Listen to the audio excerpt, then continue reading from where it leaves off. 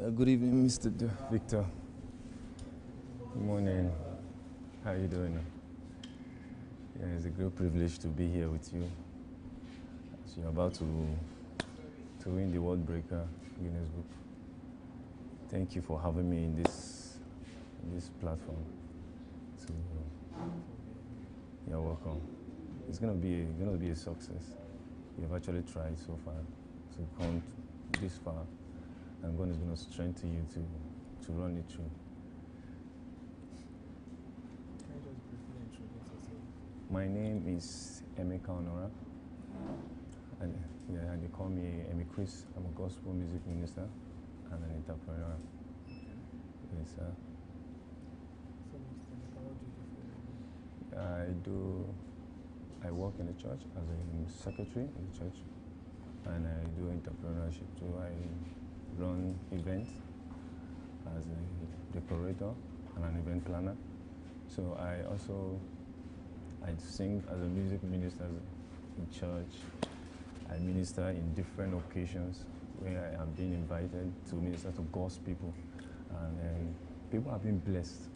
Music is one of the things that heals the soul. So, like what the Bible says, going to the world Okay, and I preach. think I'm going to channel your interview Yes, sir. on your profession as a music minister. Yes, as a music minister. So, how are you able to run your business and at the same time be a music minister? How are you able to run the both of them simultaneously? Okay. Music ministry is not always at all time coming like as we normally used to know. I have my ministrations mostly weekends, which is like Saturdays and Sundays, sometimes Friday because of the all night. Most churches call you for all night performance for ministration. So like Sundays after my church service, I go for ministrations within the week. Then I do my activities within Mondays to Friday, that's the weekly hours. I go for my job, I do my work from Monday, Tuesday, Wednesday, Thursday. Then within the weekend, I go for my business, which I do events. Within the Saturdays, I do my event, and Sundays, when I'm actually free, I actually go for ministrations. And those ministrations, that's when I had to do the work of God, which God assigned me to do, to minister to people and in a large contact. And with that, I see that God has already used me to reach out to more people around the world, and I'm looking at this platform as an opportunity to share to the world that I have something that is coming beyond just only just singing or beyond reaching out to more people, but in the industry of music, because music is somehow a little challenging because most times, as a young and upcoming artist, you find it so challenging to get to that top because people are normally called the big artists that we used to know. But when you are an upcoming coming up, so people want to see what you can offer, what you can bring to the table. So with that, I see how I do business and do my work together to make sure I can support the gospel industry so that I will be able to be heard and get to where God has actually planned for me. That's one of the things that keep me going. So because music is something that is not bringing the resources for now, but because I work and I do my entrepreneurship, so I put those things together and make sure music is doing well for me, sir.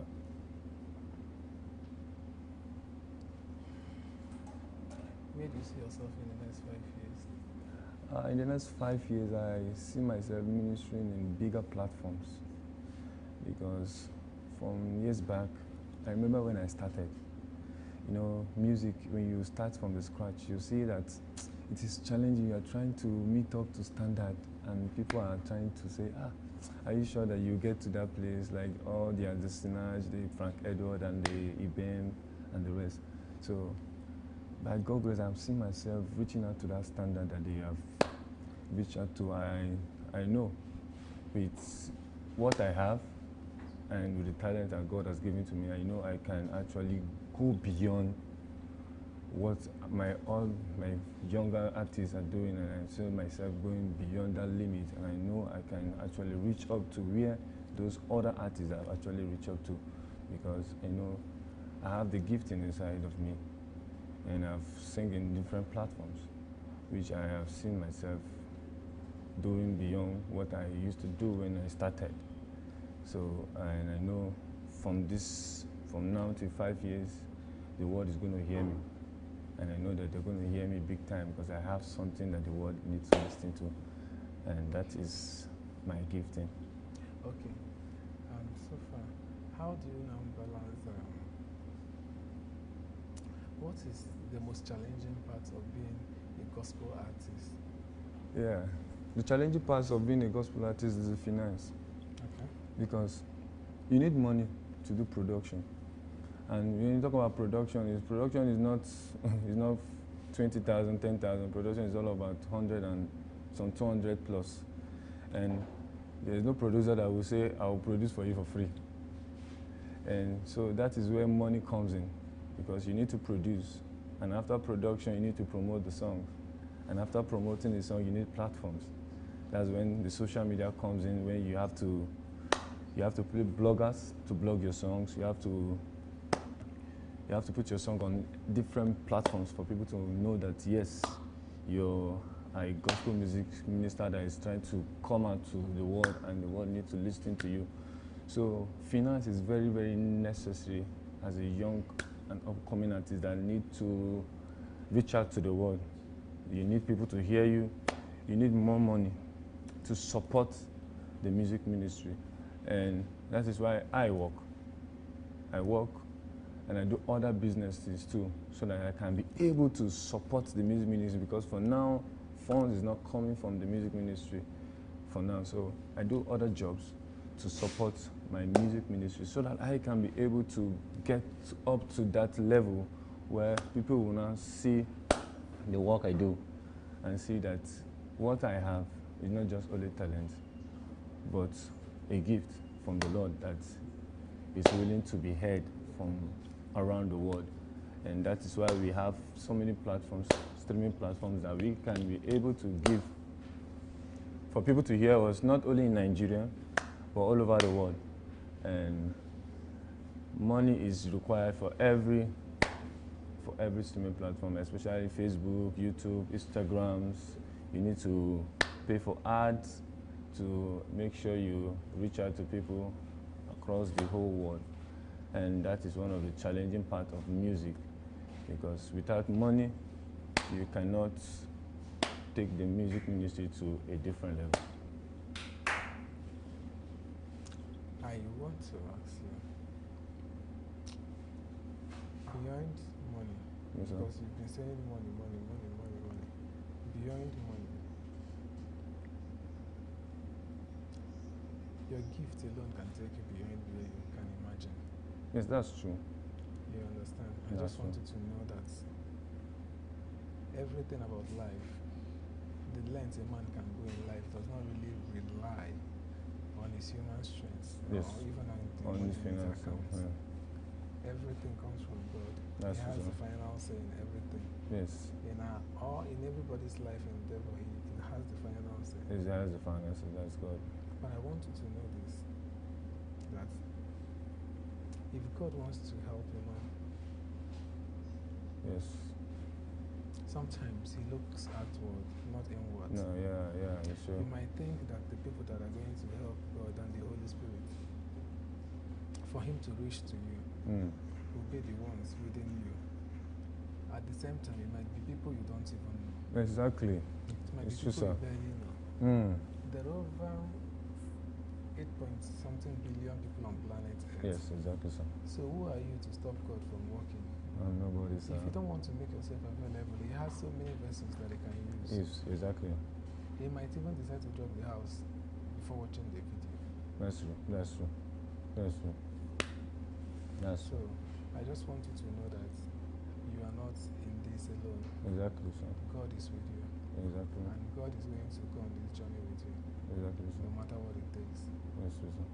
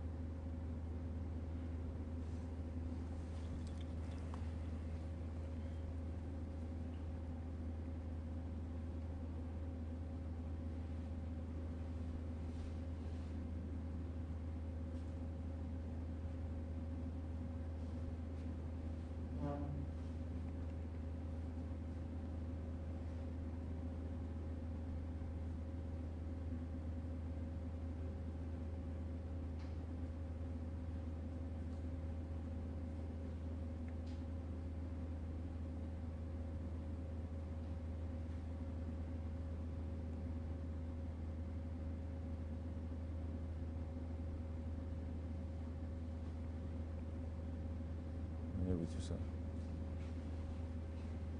How do you address spiritual and emotional needs of your congregation in today's challenging world? How do I address the world? You know, because I'm a music minister, and I've actually worked with an organization, truly, that we had a football academy. So we use that as a strategy to organize.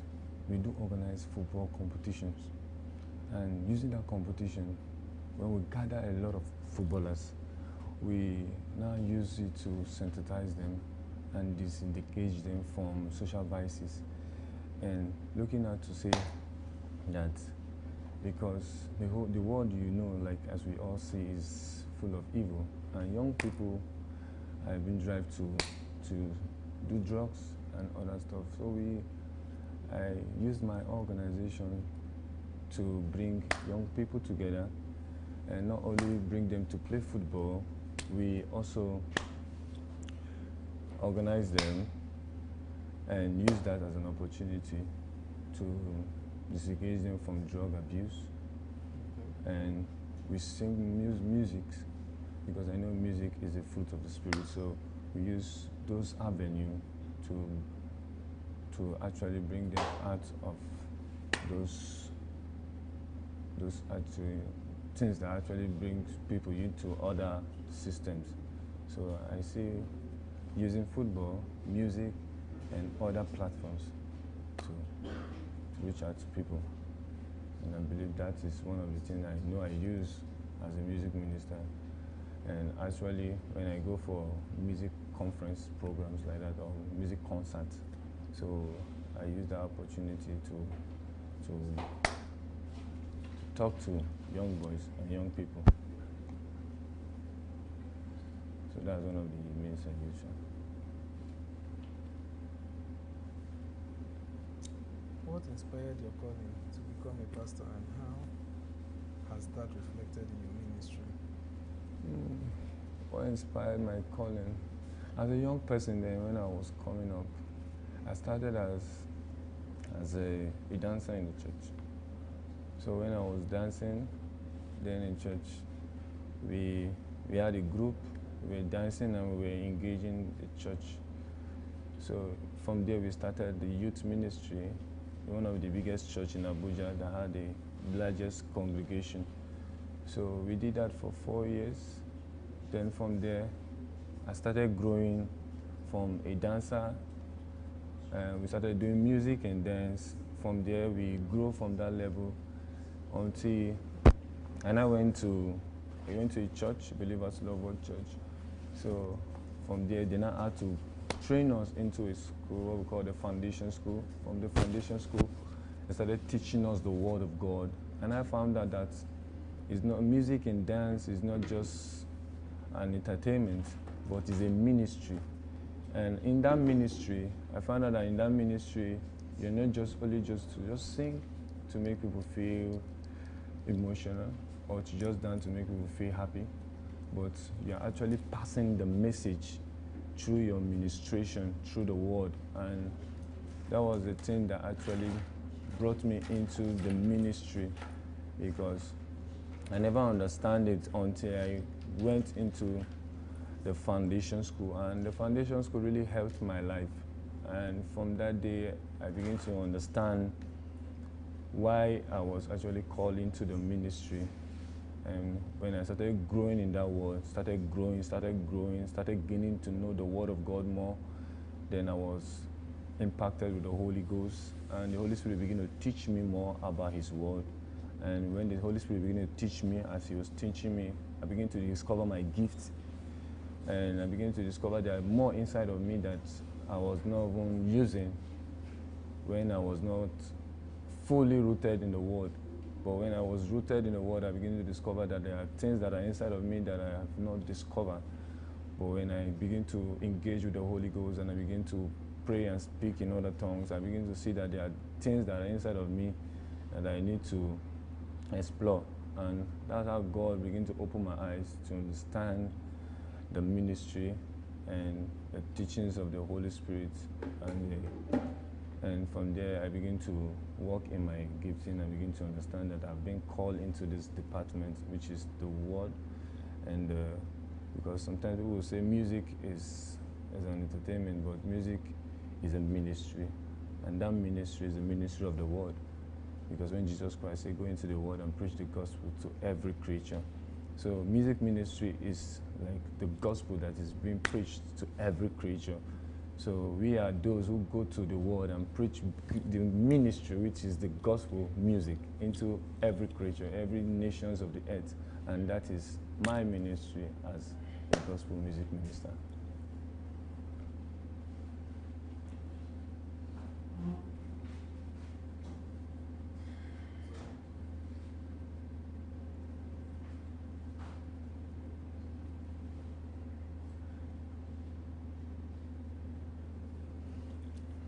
What advice would you give to someone exploring their faith or considering a religious life? What advice would I give to someone that is trying to explore his faith? The Bible says faith without work is dead. So what I would say is that they should keep on walking in faith. Because when you walk in faith, you align with the Spirit of God. Because faith is a currency in the realms of the Spirit. It's part of the currency that God has given to us. And without faith, it is impossible to please God. And if you look at the Bible, you understand that there are many prophets that walk with God, and they walk with God with faith. And that is one of the things that actually make them to excel in the ministry.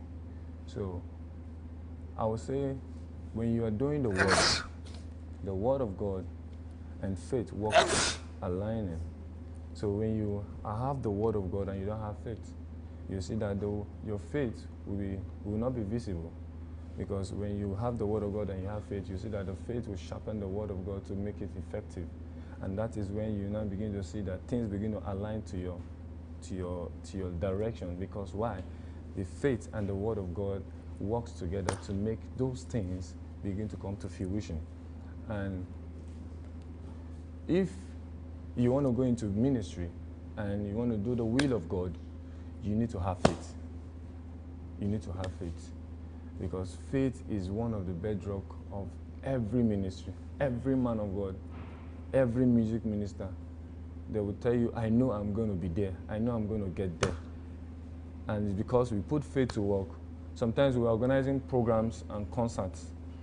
We may not have the resources, but because we have faith, you just start the project, and the Spirit of God is telling you, just keep on doing it.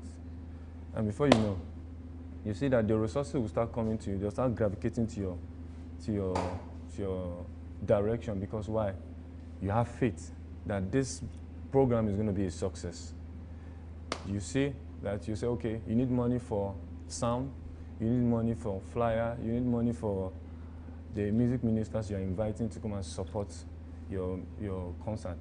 Then you don't have the resources at that particular time, but because you have faith, you now see that the Lord will now begin to make things available for you, because the things of the Spirit works with faith, and faith is one of the currency of the Spirit.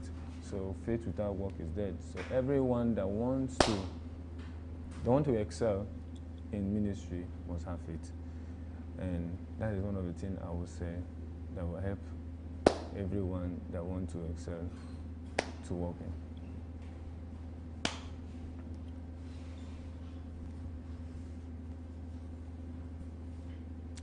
Thank you very much for your time. Yes, sir.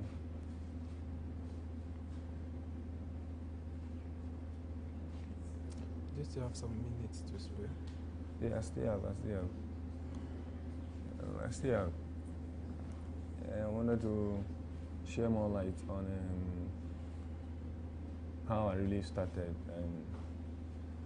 and how God actually came me through to here right now. You know, when I started, we were 4 in numbers. No, we were actually 12 in numbers. Started a music ministry and a dance ministry. We were 12 in numbers. So I told my friends, I said, we are not all going to end together.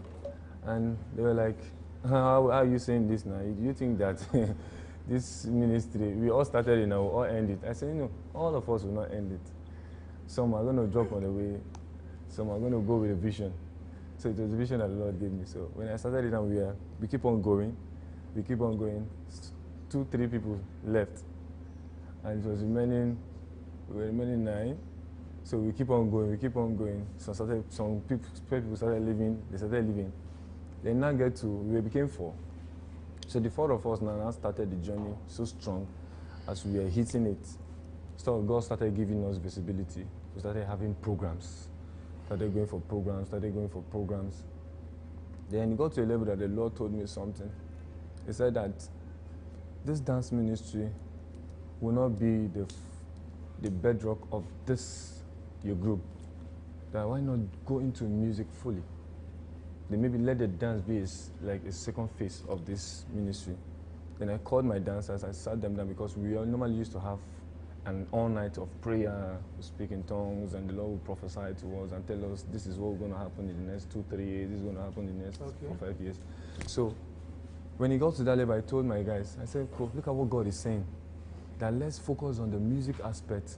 Then we use the dance to cover up the music. Okay. Then my guys now said, no, it's because you can sing. That you are going to be the face. That no, let's just focus on the dance. It became a challenge. They started having issue with me that, no, me, I want to become the star. That them, they will not become, because they don't know how to sing. I was the only one that can sing in the group. So it started becoming a problem that even my pastor had to come into this discussion and argument. We had a discussion with the pastor and everything, and I told my pastor, this is what is going on. This is what the Lord told me, and I told my group, and they refused to agree to it. And she discussed with them and told them that... can you try and make it brief? Maybe after here, we can talk about the whole thing that transpired. But as long as we are here, I still want to maintain it as an interview. Yes, sir. Where we engage on question and answer. That's true. Okay, let me cut it short. So what really happened is that they actually left. They left me, and it became only me as one man. Then I had to go to God and say, Lord, this is what you said. And God now told me, okay, keep pushing. And when I keep pushing, I traveled to Lagos for a conference. And when I went for that conference, I was on that top floor. And I told my friend, I'm going to minister on this stage. My friend said, are you sure? I said, yeah, that's what I'm seeing. And in less than 2 months, I actually went on a conference with a group of music ministers, and I ministered on that the same platform. And that's when I now begin to start my music ministry from that level. And I started growing from there, started building and building. You know, music ministry is something else. There was a level that I used to go for auditions. You go for auditions, and they will tell you, some of them will tell you, you have to wait. Let's finish with the main artists that people know about. We'll have to wait till maybe around 2 a.m. And you are waiting for you to be heard. And at that particular time, they will not give you a slot to just, okay, that song that you are saying you have, play it now, let's hear it. They will not give you that time. Then you now play your song. They will not listen to it. That time we have judges like Samsung and the other judges there. They will listen to your song, and if your song is catching, they will not say, wow, okay, let's see how we can fix this guy inside the program. They now fixed me in one of the program. I ministered the first time. They love it, and that's how I started my music ministry. Then I started coming for more auditions. They started fixing me little by little, and as I started making more songs and doing more songs, and today I'm seeing myself coming to Timelight. like I said earlier, Yes, sir. so far now, with the words of experience that you've drawn so far, what have you learned? What are the lessons that you've been able to gather within both in your personal life and in the ministry space? And the lesson I've learned so far is that you have to be patient and be consistent in what you are doing. Patience actually helps you, because patience is a virtue. It helps you to grow, because there are sometimes that I have to wait. You go for administration and you are in the flyer, and some of them will just tell you, man of God, just wait. Oh. You will be the one that will minister after every other one will minister. You minister at the ending. Then sometimes when you now minister, they will not say, why is it that you did not bring this guy at the first segment so that he will minister? Because this guy is good. Why did you not bring him at the last part? So that's how I started doing it. And from there, people started connecting me to other friends. There's some ministration I will go to, and I will minister. After I finish ministering, somebody will just say, I love your ministration. Can I have you in my program? I say, why not? So, but it is most of the times that I have to be patient enough to wait and have that opportunity to minister. So if I'm not patient enough, I won't have that opportunity to have so many platforms I'm having now to minister. Like as it stands now, I'm already having a ministration on Saturday, and I have other ministrations that is already being booked for me to minister. So it is those years of patient and persistent and pushing and consistently that have brought me to where I am today. And I thank God that I know I'm getting there, and I will be there in no time.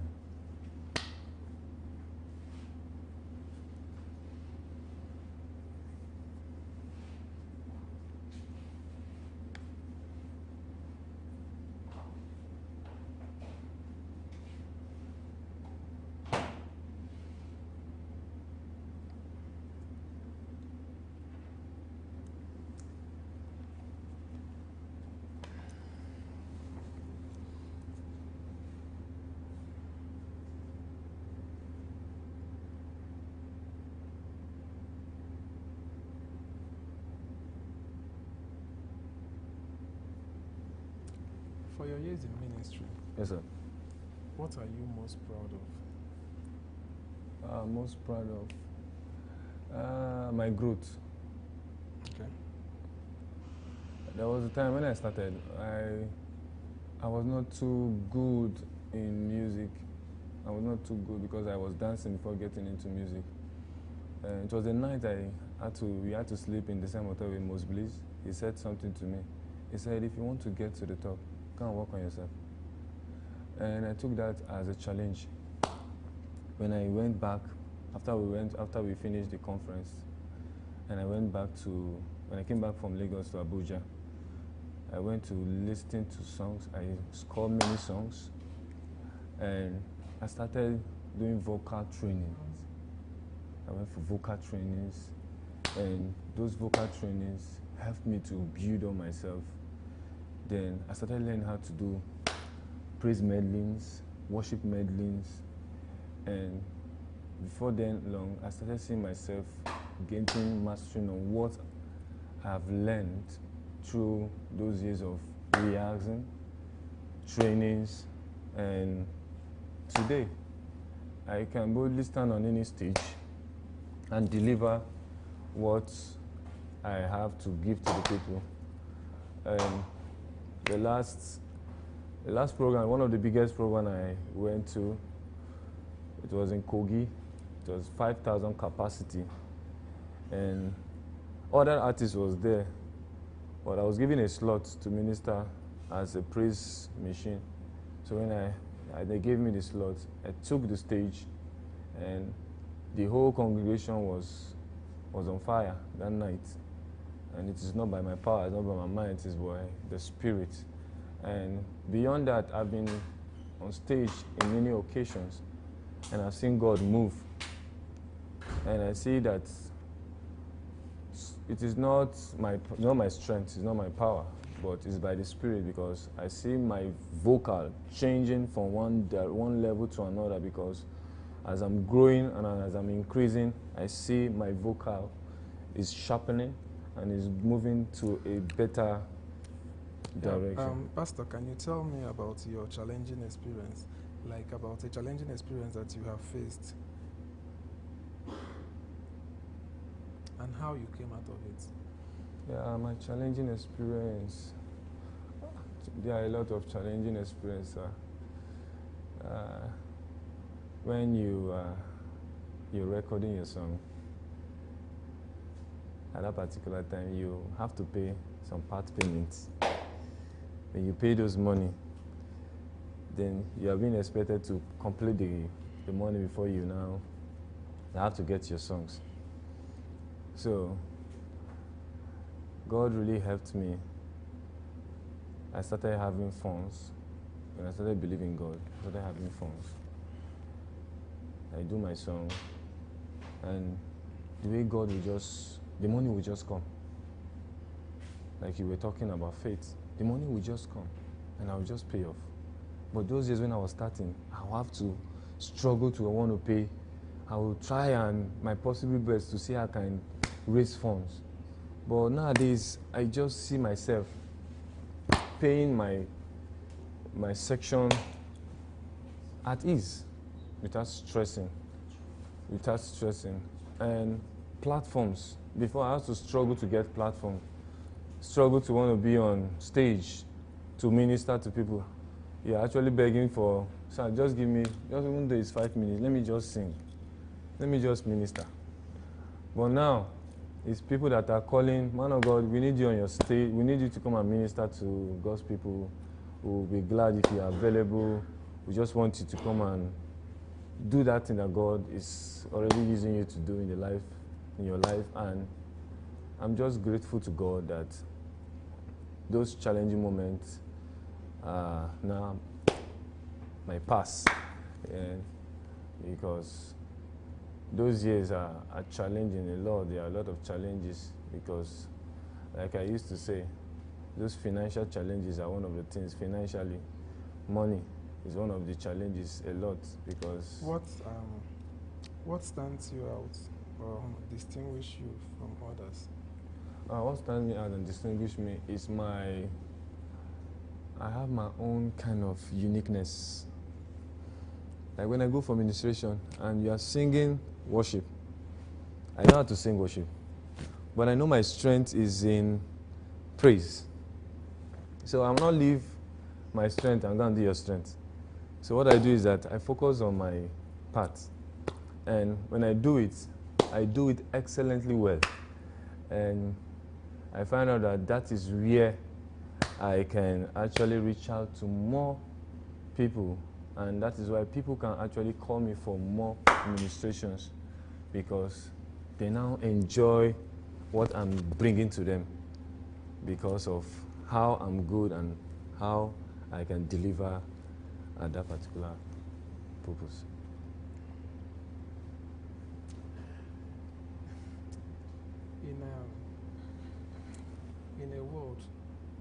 In a changing world, yes, sir. Like ours right now,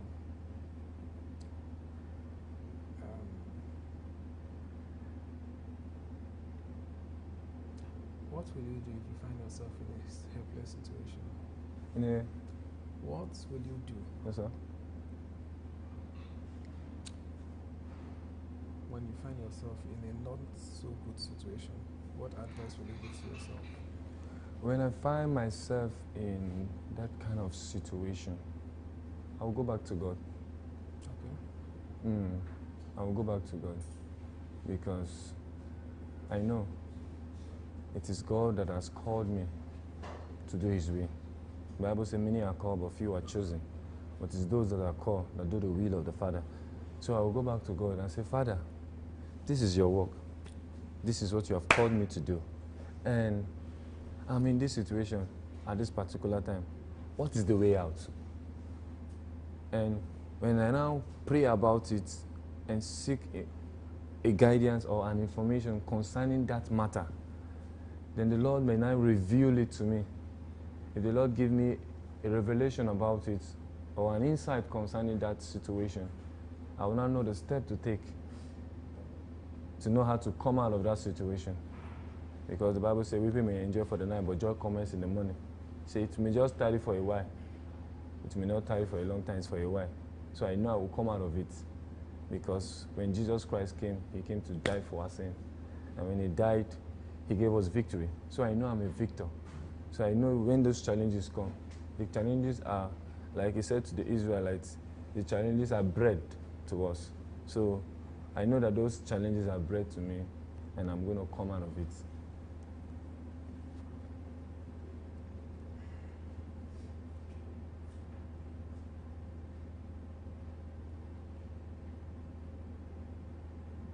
How do you interpret and apply Bible? How do you interpret and apply biblical teachings to contemporary issues? Interpret. Okay.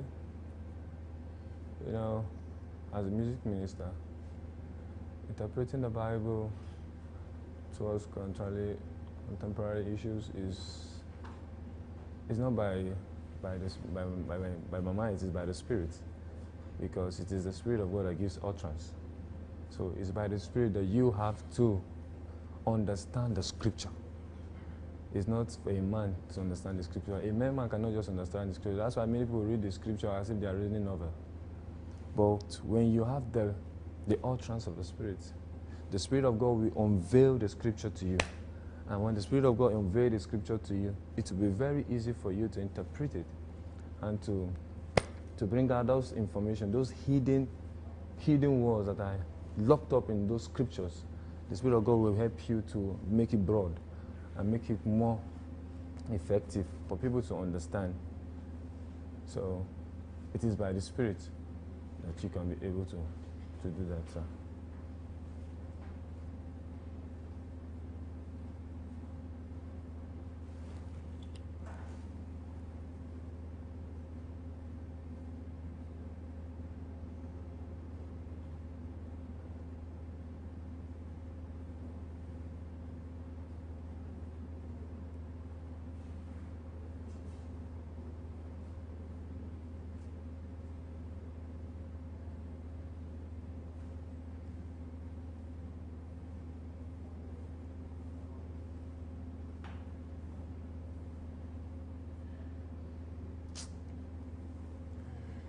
I'm with you, sir.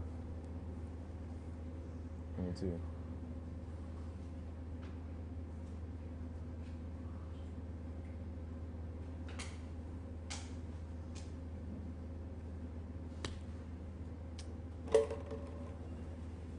So now, like you were saying, you know, music ministry and other ministry. Apart from music ministry, I do other things too, like I told you. Like I said, I work with an NGO too. Those NGOs, we help organizing young people and engaging them in football to disengage them from social vices. And for years back, we did that continuously. As we were doing it continuously, we now had grants from the US Embassy to organize a soccer program for young people in the IDP camps. So those soccer programs helps to, apart from just playing football, we actually sensitize them concerning drugs abuse and engage them to distance learning, issue to educate them to, and make them understand the use of education and other stuff. So we did that for a year. Then from there, we now had an excursion program to take those IDP camps to US to go for a program. So they took some of these young people to US to go and play football and meet with other footballers from other countries. So those guys went to US, had to learn more about football, and they came back to Nigeria. And since those guys came back to Nigeria, they have been doing extremely great. Some of them, one of the players that went to US played in CR1. The other guy, as he came back, he went back to school because most of this IDB camp, most of them don't like going to school. But once when the guy traveled to US and he came back, he now see the use of going back to school. So he went back to school. And there are many other young people in the community that still want to have these opportunities. But what really actually stopped this opportunity from actually recalling is because of the COVID-19. When COVID-19 came, we were supposed to take other indigene back to US. But when COVID-19 came, we couldn't carry them to US. We had to do an online program. We had to do an online soccer program for them.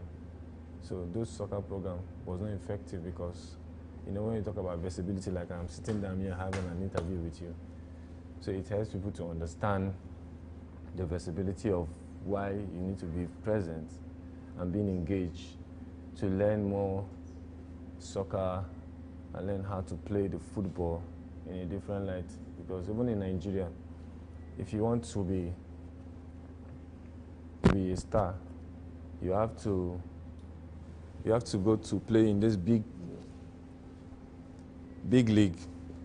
And those big league we talk about is Chelsea, Arsenal, Real Madrid, and others.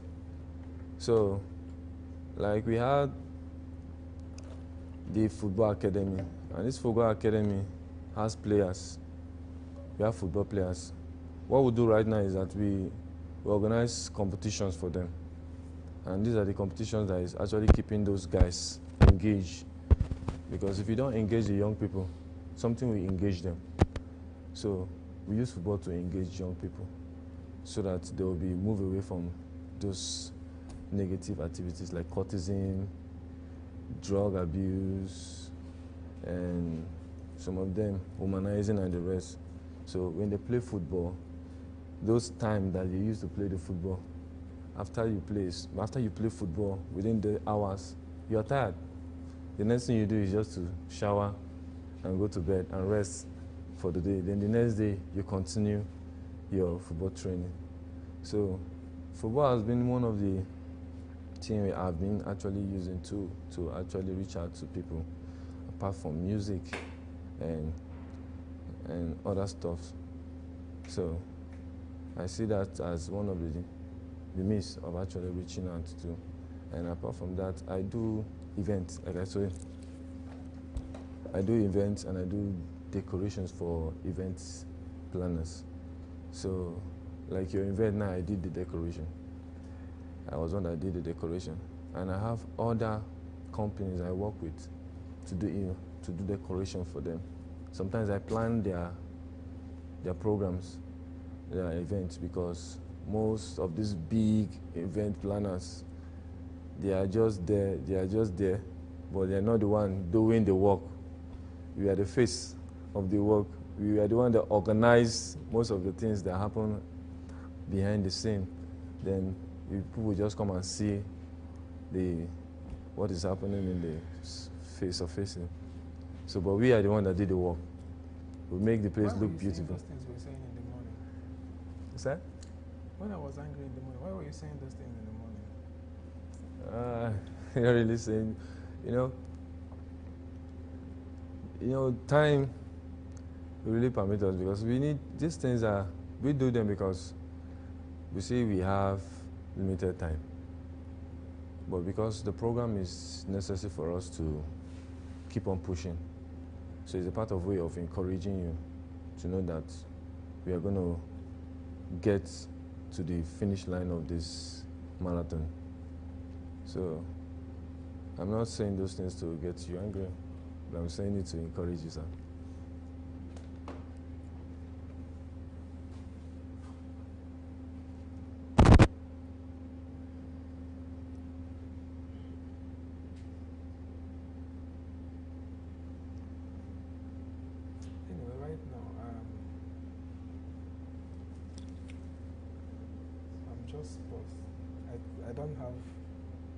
brain is not functioning.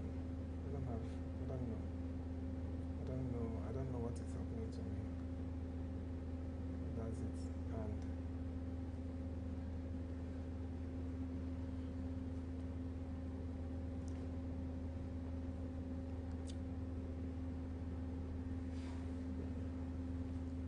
So I would say, nevertheless, there are many other things we have to you say. said you're into fashion.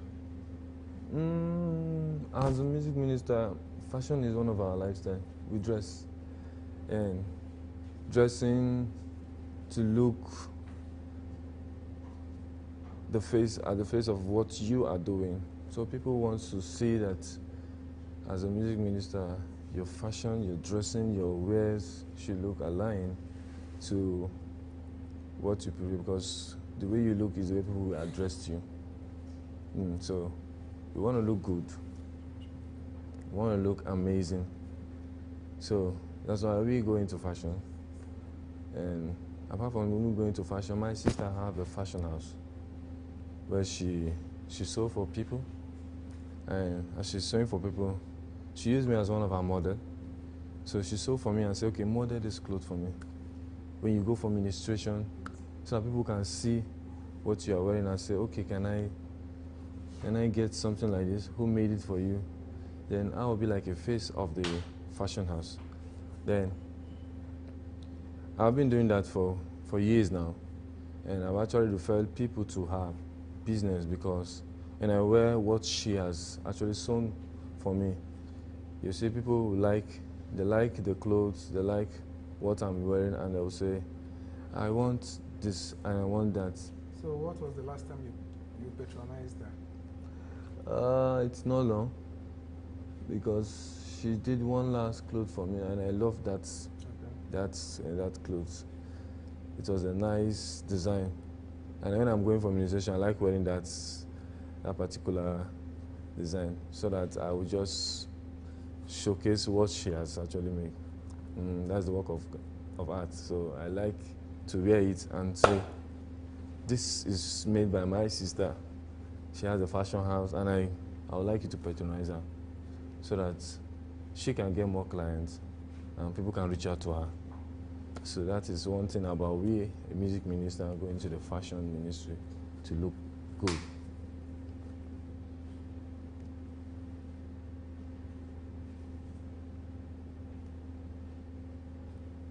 So how much does it cost to make an outfit? Okay, if I'm not sewing for my immediate sister, it will cost me much. But I'm sewing for my immediate sister. It's not costing me a whole lot of money because the one she used to sew for people, she sold for 50, she sold for 100 and above. But because of I'm his brother and we are related, she'll tell me, okay, get me the material and I'll sew it for you. Just give me whatever you have. So I'll buy the material and give to her. Then she will now have to, I'll just have to pay her like 10 to 20K. That means I've actually cut out the whole money. So that's how I actually sew my clothes. But if I'm sewing outside her to make some clothes for 50, make some clothes for 25, 30 above, that's the amount we used to make some of our wares.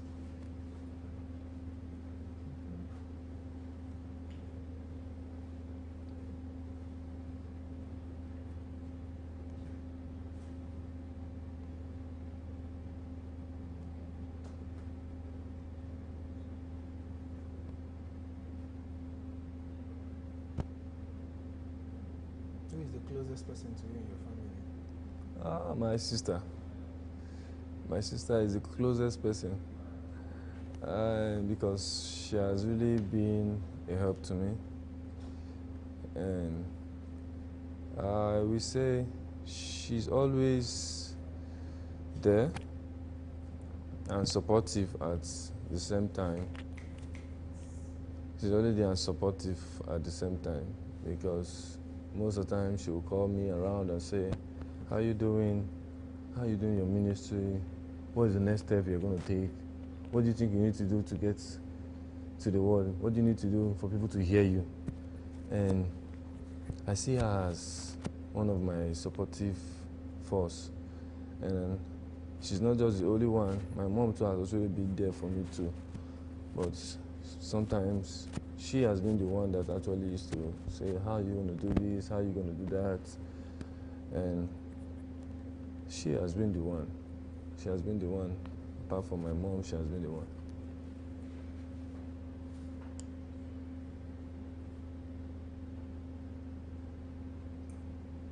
She man I'm my type again that type.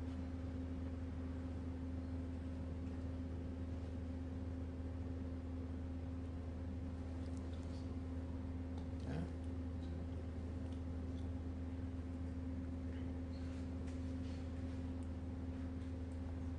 So in a situation where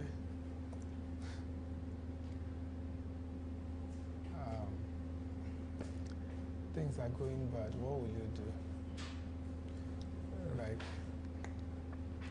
Like the type I find myself, what will you do?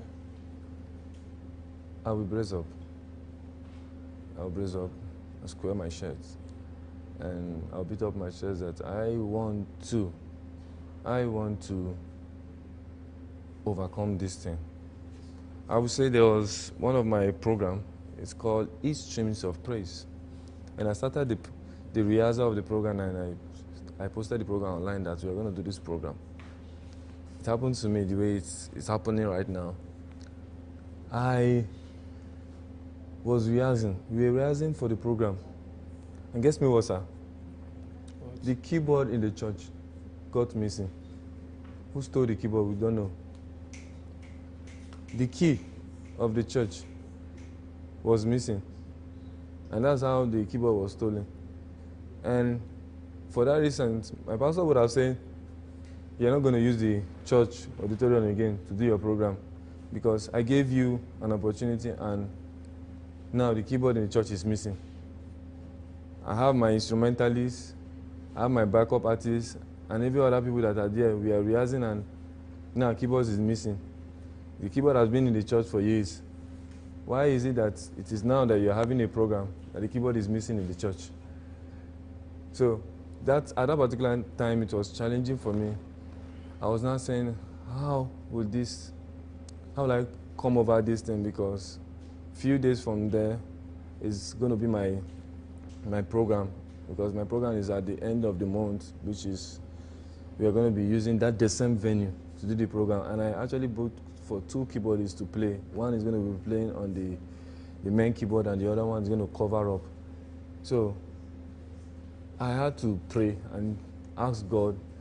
And as I was praying, the Lord now said to me that the same thing that Jesus Christ told Peter, that Satan is going to sift you as wheat. So he said to me that I should give no room for the devil. So at that particular time, I had to tell myself that the devil cannot stop me. I have this opportunity and I'm going to make use of it. So I had to pray over it, and I pray about it. Even when the keyboard was lost, my pastor did not say we should stop rehearsing. He said we should continue, because why? I prayed about it. I encouraged myself. I even encouraged my team. I told them that they should not worry, no matter what. Even though the keyboard is lost, we are still going to do this program. We are still going to do this program. And we did it. We did the program, and it was a success. It was a success, because it was as if it did not work. Even when some of the backup artists started saying that this one will say, I will not be around, this one will say, I will not be around. But on that day, the turn-up we had was enormous, and God actually really helped me at that particular time. So I did not give up. I actually pushed until I achieved my goal, and I give God the glory.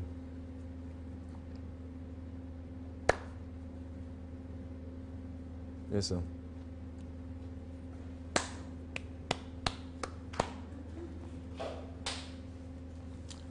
Okay. You know, I have into so many things. Yeah. Regardless of what just happened. That's true. I sell clothes. Mm. And I was in Turkey like about 3 weeks ago. Wow, that's amazing. So,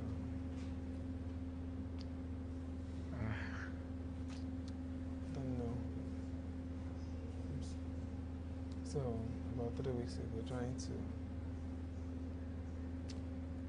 to see what I can do to better and improve my life.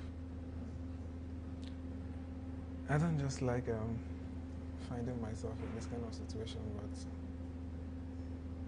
what happened has happened. What do I do? It's just to brace up, like you said. Yes. Be happy. Plan the way forward. So that is the most important thing. Sometimes you may plan. That's why they say God's plan is the best. You may be planning to do this, and at the same time, God is planning to do it in the other way around. So that's why most times we go to God and say, Lord, what is your plan? And God will not tell you, do it this way. You remember what Abraham, when he wanted to, okay, he left Israel and he went to Egypt, where he now denied his wife and said he's his sister. And when the king of Egypt wanted to take her as one of the concubines, the Lord told her that woman that you're about to carry is Abraham's wife. Then he now called the servant and said, call that man of God, call him. They called him and he told them that, please, I don't want trouble. Carry your wife, carry your sin, carry everything you have, and leave. He left Egypt, and apart from that, when he left Egypt, they gave him a lot of sheep, they gave him a lot of goats and other stuff, and Abraham left that place rich. And when he came back, God told him to go back to Giga. A lot of things have actually happened to me. And because of those experiences, they actually molded me to who I am today. That's it. You know, I mind the things I say. I would rather maintain my cool. You know, so I think that's it. I would rather maintain my cool and say.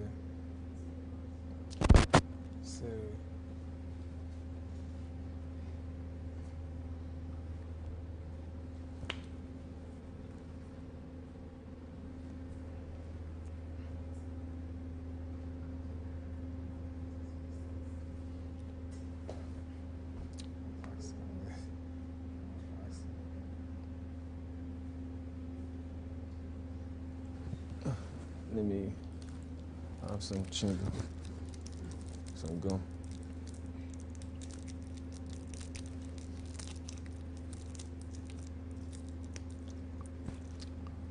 What is that thing that is most important to you?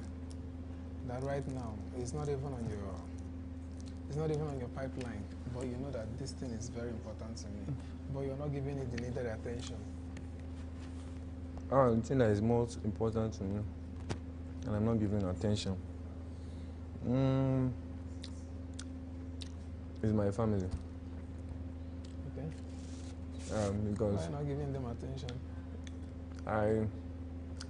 my career is one of the things that I want to push now. My family will come later. But first of all, let me push the ministry of the Lord. Then, like Paul said, I fought a good fight and I've kept my faith. So I want to fight a good fight so that when I'm done fighting, then I will now say, okay, my family, this is what I've done, this is what I've actually achieved. Then the family will now come into my achievement and everything will now work smoothly and perfectly well. Because if I had to give my family maybe 95% of it, or maybe 50%, you see that I'm going to be having some clashes and some lapses. Because why? family is going to take part of my activities, and my ministry is going to take part of it. But I'm giving 75% of my activities to my ministry and giving like 15% to my family. Because why? I see that when I had to fulfill this ministry, the family will just come along. I've seen people that they are not well to do, but because they are focused on what they are doing and they become somebody, you see the family now will start calling and say, we heard that you are there, we heard that you have made it, we heard that you have money now. What are you most proud of? What are you most proud of accomplishing in your life or career? What I'm most proud of accomplishing is having a musical record label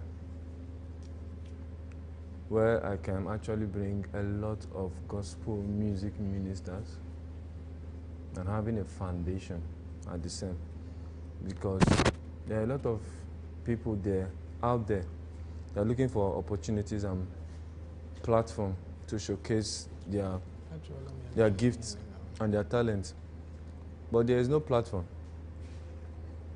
And like I said, the messaging where we heard today was given a platform. Idol.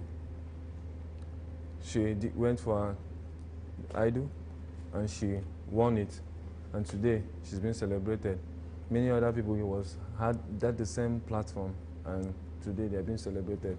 So if I have a recording platform, like a studio where I can actually promote other artists and actually boost them to come to timeline. If you watch, you see that there are no much gospel music ministers that people know about. We only know about the regular ones we used to hear. So you hardly see new artists popping up. Because why?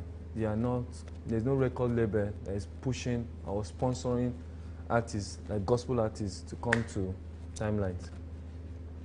So that will be my focus and that will be my goal.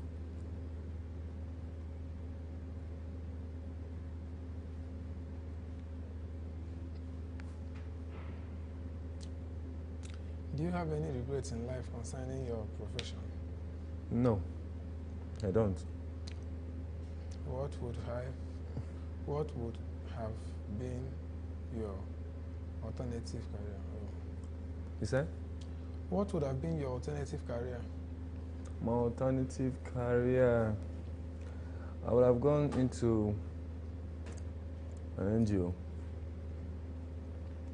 non-profiting organization, profitable organization, to help humanitarian, to work in the community, because a lot of people need support and help in the community. So if I'm not doing music, I will actually help younger people and younger generations. So you would have done that how? So? You would have done that as how? How would you have done that? You would have volunteered? Yes, as a volunteer.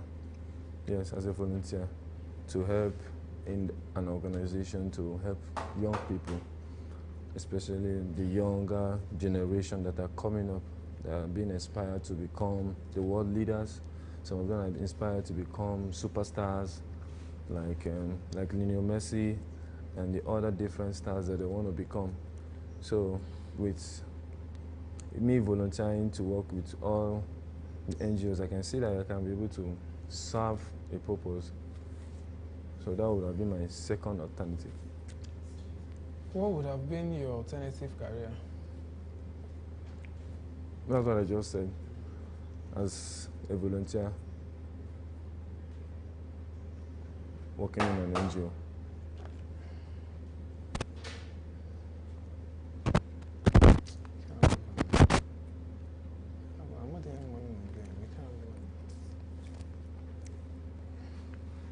Can we still have more time, sir?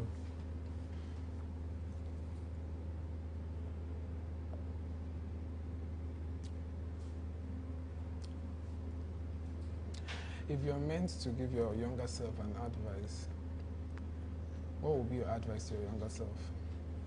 If I'm meant to give my younger self an advice, I would say to myself, push on your vision. Have somebody that will mentor you. Because if you don't have a mentor, you will suffer to get to the top. But if you have somebody that will mentor you, you see that those places you're going to have lapses. You see that your mentor is going to have the right adequate advice or adequate solution to those loopholes that you're going to face when you're going on the journey, as I am going as a music minister. So I would say that they should have a mentor, be focused, be diligent, and be consistent, because consistent will make you hit where you want to get to and become successful and excellent in that thing you're doing.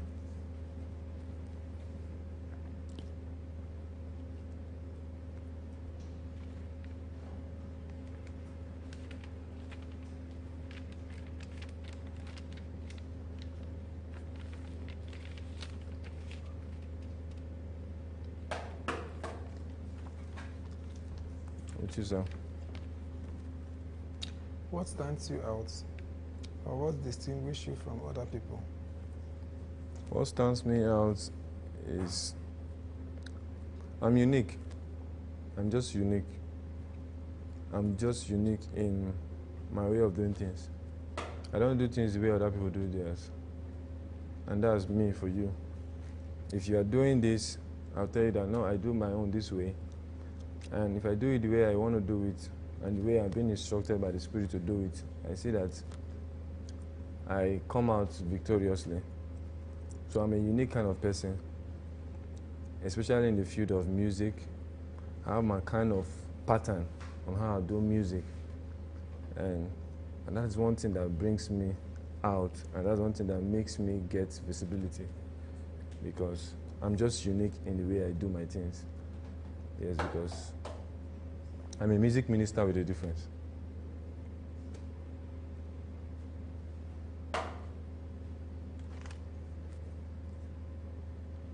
Have you ever been in a situation that you wish happened differently? Please share. Yes, I've been there. The situation, there was a time I had to minister somewhere. After the ministration, you were expecting that they will give you, normally we used to call it honorarium, or they'll give you a transport fare. So at that particular time, I actually used the last money that was in my account. I transported myself and my backup, and we went for the ministration. After we finished ministry, and it was a powerful ministration, and after the ministration, so the pastor just said, okay, just send me your account number, I'm going to transfer money to you. Oh my God. So at that particular time, I was asking myself, how am I going to transport myself and my crew back home? And at that particular time, we had another ministration somewhere else. So we're hoping that we will have something from there that will take us to the other location. So then, there was no fund to take us to the next program. And we need to be at the next program. So that was so challenging. I just have to call. I think I had to call one of my backup, and I said, what do you have there? Do you have funds there? And I said, okay, how much do I need?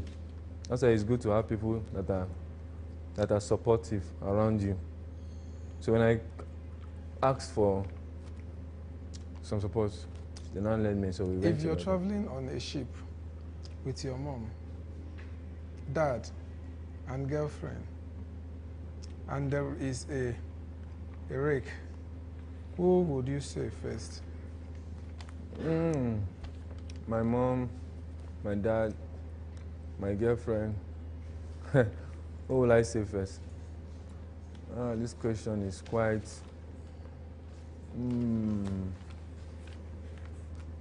Okay. You would have said, is my girlfriend, if she's my wife, to be, or we are married, I would have said, I would have saved my wife because she is my companion and she's my better half.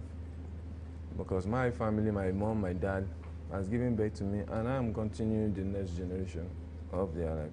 And one day they are going to pass on to be with the Lord. But my own renewed relationship is going to continue. So we are going to continue that legacy that they have actually started. So I will say, I will go with my new existing relationship.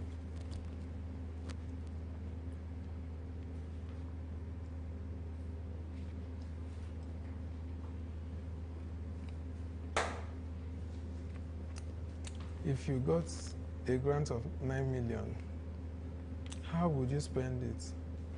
Save for a business proposal, or would you marry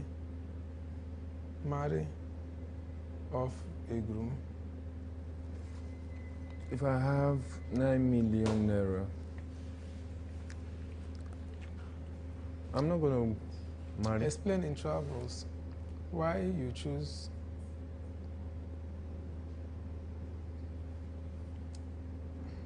father. Why did you choose either your mother or father, girlfriend, and you have only two chances to save you to heavens out of this world? Okay. I don't really understand that question, but so you can say it. I'll answer your first question then before I go to this one. You said if I have 9 million naira, what will I do with the money? I would say if you give a businessman 9 million naira, he puts the money in the business, he will have more business. Then if you give like us, like a music minister, 9 million naira, we'll do more music and maybe open record labels. But if you give a drunkard 9 million naira, he will go and drink. It will be more bottles. So, a person like me, I'm going to use the money to invest in my music, go create brand, and go international. Then from there, I'm going to see how I can be able to get younger people who have talents and gifts that will be able to fit in this ministry, and they have raw talents and raw gifts they can be able to showcase to the world and want the world to hear them. So I'll use that opportunity to bring them into the field and give them a way of exploring their gifts and talents. So that money will be used wisely to fulfill God's purpose, not just only my purpose, but God's purpose. So that's one of the things I'm going to use it for, to achieve in that grant.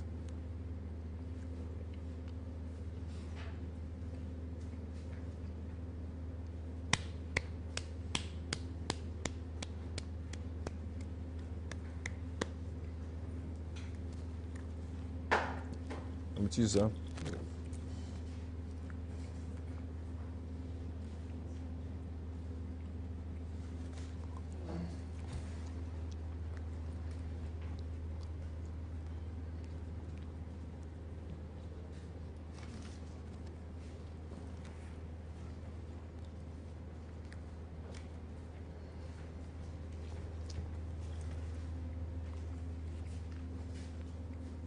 Thank you so much, sir. Thank you so much. Thank you so much. So, And I drink water. I want you to know that I'm with you, sir. you're not alone. We are together. God is just say hi to me on WhatsApp, so we'll take it off from there. Yes, sir.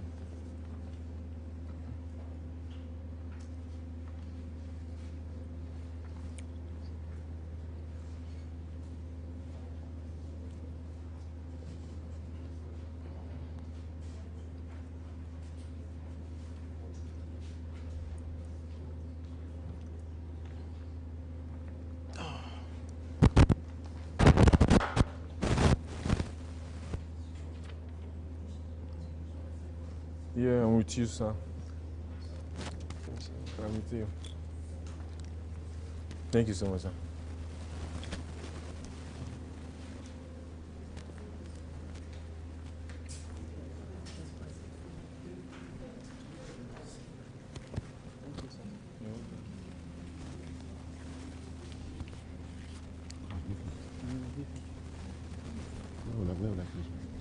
Just keep it until the chair.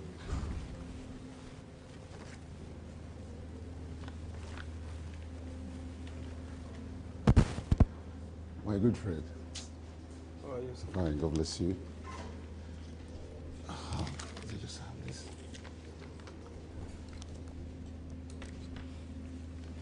How's everything? I thank God. Wow, it's not easy.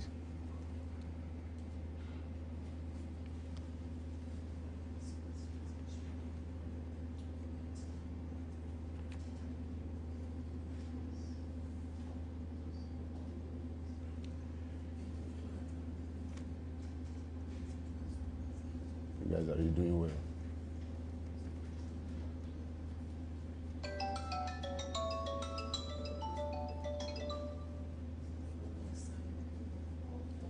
So,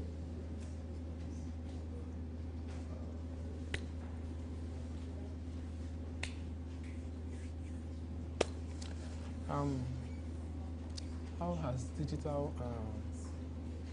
marketing changed your perception towards life?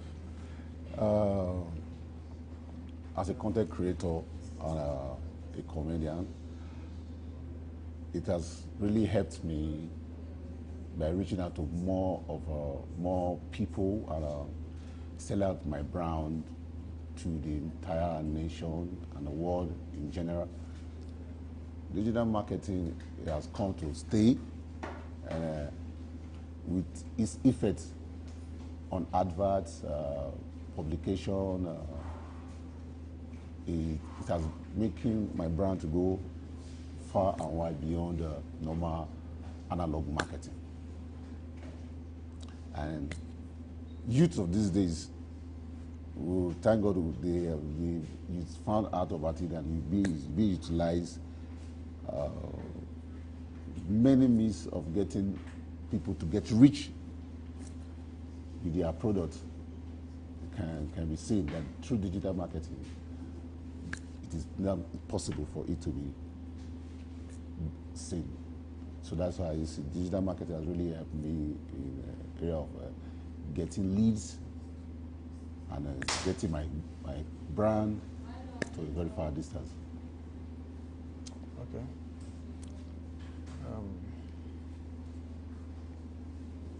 From what I'm seeing here, 17b, Jesus favored women in his ministry, but did not skip any as his disciples. Any reason?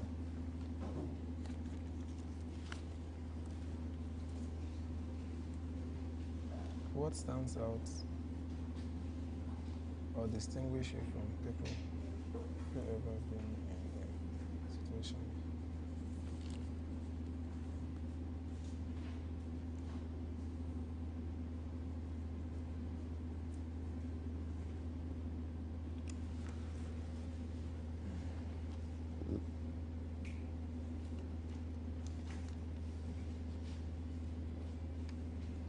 So, digital marketing also, I've discovered that through digital marketing, we can also connect to the world.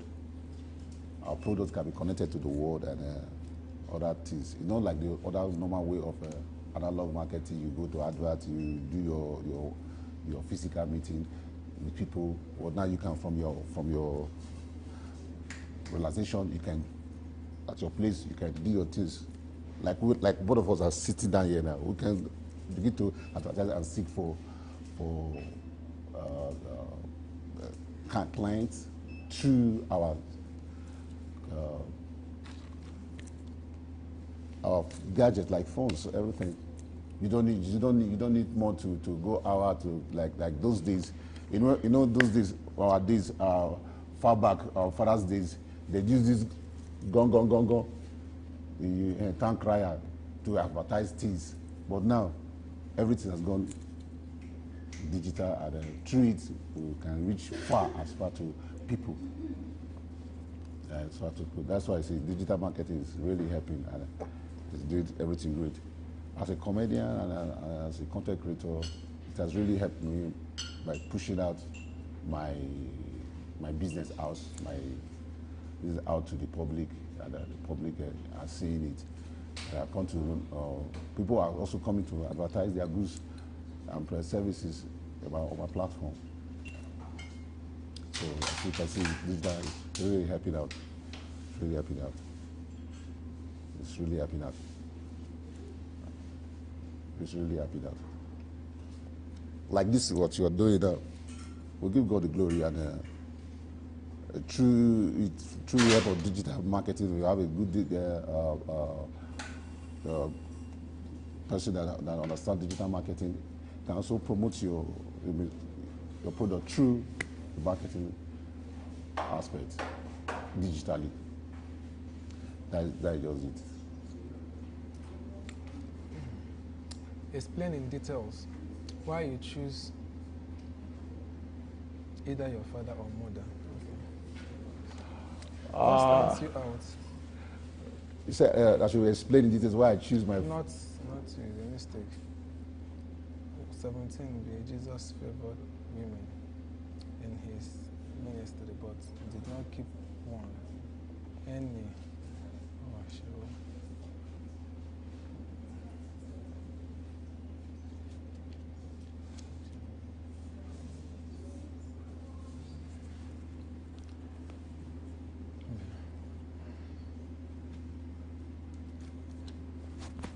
So, as you can, this place you're really trying, and God is doing it for everybody. As we that you to comedy. My people say when you try, you keep trying more. When you're trying, you keep trying more. The goal is your achievement. Where you're going is your achievement. As you can see, that has not been easy for everybody. Well, I remember when we started as comedians, we were not easy. We'll make jokes and people will laugh, and some people will not laugh. You understand? So things make us to go into things like that.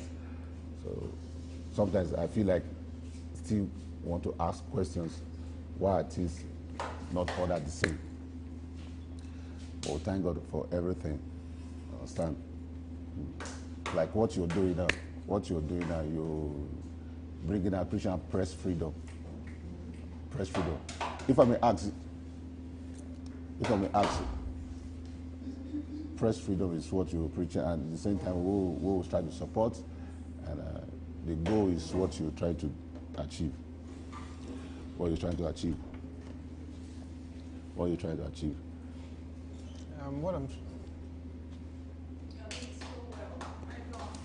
What I'm trying to achieve is I'm trying to advocate for press freedom in Africa, not just Nigeria, but across Africa, and telling the whole world, trying to get international attention about what is going on in Nigeria, how journalists are being maltreated in line of their duties, because I believe that if the press is free, people will begin to enjoy the dividends of democracy, because the only gap between the government and the citizens are just the press.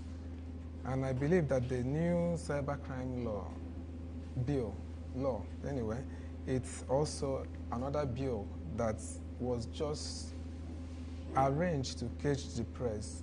And now I can't count how many journalists, since that bill was passed into law, that has been sent to jail. they'll just pick you up just because you posted the news online. Once you post it online, you're gone. I thought about this because there was a post I wanted to make on the government, but they keep telling me that there's a bill, this bill. So this bill is real. I think what you're doing is really necessary, and I pray that God will always keep you as you finish up with the race that you have started out. When I came to this place, I heard that it was 72 hours marathon. I was like, wow, person could fit do am. And I came and I saw you, and I feel like God is doing well for you, and He do well for you, and I like that, and I pray that God continue. It's a good one. It's a good one. Like me, I always have a dream that one day I will come out to speak with me as a comedian, my brand, to speak to the public, let the public know that we need to have freedom of speech, freedom of who we are as Nigerians, and not to be caged, as you earlier said, not to be caged by any form of government law or bill that's been passed through. So I really love it, and I pray that that it will continue. And I know you're doing well. You're going to get there. You're going to get there. You're going to achieve it. So to everyone that is pushing hard for the government, for this country to be a better place for everybody and the whole of Africa, So anyway, you know, a lot of things have happened since we started democracy.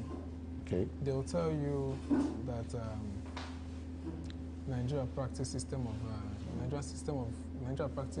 democracy as a system of governance. But people like Delegi Wewe is also killed in this country for reporting a story, you know. So those are the things that we're trying to fight. And the more you look at it, when an injustice thrives in a society for a long time, it becomes a norm. Yeah. It actually becomes a norm. It becomes a norm. And when you see something and you don't condemn it, it becomes a norm. And when it becomes a norm, it starts fighting the institution, because people will now make references to it. When so and so person did it, you guys ignored it. So why are you taking action now that it's me? You start hearing stuff like that. That is why if you see what you don't like, condemn it. Yes. You see, what you just actually said is not far from the truth. There was a day I was talking to someone. I told him that, is there any way that this country is going to be okay, or this Africa will be okay? You know what he said? He said, in which person's regime? Which person's regime? So I begin to understand, ask the question, what regime do you want it to become good if we don't start it now? Now, the corruption and every other thing is becoming a norm in the society of Africa, and short from Nigeria to the society of Africa at a large. So it's becoming a norm. And if we don't fight it, if we don't fight it through the internet, through our means of communication, through our platforms like this, where we talk, so other people can watch and see and listen to us. If we don't say all these things, if we don't fight for it, who else will do it? Who's going to come out to do it? You understand? So who's going to come out to do it? Like what you're doing, it's not easy. It's not easy. And I pray that God will continue to keep you true. It's not easy, but I pray that you continue, because it's a platform where we all come out to share our grievances legally. And don't say whatever you do in this country, you have to make it allegedly. Yeah. It's okay. So that just and there's something I always love doing. I love doing is I love encouraging people that put in their hands or putting their time in trying to bridge the gap between the masses and the government, economically, politically, and every other way he or she deems it fit to bridge the gap. Like most of people now in our society, some don't have the privilege to reach to the government. You don't have the privilege to reach to the government. With this your platform, I think they can reach the government, talk to them, and make them understand that things are good and things are bad, and they need to do more. This is what they need to do more. This is what they need to step up their governances. So I pray I will continue to do that if more platform have been given to me. It's okay, no problem. So how do you see what's your dream? Because now coming to this place, I feel this place. I don't have any dream around here. I only come here for worship. Once I'm done, I leave. That's great. That's great. So,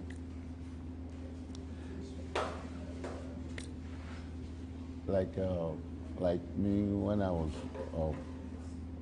growing up, I always have that dream that I'll always make people laugh, try to bring out humor in people, make them understand that there's joy when we all come together. That is the most paramount thing within me as a comedian, as a content creator, is to give them the awareness, to reawaken the awareness that we all need each other. We need to have enough freedom of movement, freedom of speech, and living our life the way it's supposed to be, with fun and laughter. Because a place without laughter, a place without fun is more or less like a shadow of darkness itself. So when we show love within ourselves, we are preaching through our medium, we are able to reach as far wide to people, to bring joy within them. That's why you see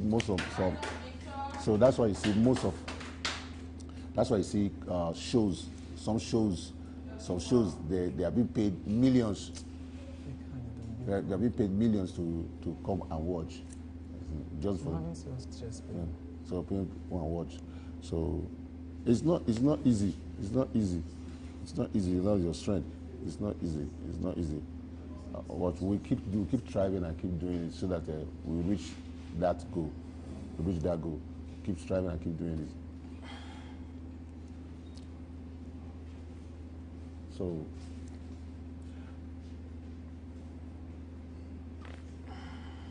sometimes you stretch up your body, like but the Bible said that body exercise profited little. You believe that?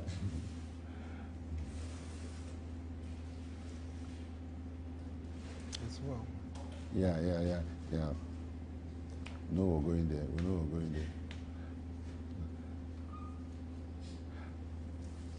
Like this one now, you put. Do you know that if it's let's go on the lighter mood.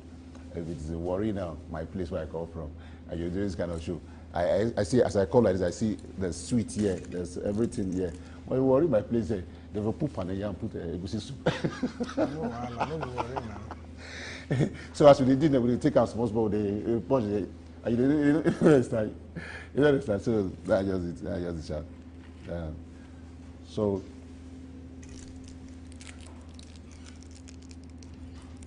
I beg, I would like to ask you some questions. Yeah. Can you tell me about the most challenging experience you faced? Whoa. The most challenging experience that I've faced so many challenges. There was this great experience I faced. There was a lady that that was 2016 I was about getting married to her. So we did everything, the introduction, and all of a sudden got into the period of paying the bride price. The father of the family chose not to continue. I was devastated. I almost got mad. I was like, what the heck? It was a big experience that I don't want to face experience again. That's one of the big challenge. And one other challenge again that I experience again is the ability not to have the finance or the platform to express what you want to do at a particular time. That is it. So that is it. Okay.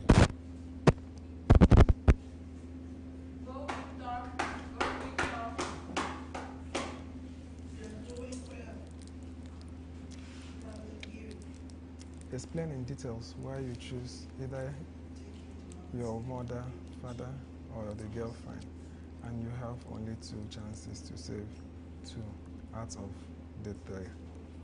If you get a grant of 5 million naira, how will you spend it? Share a business proposal,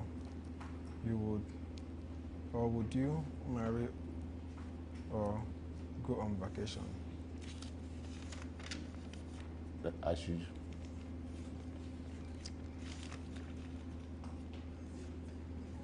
What stands you out or distinguish you from other people? Oh, what stands me out is my ability to be myself. Okay. The ability to be myself, the ability to be myself stand me out among other people.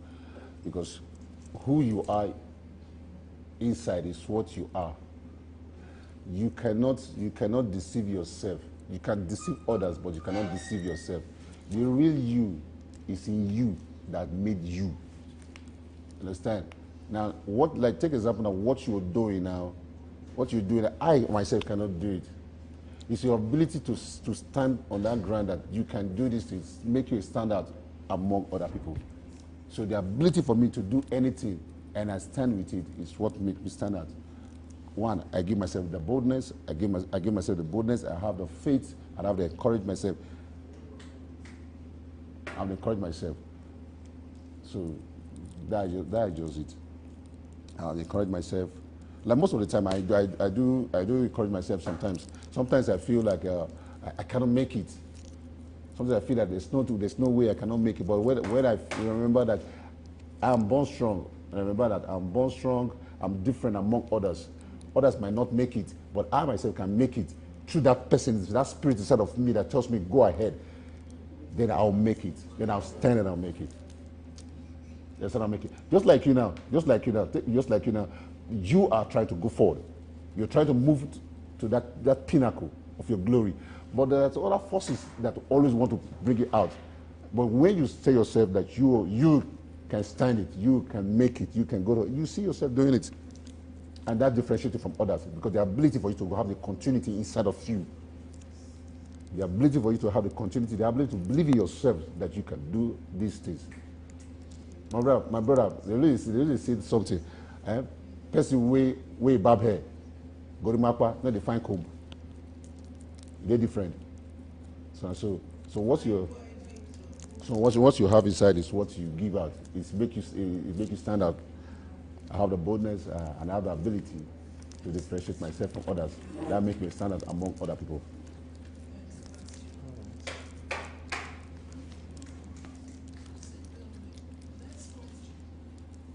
The next question.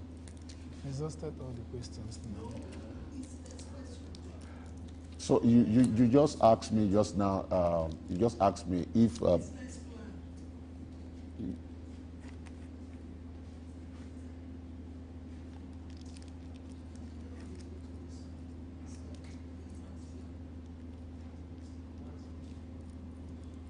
What stands you out or distinguish you from other people?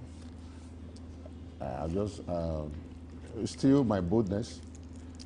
My boldness stands me out. My boldness and my belief in myself and the God I serve stands me out among other people. Because if you don't have that faith in you, and you're jittering in your presence, your movement, whatever you do, I don't think you can go further. That means you belittle yourself. I don't belittle myself. I don't believe in myopicness. I move with ease. I move with ease. I move with ease. I always move with things. I always want to be among the very elite by proving myself, making myself understand that I am good to go. I don't need to know everything, but I need to know little of everything so that I'll be able to differentiate myself from others and is able to, the ability of you able to know what you carry, the ability of you knowing what you carry help you to know how to live your life. And when you know how to live your life, you're able to stand out in the public. You're able to stand out in the public. And that's just it. So, Go Victor. So you're there. Go Victor. Go Victor. Go Victor. Go Victor. Go Victor. Go Victor. Like what you're doing, and you're almost there. Why did you choose your profession? Yeah. Why I choose my profession is I love it. I was born with it. My mom told me that when I was born, somebody was crying, I was not laughing. I said, this guy's a funny guy. So I love my profession because I see whenever I do it as a comedian, whenever I do I create my content, people always laugh and people always feel happy, and so I love it. So I loved what I'm doing. You understand? When you're doing what you're doing, like now, you are a press man. You love what you're doing because you want to talk to people. Like me, I love what I'm doing because I see whenever I do these things, people get happy. People are filled with love. They forget their past, their problem, their issues.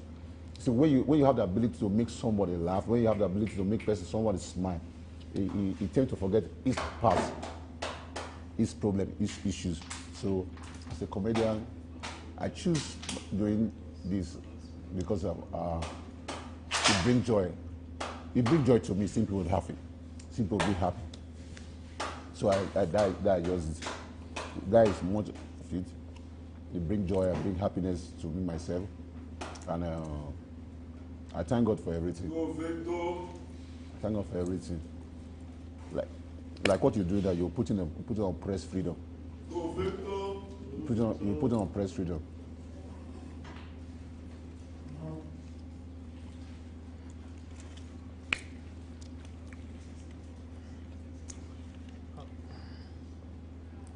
Like press freedom now, the freedom of press. How do you seem to achieve this? If I may ask so, you have been interviewed. Let me just, I'm free. How do you see yourself doing it? Are you on the right path, bringing freedom of press freedom to the society, to the nation? Anything that is going to bring liberation and freedom to others is worth doing, and it's worth fighting for. You know, some of us are actually created for others. Yeah. That what you're trying to say, that you can, apart from being a press person, you can do any other thing to bring a betterment to the society. Yes. That's great. That's great. And God will always see you through in that area. That's why I said I love doing what I'm doing, because through it I can bring improvement to the society. There is this part of me that you may not actually know. I've actually done a whole lot of things in the area of advocacy. But I'm that kind of person that I don't like being in the media space. I don't know why. That's the same thing I was discussing with Peter yesterday night. I don't just like it. I don't like finding myself in a space where 5 people will know me at the same time. I will leave that place. It has been like that. I'm not that kind of person that I am so desperate to be popular in Instagram and Facebook. No, it's not my thing. If you know me too well, you know that I detest it. But with this, you're already popular now. I'm popular. That's the kind of person I am. I'm not pushing for it. With the kind of things I've done and the kind of people I know and what I do, I would have gone far if it is the issue of, if I come out, let people run after me and want to take pictures, know me, like if I appear if I get to a particular place and 4 people greet me, if I get to a particular place and 4 people approach me and greet me, when I look at their faces and their old faces that I know, maybe I know them from somewhere, I'm very, very comfortable. We might interact, but if 4 people greet me in a public place and they are all 4 fresh people I don't know, I will leave that place. Then what about if you're really needed and as a pressman you really need to talk to. I don't cover beats for a very long time. I actually stopped doing that for a very long time. I stopped that in my days with NTA. There's been a very long time. It's not today. I can't be paying people. I have staff. My staff strength is more than 18. That is, you're leveraging on the staff. Yes. So I can't be doing that. But right now, I'm an editor-in-chief, so I shouldn't be. I don't go to the beats. Yeah, but you once at the beat. Yes. And I go through the rank because now I work for myself. I have 2 magazines. But there's always this say that an old soldier is always a soldier. Mm-hmm. So you can fall into the beat again sometimes. But not really as a reporter. But you just said, yeah, I agree too, but you pass it through the rank to this very place that you are. Sorry if I'm the one, because you also the one to interview, but I'm doing. If you go through this rank, and you eventually see yourself in the midst of 4 or 5 people, then they want you to talk. I will talk. And you'll be given a time to talk as long as you can. Not as long as I can. I accept special invitation, special appearances, special invitation to speak on issues that resonate with my ideology. If it resonates with what I do, okay, I will come. So, but if it does not resonate with what I do, I will tell you I'm not coming, and you will not see me. So that is me. It's not pride, but the truth remains that in life, a lot of people lose their originality by trying to be like others. Do what works for you. You're making me feel that you use the word restoration. If what of it doesn't tally what you try to do, and you need to speak up, because this will bring freedom to whosoever is try to get that knowledge from you. Why would you try to advocate for it? When we get to that bridge. Okay. All right. But this program, sometimes I wonder, I really wonder that you're trying, and how are you keeping up? You're really trying. Because me, there's no way I can do it. But I see you're going on and you're trying so much. One day we'll grow up, we'll be like you. Now so many fans. I'm your fan, and one day I grow up, I'll be like you. If I'm going to grow up again.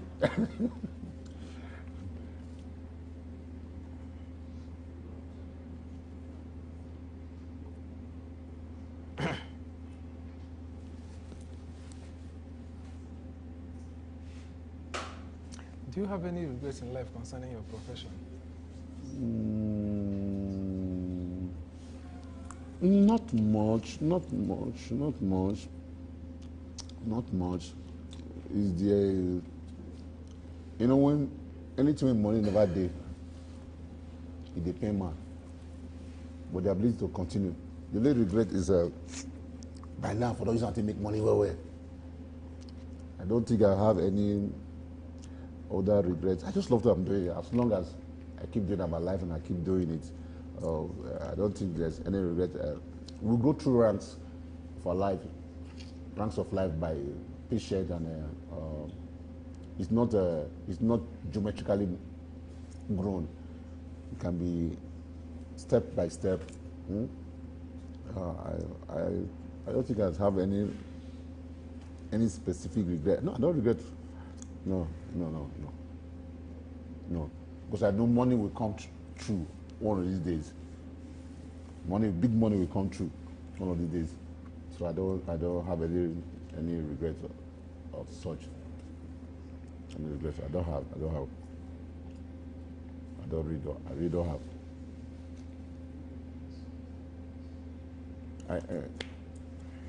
If actually anyone that loves his job, anyone that loves whatsoever he's doing, I don't think that person has regrets of any inches that come true within his his movement in life. If you are projecting to a higher place, if you have issues with, in between, I don't think you have to regret it because you actually love what you're doing. That's me. I don't regret anything. I don't regret. No, truthfully, I love what I'm doing. I love what I'm doing, so I don't regret it.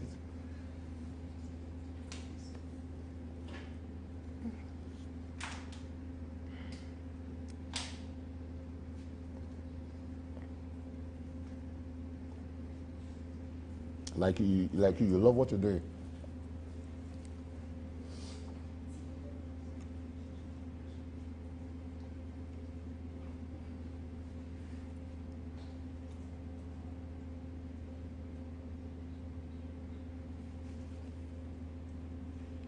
Actually, it's true.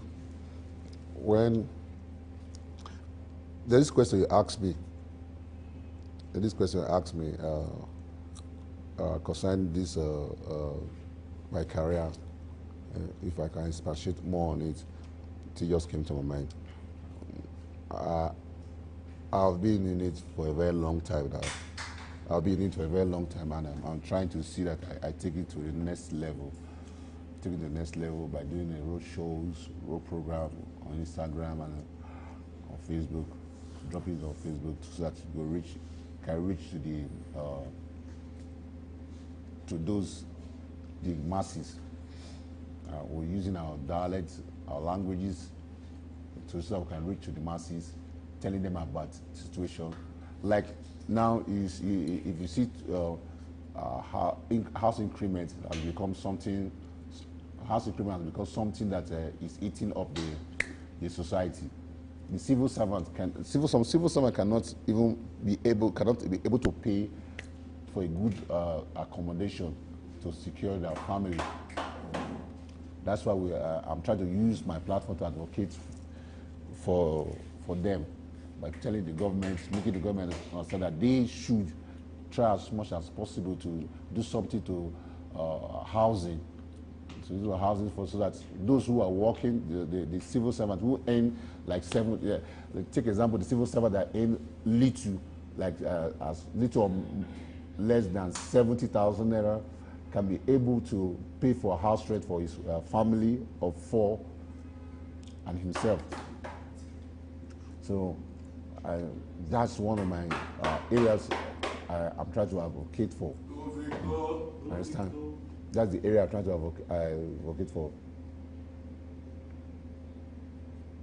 There are so many concerning the economy of the situation of the country, concerning the politics, the way our leaders play their politics. Just like what you are doing, I'm trying to advocate for the freedom of press. I'm also trying to use my platform to. How has the removal of subsidy affected you so far? Oh, subsidy. Actually, subsidy has really affected, the removal of subsidy has affected the economy, the masses, even me, so greatly that he bites it. The menace bite deeply, because how can you remove subsidy when you don't have anything laid down that anything you've made for the public to the masses to dive into? Because you move subsidy, things has grown. What the country, the masses enjoy, they're no longer enjoying it again. The masses have to pay for everything. You have to pay for everything, and when they pay, how do they get back their freedom? How do they get back what they pay for? Like you increase tax, you increase everything, you remove subsidy. Once you remove subsidy, the commuters buy fuel in higher price. Now transportation have to increase.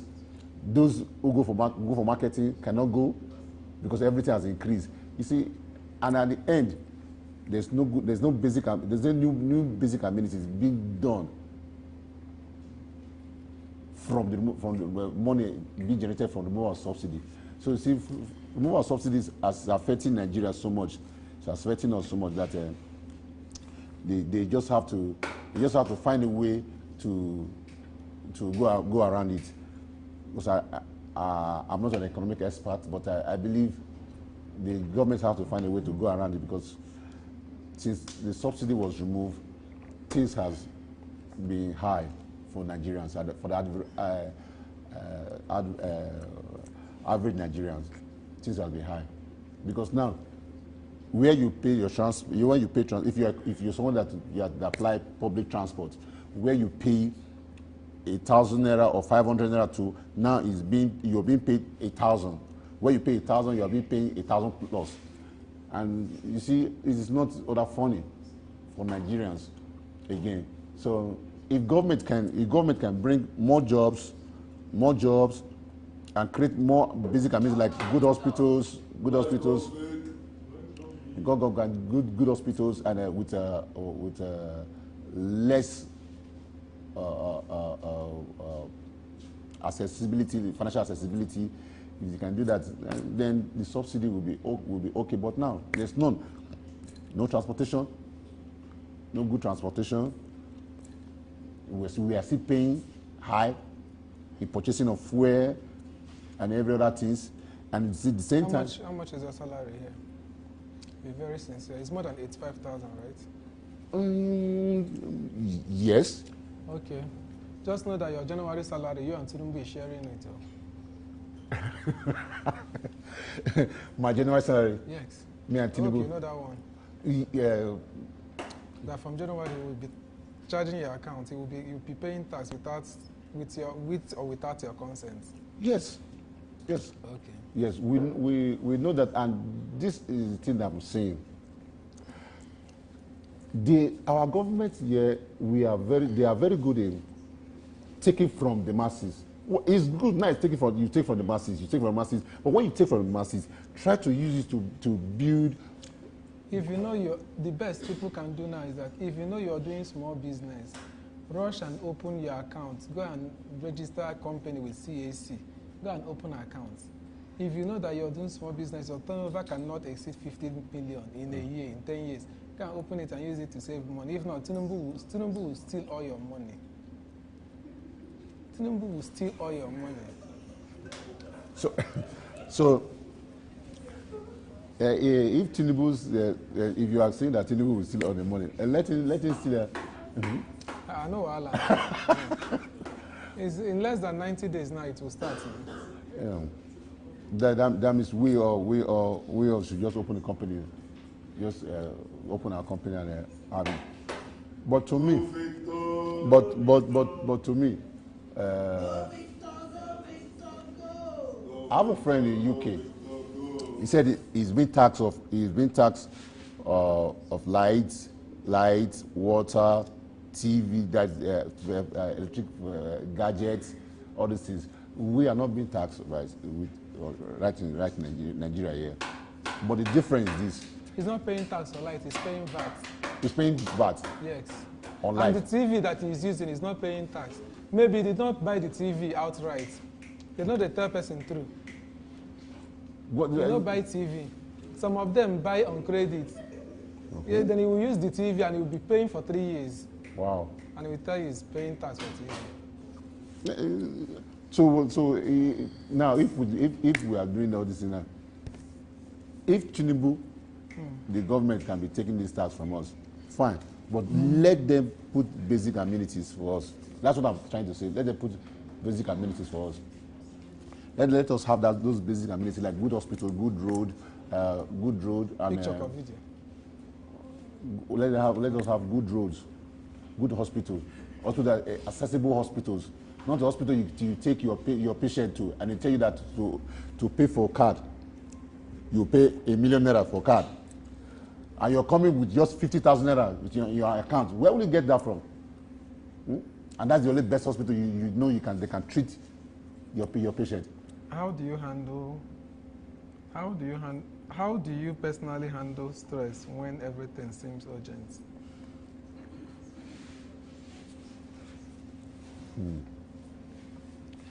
When something seems urgent and I'm being stressed out.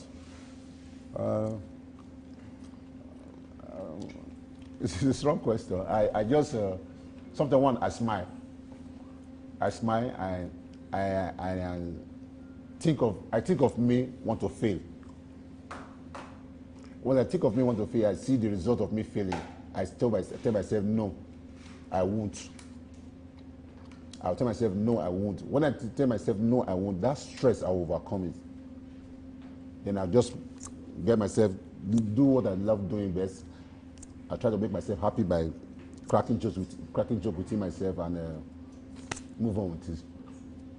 And then when I'm okay, I'm spiritually and physically okay, after having some series of jokes within myself, I move towards that urgency, that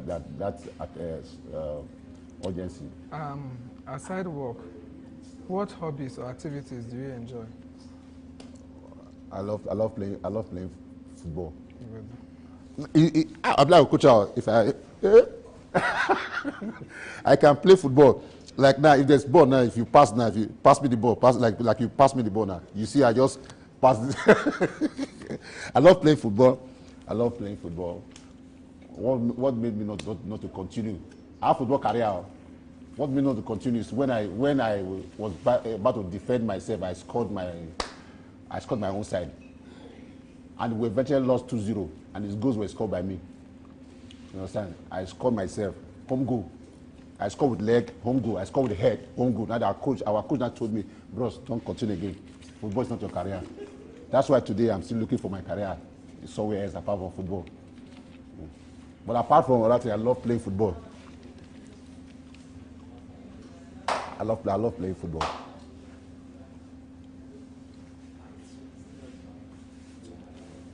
And also, I love doing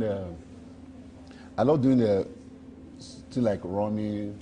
I come out to do jogging, running. I'm a good sprinter. Mr. Peter B. Aside work, what hobbies or activities do you enjoy? Yeah, I told you earlier that I love playing football, and at the same time I love doing sprinting things like running, jumping. I love running. I run so much. I'm a good sprinter. Usain Bolt, there was a time Usain Bolt nearly caught for me now to come and run with him, alongside with him. I went to Nigerian police. I went to join. Are you hearing me? You understand what I'm saying? I went to Nigerian police to join at least my name, and we were all running. The way I ran, they have to call me that they need to arrest me. I ran so much. They said no, this guy must be a criminal. I should arrest him. The way he's running. I was like, why? They say no, the way they run, na criminal you do your eye. You understand? So that just I love doing sprinting walk. I run. I also play football. If you were meant to make a choice of a city where you would live in the world, where would that place be? Woo! The city where I will live in the world. Oh my God! Oh my God! Oh my God! Oh my God! Oh my God! Oh my God! That place where near heaven. Yeah, I love going to Paris. You know, I love going to Paris, see the beautiful life in France. You know, I love going to Paris. Have you been to Paris? Been to Paris? You haven't been to Paris? Oh my gosh! In Paris, everywhere is Paris. Okay. Everywhere, just Paris. You just go, come and say, welcome to Paris. That's nice. You know, I love hearing French. Should I speak French for you? Speak. Eh? Bonjour. Speak another one. Bonjour.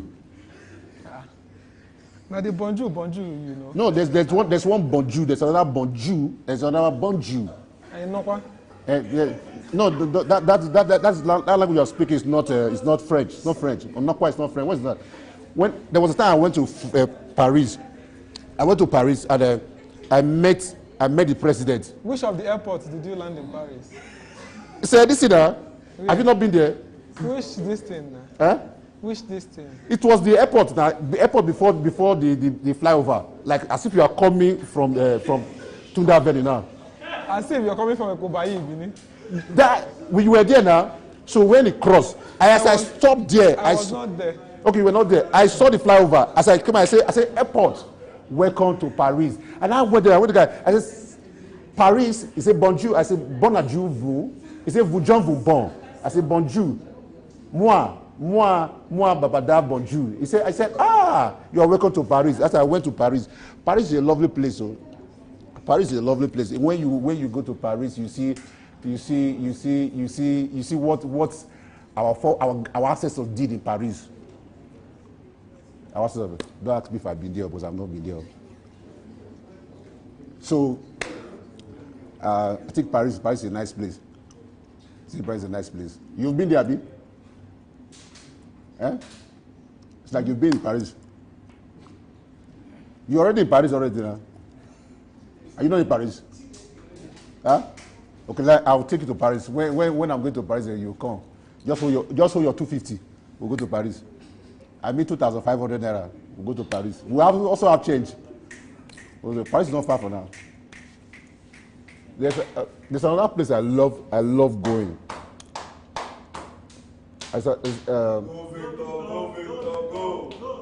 There's another place I love going to. I love going to USA. USA? Yes. I've been there twice. I don't get strength to laugh. What's now? No, the USA I'm talking about. The USA, no, you have United States of, my own is United States of Anambra that I beat. If you go there, you will know that USA. No. I just love going there. So, you're trying. I like it.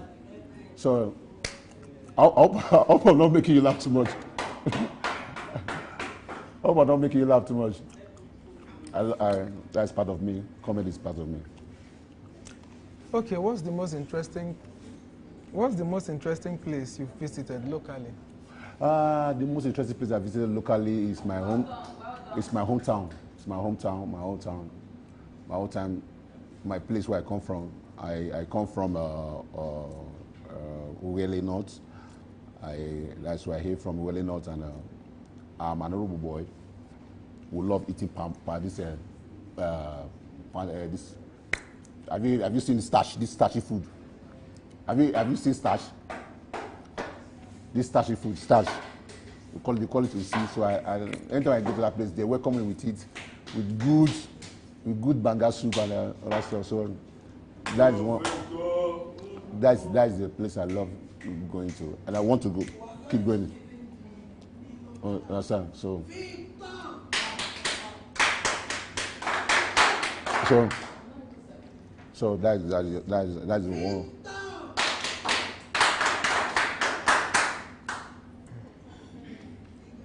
So that just it. If you had a chance to learn a new skill instantly, what would that be? If I have a chance to learn a new skill, what would that be? Instantly. Instantly. Like now, what would that be? Instantly. Is to instantly a new skill is to become a press like you. It's for me to start talking like you. That should be because apart from that, I don't say anything again. I'll just be like you, a press like you, talk like you. If I have to learn a new skill at this very moment, so I'll just do that. If I may also ask, if it were you, what would you do at this moment?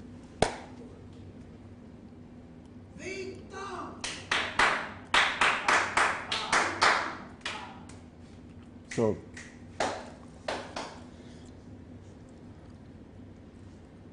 I just made you understand that if I have that opportunity to learn a new skill, I'll choose being a press person, because you're a press person. You're the only person that will teach me what I need to know.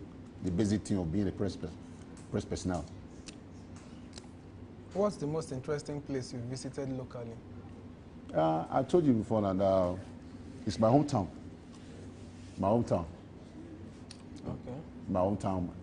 Because of what the way they always welcome me. Welcome me with this stash. And If you could meet any famous person now, dead or alive, who would that be? Any famous person dead or alive, who would that be? Famous person dead or alive, who would that be? Is he dead or alive?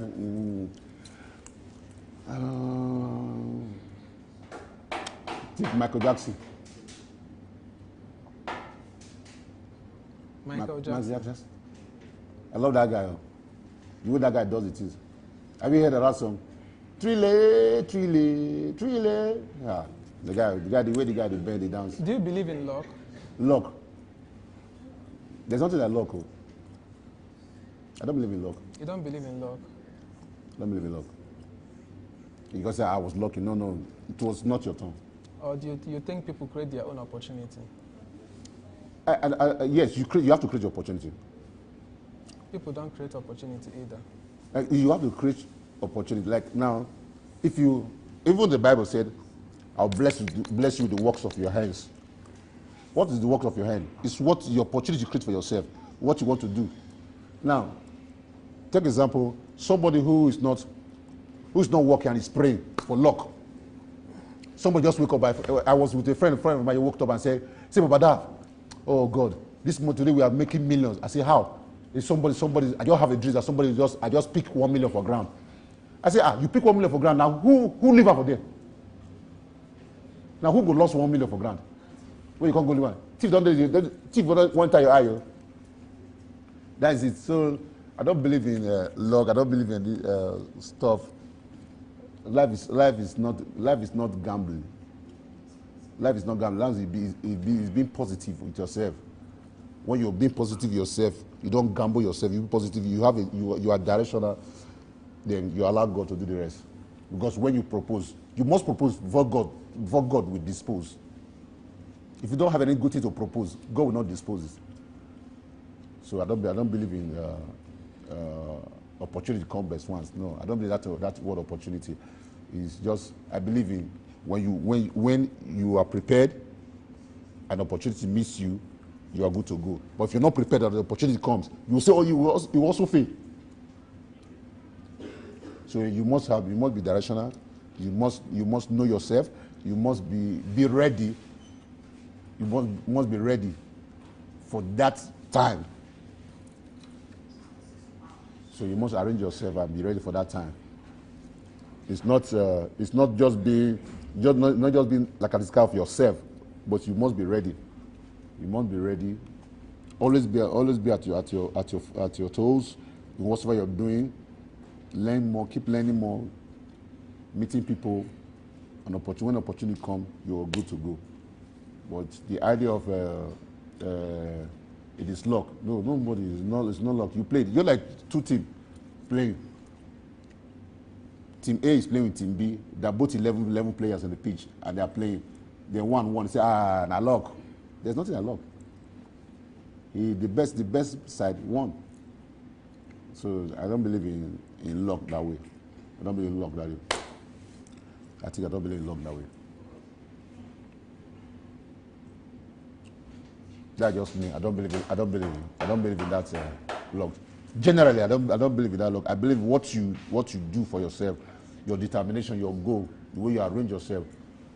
I don't believe in luck. But only thing I believe in grace. Every human being has grace in different forms. When grace meets determination, preparation, it works. So a man that is hardworking, if a man that is hardworking and has grace and is determined, he will make it fast. So grace is something that I believe, not your opportunity or my luck. No, I don't believe it. I don't believe in that. So that's just me. That's just me.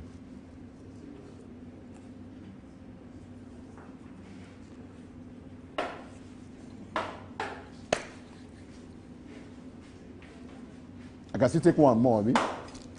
Eh? Go back. You're almost there.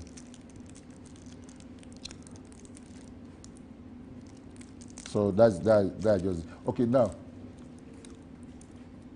you, What's the most adventurous thing you've ever tried? the most adventurous thing I've ever tried. The most adventurous thing I've ever tried. That was far back when I was still young. I had to jump from the bridge into the river. When I was in Benin, I had to jump from the bridge into the river. But by then, I don't know how to swim. I told myself that if I can do it, I will swim. If I cannot swim, the water will flow me. I told my friends to stay at the other side, that the water, the way the wave is going, that if I jump, if I cannot swim, they can stop me and help me out. And I jumped. And I struggled myself out. And from there, I began to learn how to swim. And by God's grace, I'm a good swimmer. That's just one adventurous thing I've done that caught my attention. The rest is just the rest are. Go Victor.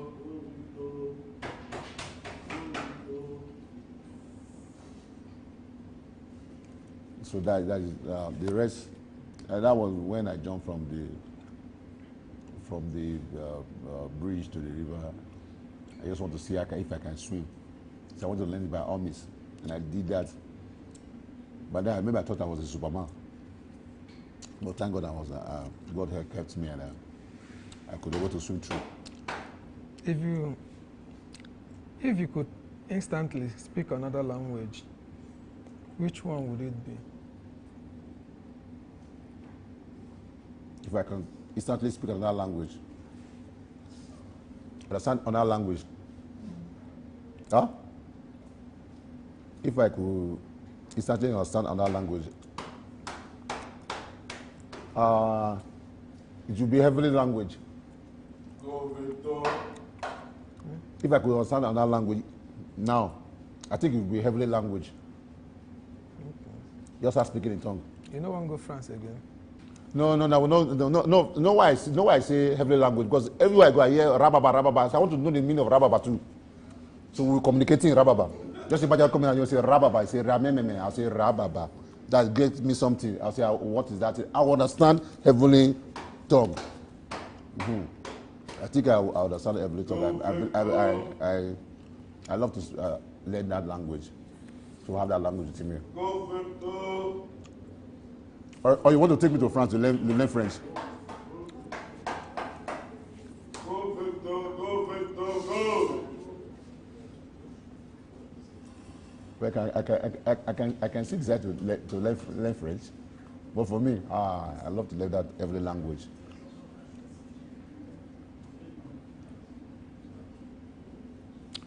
Do you like surprises, or do you prefer to know things ahead of time? Yeah. No, I love surprises too. I love surprises. You know, surprises bring the happiness in you. Okay. Surprises bring the happiness in you. You just imagine you're just going on, or you're just going. Somebody just stop you and say, Mr. Victor, have this, and you look at it and say, what? I never thought of it. I never imagined you giving me this. That's just. I love surprises. I love being taken unaware with something that has Something that has value. Value. God bless you. God bless you. Something that has value. I love surprises. I love surprises. I love surprises. I love surprises. I love surprises. I love being surprised. Like now, you can surprise me with a car now. I'll be so happy. You can even surprise me with anything, with a house. Just surprise me with a house. I will jump on you. What do you think is the biggest challenge? Business. What do you think is the biggest challenge most businesses face in Nigeria today? The challenge I can see there are numerous of it.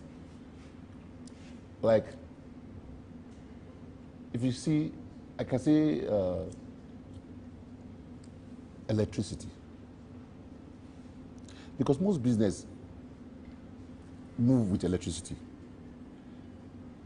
If there's no constant light, I don't think some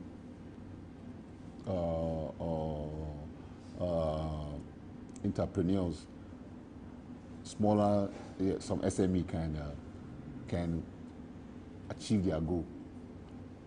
Because if you have to pay for, you buy diesel for generators, you see that you earning more, spending, you earning less, spending more. So electricity, constant light is somehow, it's a part of it. And also, other challenges again is transportation, movement. In your opinion, which matters most for business success, innovation or consistency? Consistency matters most. Consistency. If you are consistent with what you are doing, I think you reach the top. But if you are innovative and if you're innovative, you don't move, you don't trend along, you're not consistent with what you do. You only shine in the moment and drop down again. Shine in the moment and drop down again. But if you are consistent what you are doing, you see that with little or no time you get to where you are going to. So consistency matters a lot. I prefer consistency. Not bringing idea, innovative idea, good idea, and you cannot follow up. Not bringing idea which we cannot follow up. You must be consistent with what you are doing. You have to be. I love consistency. I prefer that. It makes a man that has consistency in what he's doing. You see, it's a move from stage to stage, and every new stage he seems himself, he's being motivated to move to the next stage. Do you think family-owned businesses have an edge or more challenges compared to corporate ones? Yes, family-owned businesses have more challenges than corporate ones. You know why? And people say dog way everybody they feed, with the hunger go kill them. You understand that? Dog way everybody they feed, hunger will kill the dog. So when you're having a family business that everybody, your brother, your sisters, all together, the business will seem not to grow, because everybody wants to be boss of himself. Everybody sees this familiarity within themselves. When you say do this, not mine, it's not my brother. Don't worry, just give me the money. When you have your brother as an accountant, you have your brother as a PR, you have your family member, the thing will not seem to grow, except people have that dream, same dream. But when you're in the corporate place, you don't know me, I don't know you. You're being paid to work for me, or I'm being paid to work for you. So I need to work. Need to work. Still. What's one common mistake you see entrepreneurs make? A common mistake that entrepreneurs make. One common mistake is the ability to think beyond what they can do at the very moment. If you try to raise yourself more than where you are at the very moment, you find it difficult. You find it difficult to actualize a certain dream. Because if you have a dream to become a millionaire, but at this very moment you only have 100,000 naira within yourself, try to utilize that 100,000 naira space utilize the space, then move ahead to the next stage. But most of these entrepreneurs, they just feel like, I want to be a millionaire. If they will be given business idea of millions, and what they have within them is not is not much. They'll be seeking for those who would sponsor this million idea. I can't take that in. They were seeking for those who will sponsor the million idea, but they have something in their hands that can bring them to that a point that they are looking at. And black coffee. I want them too much. So that just it. That mistake is being made by most of these SMEs. The ability to start with what you have, and there's nothing wrong with thinking big. You think big, but when you think big, you also think of how are you going to get big. If you think of how you're going to get big, you need to understand that there must be a starting point, and when you're starting, that starting point is what you should think of or think on before getting to the bigger picture.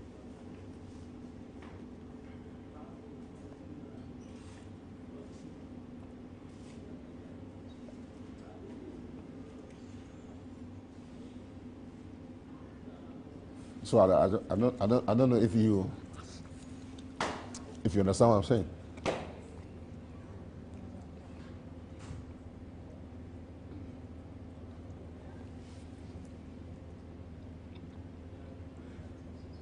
Like now,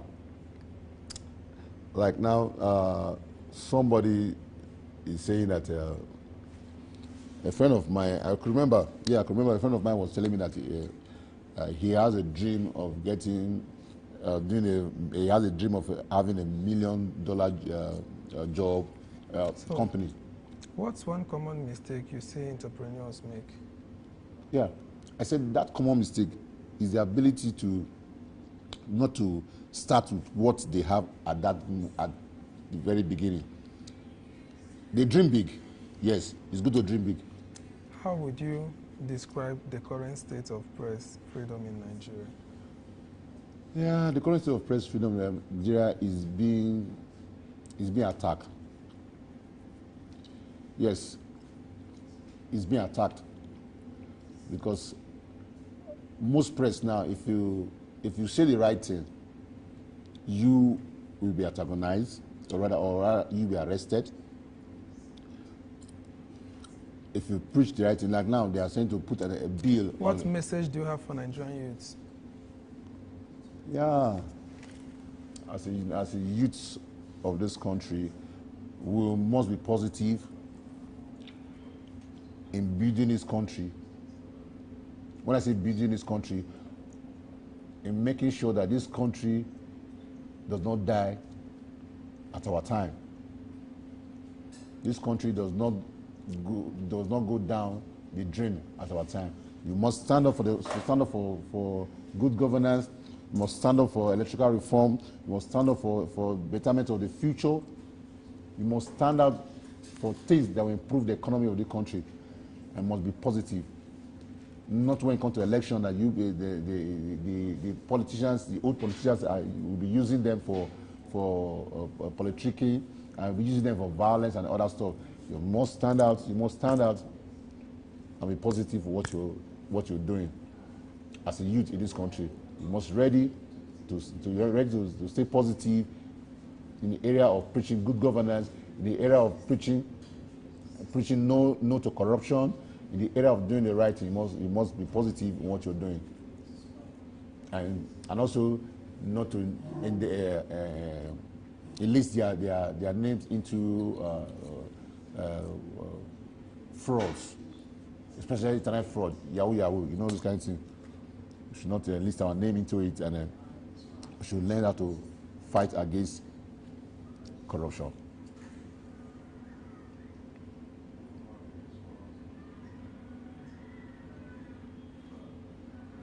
So I think that's much I If you're given the opportunity to travel to your past, what is that one thing that you would like to correct? If I should travel to my past, that thing I love to correct is The woman you impregnated and denied.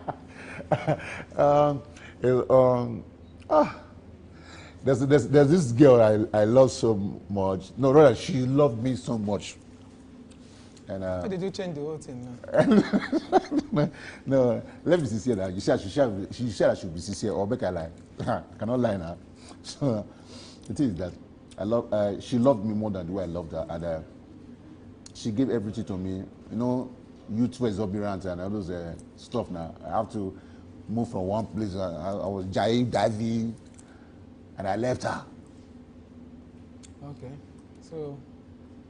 And then that thing has been disturbing me. So what do you want to, if you're given the opportunity now, what would you have? I'll just go back. I just play the camera, the thing back again. I just hold her.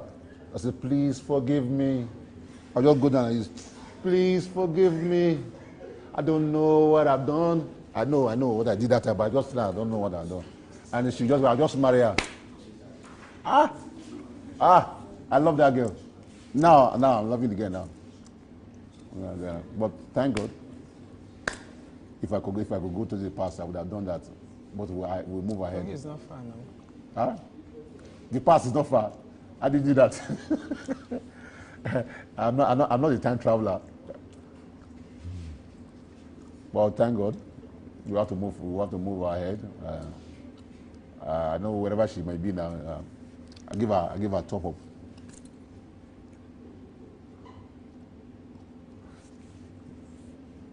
It's not that easy. It's not that easy.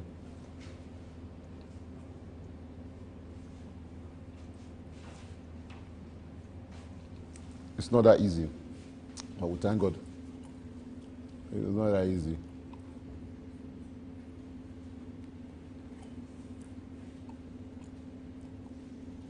So I think the past, the past. How many people do travel to the past?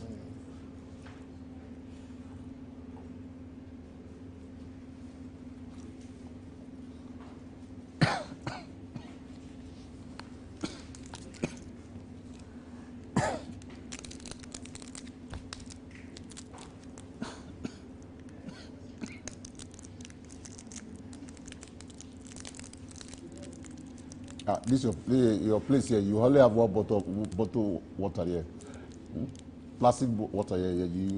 This one is finished. I don't remember when I drank this one. I don't remember when I drank this one. I told you if it's worried now, you don't be putting bottle like this, plastic bottle. You be putting bottle of, normal. You open on one like that. How do you think social media can be used to promote national unity and development? Yes. Promote national unity and development. Wow. Yes. Through social media because it's an avenue to communicate to wider audience. It's an avenue to preach to wider audience. So with social media, I think positive content that debates national unity can be dropped there, and other people can see it. Other people can see it and view it, get to understand it. Like through social media, you can get to reach a wider audience, as I earlier said, and whatever you're doing there should be positive. Should be positive. When you put a positive thing in social media, people they see it, they read it, they come to understand that this thing is worth doing for, is worth running for. They will venture into it. So social media can stand as a means of wider communication to people. What role do you think youth should play on social media in building a better nation? How can social media be used to spread awareness about important national issues? Are you hearing me? Yeah. Yeah. With social media like TikTok, Facebook, Instagram, when the youth are involved in dropping content, with good content that tells us about the unity of Nigeria, I think with that we can more wider audience can be reached, and with that Nigerians can come to understand that we need to be united, or we need to stand together as one in building this country through social media. So when the youth engage themselves in good content that debates national unity, then we are good to go. Not content that will be showing bra and nipple. No. Not content that we're doing dancing. Like most of the content now, you see them talking about, they see them dancing. You see young girls going on bra, almost nude and other stuff. And see people, funny as you see people liking and commenting. But when you if you go to China, most of the content there, 70% of their content on social media, it talk about innovation. They talk about innovation, new technology, AI, and other stuff. So if our youth can go into the technology content that talk about technology, the educational content and that stuff, it will go a long way in building a better Nigeria. Than going through your Instagram, your Facebook, and your TikTok. What you see is young girls almost getting nude, and some boys doing some kind of atrocity that does not go well with the society. You know, with social media can cause havoc in the country. With one content, you can cause havoc in the country. With one content, you can bring unity to a country. You can bring peace. You can bring freedom. You can bring knowledge and awareness with one content. So every youth dropping content on social media should have that thing in the back of their mind. What is this thing that they are dropping here? What is the benefit? So if every youth have the benefit, have the reason that dropping this content on social media will bring peace, will bring unity, then they should go ahead. I'm going inside. They should go ahead. I need to go and wash my mouth.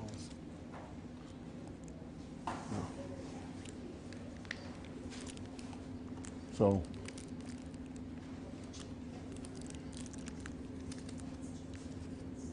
there's something there.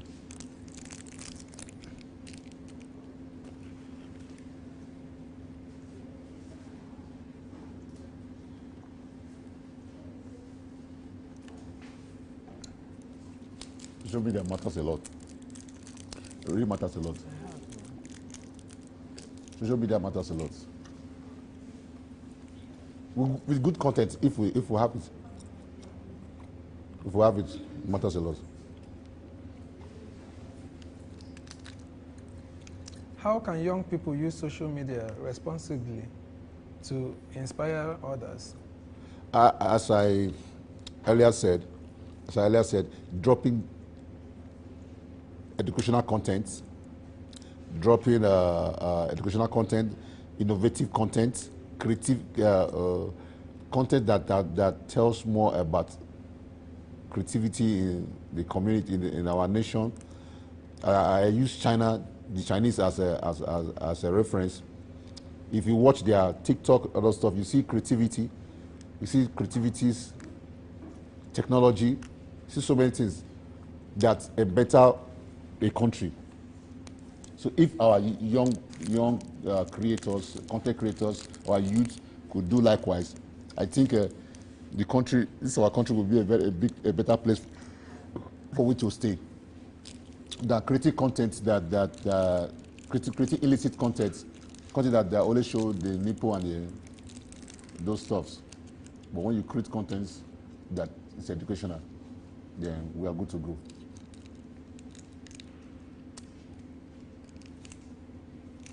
That means we are good to go. How can social media be used to support local businesses and entrepreneurs? Yes, through digital marketing. When you go on digital marketing, Facebook adverts and all stuff, you tend to promote your brand. With social media, you can reach to other brands far and wide at your comfort. What advice would you give to your peers about using social media for a good cause? I will tend to continue doing it. I would advise them to continue doing it, to continue doing that good thing that they are doing. They should continue doing it, even if their views are not much. They should keep doing it. Citizens about their rights and responsibilities. In what ways can social media be used? In what ways can social media be a tool for educating citizens about their rights and responsibilities?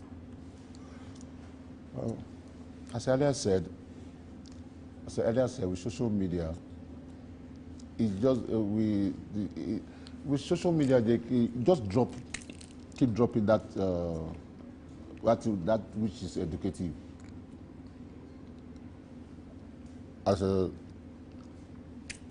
With social media, you can get to can reach us to a wider place. Always drop that which is consumable by the society. Always write that which is consumable.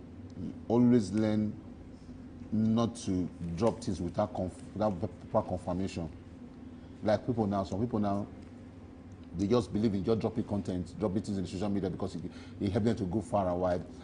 They just drop anything they see, without even checking. Do you believe social media has expanded or limited freedom of press? No. Social media has not limited the freedom of press. No. It is part of the press freedom. With social media, it has made the press to be more valuable. Social media has brought the idea of people want to be a journalist. People want to talk. People want to communicate. Like when we were growing up those days, when we see journalists, we believe that these people are people they can do. Who are journalists? People who talk. I believe that people who talk to people, who interview people, who present things. But now with social media, people are presenting things. People are doing the work of as a journalist, and the press freedom is being exercised in a wider range. How do ownership and funding of media houses affect press freedom? Yes, so this is a strong one. It's a strong one. Like if you don't like now, by grace of God, you and chief editor in your own Annabella magazine. Those who are not able, when you're working with someone, you are being controlled with the rules and regulation of that organization. You understand? So when you have a good story to air, you can be stopped by your editor because the editor is trying to defend his company, and that will stop. Is now putting a stop to the to press freedom. Press, it is stopping. It's giving it's like it's a barrier because most of the press, the journalists are not ready. They are not giving that ability, that time, that freedom to air what they see that is needed by the people. It's what the editor, the government want them to see, the people to see. That's what they are dropping. So if not for the social media, we would have seen some things that is happening in this country.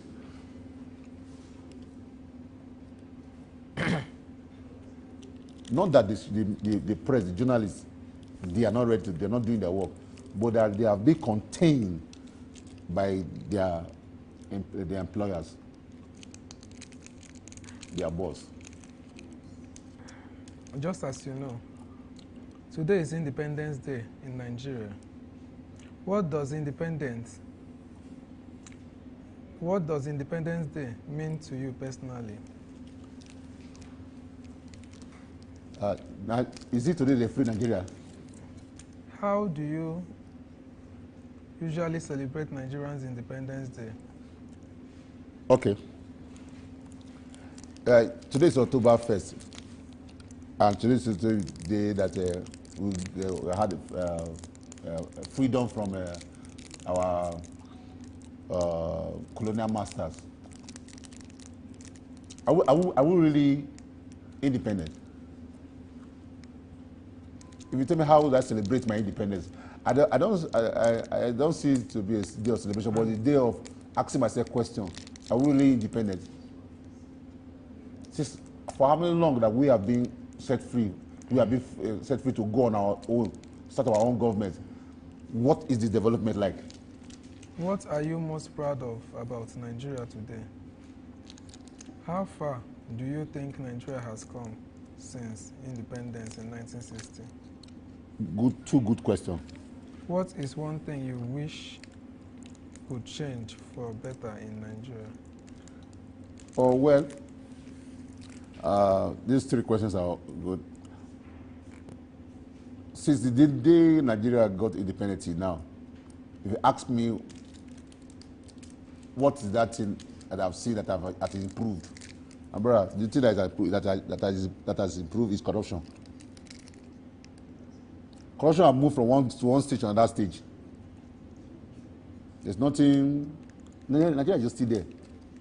Is it the electricity? Is it that what? Is it the road? The road that Lord Lugard built. There's still some road there, like that. So is it the electricity? We are still using the same grid that was there many years. Or is it the economical change? We are still there. We are still in analog life, where other countries have gone digital. AI is in control. Why are we here? Nigeria celebrating independence. I ask myself questions. We should not be celebrating independence. We should be asking ourselves questions, checking ourselves.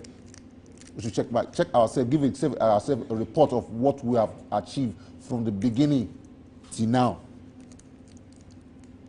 Now, what are we celebrating for? Are we celebrating being free? Are we really independent? We ask ourselves, are we really independent? Are we not still depending on other people for our survival?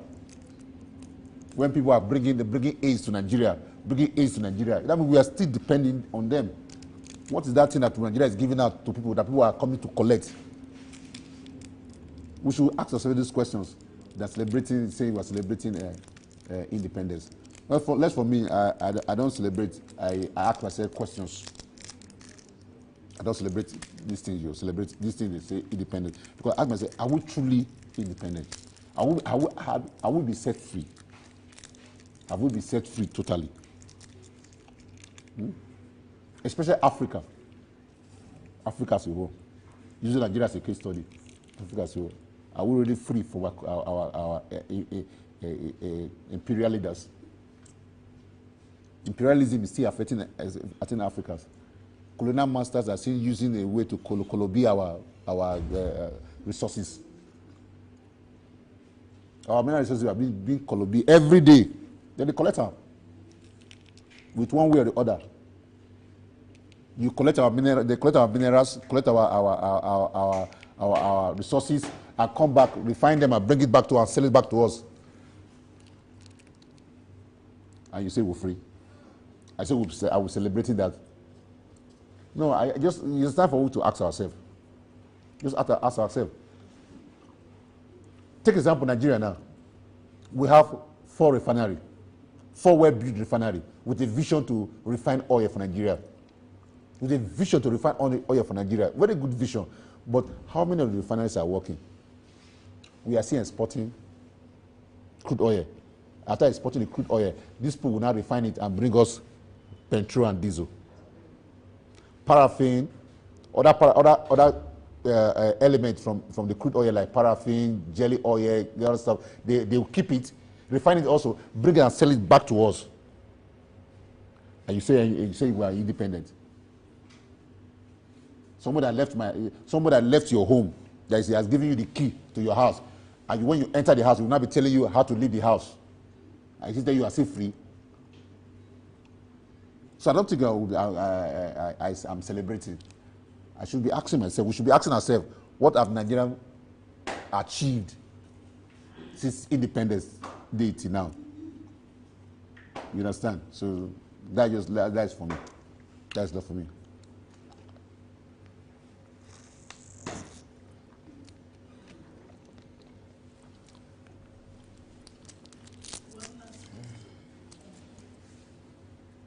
You got a 5 million grant. Share how would you got a 5 million grant.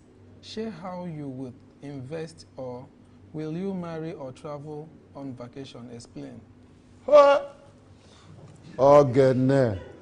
$5 million more. My cross leg. Oh. $5 million more dollars. You don't give me as it make I enjoy. Bro, that 5 million block my brain first. I go try go meet pastor for prayer to open out because I go spend the money. Are journalists in Nigeria paid well? Journalists in Nigeria? Or treated right? Though I'm not into that area, but I believe that because I've been seeing some. I don't think they're being paid well. But to be treated right, the area of treating them, I don't think they're being treated right also. Because if you try to seize the freedom to air their briefings, to air what they have seen, what they are reporting, that means you're not treating them well. You're not treating them well. So if you're creating bills to stop them, to restrict them of their freedom to as a freedom of journalism, that means you're not treating them well. As a pressman, as a journalist, they need to be given a total freedom of speech, freedom of movement, and freedom in every area that they need to express themselves. Because if a journalist cannot express himself, I don't think he's being treated well. If a journalist cannot express himself, I don't think he's being treated well.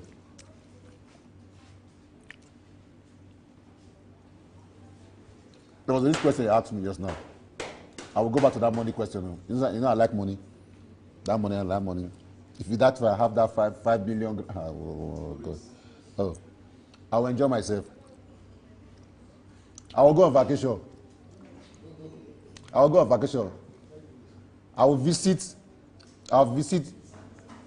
the Oceanic Sea.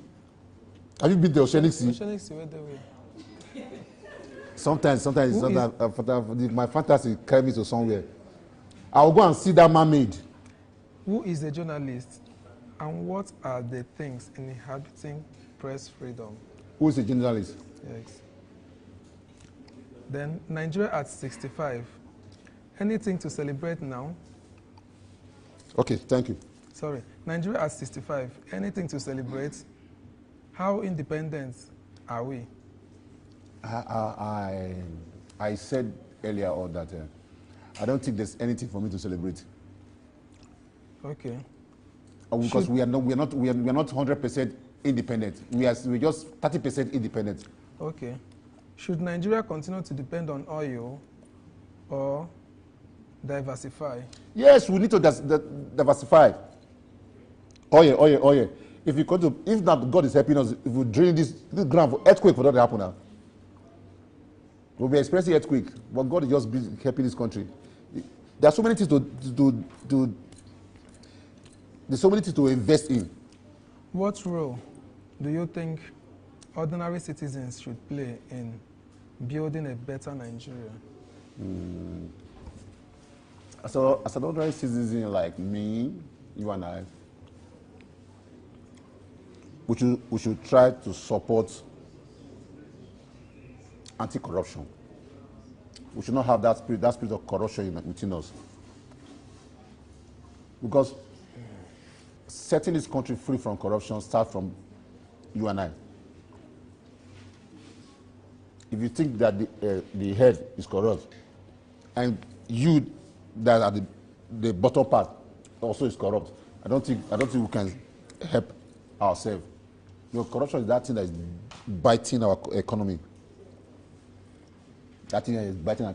Go to any place now. Go to any place. If you go to any place, you see that you want to do anything, they say, guy, you need to see me first. So you need to do something.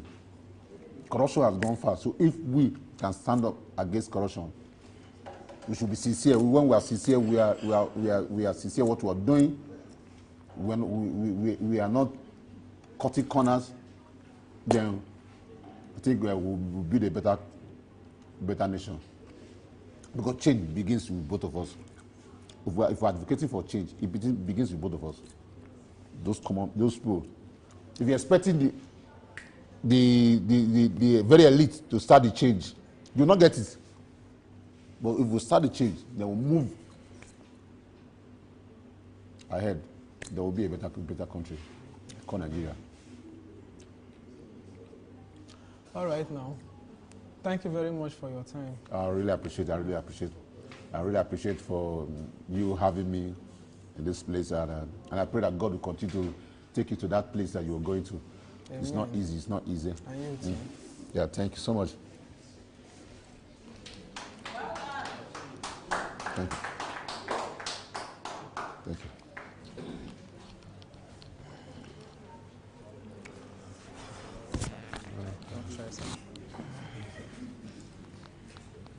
You're doing so well, Victor.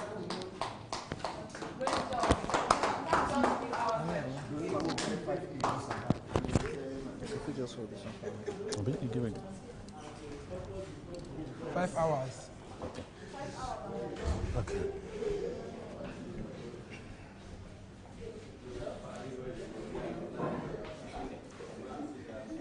Good morning. Okay.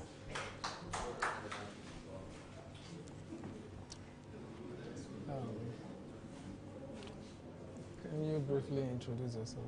Okay, my name is Ferdinand. Akwadi. Ferdinand. Yes. Okay. So, yeah, I'm a teacher by training. Okay. Yeah, I'm from Cross River State, to be precise. I'm based here in Abuja. Yeah. So, would you prefer I ask you questions around your profession? Any angle? Or I should broad it? Yes, broad it, yes. Okay.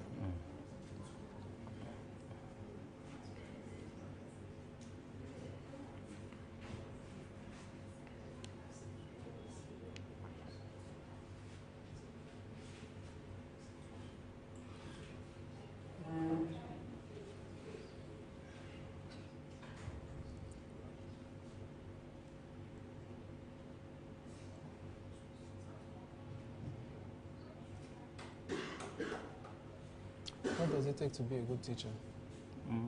To be a good teacher, it takes a lot, but most importantly, it takes passion.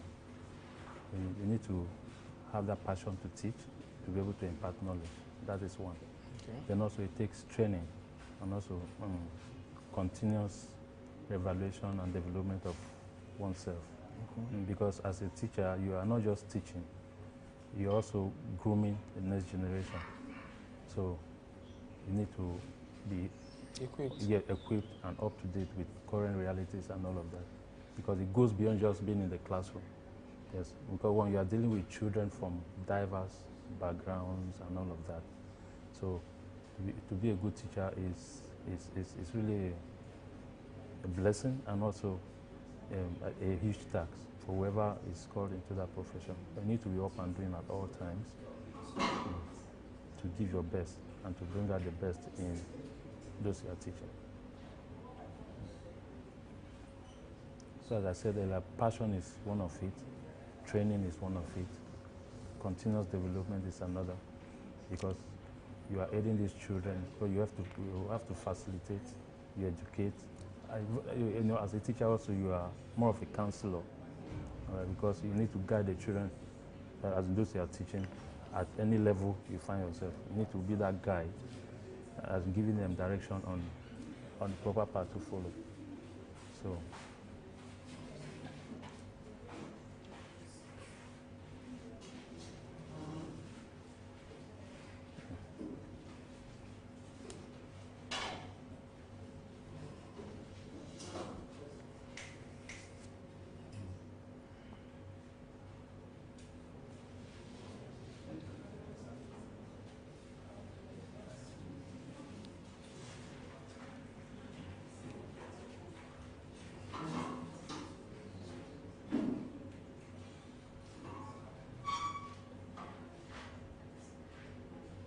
And also to even add to that, I think in spite of other factors that have to do with your personal development and the passion that you have in the profession, a good teacher also needs a good environment to function, because you can be good, and if you don't have the facilities to deliver, it becomes a setback, right? So I think another factor, another item that it takes to be a good teacher is to have that environment to function. In as much as we are trained to improvise, but there's a limit to which one can go when it comes to teaching. So you need the right environment to function, also to enable you impact knowledge, and also to teach effectively. So, and because we are molders of the society, because there's nobody that will say he or she was not taught by someone, right? Even as I seated here, you were able to go through as in different teachers at different levels of your education. So there's no way you can write your success story without saying maybe. Can you describe your teaching philosophy and how it influences your classroom practices? All right. My philosophy as a teacher is to, one, I allow my children to take ownership of their learning, thereby creating an interactive environment, all right, where they take ownership of their learning, thereby giving them opportunity, that you give them opportunity to express themselves, all right, helping them to think critically. By so doing, you see that you bring out the best in them rather than you just spoon feeding them, giving them information. I don't believe in that. How do you manage diverse learning?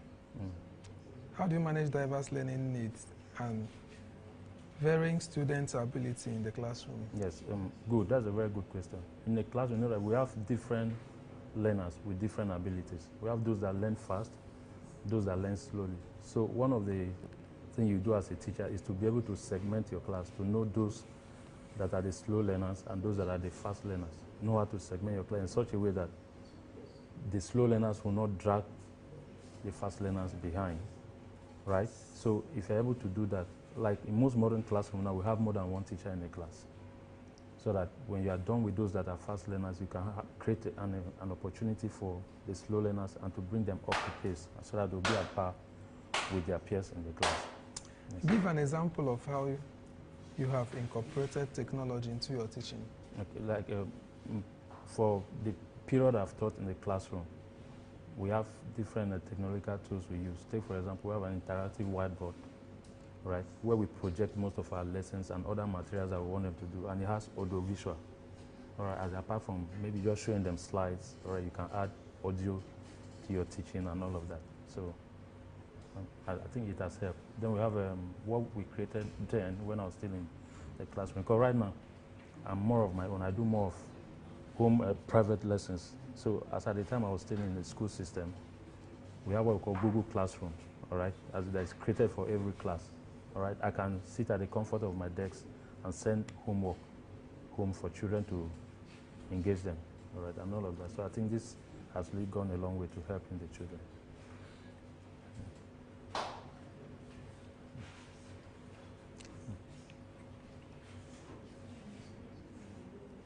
What inspired you to become a teacher?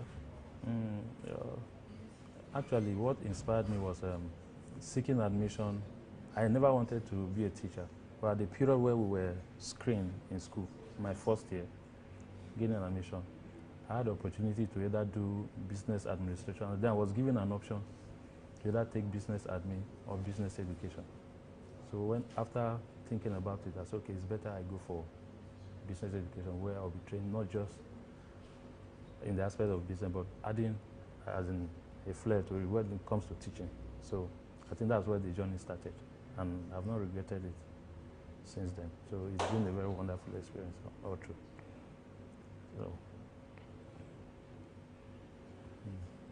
because during the course of the training, you get to meet lecturers, teachers, all right, and their success story also will motivate you to even want to do more in the process, in the profession, which has actually kept me up to now.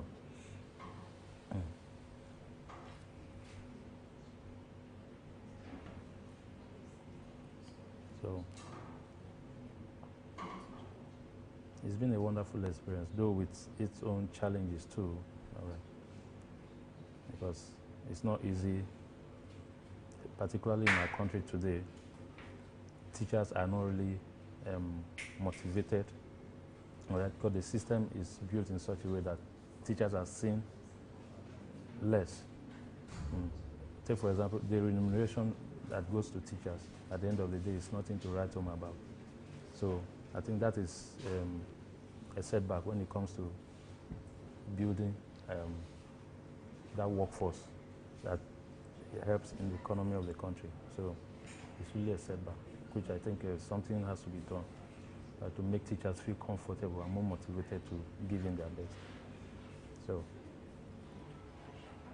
it's what can be done if the political will is there and the right people are in the places of authority, beginning from the ministry to even private sector, as the case may be.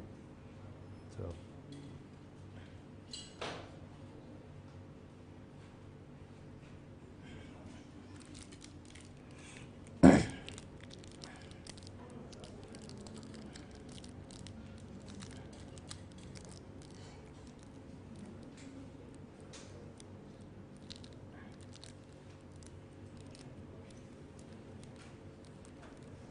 Do you have regrets being a teacher? What? Do you have any regrets being a teacher?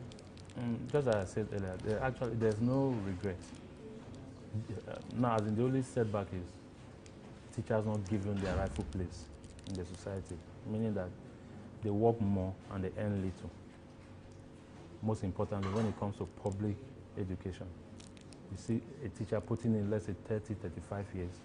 I don't know, maybe that teacher cannot even retire well, even while on the job, all right? They are living from hand to mouth, all right? So these are some of the things that need to be looked into. But being a teacher itself, I think there's no regret because of what we do, which I see it as more sacred than civil, because it's a sacred duty and a noble profession at that. So being a teacher has been a good thing. So I don't think there's a regret in doing that. So it's been a wonderful thing. Yeah. You said something. Yeah, no, I said being a teacher is a wonderful experience. Oh, yes. nice. Yeah.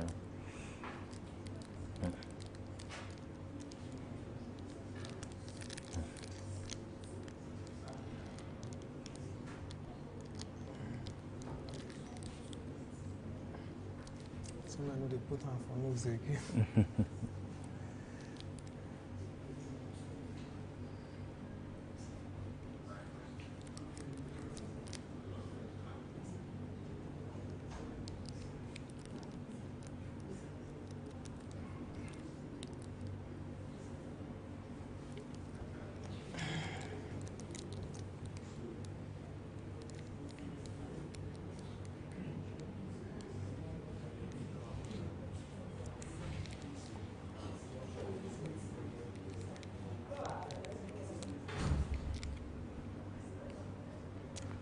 What's the other profession you would have gone for, if not teaching?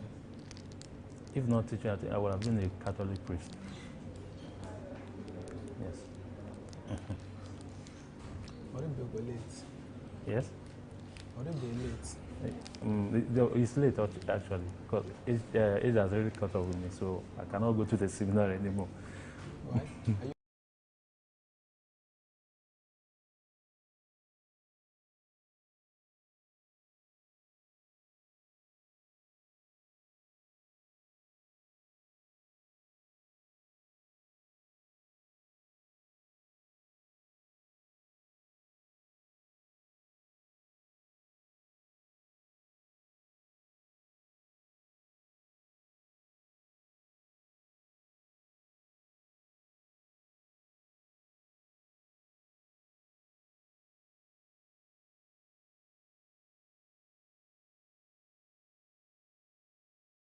Ambition of becoming a priest, but one thing led to another, you know.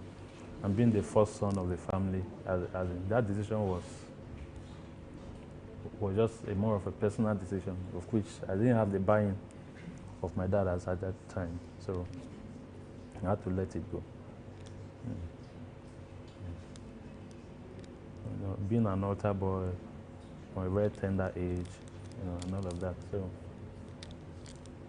you know, I saw myself tilting towards that direction at some point.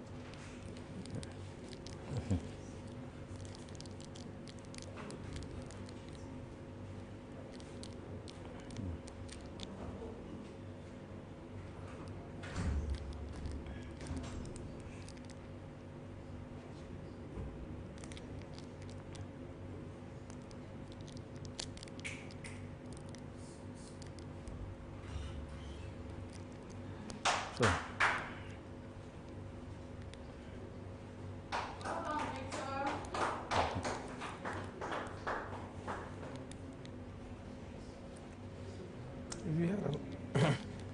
if you had an opportunity to turn things around in Nigeria's education sector, yeah.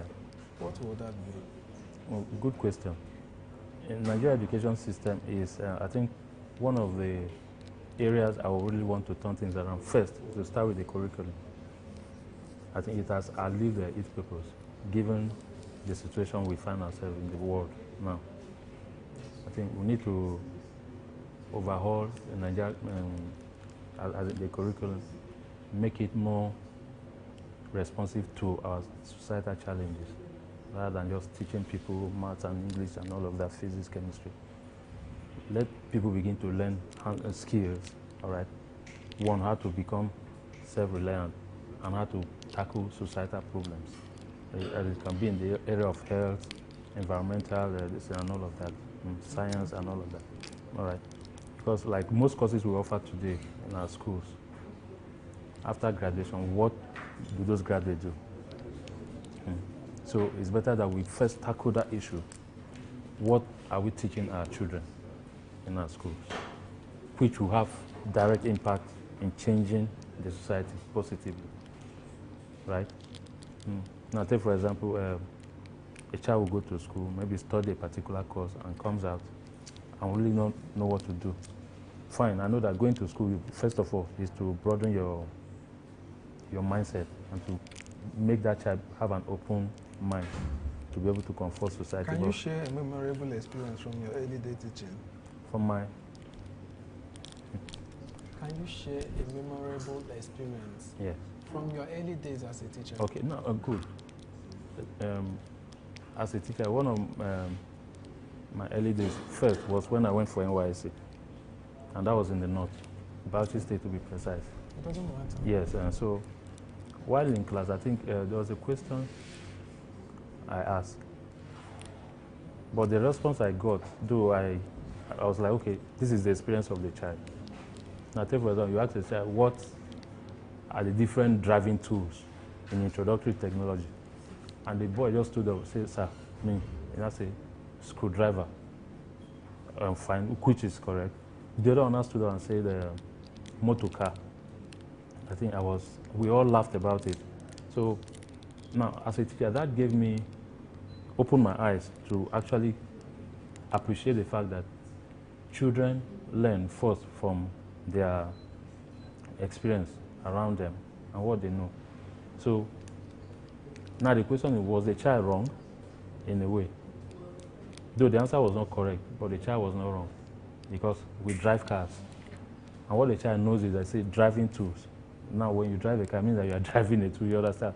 So what you need to do as a teacher at that point is to put the child through. Okay, this is what we are talking about. Though you are not wrong, but this is the aspect that I want you to go. So I think that experience really opened my eyes for the very first time, as in a classroom, full fresh classroom, to know that, okay, we are there to guide these children.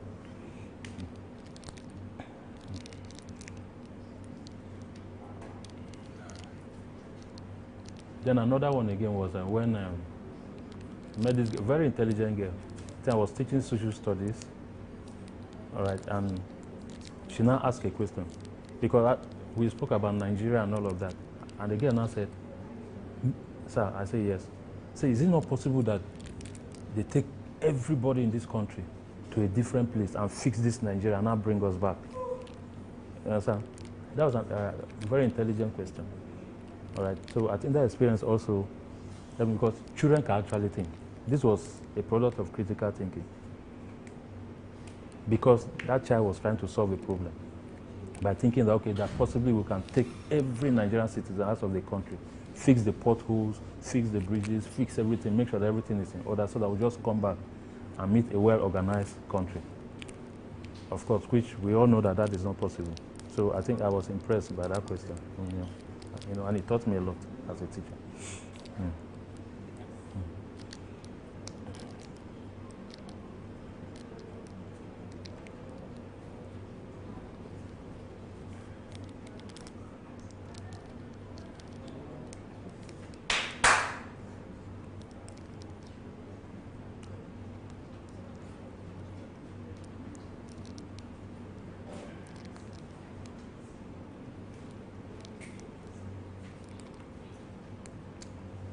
Why do we have WAEC and NECO?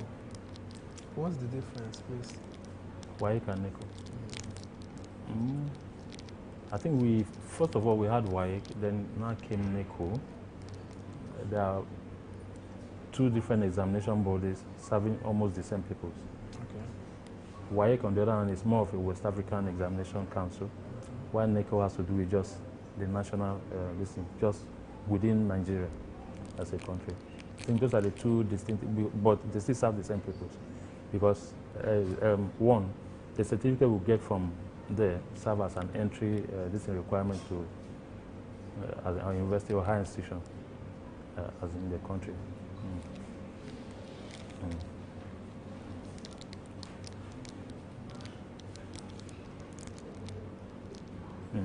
While one is national, the other one has to do with West Africa, I think. Yeah. With the headquarters in Lagos. Now, universities now nazi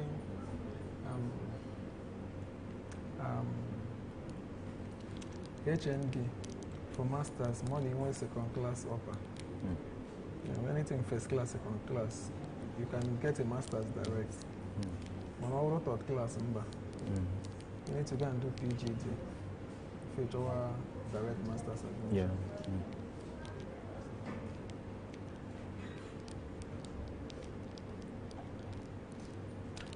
Since you're a teacher, how many times can I upload you for NYSC in a year? What? How many times can I upload for NYSC in a year? To register for NYSC? How many times can school now upload? Though it depends on the school. Okay. Yeah, because there are some schools that are very fast when it comes to processing their graduates for NYSC. While some schools, after graduation. Now upload NYSC, how long does it take for NYSC to respond? Like in my own case, I think it didn't take long. As in during my time, it didn't take long. Supposed to be taking note of all these things. Yes. No, like my own case, it didn't take long. I think after, it was less than 3 months. And I think currently now, I have a younger sister who is asking for NYSC. And I called her a few days ago and she was telling me that there's a new development. Now that one of the criteria now is that you upload your academic work, that's your project, as your research project, your final year, to be able to be mobilized for NYSC, which is a new thing. So I went up to read of why that policy. But it's school that upload, not individuals. Yes. School upload, not individuals. Yes. Which just started. So I think that one is another new one that just came up again.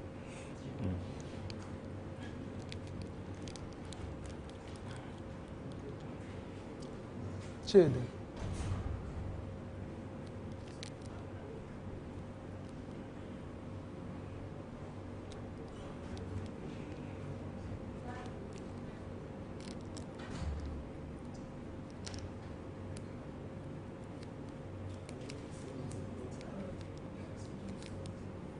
So this press freedom thing, do you think it's actually working in Nigeria?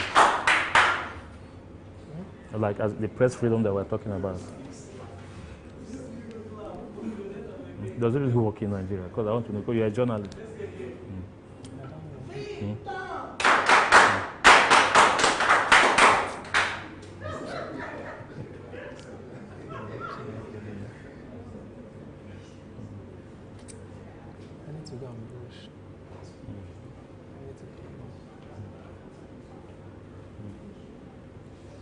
Just keep pushing, you'll get there.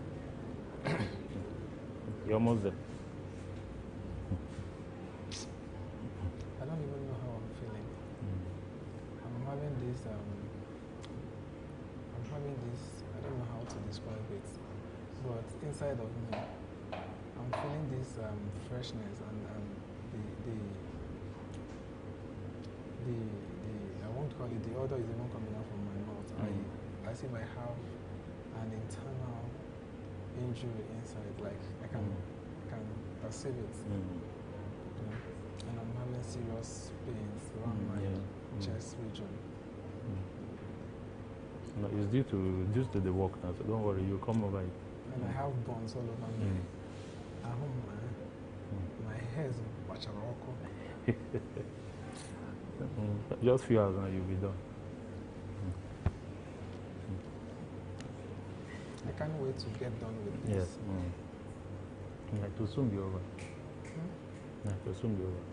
So just keep pushing. Oh. Yes, you see now. Just few hours now, we're done. Shit will soon be over, just feel happy. Yeah, I am not going to I can't get the more I should feel happy. Yeah, of course.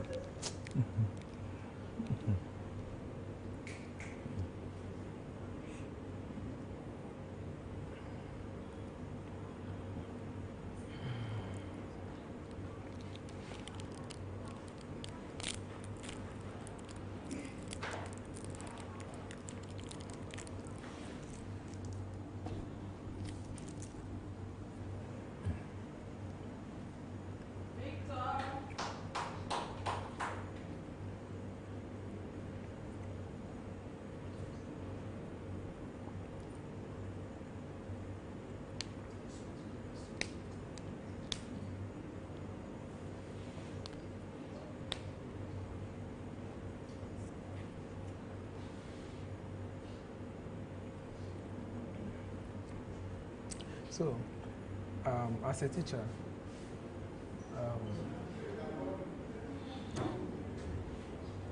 how has it been since the subsidy removal? How did it affect your daily life? Yeah, it's been terrible to start with, because there's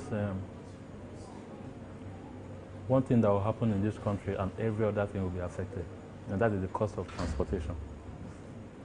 So the moment the president made that statement, that subsidy is gone, every other thing changed. Where we used to spend, let's say, 500, now spend over 2,000. So that has really affected me as a person and a host of every other citizen alike. Right. So I think the suffering cannot be overemphasized because it's been terrible, seriously. Every price of goods and services have skyrocketed, which is not supposed to be, just because of a single policy that has turned things around for worse rather than for good. So I don't know how they want to go about it, you know. So they need to do something drastically to change that narrative, because it's not been easy, seriously. Because even if you earn money, your purchasing power has been reduced. Yeah. Now the capital, or the money you have in your hands, cannot really purchase anything in the market. Yeah. You understand? The value is not actually yes, there. yes, it's not actually there. And it's just because of that two major policies. One, which is the subsidy removal, then the floating of the naira, which has really put us where we are today. And I'm just waiting patiently to see when this, they said that those policies are taking, they're actually baby steps, that very soon that they will start seeing the effects. I can't wait to see the effects in the life of a normal Nigerian. Government will always say what they think is right, but in the actual sense, it's not so. All over the world, we all know that there are certain things that must be subsidized for the national security of that country and for the economic stability. Even in France here. You understand? Down to milk. Milk is subsidized because You they know understand? that you take it every morning Yes, for yes. breakfast. It is You may not essential. have anything, but you must have milk. It's something you need every day. Every Milk day. is subsidized. Yes. Rice is subsidized. In fact, groceries. Yes. You know. So, but the issue is that I don't know. I was able to interview one of them during one of the sections when I started. You know, sometimes you see that there are bags of confusion on their own. Exactly. It's just because you just have, they're your paymasters, so you just have to at some point.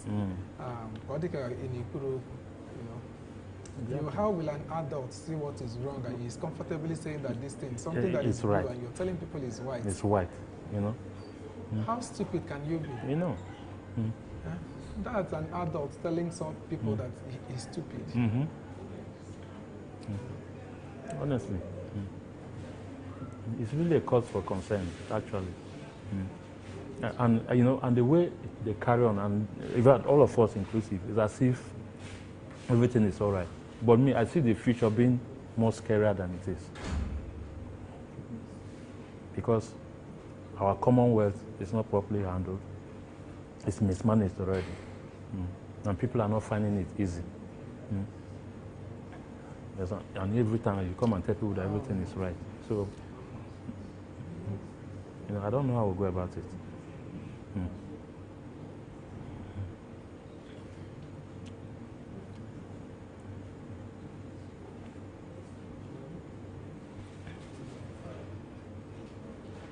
The cost of energy is so high. You know, and when you talk about energy security, you're talking about availability, affordability, and accessibility. You don't even Even if you have them available, can we afford it? Don't even talk about that one. You understand? So, everything just.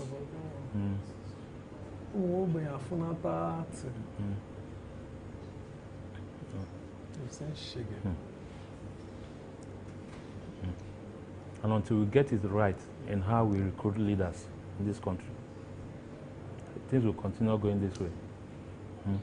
Because this is a man that even during his campaign, he said it. That he was going to do what? Open up the tax net. That he's going to reduce the purchasing power of the people. And people heard him. And today he's president.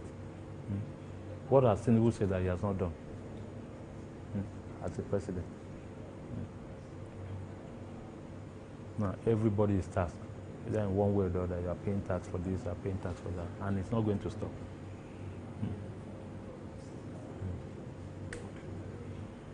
So it's terrible. Yeah.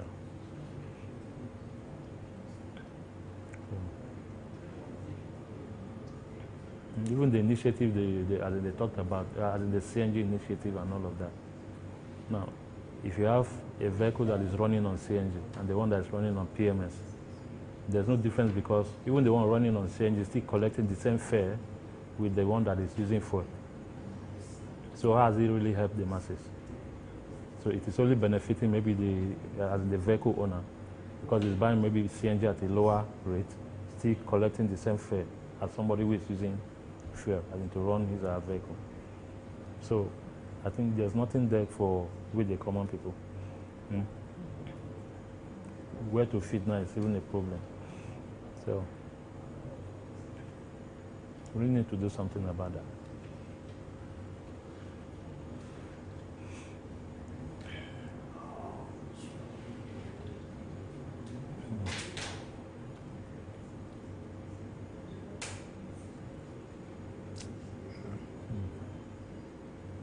So just like what you asked earlier, as a teacher, the subsidy removal has really done more harm than good to me because my salary has not changed, income has remained the same, prices have gone up, right?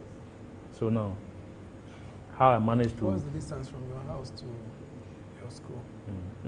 Like I stay in Galadima, then from Galadima to Lokogoma. Now, this is a distance I normally spend, let's say, 500. Now to go to that place and come back, I spend 2,000. So now, you see the difference. A government school, go? No, private.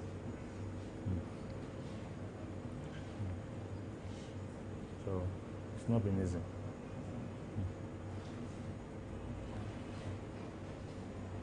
Seriously.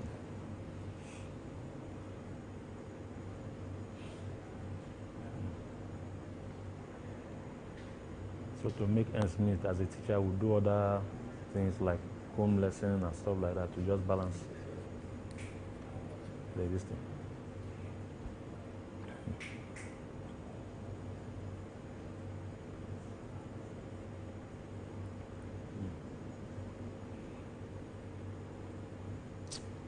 I'm a brand me here, I'm sure here, Bobby. I can't meet things, I can eat home.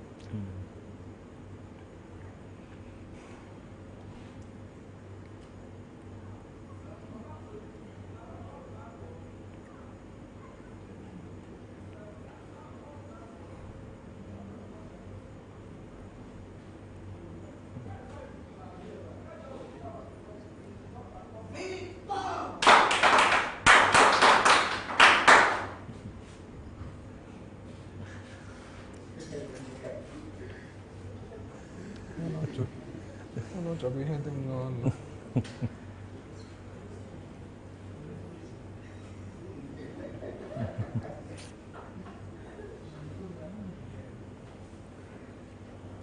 So for me, what I actually think can be done if this government will be very sincere to themselves. There's nothing wrong in government reversing itself as in terms of policies that have been made that are really injurious to the people. Take for example, even the subsidy that we say has been removed. We actually removed subsidy. The government are still intervening in terms of the foreign exchange market as we speak. So if they can actually be very sincere to themselves that this thing is not working. Because in the first place, subsidy was not bad, right? It was the corruption within the scheme that was bad. So if they can actually sit down and see how they clean up the subsidy regime system and subsidize energy products and other consumer goods for the citizens so to make life easy for us as Nigerians.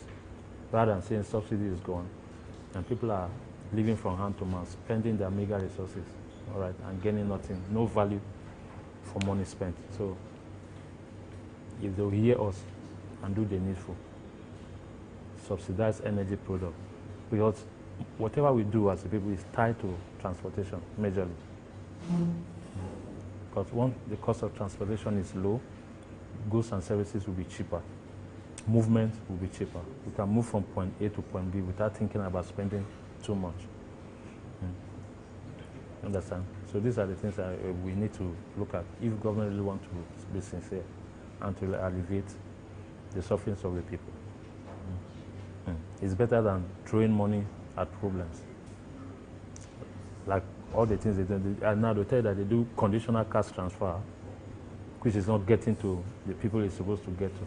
Now, how do you gather this data to know that, okay, this is, those are actually vulnerable that need this money?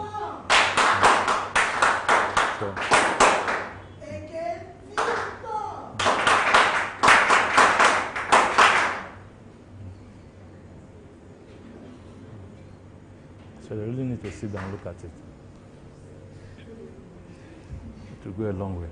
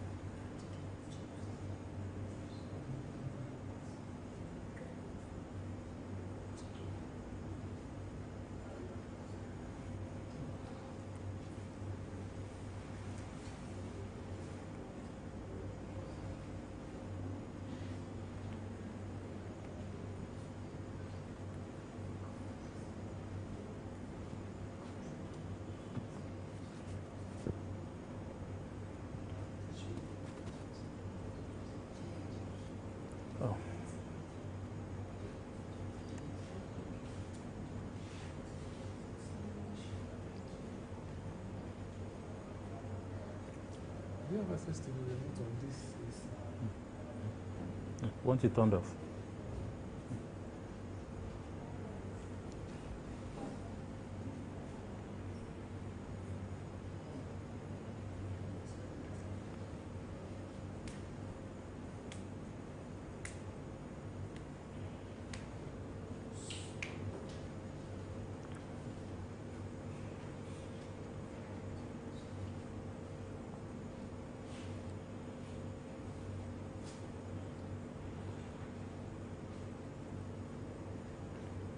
So as it stands now, just like the last place we left us, the subsidy removal has really not done us any good.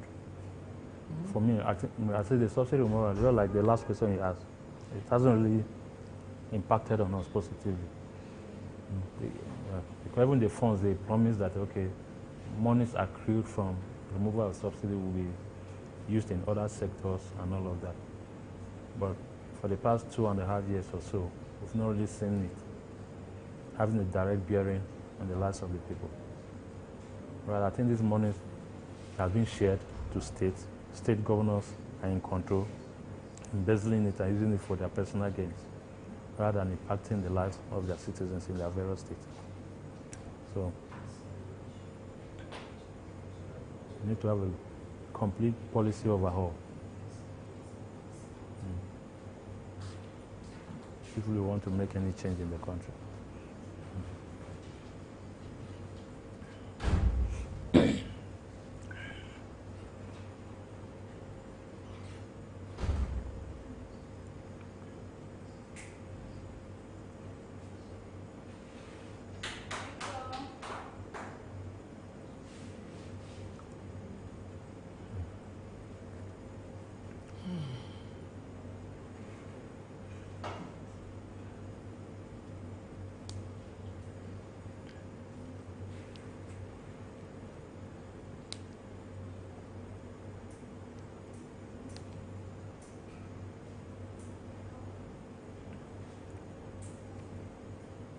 So with all of this happening in the country and the way people are suffering and the level of trust in government is very low. So I think even as a teacher, it's even more difficult teaching a child to be patriotic and to believe in one's country, because they're actually not seeing those dividends of democracy and all of that at play in their lives. So it makes the job of a teacher even more tedious and stressful, right? Okay. Mm-hmm. All right. Now, thank you very much for your time. Thank you so much. Okay. Thank you. Yeah.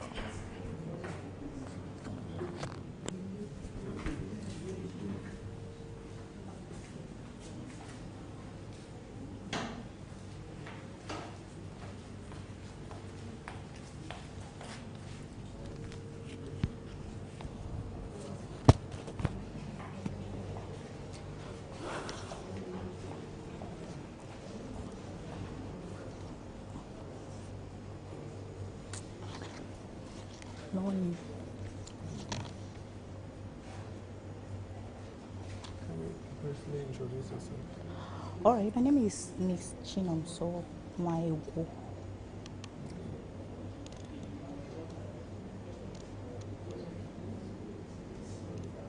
So what do you do for a living? Sorry? What do you do for a living? Oh, I'm a business lady.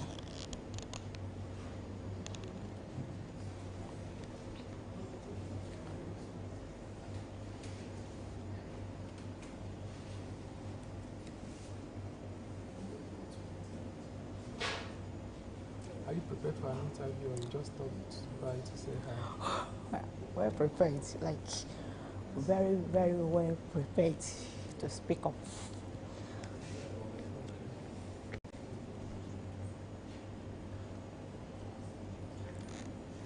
What was your defining moment? Sorry? What was your defining moment? My defining moment, yeah? Sorry, explicate. What was your defining moment? Defining moment. The place of modern education in child upbringing. When was that? That should be 2020.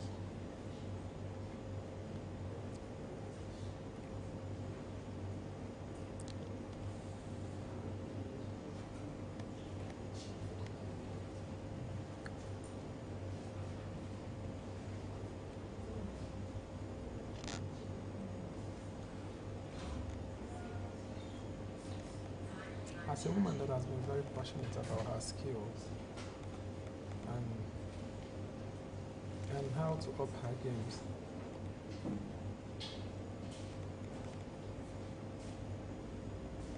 what are the regular challenges that you encounter?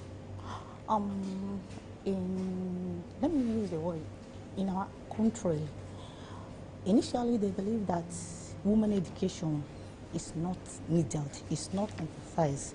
But with time, you have to understand that women education, so they say that when you train a woman, you train a nation. So women education can never be emphasized. And being educated, I think it have more value. It have helped the country entirely. At least women education have helped so many families.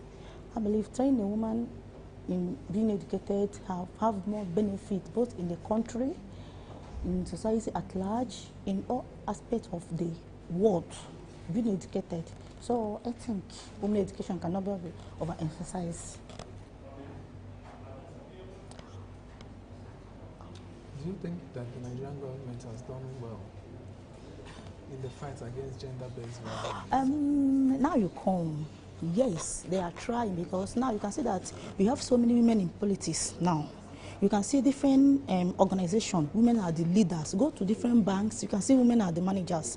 Unlike before, that women are not only for kitchens. Now women are everywhere, in politics, in bank, in the society, even in the church. They are giving them gender equality now. They are not emphasizing, because you can see in different local governments, you see that the women are even the one representing the countries everywhere.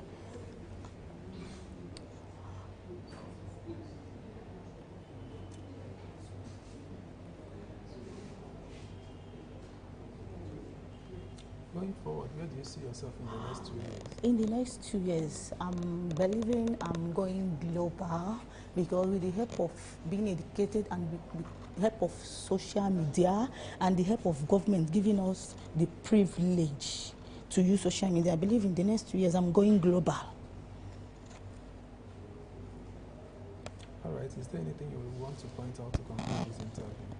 Yes, so many things, but before I point out, I would like to ask you just one question. You as a man, you're actually not supposed to ask me a question. Oh, it's just an interaction. No. Okay, let's give that one aside. What I have to put in conclusion is that first, government should give provision for female children very well, like in all aspects. Because initially they said that female children, you can see some parents, they will say that when you train your female children, tomorrow they got married, they might not benefit from it. But now, any family that have any female children is educated, believe me, they are benefiting.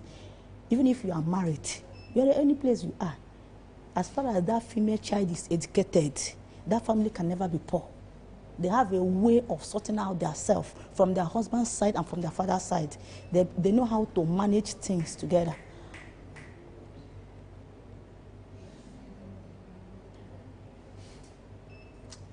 The way you just sounded, you sounded very impressive. Yes, because I'm an example of it. I'm educated, and I believe that my husband's side are benefiting from me being educated, and my family side is also benefit from me being educated.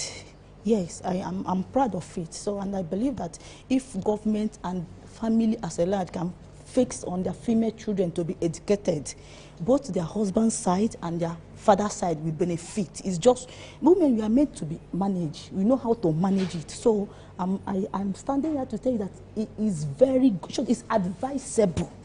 It's much advisable to send your female children to school. Because I know initially, when we are coming up, my daddy was like, we are female. But at the time, when he met an educated somebody, putting him through, me and my younger sister, we are educated, and the family where we are married to are benefiting from it. So I think female education cannot be accelerated.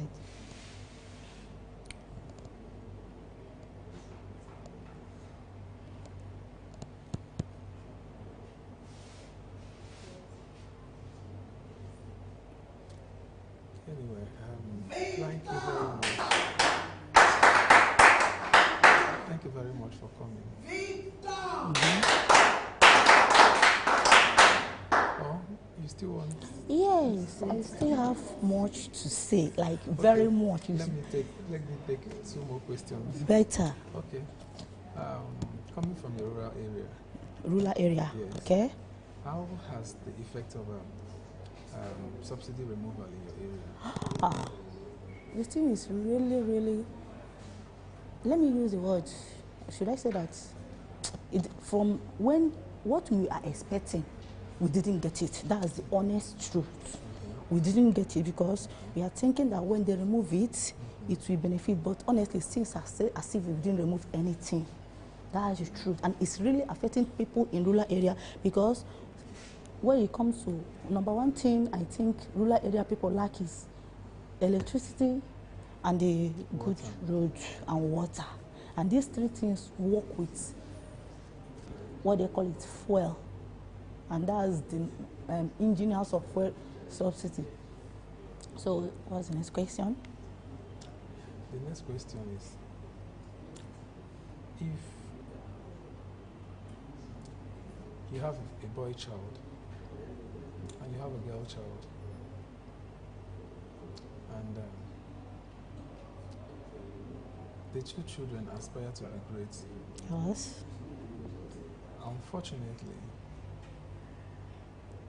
they both need fees to write an exam that falls in the same day. And what you have can actually go for one person. One person. Who would you pay for? The female child is the one going. Why I say the female child is the one going is that when you train your female child very well, the family have much opportunity. It's because your female child is one of your branches that can extend your family. So when you set your female child in standard, you are giving her more opportunity and also giving the family more opportunity.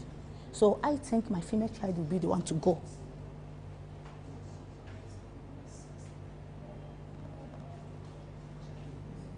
Okay. You've really surprised me though. It's been a long time. I've been doing a series of outreach in the rural area, and I've been very, very privileged to interact with people from the rural area. And I must tell you that your response this morning is not just academically sound, but it's intellectually sound. Knowing your priorities and choosing them right, you know, that's what I found out in my conversation with you, and I must commend you. Keep it up, and all the best.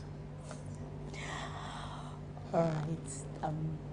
Thank you very much for the compliment. At least being privileged to sit here is still part of the woman education I'm still emphasizing. If your female child, because when I walk in here, I saw the media department, and I saw it's mixed up. Initially, you can only see men doing all these things. Initially, it's only men, but now you can see that it's mixed up. Females are working everywhere, and even in market, social media, any place, you can see that female child are no longer the female child they used to think. In short, female education. Anyway, life is all about inclusion. Yes. You know, everybody has to be. Everybody has to work. Everybody Carry has to be along. included. Yes. Even me, if I'm employing, I'm somebody that I take inclusiveness. I take it very, very serious. Very, very serious. And any organization that women is not that, go and look Every at. time that I have little opportunity to advocate for that, I make sure I lend my voice, and I make sure that women are treated justly, with not just being treated justly, but making sure that they are being treated with so much respect. And that's what the economy now, the country, everybody is enjoying it. Since we enter into politics, you can see the shape of politics. Nigerian politics have changed.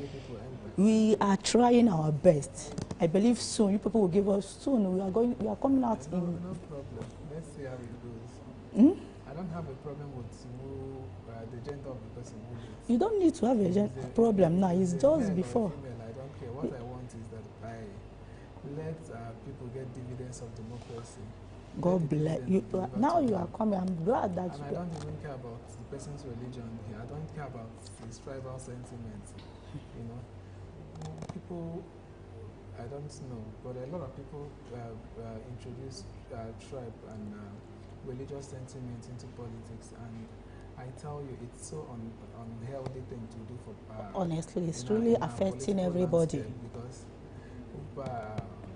if a man who has what it takes to be the president of Nigeria is from Abakaliki, and he will be the president and deliver the dividends of democracy. Now, what are you saying? What business will I have with him being coming That's from Abakaliki? it. What I want is the he better. should go there and transform the country.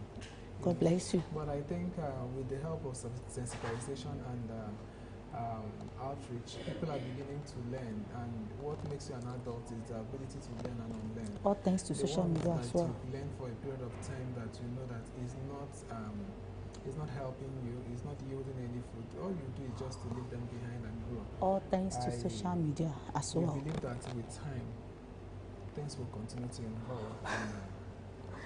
Okay, we're not there yet, but in as much as we are still talking about education and this and that, we will not keep social media aside. That's what it's social. That's social media. Social media is part of media, so it has come to stay. Yes, and it's doing a wonderful job on this process, because being here, I think I got this information through social media. So yeah, so I think. It's okay. So. Throw your more questions, because I'm here to speak for female child upbringing. Throw your more questions. Okay, now from a very far place. Okay. So it's all right. The only thing I have to say and conclude is that any place we are, anywhere we see ourselves, any opportunity that we see, and we shouldn't keep female child aside. They must be carried along. No female child will be relegated, you know. Thank you. One thing about life is that, like I said earlier, things are changing. Very well. Because there is this thing that happened in our side, in a family, whereby I believe that in the coming days, like the national president, Female Societies Association was there yesterday. Wow. She used the opportunity to advocate for female child, the girl child. Kai. Asking that so far that they know they are not there yet, asking for 35% level of inclusion. Yes. But that they still believe that in the coming days that things will continue to change.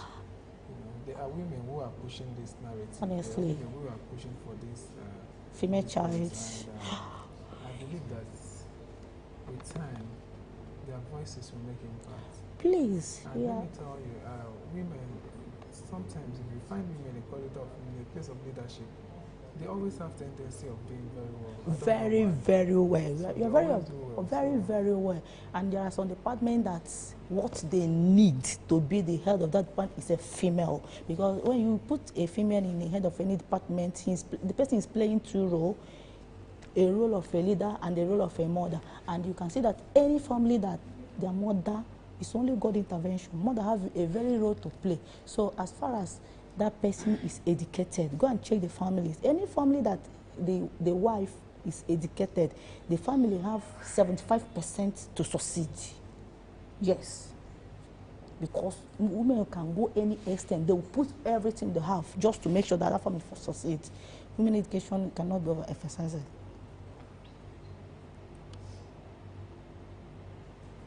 So show your maybe 2 questions or 3 before I step out.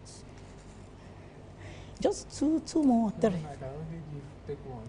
Only 1 question. Make it 2. So I want to speak for female child. I want to speak for them so that people, the world will know that female, we need to be educated, we need to be carried along, so that parents over there, especially in rural area, they will know that female child must, as in gender equality. No reason. Just throw it, just 2 good ones. 2.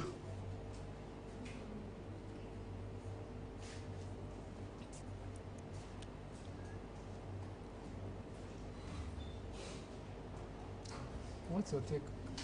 Sorry? On people, what's your take on people who say that the female child belongs to the kitchen? We must be honest. That word, that female child belongs to the kitchen, if we do research very well, the person that said that word, the person might not be 100% educated. Let me just be honest with you. Saying that a female child belongs to the kitchen, that statement alone, if we do our research very well, the person that said it is not educated. So the person doesn't even know what is education. That's the reason the person can easily say that a female child belongs to a kitchen. I will tell you that the person that made that statement is not 100% educated. Saying that a female child belongs to the kitchen, no. In a country whereby they say that if you train a female child, you have already trained a nation, and now say that the same person belongs to the kitchen, that means that the nation belongs to the kitchen. So I understand your pain. I'm very, very angry about that statement, that it belongs to kitchen. Doing what there?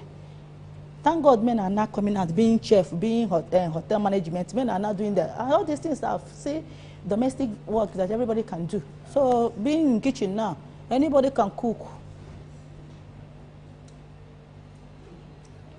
Another question. You have a female child. Yes. What's your expectations for her? That female child. If I start saying what I'm expecting, other people might not have time to talk, but I will just elaborate a little. Say that female child. First, global, we hear about him. Okay, of recent, one of our sister did it, and I think she's a female child. SDP. One of our female, this Idabasi. Sustainable Development. Yeah, so I believe that soon my female child is going places. What we hear about her? Yes, so that one must, you say. So what was the next question before I step out? No, I'm here to speak for them. I'm here to speak for female child. So throw your question, leave time, they understand. Throw your question. I understand, but throw your question. So the female, I want to speak for female child. So throw your questions. I just throw one more question. Let me step out. Female child is over there looking at me, and I know they are happy. I'm speaking for them. Just one more question before I step out.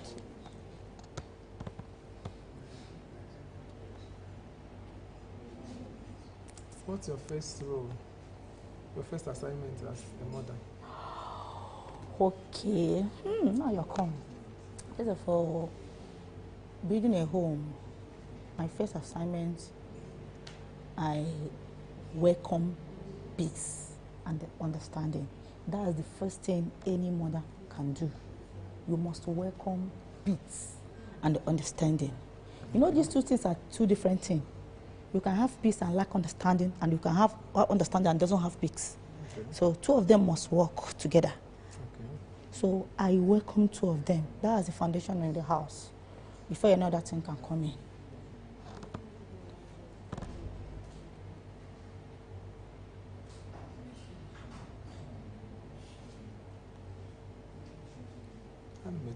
Yeah, just tired of female. Why are you tired of female?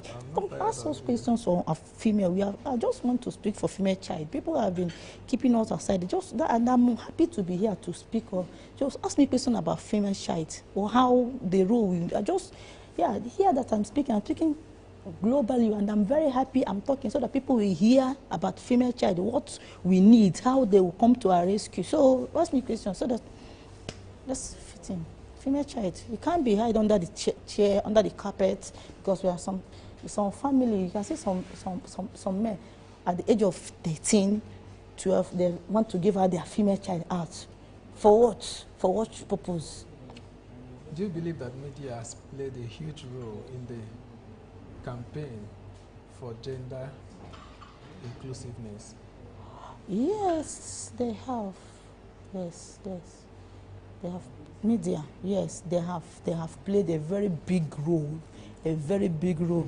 That's isn't the more reason we are still begging so that this media can reach rural areas. Because now the challenge we are facing is still people in rural areas. By the time media reach rural areas very well, they can understand that female child can take the family to the next level, even when she is even married. You can be doing your wonders from your husband's house, and it will be reflecting to your father's house only because you are educated as a female child. So media is doing wonderful. Yes. All right. Thank you very much. Thank you.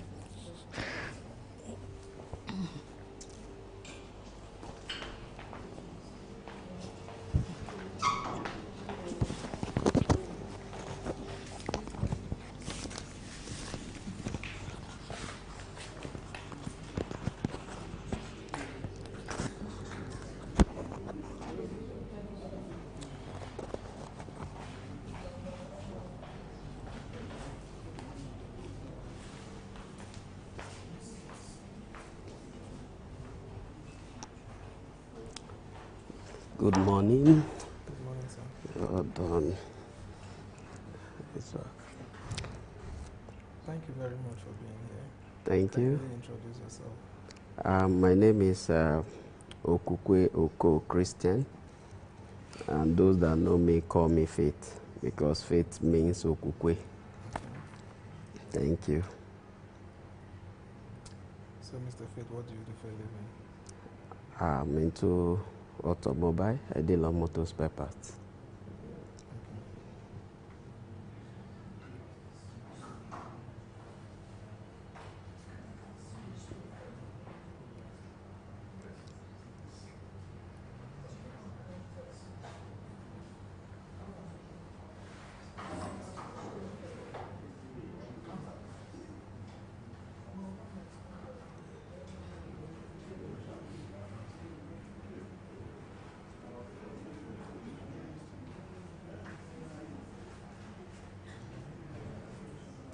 What do you believe are the biggest challenges faced by businessmen? Well, to me, I believe the biggest challenge is enabling environment for the business people who want to access loan and all that, because in Nigeria, you and I know that, one, if as a business person, especially as a startup person who do not have that financial muscle to start up a business, one, if you go to any financial institution, what they ask you, first of all, is to bring a collateral, which by extension, if you have a collateral, you wouldn't have even go to any financial institution to even, in the first place, to look for loan for that. So I believe the problem the business people face, especially the starters, is from the financial institution in Nigeria. If the government could improve on it by at least assisting the small business people, especially those who have the idea of this business, what they want to do, especially give them a soft loan and all that, I believe that will go a long way. Thank you.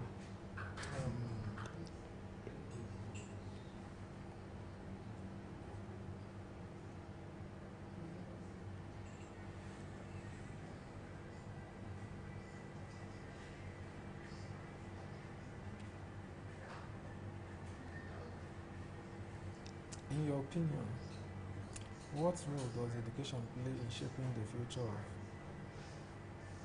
the girl child? In my opinion,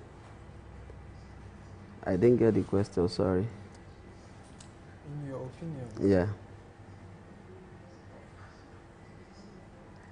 What role does education play in shaping the future of a girl child? In my opinion, education is the life itself. It's not only the girl child.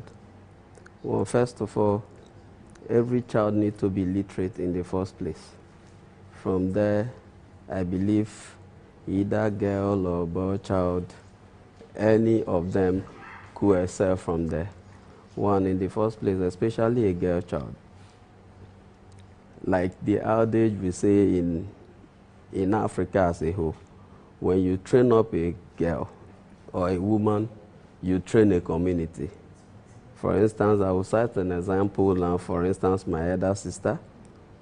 Now, if I call her that I'm hungry and that she will not rest until she will make a way bill for me, not really that she's even doing well for herself, but because as a woman, they know that they have this duty to play and a role to play in a man's life. To me, a girl child has more role to even play than a man, because when you train up a child, a girl child, you train a community entirely.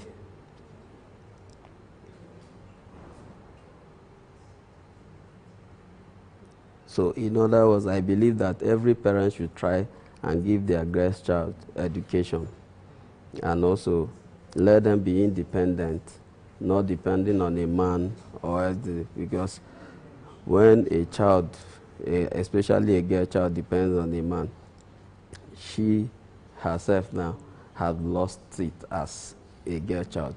So every parent, my opinion, every parent should make sure that they give a girl child education. Thank you.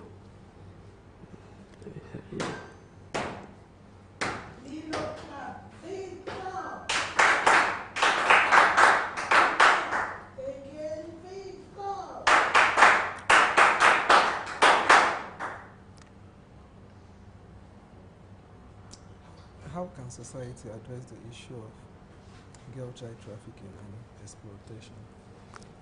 In my own opinion, it's simple. In my own opinion, it's simple.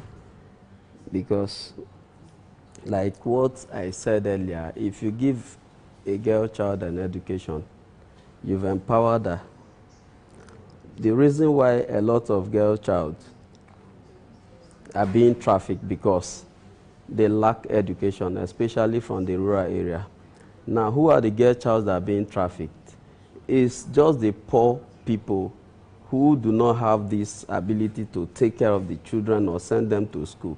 They are the one, the gullible people who come out and deceive and tell them there's one job in Europe, there's one job in Dubai or Canada and what. But there's no job anywhere, especially when that child is not empowered educationally. So I believe if we empower our girl child educationally in Nigeria, no one can traffic them out of, because I believe Nigerians are very resilient people, intelligent, brave, especially our women, strong and other. So if we give them education, more of education, our girl child, no one can traffic them out of that. I believe education is the key to child trafficking, especially girl child. Thank you.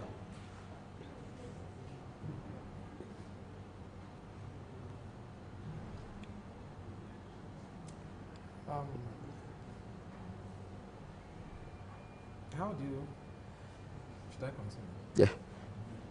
Do you think so far that the policies of the current administration, how has it affected your business, positively or negatively? Well, talking about the policy of this administration, well, I am not a financial expert.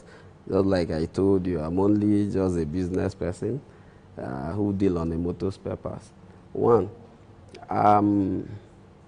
I think the last time, if not about 3 weeks or thereabout, I listened to where our former finance minister was talking about that the president has stabilized the economy. To me, any economy that does not affect the poor masses, I don't think the economy is doing well.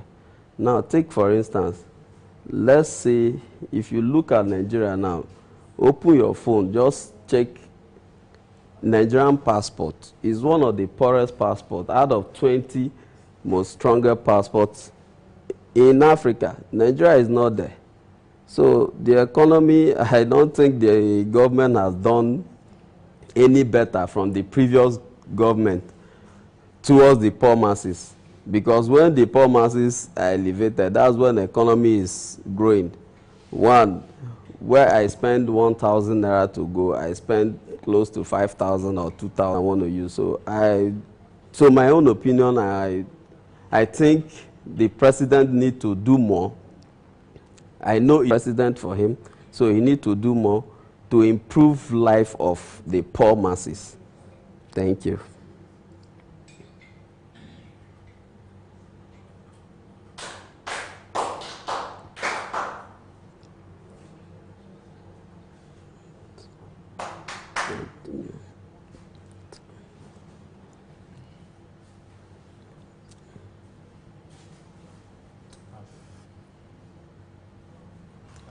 I've seen my ears without moving since on Sunday.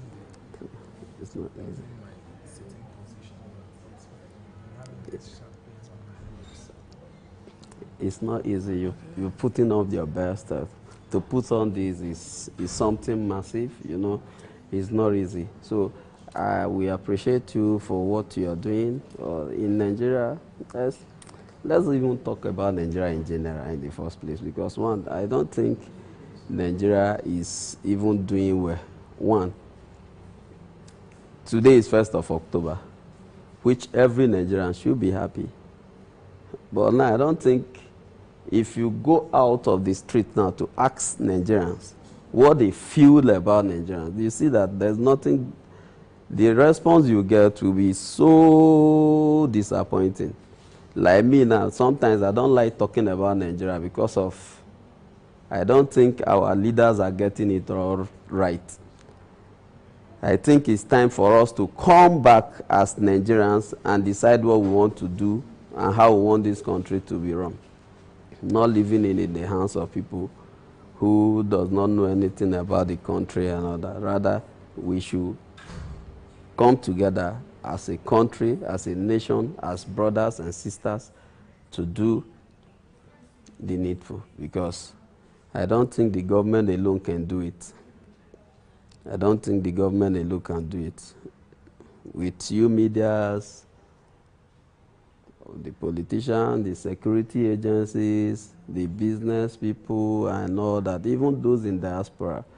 So we all need to come together as a country to see how we can make this country a better place. That is my own opinion as far as Nigeria is concerned.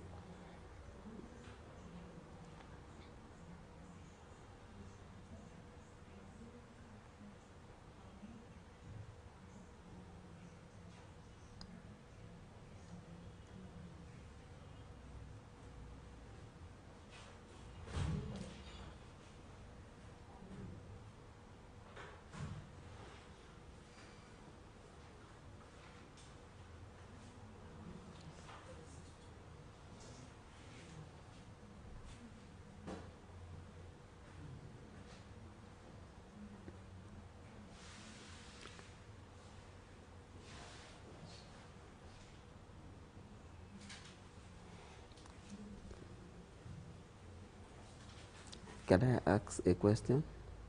Yeah, go ahead, please. Okay. This, in my own question, I am asking what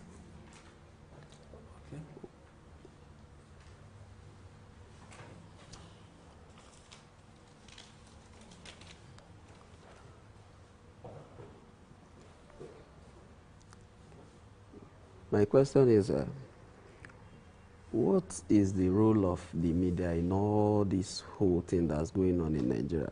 One, because they said information is power. Because like now, for instance, now, if you go back to my village where I come from now, there are people who do not have access to this information. So what's the role of the media? in improving information to the people, because the more the people are being informed, the more we can change the society. Do you really know the reason why I'm embarking on why I've been doing back-to-back interview for 72 hours? Well, to me, what I understand is still to send information to the people, or to get the people informed about. I'm advocating for press freedom in Nigeria and across Africa. Sure.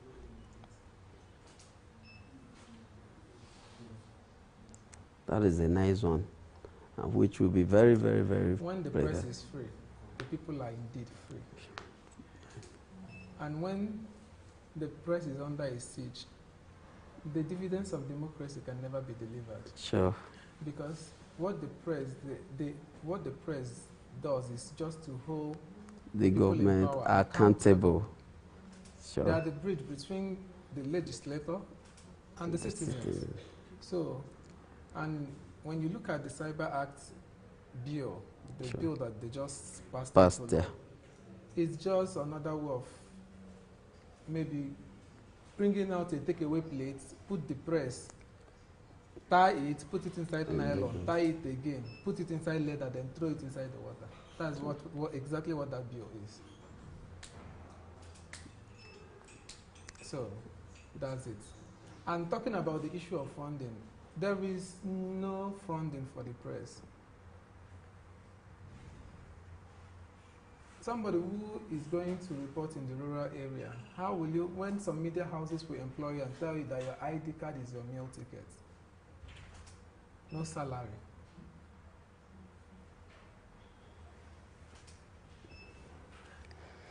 So it's not, sometimes we don't look at the government only, we also look inwards, because I think it's a battle that everybody has to come together. All hands must be on deck, and it's not something that you can do individually. It's something that we have to come together collectively, and I believe that with that our voices will be heard, and we'll be able to push for a long-lasting change.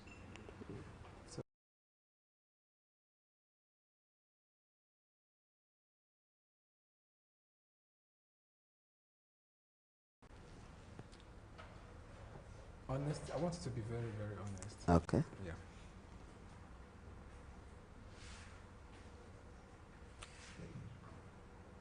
Nigeria is 65 today. In all honesty, do you think that in these 65 years that the dividends of democracy has been delivered? Me, I will answer an emphatic no, because there's nothing like any dividends of democracy. One, I'll give you an example. One, I have a lot of friends who travel to the Europe through the Mediterranean Sea. Now, for instance, during the COVID-19, I have a friend who was living in Germany as at that time, during COVID-19. The government were giving them some incentive to live on because they were indoor. In the case of Nigeria, there's nothing like that. To me, I've not benefited anything from Nigeria. So, in terms of that dividend or anything, I've not gone to any hospital in Nigeria that they say, okay, government subsidize the price of treatment or drugs and all that. What they do is that they do petrol subsidy. How many of the locals, I mean the poorest of poor of Nigeria, use fuel? A lot of them don't even have generator in their house. They are subsidizing fuel. Now, those people who are supposed to benefit from that same subsidy are not getting anything. So, as far as I'm concerned, Nigeria, in fact, we don't even have independence. All right, thank you very much. As far as I'm concerned. The next person, please. Yeah, please.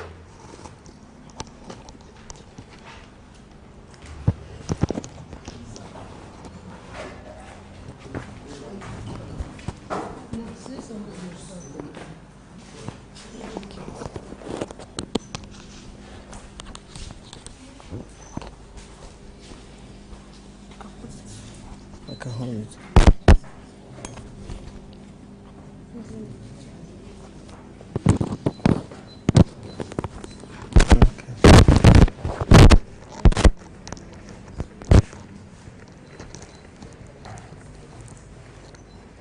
Good to see you. Good job you're doing, sir. I appreciate it. Thank you for bringing me in. You're welcome. Yeah. It's also an honor to have you here. Thank you.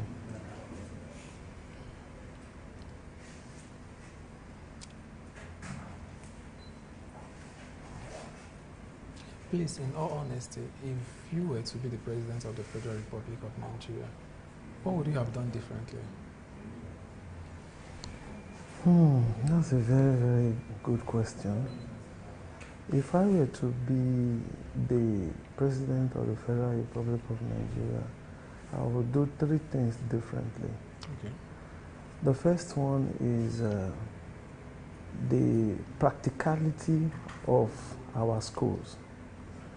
Most of the world that you are hearing of, the top 3 or top 4 of the best country in the world, they focus more on education and the practicality of the education. I'm going to tell you something. My father, they taught my father triangle. They taught my father Pythagoras theory. They taught my father equations. They taught my father biology. But the practical aspect of the biology, they did not teach my father. What they taught my father was also what they taught me in school. Now, at the end of the day, we have engineers that are registered engineers but cannot construct a house. They cannot construct a bridge. A typical example is some of the bridges that are being constructed today. We still need the Chinese man to still come and construct bridge for us, whereas we have a lot of engineers. So invariably, the educational system has to be changed. And change means that you have to go practical. The doctor also, the same thing. What was done over and over is still what is still being done. So definitely I will go for practicality. Everything has to be practical. If you are saying igneous rock, I want to see the rock. If you are saying metamorphic rock, I want to see it. If you are saying dissection, bring the rabbit, dissect it, and tell me all the intestines and everything that is embedded in the rabbit. By so doing, you find out that we are marrying theory and also marrying it with practical. And the Nigerian nation will grow. I traveled to Turkey, I think 2 years ago, and a girl that I encountered told me to my face that Nigeria cannot produce toothpick, that Nigeria cannot produce bicycle. But meanwhile, we have engineers. Okay, what does it take to make toothpick? It becomes an issue. So on the aspect of practicality, as a president, that is one of the things I will turn around. We have the rock, we'll go down, we have the oil, we'll do our thing by ourselves without dependency on the world, on the advanced nations. So that's one of the things I'm going to put. The second thing I'm going to put in place is security. Trust me, without security, you cannot do anything. That's talking about educational, not educational security now. I'm talking about the people that are farming, that are feeding the nation. And then we go into mechanized farming.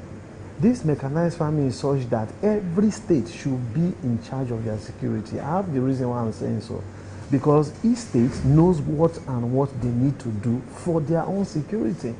So the caliber of people that are in security aspect these days are people that are just there for the money.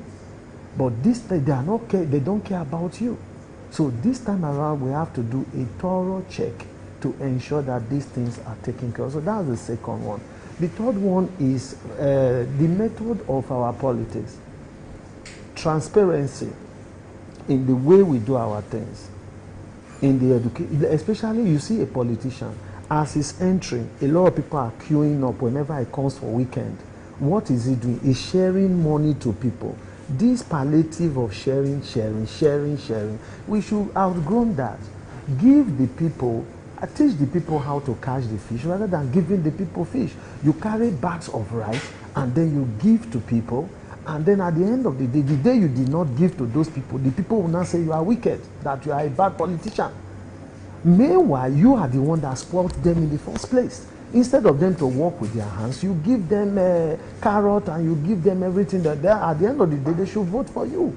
So those are the three major things that I will definitely change. But I'm into the film industry, so definitely it's a whole aspect of it entirely. I've left politics for the politicians, so I just focus on my film business. Thank you. Thank you very much for your submission. Yes. In this 21st century, do you think the Nigerian Nollywood, I know they are thriving, Yeah. they're really doing their best at the moment, but do you think that they would have done more if they have gotten the kind of patronage that they actually deserve?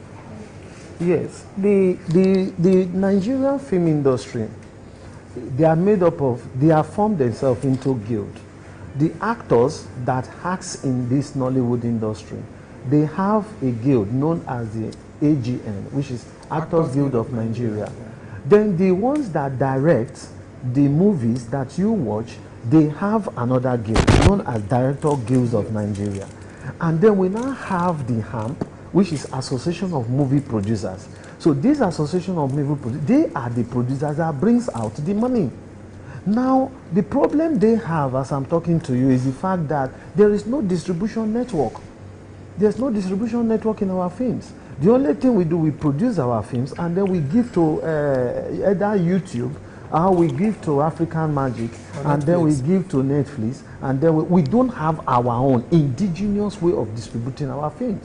So at the end of the day, when you spend money producing film, you find out that distribution becomes a problem. Even sometimes they will begin to price some of you produce a film with about, let's say, 11 million, and at the end of the day, somebody is offering to take the film from you for 6 million, buy off. You are running at a loss. So those are some, but what we want is that the government, on this money that they are spreading up and down, when you bring it to the creative industry, and then you empower the producers, at the end of the day, the producers have resources that they can actually utilize, because they will first of all go and canvass for money that they are going to use to hire equipment. They will canvass for money that they are going to use to pay the actor.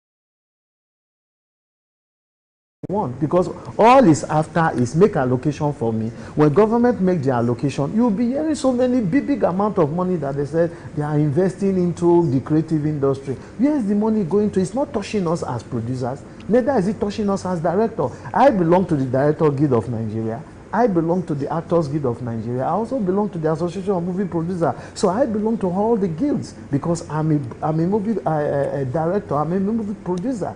Now, all the money that we are talking about, at the end of the day, you did not see anything. And when you do not see the money, how do you now invest? We're talking about, and don't forget too, sir, that this industry brings young blood, young brains into the creative industry. A lot of people that is reading theater art today, they don't even have where to even practicalize what they have learned in school. That's the practicality I'm telling you about. So you need to now make room for people to do what? Whenever they are finishing from the theater, the industry absorbs them, and then you begin to see them doing what? Growing. A child that, I think, if you are aware, there was a particular film, Home Alone. I don't know if you have watched Home Alone. Yeah. In the... it's a Christmas movie. Yes, it's a Christmas movie. That child that acted, if it were to be in Nigeria, they will not allow that child. They'll say, no, you did not come from so background. No, you cannot do this. No, you cannot do that. You did not belong to this. You did not belong to that. So when we begin to groom our own and begin to make them to take the place, look at what you are doing. a very, very beautiful thing that you are doing. But I tell you, sir, that even in the industry, nobody will want to encourage you. Encouragement is zero.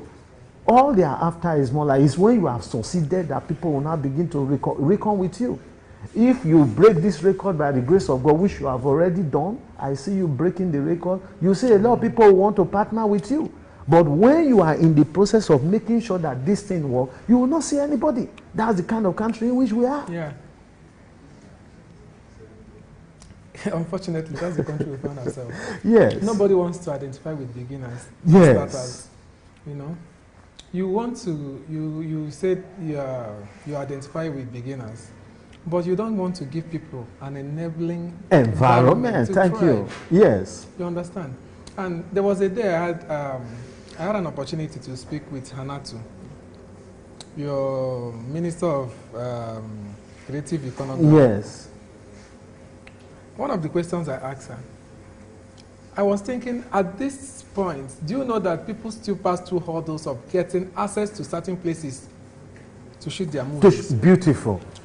Tell me, how will the economy grow? How will people know that certain things like this are in place? I had an Indian friend. Most of their movies are done in Paris and London. From India, they have access to everywhere. Both offices owned by government and individuals, they have access to. The only thing is that you write on time and book, because your company is not the only one shooting movies. Exactly. The same facilities you're coming to shoot, children come there for excursion. Beautiful. So you have to book ahead.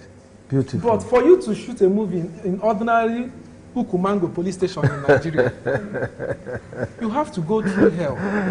Let me cut you short on that. There was a film that we did. It's called My Family and the Bandits. Now that My Family and the Bandits, we needed 18 AK-47, real life AK-47 without ammunition. Okay. We just needed that as a prop. We want it to be real. Yes. Do you know what I had to pass through just to be able to do what? To get 5. You agreed that definitely you must go for the permit, and they are still going to be with you, and you have to still spend money. You need permit for that? My dear, they will tell you need permit. They will tell you need arms permit, you need this permit, you need that permit. Hanatu is not doing anything. You see the constraint. It's just to sit and speak English. That's what I'm saying. Put somebody that knows it. Exactly. That's one of the reasons they don't want to see journalists. The journalists, they are seeing them as being antagonistic. The reason is because by the time you are saying the truth, sir, when you are saying the truth, the kind of country we are finding ourselves is that they just want to listen to lies. You see somebody that does not know anything about film and is occupying the position of the creative economy. The other day, I was at VFS to submit my visa application, and I met this man. Funny enough, I met him there and we were talking. It's over 10 years. The last time I saw him was in Lagos. Okay. So, when I was still working with a mechanic, we were discussing about Nollywood, the hurdles, the progress, the disappointment, and all the shady things that still happen in Nollywood till today. You understand? And he was just telling me a whole lot of things that I'm surprised that at this time, people are still going through all this kind of stress just to produce a movie. Yes. Yes. And the funny part is that when bank finally gives you... Even introducing tribal sentiment. That one is normal. Like, I was hearing stuff. It wasn't like that before. That one is normal. No, it wasn't like that before. It wasn't. I got tired sometimes when I see a scenario where you see this particular talent that can deliver, and instead of picking that one that can deliver, you are picking another one that cannot deliver because it belongs to a particular geographical area or a religion, or so you can just imagine. So that's the major reason why people like us came in and say, no, it cannot remain like that. If you, like me, I give opportunity to the poor. I go to those that does not, as in they have the talent, but they do not have the platform. Yes. So I built my platform from scratch. I have all the cameras. I have all the lights. We don't rent anything in Origi production. I make sure that even script, we have a standby script writer. Then we now go, okay, who are the people that actually have the talent? So that's what we do. We are not doing film because we want to make plenty money, no. We are doing film because we want to engage the young generation. We want to see what they are able to bring out. Let us begin to engage them rather than just looking at a scenario where if you do not bring a recommendation, sometimes it will shock you that some of the politicians will bring a recommendation that I want this particular person to be the star actor in this movie. How can it be star actor? Audition, she will not come. Even when she comes, you will see her, she will be painting her lips, she will be gossiping up, and meanwhile, you are supposed to be on set. And when you now finish all the, it is that person you want to come and play a lead role and a lead character.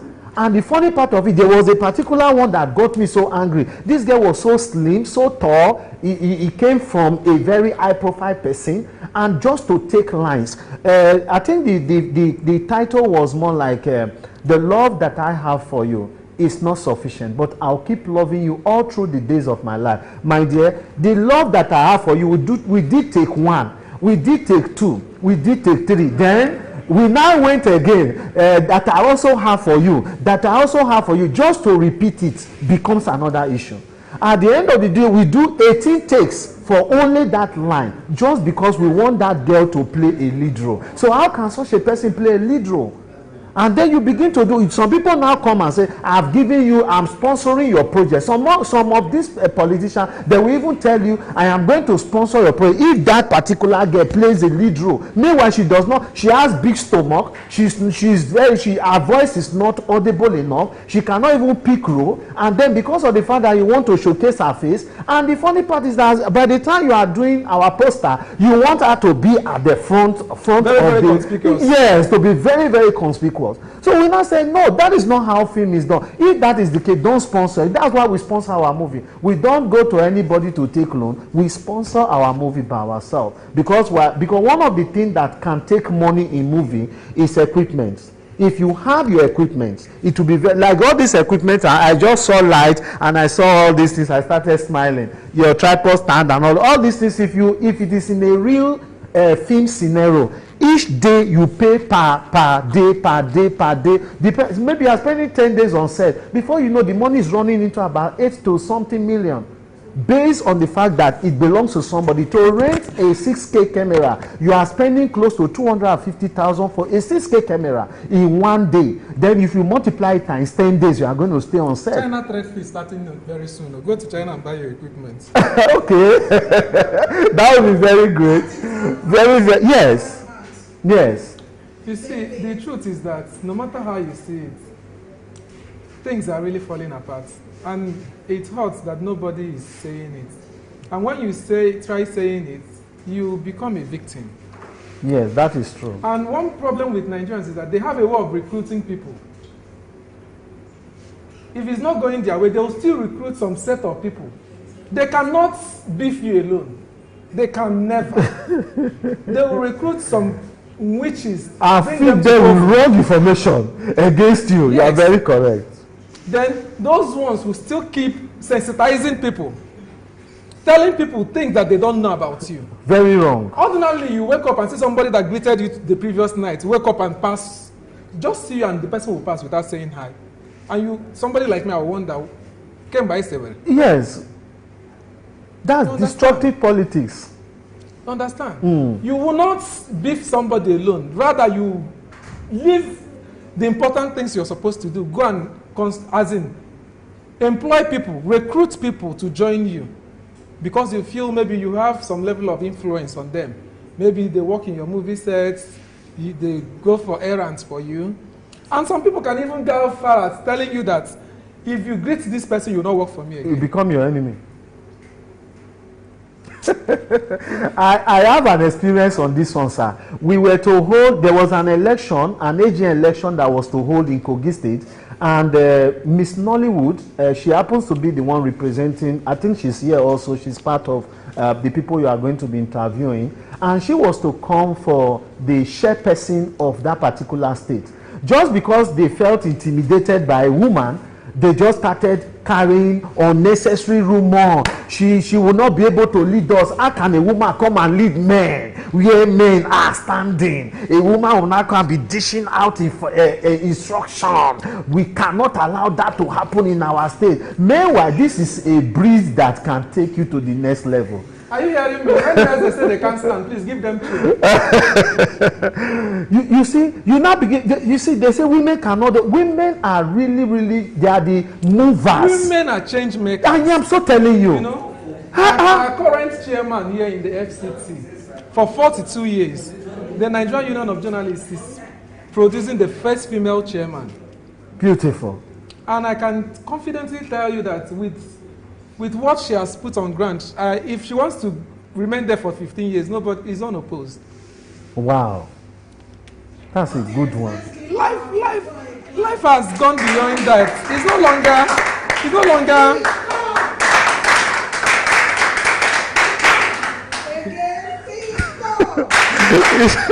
gender is not important. Exactly. If a man from Abakaleke will be the president of this country and deliver the dividends of democracy, I don't care where he comes from. Exactly. Until we get to that level, this nation will definitely not strive because the discrimination is just too much. Okay, so let me take 2 minutes of your time. Okay. And,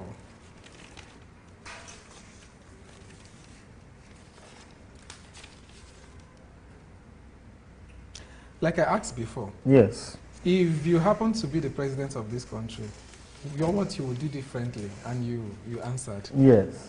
I would love to ask you another question. That would be great.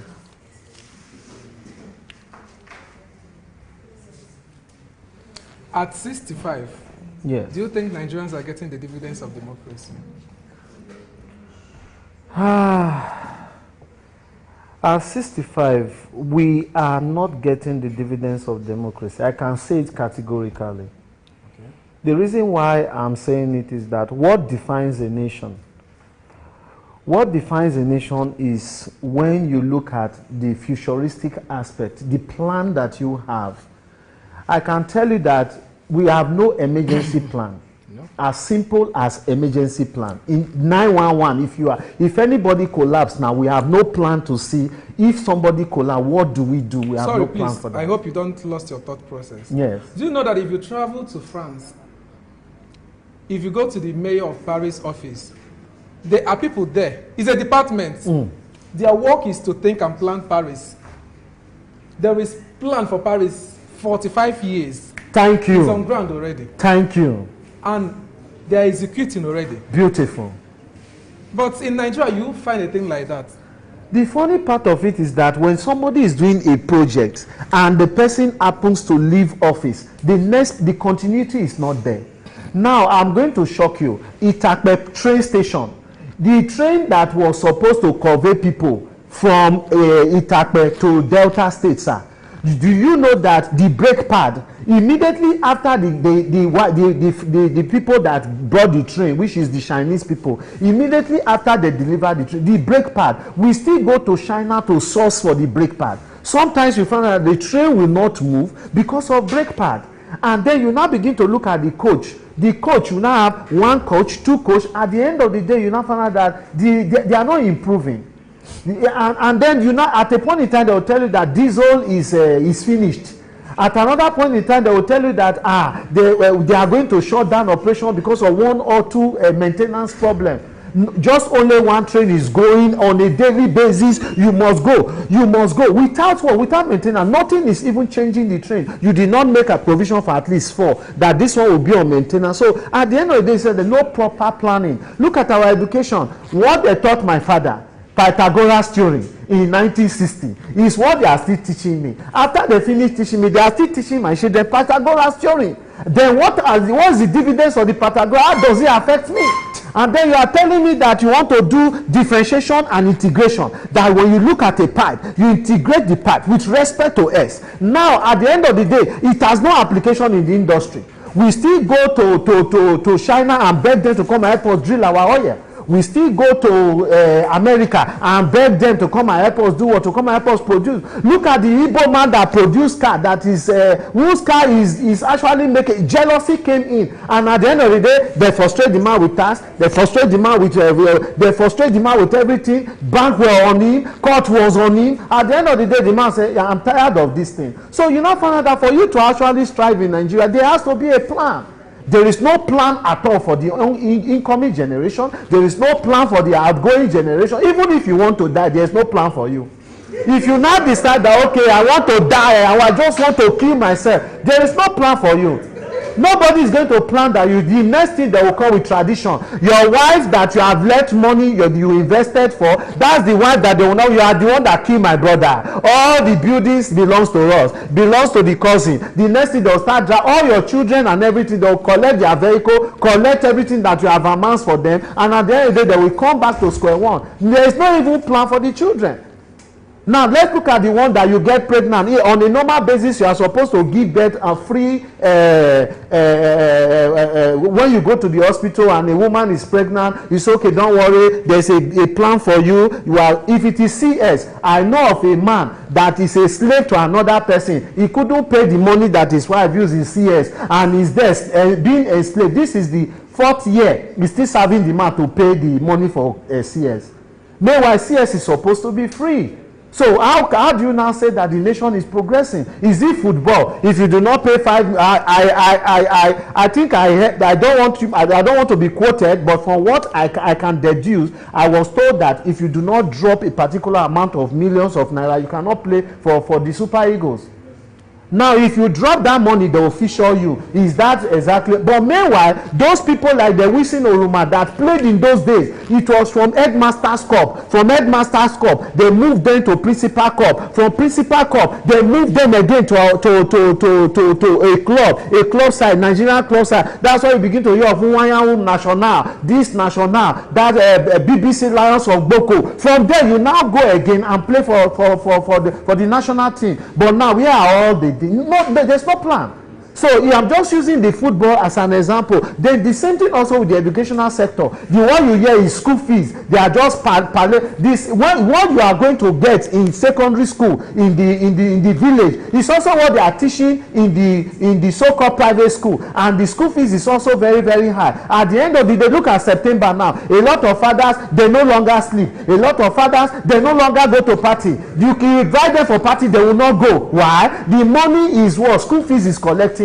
School fees we collect it, books we collect it, transportation we collect it, and then your wife will be on your neck. If you go to your wife these days, your wife will turn to the other side. Why? Because you can't provide for your home anymore. So at the end of the day, it's affecting your wife, it's affecting your family, it's affecting everybody. So there is no plan at all.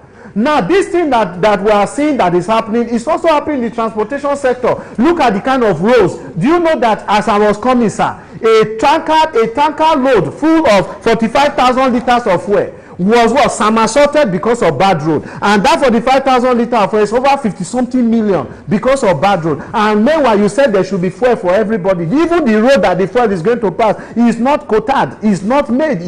So that is the thing. Nothing is going to work unless you make it work. Newton's first law of motion, he said everybody remains in this state of rest or uniform motion on a straight line. Meaning, if you leave it for 10 years, it will remain there for 10 years. You leave it for 15 years, it will remain there for 15 years. If you do nothing about it, so it should be. Nothing will change. So unless we decide to make the change, nothing will ever change. You have to purposefully, decisively say, this is what I want for my nation. If you do not have that determination, your nation will not go forward. How can a civil servant teach you how to sign money and collect money, and you are just there crossing your leg? They'll bring one ledger, you sign it, bring another ledger. We are not serious at all. For us to be serious, it means that corruption needs to be dealt with right from the very beginning, and we begin to teach our children. If you ask a child that is growing up, what do you want to become? He say, I want to become a politician. Why? Because he wants to go and steal money. The amount of money they are stealing now, in those days they used to steal in million. Now they graduated to billion. Now as I'm talking to you, nobody steal in billion again. They are stealing now in trillion.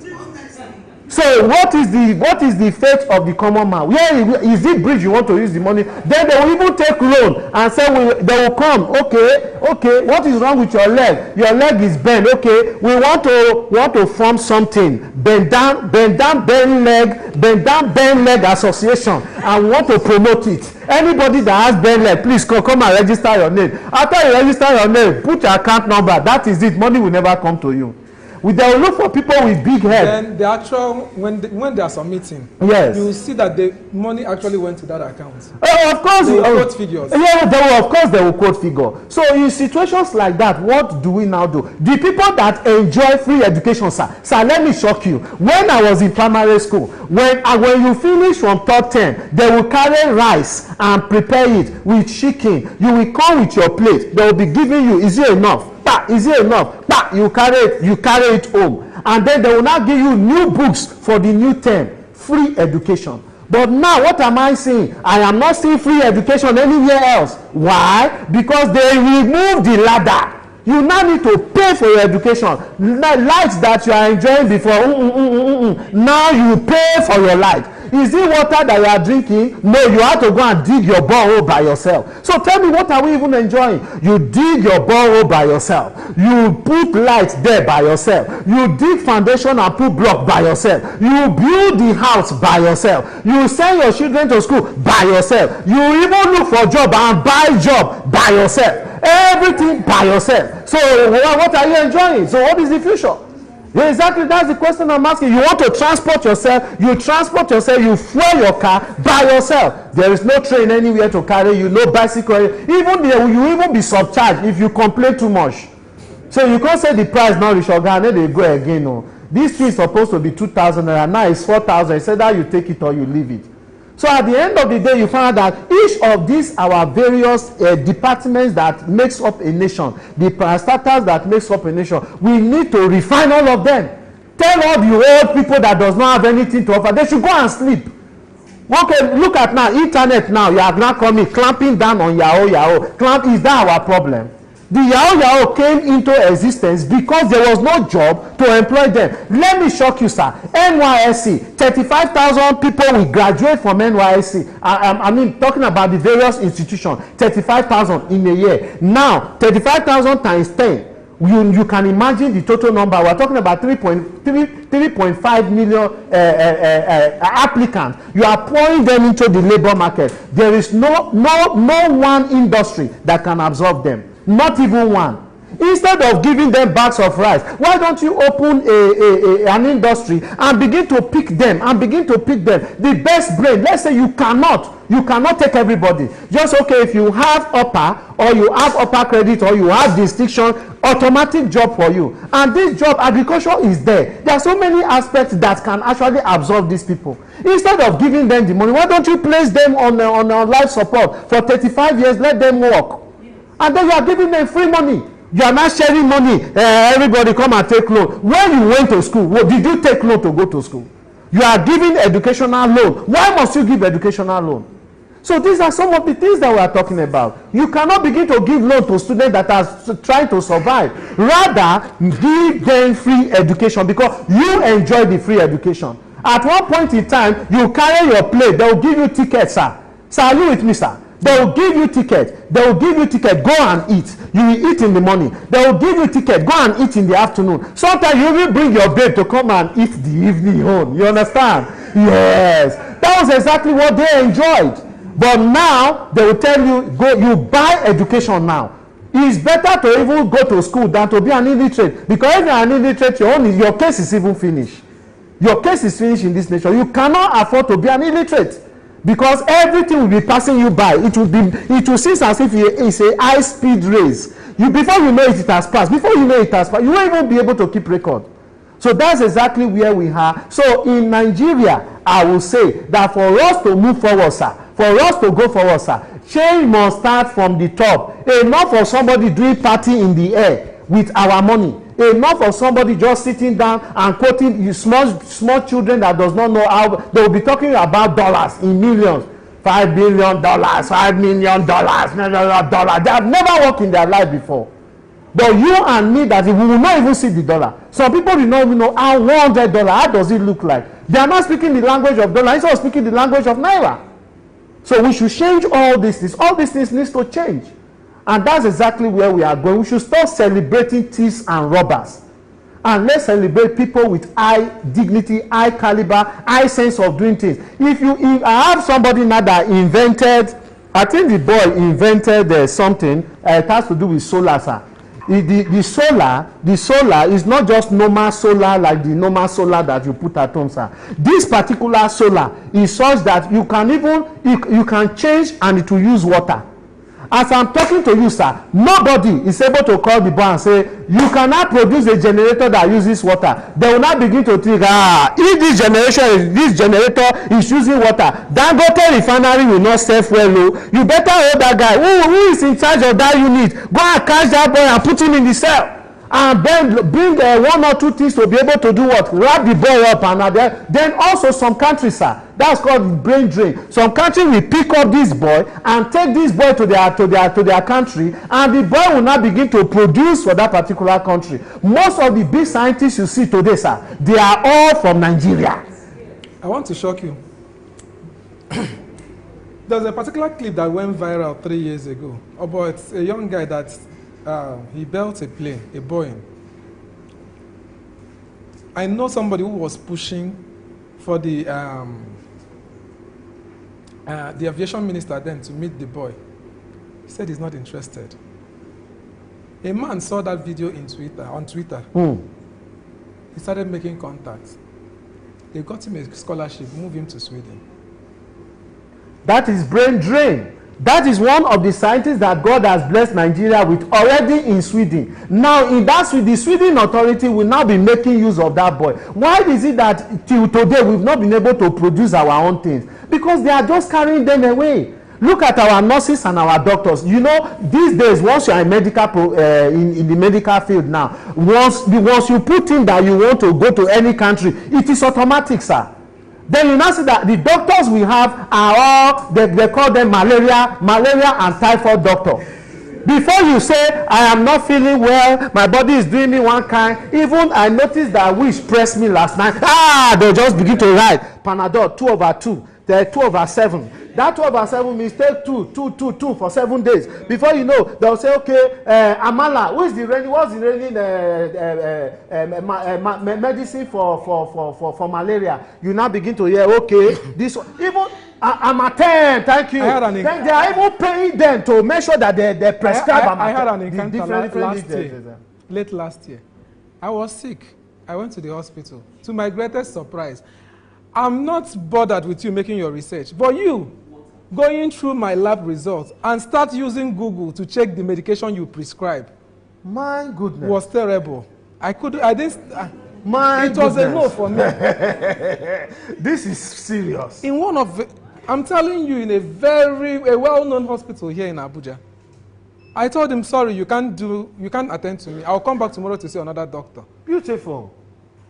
Beautiful. These are the same people that will begin to do tubu. No, the same person will go and conduct surgery. Exactly. And that's why people are dying. Because if you die in the government facility, they are not accountable for anything. You can't hold them. So even if he used you to do practical, it's none of his business. Yeah, of course, you are laboratory pigs. That's what they turn Nigeria into. They turn you into a lab pig, where they will just anything that you say any small thing that will happen, they want to tear you so that they can practicalize and perfect their hand. Can you just imagine that? Meanwhile, that is not the problem of the patient. So it is a whole lot of things, a whole lot of overhauling. We need to overhaul this nation, sir. Thank you very much for your time. Thank you. What's talking about government of inclusiveness or inclusion? Yes. What would be your recommendation? My recommendation on that one is... Please, you have 1 minute. Yes. My recommendation on that one is that, you know, the Nigerian sector is very, very wide and also very, very big. What I know is that each region, it's time we go back to the way it used to be, regional development. because that's the only way you can carry everybody along. Because a time will come where the Yoruba man will want to support only the Yoruba person. The Igbo person will want to support only the Igbo, because we are now being divided along the tribal line. So if it has come to that, the best that we can do is that we begin to go regional inclusiveness. The best brain in this, the best brain in so-so place, the best brain here, the best brain here, you bring all of them together in order to be able to, because each region have what they specialize on. Let us begin to tap into it. You want fish for the whole nation, go to the south. They are very, very good with catching fish. And then you modernize it. You want technology, go to Imo, Owerri, Anambra, Enugu, Onitsha. Those are the people that are very, very good intelligently in terms of technology. And then you want to talk about security-wise and farming, and you go to the north, you begin to bring all the best of the best together. So if we have all these things together, definitely the nation will work. All right, thank you very much. Thank you so much. God bless you. Who is the next, please?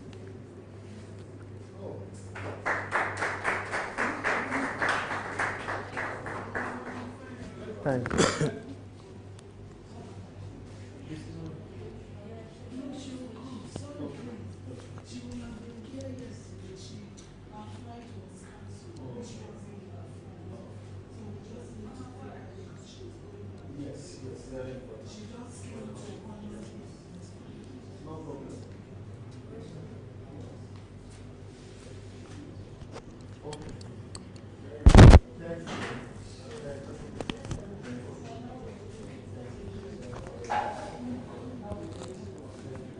Okay. Hello, Mr. Victor. Good afternoon. Congratulations. Thank you, The Lord is your strength. Amen. How are you doing? The Lord is your strength. Amen. Yeah?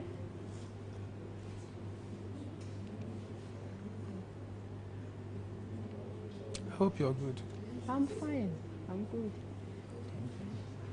Congratulations. Thank you, ma'am.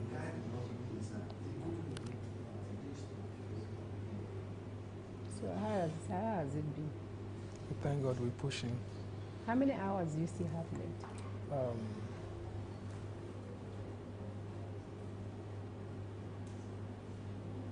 I think I have about 3 hours something. More? Yeah. Okay. Well, you are doing well.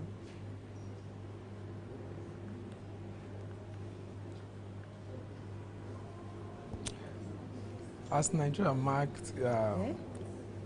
marked has 65 independence today, what will be your recommendations?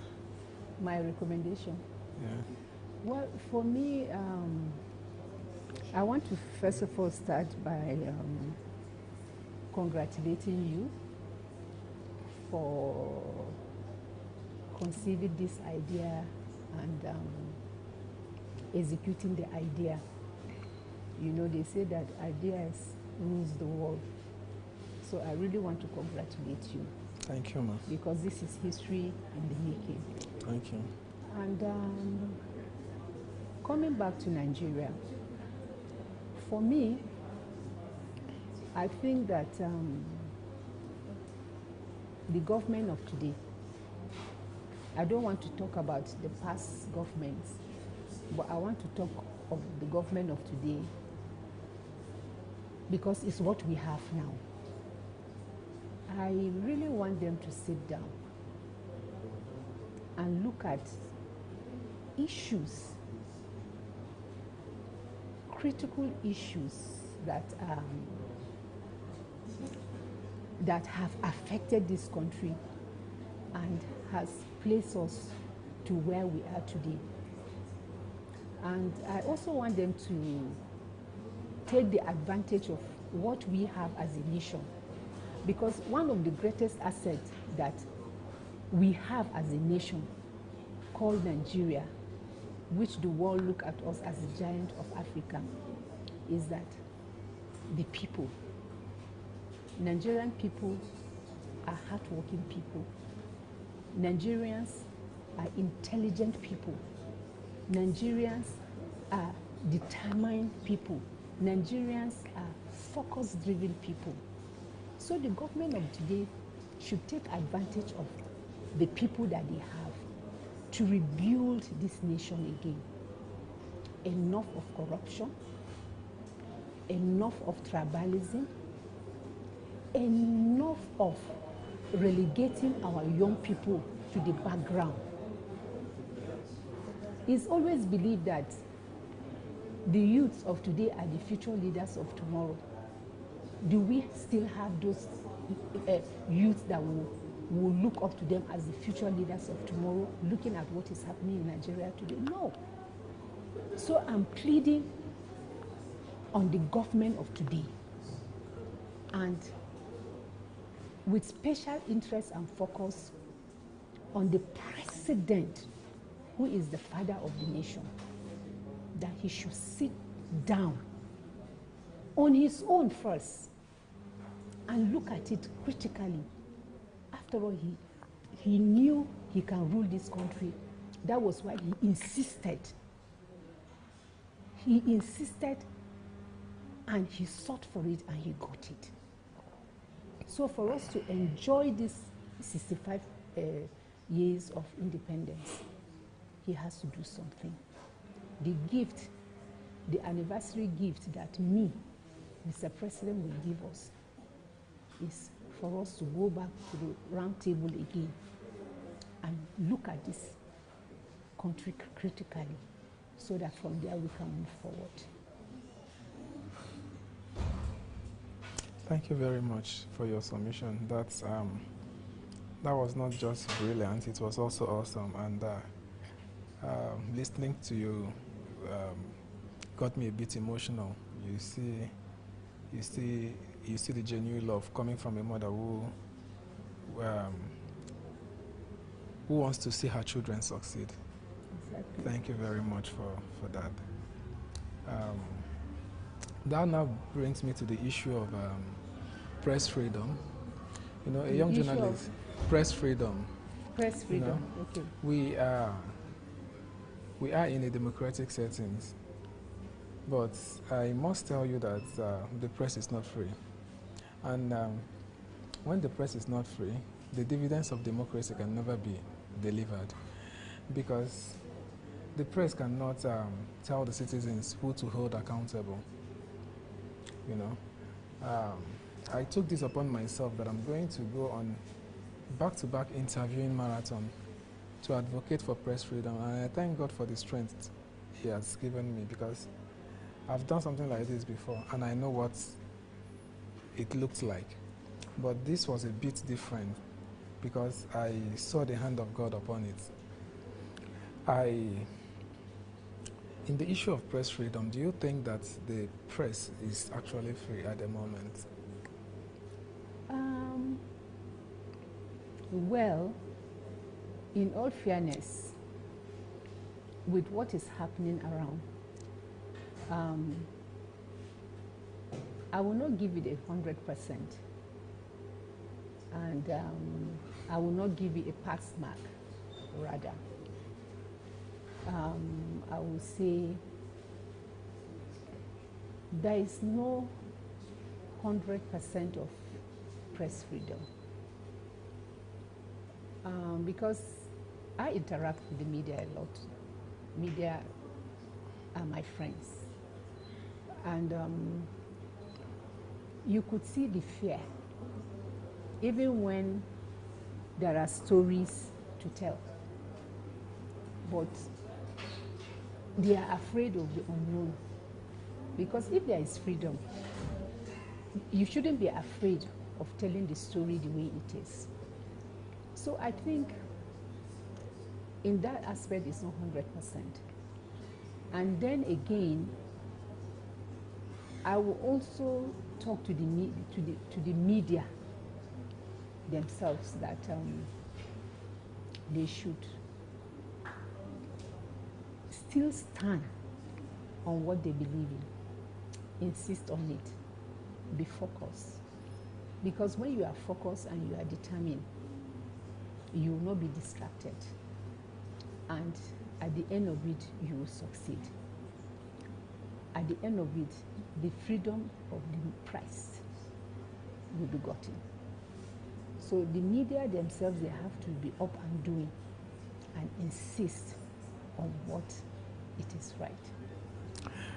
Talking about the media insisting, at the same time, you know, we were taught in the training school that when you have to choose from reporting a story and being the story, choose to report rather than being the story. We've lost a lot of able-bodied journalists. Some, police will tell you that they killed them through accidental discharge. Even yesterday, somewhere in Katampe, a journalist was killed yesterday. Somto, you know. We keep hearing things like this, you know. And sometimes you ask yourself, when will this come to an end? There is no week that passes that a journalist don't go home with with a form of, a week, at least 2 must go home with one form of abuse or the other. And you know, one of the abuse that hurts and leave a long-lasting negative impact in the life of a person is a verbal abuse. Yeah. Some people will even prefer that you slap them and just let them go. Verbal abuse has a way of making you, reducing you to nothing. So it demoralizes. Yes. So those are the people I'm fighting for, and I thank God that I'm not doing this alone, that people like you also lend your voice. Coming around to be interviewed is something that I don't take for granted. And I pray that we'll be able to make an impact and our voices will be heard. Thank you very much for coming. Thank you, and I really want to encourage you. I believe that what you are doing right now is a stepping stone. You have just few hours to the end of this exercise. I urge that God should empower you. Amen. And strengthen your spirit, Amen. your mind, Amen. your body and soul, Amen. so that that goal that you want to achieve with this, let it come to pass in the name of Jesus. Amen. Yes. Thank you very much for coming. All right. Thank you.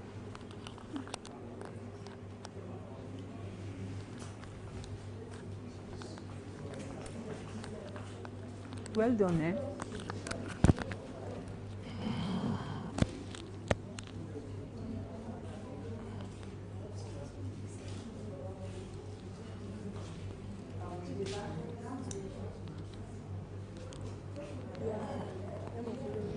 Sorry? No. Yeah.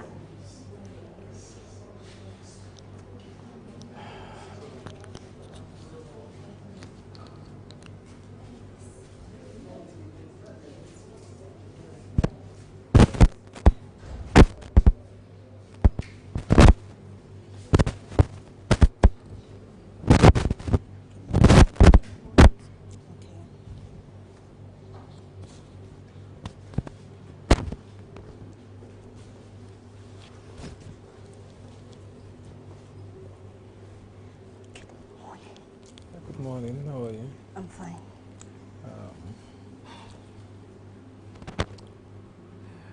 It's so unfortunate we won't be having so much time. Yes. Can you briefly introduce yourself, please? Before we start, do not ask me on politics. I'm not so good with political affairs. Sorry? Do not ask me questions on politics. No. Okay. Kindly introduce yourself. My name is Queen Hassana Ozohu Salisu, currently the Miss Nollywood International 2025. I'm a casting director and a founder of Salhazi Empowerment Foundation, which is self-foundation, and also a manager of the ORSG Media production.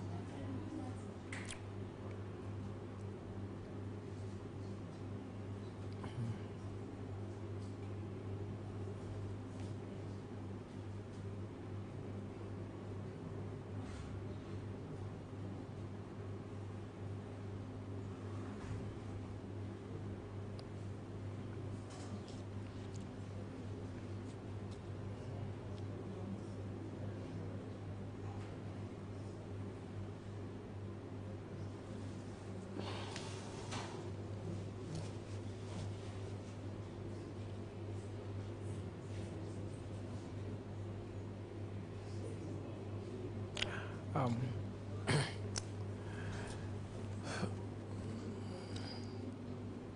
what really inspired you to pursue a career in Nollywood and ending up as Miss Nollywood 2025? How do you see your role impacting the industry? What inspired me in pursuing a career in pageantry? To be honest, it was actually never, pageantry was actually never my kind of career or passion. But then I realized that in this country, Nigeria, most especially as a young girl or a young lady who is not from the political background and the high and mighty backgrounds and all that, you find it very difficult to project certain things you have passion for. Let's say, for instance, when we talk about advocacy, it's really difficult to project things, to advocate for things just as a person. So I've been trying all the time to put things out there as a young girl. I've been running projects. I've been in the entertainment space for a very long time though. It's something I had a lot of passion for. So I'm putting a lot of advocacy projects there, and I noticed that it's not visible, it's not being seen. At some point I started some research on platforms I can project myself that I can use to reach out to the world. After several research, I came to the conclusion, entertainment industry in Nigeria, one of the best way for a young lady to project herself out there and use that platform to advocate and reach out to several other persons, youths, is through pageantry. This was one of the reasons, or the main reason, that drove me into pageantry. Lucky enough for me, I contested, I did my best, and I won. I won the pageant, so that was what drove me into contesting for a pageant queen. And the second question was, how do you see your role impacting your industry? well, it has been interesting, amazing, quite very impactful. During my reign currently as Miss Nollywood, we have done several projects with my management, one of which was training, skills acquisition training for young actors, vibrant actors who are interested in the whole entertainment industry and do not have the means, do not have the right connect, do not have the right channel to express themselves. And I feel so sunk into it because I think one of the first projects we did for talent training was in Kogi State. During that period, that was this year, a few months ago, during that period, I saw talents in young youths, students of Kogi State Federal University and some of the youth in Kogi State, exhibiting talents that you would never imagine Kogi State can actually produce. And I was like, this kind of talent is in Kogi State and nothing is really happening here in the entertainment industry. No projection is happening here in the entertainment industry. That was one of the impacts I was able to, that was one of the impacts I was able to use my title to achieve. Also,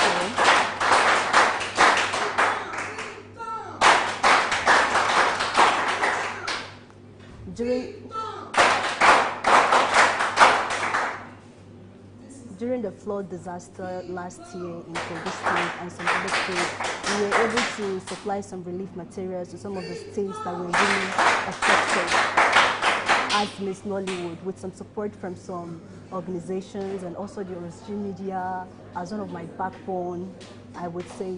So these are impacts that ordinarily people would not just do. You need a title to be able to do it.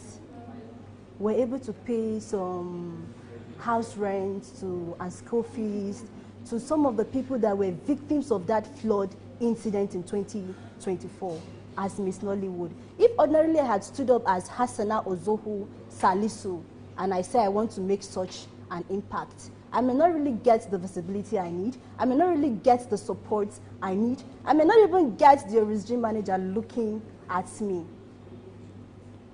So it's been a process of impact and human satisfaction.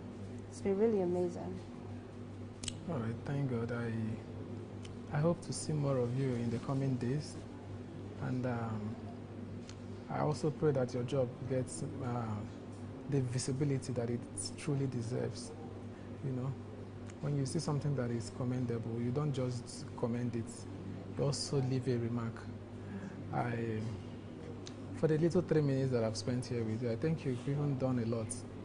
You know, so considering how difficult it is at this time to access funding for certain things. Very difficult. And you were able to do some of these projects within this short time. So I think I must give it to you. I give it to you. It's your flowers. You deserve them. I pray that after this, that you continue to go higher and that more doors open for you, not just nationally, but internationally, so that you will be able to achieve your objectives and your aspirations, because I know that there are some that you are not even putting out there. We currently have a project, yes. National Fibroid Operation Auction, So which we're targeting. I know that there are a lot of them that you're not even putting out there. But for everyone that you want to use as a societal change, may God come true for you. And above all, I think you need to be healthy to do all these things. May He grant you good health. Because sometimes people underrate good health. We sometimes don't even pay attention to that area, forgetting that without good health, you can't do anything. Without good health, you can't do advocacy. Without good health, you can't do sensitization. Ordinary headache can bring you down. That's true. Bring you to nothing.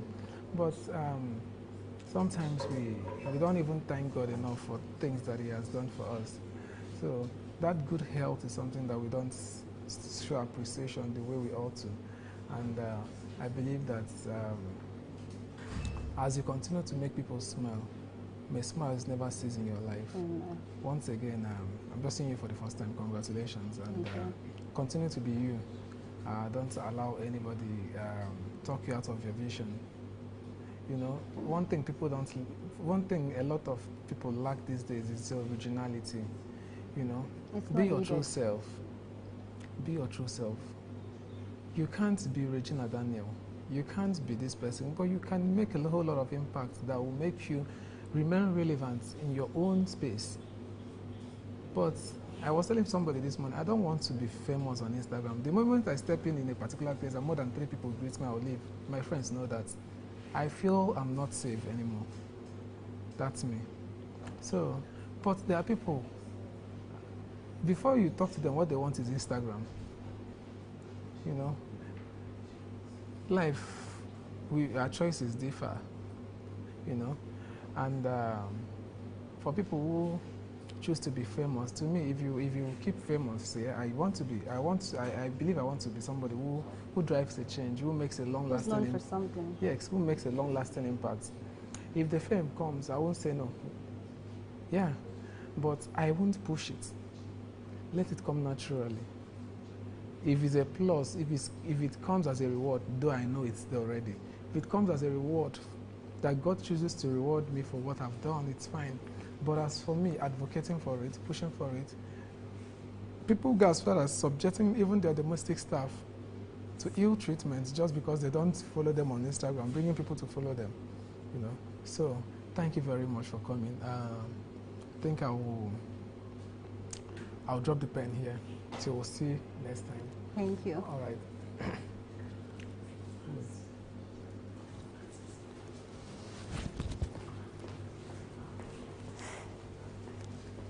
Here. Come from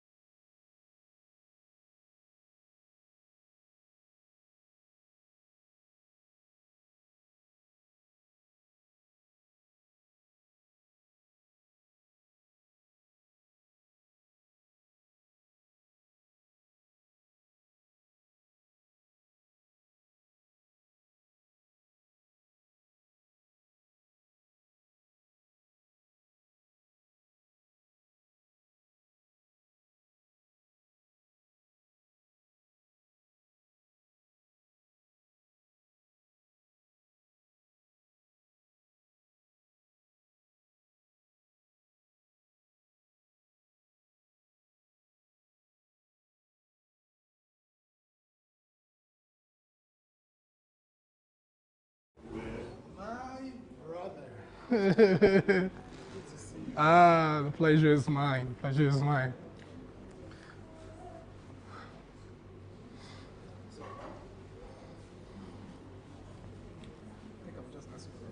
Yeah, of course. You know me. You know me. Yes. Yes.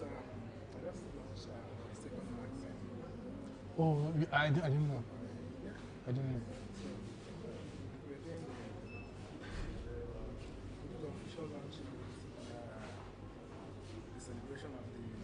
Oh, okay, good, very good. I'm here now today, and I'm here and you. That's why I said let me come last, so that we can, enjoy and celebrate the victory. The last time, it was in the morning, and yeah. Oh, beautiful, beautiful. Very good, very good. Yeah, very good. As in you've rolled out publications. Oh, wow, wow. These are first edition. You don't always post this thing on your pages. So we don't.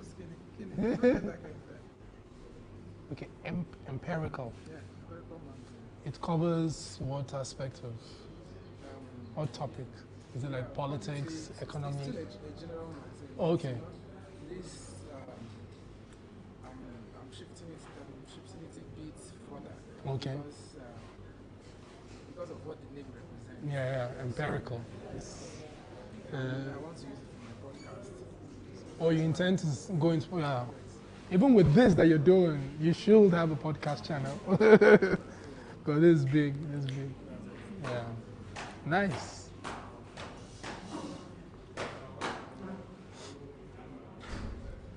What is that particular societal change that you have passion to drive if you're given the opportunity?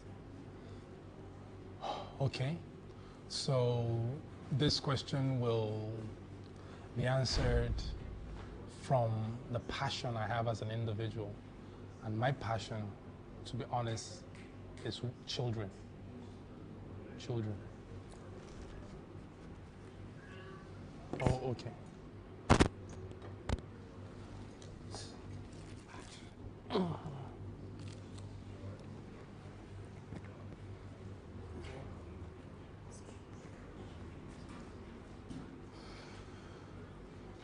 This phone is even.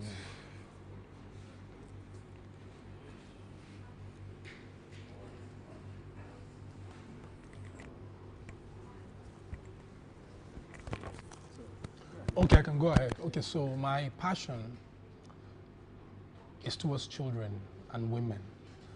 Why I say this is because, in my course of travels, like recently I've been going to the northeastern part of Nigeria a lot. Maiduguri, Yobe. So people still travel to Maiduguri? Yes, I actually just came back 2 weeks ago. And I see the way the voice of those women are silenced. They have no say in affairs, especially even in their household. Is that bad? Where they call their home as a wife, especially because the rate of illiteracy is quite high. So you see maybe it's about 25% of the populace that are literate. Only 25%. I'm telling you, it's that bad. It's that bad. Because why I say that is because I don't consider you just finishing primary school. You can say that you're fully educated. And most of them, primary school, secondary school, they go halfway, they don't. So we have more of the people that are not educated. Now, that is part of the reason why you see those women, they can't even talk. There's something education does. Education gives you a voice. Education makes you confident. So if you don't have that, regardless of how bold you are, there's little you can say. Your voice is not audible enough. So if I'm going to effect a societal change, I'll pay attention to those women. It's never too late to go back to school. I was telling the few ones I could meet, I would tell them, it's never too late. My mother went back to school in her 50s. So you probably stopped in primary or secondary school. What makes you think that you cannot continue so that tomorrow you yourself, you can talk, the people you admire on TV, you can be like them? I tell them that. So the first step will be get the women, make sure the children that are in school stay in school, and those that are not having the drive or the motivation to want to continue, they just want to get to a certain level, drop out, and maybe have a business or start raising a family, especially for the women, I will discourage that. So it will be to encourage the girl child education. For those that are already in their husband's house, or they're already saddled with the responsibility of raising a family, you can still go back. So that would just be what I will focus on. Because if we can train the children, or if we can make sure that the woman or the girl child is independent, the society will be a better place. Our women, we know how they are. They are, you know, they are nurturers. They nurture. So that would be my first step of impact. So, yeah, that's about that. Do you know how bad this news just made me feel it now? Ah. Anyway, please, bro, I think since you're still outside, let me watch these people. Yes, yes. So we'll talk more when I'm done. When you're done, okay, okay. Yeah. Okay. Said you can continue. Okay. Okay, aside an NGO that is focused on women and children, what other key sectors would you like to look into or focus on? Okay, I studied geography, but one of my one of the things I do is to study history. That is what I do on my personal note. And I found out that Nigeria at one point in time, the reason why we are the giants of Africa, or we were, because that growth has been stunted, is because of our agricultural sector. I was talking to someone before I came in here. If we could, you know, put a touchlight, if we could put a light on the agricultural sector, a lot can be done. Unemployment, the level of unemployment will reduce, that's one. Secondly, our overdependence on imports will reduce, because we're buying those things in dollars, we're paying custom duty and all that. That will reduce, especially in the aspect of food. And we know that food is the fuel that the nation needs. If you're the richest country on earth and you have to buy your food, I don't think that you're doing well. So I would say the agricultural sector is one sector we should focus on. Being the fact being that we have a lot of, you know, good land, arable lands, the rural area where most of these activities are done, they have abundance of land. Yeah, so, but how can we talk about agriculture and we're not looking at security, pari passu, you get? So if I'm going to go into agriculture, it means that the number one priority will be what? The safety of the farmers, the safety of the intending farmer, the safety of those that, you know, are already there and they had to leave because of the security. If they see that security has improved, there will be a migration, there'll be a migration back into the agricultural activity. So agriculture, security, those are some of the sectors I will look, yes, because they will cause the change that we need. Okay. Yes. So where do you see yourself in the next 5 years? As an individual, I see myself as an entrepreneur, and agriculture, education is where I see myself doing well in, because, you know, a man's passion is what gives him the reason for living. Okay, my passion is I want to see children, I want to see women doing well in the educational sector. I want the agricultural sector to do well. Yes, I'm an actor, at the same time, you know, these things cannot be overlooked We can't say that this is my industry and that is my full focus. No. Everyone has something they can give. Everyone has something they can offer. And for me, I see myself investing big in this. If we all can start creating these jobs that we're looking at the government for, if we can start creating it, I think the country will do well. And to commemorate our 65th anniversary, I will also encourage that guy, that woman that is saying that I want to finish university, then go and get a white-collar job. If the white-collar job is not coming, you can start from where you are. A skill is a place to begin with, and I know with that mindset, that kind of mindset, Nigeria is going to get to the promised land. Thank you. Thank you very much. Thank you very much, Mr. Livinus. Thank you. Yeah. Hold on, please. Hold on. Oh, okay. This will not be counted. Okay. I need to take more 2 questions. Yes. For it to be counted. Okay. Nigeria celebrated its 65th independence today. Yes.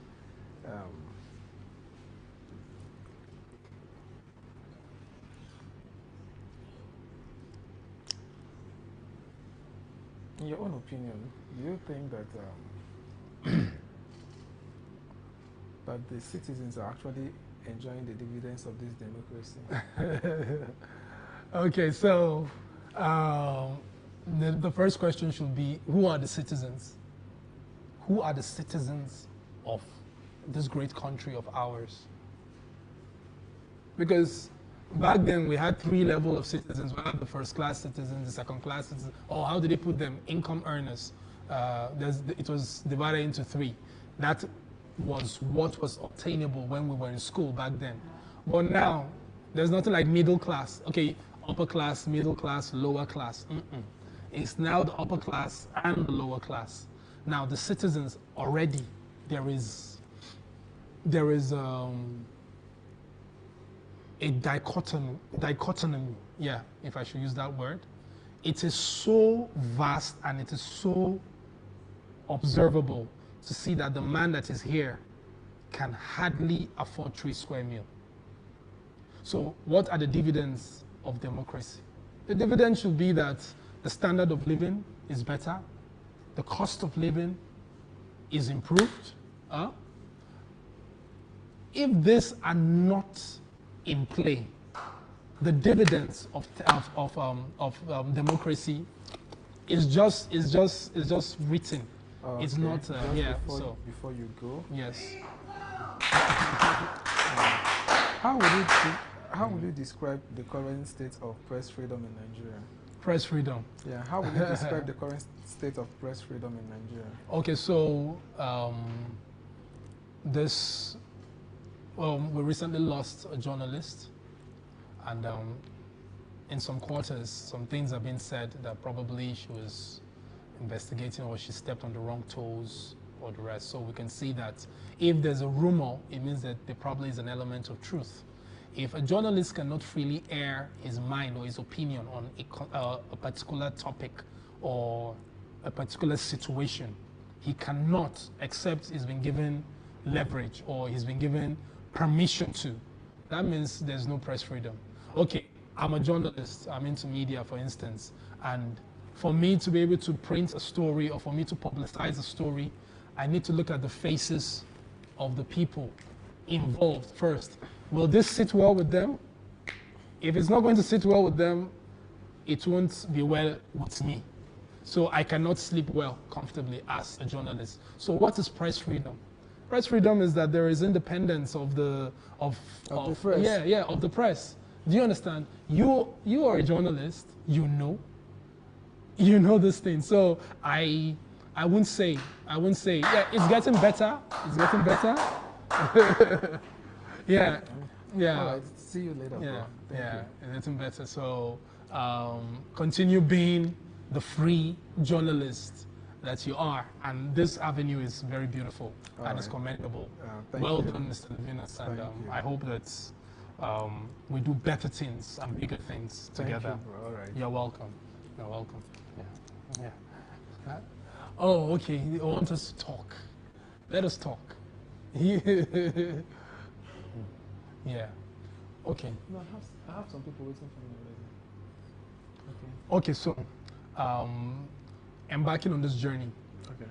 Yeah, I know that, of course, there were things that made you want to go into it in the first place. Now, knowing your person, I know that you're not someone that is big on the spotlight, but you wanted to do this because of what it represents, not just to you as an individual, but to the average Nigerian. Would you say you know this will be successful? That's the other objective of this fit that you're doing. Let's be realistic. Now, for you, we know this already is a success. You're going to break the record. But would you say the motive, one of the objectives that you have for this event? No. Why is that? See, when you find yourself in a country that you are dealing with vampires, you will know that these men are very serious, and you can't bend them. You know. Yes. And they used to say that once you have formed an opinion, when they try to bend you, you will break. Yeah. So, and they don't want to be bent. They feel they own both the state media houses, they own the them. state, yes. At the national level, they own them. The security agencies, both at the state level and at the national level, they own them. Yes. And the connection, they have it. The money, they have it. So, okay, so why are we not having private individuals coming to invest in this? Okay, we had channels, AIT. And even channels, there are stories that they don't air unless the little one that Rufai and what is it called? Rufai, yes, Rufai and Osani is doing during the morning show. Yeah. You know, it's a different show altogether. But there are things you send to them, they won't air it. They won't air it. So there's an influence now, of the government on the privately owned. You know how much these people pay them for advertisement. You know, it's like you want to write something against Ojo Zakala, you take it to Punch. He has influence there, or he probably owns it. He owns it. Yeah. So, because I won't take it to Punch, I'll take it to another newspaper. Then you want to talk about Ibori and the rest, you take it to Guardian. How would they air it? You know, so all those things, but it's fine. We'll continue to make sure that our voices are heard and that we'll continue to push. It doesn't really matter. I didn't even believe that the kind of solidarity I'm getting, that I'm going to get. You're going to get it. Like almost all the head of all female societies, both at the national level, at the FCT level. My chairman was here twice. Oh, wow. National Union of Journalists, She visited twice. Good. The members, all the ESCOs, the former presidents, and all the rest of them. They all come here in solidarity. And it's not just coming here. They come here and they commend me for what I'm doing. For what you're doing, That I'm doing what. They have more than 2,000 journalists in FCT. Nobody has dared to do it before. To do this. You know, it's something that is commendable. Yeah, yeah. Okay, so that's good. If I'm to be inquisitive enough, or if I'm going to add, what would you say is the difference between us and the communist society? If the government has an influence on everything. I will say they say we're mixed. We're operating a mixed system here. I will say the difference is not even much. There's no difference. We could as well just be a communist society. There's no difference. Yeah.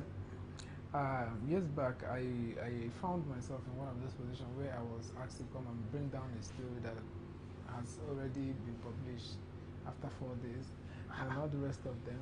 So. And I'm telling you that if somebody can actually harass somebody like me, then you can imagine what is happening to all those the average small journalists, the average journalist, the beats and all the rest of them. It's not. Wow, it's not encouraging at all. So, but there is hope. That's what I always like to say. Okay. In comparison, how does press freedom in Nigeria measure against other African countries? African countries. So in most of the African nations, we have the same issue of leadership. Yep. Except for Some are even worse. few countries like maybe South Africa, Yeah. Guinea-Bissau, you know, and we can see why that for Guinea-Bissau is happening. The military had to take over government. And if the military takes over government, do you think the journalist is actually free? Yes. Are they reporting what is actually happening? I'm telling you. They are? The military is always very transparent. Oh, wow. Okay, so that means compared to other nations, we're left behind. We're left behind in the sense that... We are not, though. Cameroon is worst. You see this your neighbor here. Yeah. You dare not report. If you report, the next day they'll find your body on the street. Yeah. There's some things you don't engage in. So I would say that we're still on the periphery. We've not scratched it yet. We're doing our best, but we've not scratched it yet. And I think it can get better. It can get better. Yes. Okay. Do you think African governments generally respect the role of media in democracy? They do. I would say they do because whilst working, I was in the corporate world for a couple of years, over 11 years. I would say they know that people believe what the media puts out there.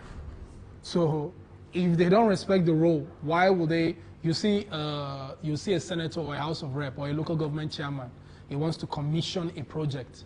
He brings channels, he brings arise, why do you think he's doing that? He knows that he has to sell a mindset to the people. So they actually know the role of media, but the issue is when you try to tweak it, you try to change it to suit your own personal agenda, it's no longer free media. It's now doctored media. So that's the difference. But if you ask that question 1,000 times, I'll tell you, yes, they do.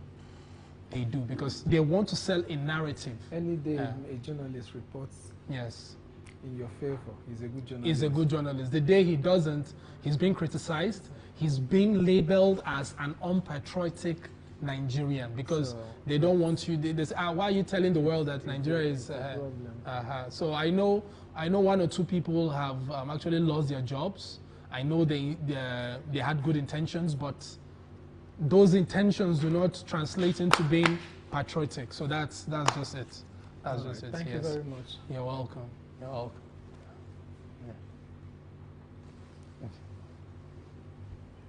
We could go on, and this is beautiful. I'm enjoying the conversation. So let's roll. Let's roll.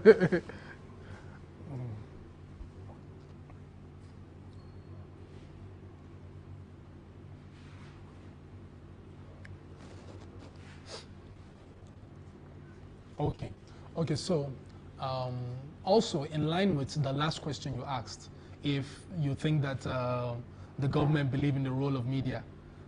You just mentioned a couple of media outlets. Some of them, the major stakeholders, are government officials.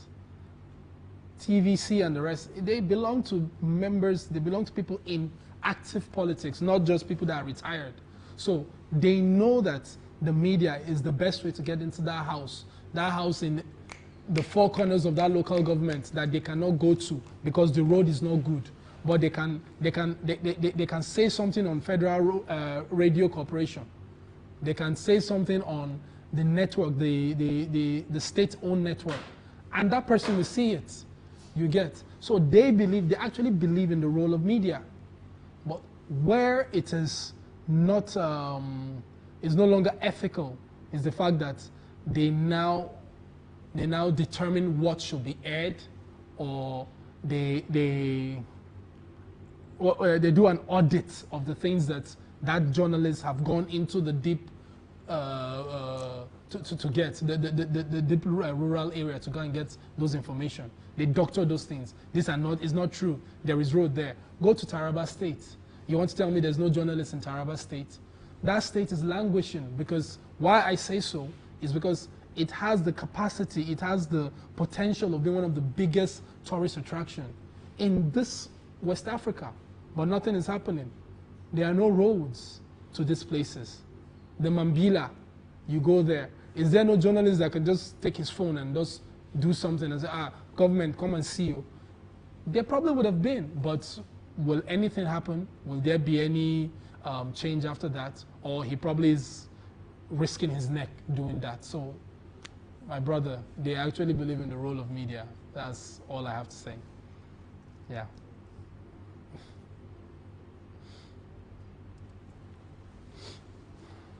These questions I are checking, I'm sure there are plenty. Don't pick them at random. We're good to go. No. We're good to go. Later, beg. I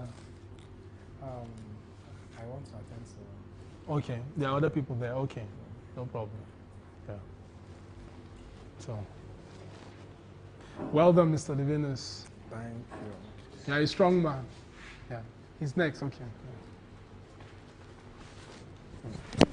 Yeah, welcome, man. Oh, welcome. You have to be waking. He's sleeping. His eyes are open, but he's sleeping. So probably maybe kick him or something.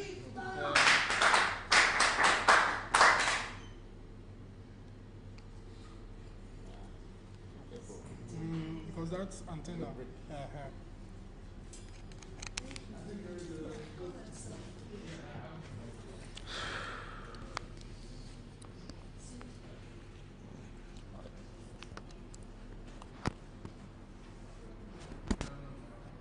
Okay.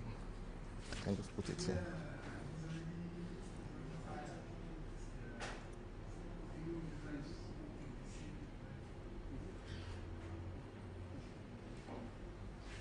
Just put it. Right, thank you. Well done, bro. Congratulations. Yeah. Okay. All right.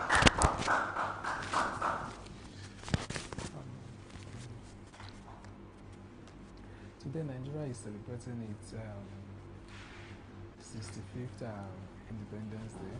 Yes. And I would like to ask a very honest question. Yeah.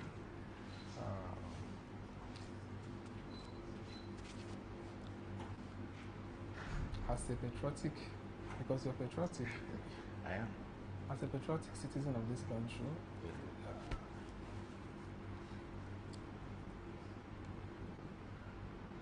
are you enjoying the benefits of democracy?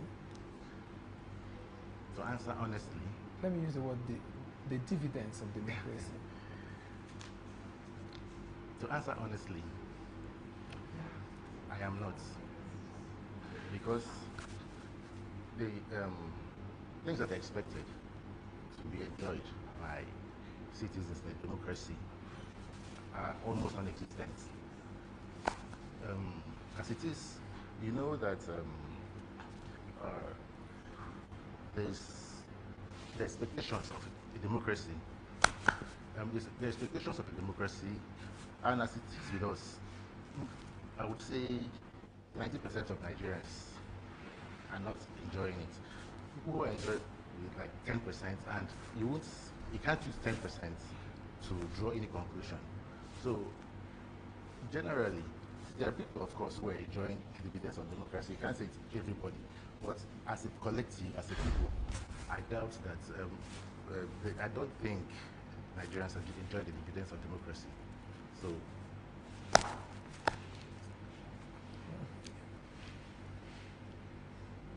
Please, I would like to engage you a bit on a media chat. Yeah. And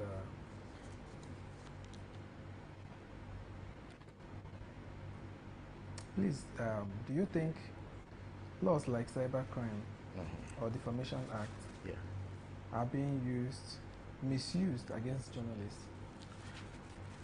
I believe so. I think so. In cases where you stepped on toes or your job has created some grief somewhere, it is not out of place to employ laws as this to target journalists, especially when you're writing what the object is uncomfortable with. So it is actually possible. We don't have cases so much, but it is possible. Yes. So I'm done with that.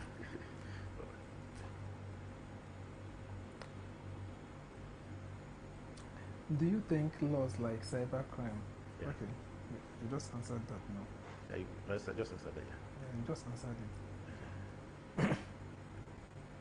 What are the biggest threats journalists face in Nigeria? As a practicing journalist, it is intimidation from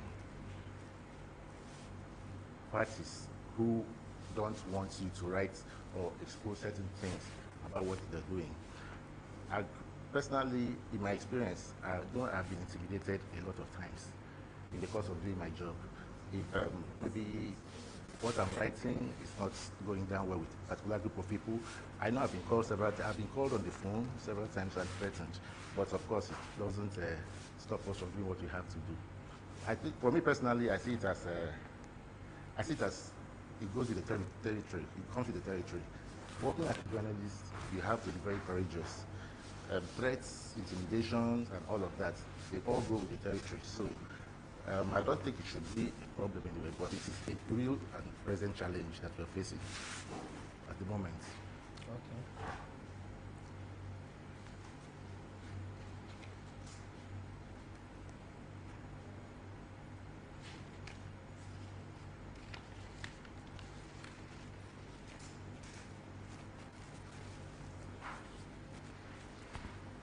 What stands you out from other people? In terms of the job, In terms of your job? it's my commitment. Okay. My commitment to make sure I deliver a good job. As a journalist, I'm committed to ensuring that I use the platform I have to the best of my ability to do it for the good of the people of the country. I have courage to go where others are not willing to. Like I told you earlier, I've been intimidated several times because of this job. So I feel that I have what it takes, the courage and the determination to put out what I have to put out there for the benefit of the people of Nigeria. So I think my determination and my commitment is what stands me out in terms of doing this job. It's a bad day. It's actually not my question.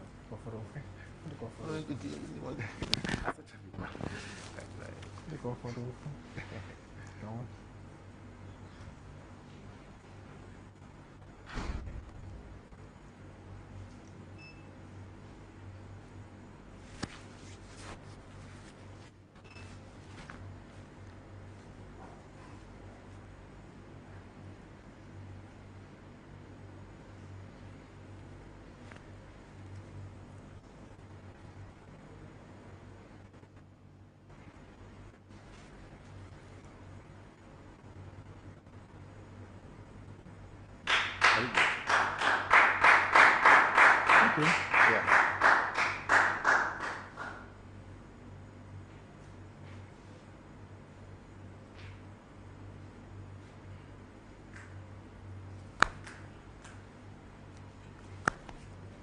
Well, you have contributed so much in the media space. Yeah. With years of experience. Yeah. And commitment. What will be your recommendations? Because here I'm also taking recommendations. Because you cannot advocate for something. I should say you a recommendation, what will you do? What will be your recommendations? Recommendations in terms of putting an end to harassment of journalists, intimidation, verbal abuse. What measures can be put in place to make sure that things like that are curtailed? Yes. First of all, the leadership of journalists, the NUJ, journalists need to come together, always work together to You know, give me that question again. Let me take it. Okay. I said, you're somebody who is very vast. Yeah, I have. In the journalism space. Yeah. What recommendation will you make that is going to be viable, that is going to work to put an end to press harassment? Okay, first of all, I'd like to start from media ownership. Okay. You know, part of the problem we have as journalists, most media outfits don't pay their workers. Yeah. And that is where the problem starts from. Where you don't get paid, you become exposed and vulnerable to many elements out there, politicians, businesses, and of course, I think that is even the biggest challenge that journalists face, because that makes you exposed, keeps you exposed. Financially, you can't stand out there. So you see the disadvantage you have. Yeah, you have to see the disadvantage you have. So, first of all, I think something has to be done about paying journalists. Their welfare. Their welfare. Welfare is the most important thing. Okay. Then, of course, the NUJ, I think journalists to come together, work together, because in many seminars I've attended, they always tell us to work with each other. You know, it's a job that exposes you. So there's need to always galvanize and network. That this is part of what's going to keep you safe, because it's more difficult to deal with you when you are in group than if you are. So I think journalists need to come together. The NUJ also needs to be more forming teams. Yeah, forming teams to be able to tackle such problems. So I think these are basically what it is. All right. A lot of people have been making recommendations, even former national presidents, but nobody has actually said anything in this regard. Because teamwork sometimes can save, because anybody coming to attack a particular journalist cannot attack them when they are in group of friends. Yeah, in groups, yeah. So I think this will go a long way. Thank you very much. Thank you. Thank you. Congratulations also. Thank you. Congrats.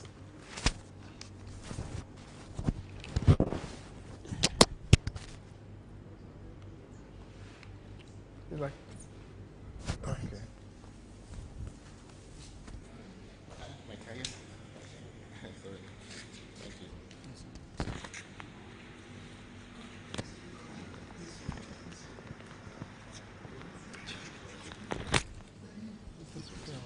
No, the 7th is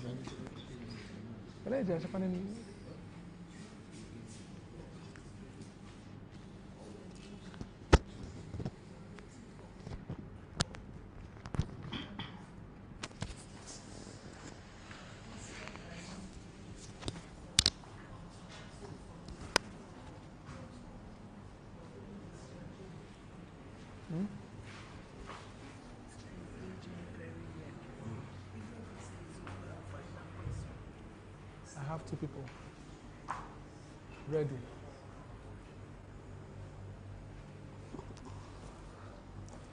Somebody is in here. Good day, sir. Good day. I should take my time.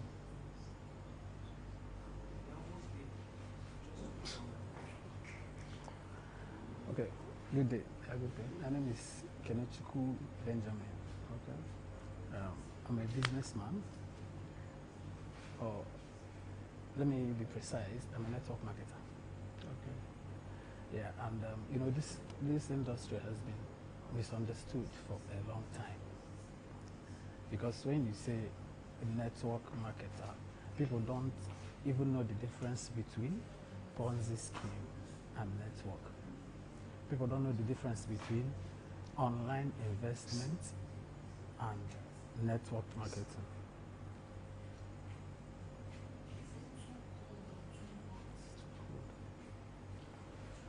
So we look out for any way we can explain and make people understand these two things are not the same. Ponzi scheme, MMM, can never be the same thing with marketing a product. And everyone is a networker. If you have ever introduced someone to where you make your clothes, you have networked. If you ever introduce someone to where you made your hair, you are a networker. It's just that you did it for free. But in this industry, we say that once you do it, you get something in return. And we know that money and solution goes hand in hand. Once you provide value, once there's value, money exchange hands. Anywhere you provide solution, there's money. So what we do is provide solution and get money. It's a total different thing from when you say, bring in 100,000, every month we're giving you 200,000. Where is the money coming from? Nobody knows. So that is purely Ponzi. But when we provide solution and we make money, that one is a different thing. For example, the company I'm working with now, they deal on herbal medicines. People are sick. People need that solution. So once I provide that solution, I make money. It's a totally different thing from when someone is doing online investment. So we provide solution in different forms. It could be services, it could be product. But once you provide solution, money exchanges hands. And this is a business somebody can start with or without money. You don't really need that huge capital to start such business. And it's a business that does not have bad debts. It's a business you can start without money. You said you're a marketer, right? Yes. And currently, I'm marketing a herbal company. It's in Abuja here. They have herbal medicines. So we are just providing solution, and the mission is to heal the world, because people are sick and the products are very, very, very effective. So I can use myself as an example. There was a time, in fact, when I started this business, prior to that, I opened one business in Institute here. That was a music studio. I put in almost between 5 to 6 million to set up the business, and it lasted for 3 years. That 3 years, I put my resources, I put my energy, I put my time, and after that 3 years, I packed up. Now, I packed up and I went home with less than 300,000. I've wasted my 3 years, I've wasted the whole capital, and I went home with 300,000 from 6 million naira. Now, when I met this opportunity of product network, I was not having any money at the moment. But the guy that introduced it, after saying it, I liked it. What I did, I borrowed money to start. And within 2 years, that business gave me 2 cars, 2 good cars. That business gave me good millions. So I now compare it to my 3 years of running the other business that I started with my own money. So obviously, you see that this is a very simple something. Once you understand the business, once you understand what you're supposed to do, and you do it, you make money. It's a very simple thing. So here, what we do is provide solution. It's for people that need it. It's not for everybody. It's for people that need it. Okay? And social media has made it very simple that from here, I can reach anyone from anywhere. Promote my products from here to the whole world. It makes it easy that on my bed, I can make money. Even during COVID. During COVID was when I made much money in this business, because every human being on earth was on social media. People were bored. People don't go to work, so people were bored. People were sitting at home. So because everyone was on social media, I had to put my business online. And there, people were calling me, people were contacting me because they needed what I had. So I know that in your mind, you might not understand it this way, but I understand. I want to have a proper media chat with you. Okay. So I'm trying to update my logins. Sorry? I'm trying to update my logins. Oh, okay. Okay. So is the field that people don't really understand. People don't really understand it, and the way Nigeria is, most people don't even want to understand. They believe that they know it already. So once you want to talk to anybody about it, they will tell you that, they know it. Is it not this? Is it not that? Okay. I didn't know anything about it when I started. Okay. But in the process, I failed. I missed it before I could get it right. Okay. Now, there are some factors we look at for you to determine whether where you're going is right or not. There are some factors you look at. First of all, which company are you working with? Are they solid? Is it sustainable? Okay. So once you're done with your check, if the company is sustainable, the next thing, which products are they coming out with? Is it effective, and is the product affordable? Because if the company is solid, the product is not effective, who will buy it? Nobody will buy it. If it's affordable, effective but it's not affordable, it's still a bad market. So the company must be sustainable, the product must be effective, and the product must be affordable. Then after that, the management and the structure. Who are the management? When the management is wrong, every other thing goes wrong. No matter how good the company is, once the management is bad, everything goes wrong. So these are the 4 factors to look out for. Okay. If the company is sustainable, the products are effective, the product is affordable, then the management. Once these things are good to go, the business can fly. Okay, how do you stay updated with the latest trends and technology in marketing? In the world we are in now, social media is, everyone is living online. So there are so many materials that come up time to time to ease the work. In the olden days, or when this thing started, it was really man to man. If I see you and talk to you, that's the only way I can talk to you. People move from one person to another to do the job. But now with the social media, on your bed, you can reach out to so many people. You can talk to anybody you want to talk to. Social media has made it easy that even as I am now, I can start to talk to Trump. If I write anything about Trump now, within some hours, I'll get a response. So we get updated through the social media. There are different materials that usually come up. Now, we even use AI in the business. So we are always updated. Social media made it easy that we grab all the materials that comes out to upgrade the business. So it's very easy now that instead of wasting our money. Sorry? I didn't make you sorry. Okay. So it's a very easy thing now to do, because instead of wasting your money on social media, use it to make more money. Okay. Yes. If Nigerians are, let me even say, not Nigerians, this generation, we are always online. You can be online 24 hours.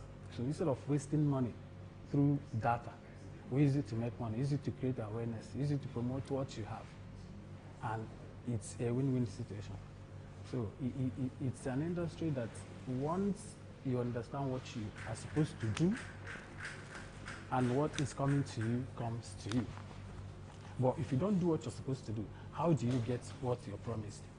So many people get it wrong because companies say, do this and you get this.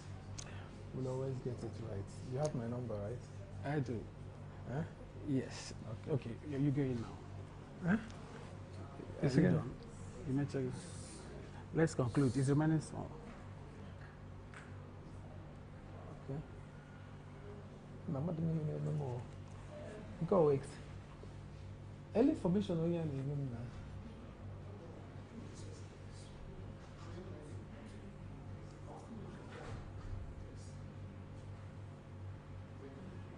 Madole no.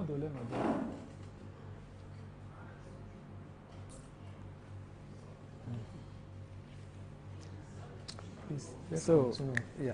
I got no good guy. You can't form. So what are we doing?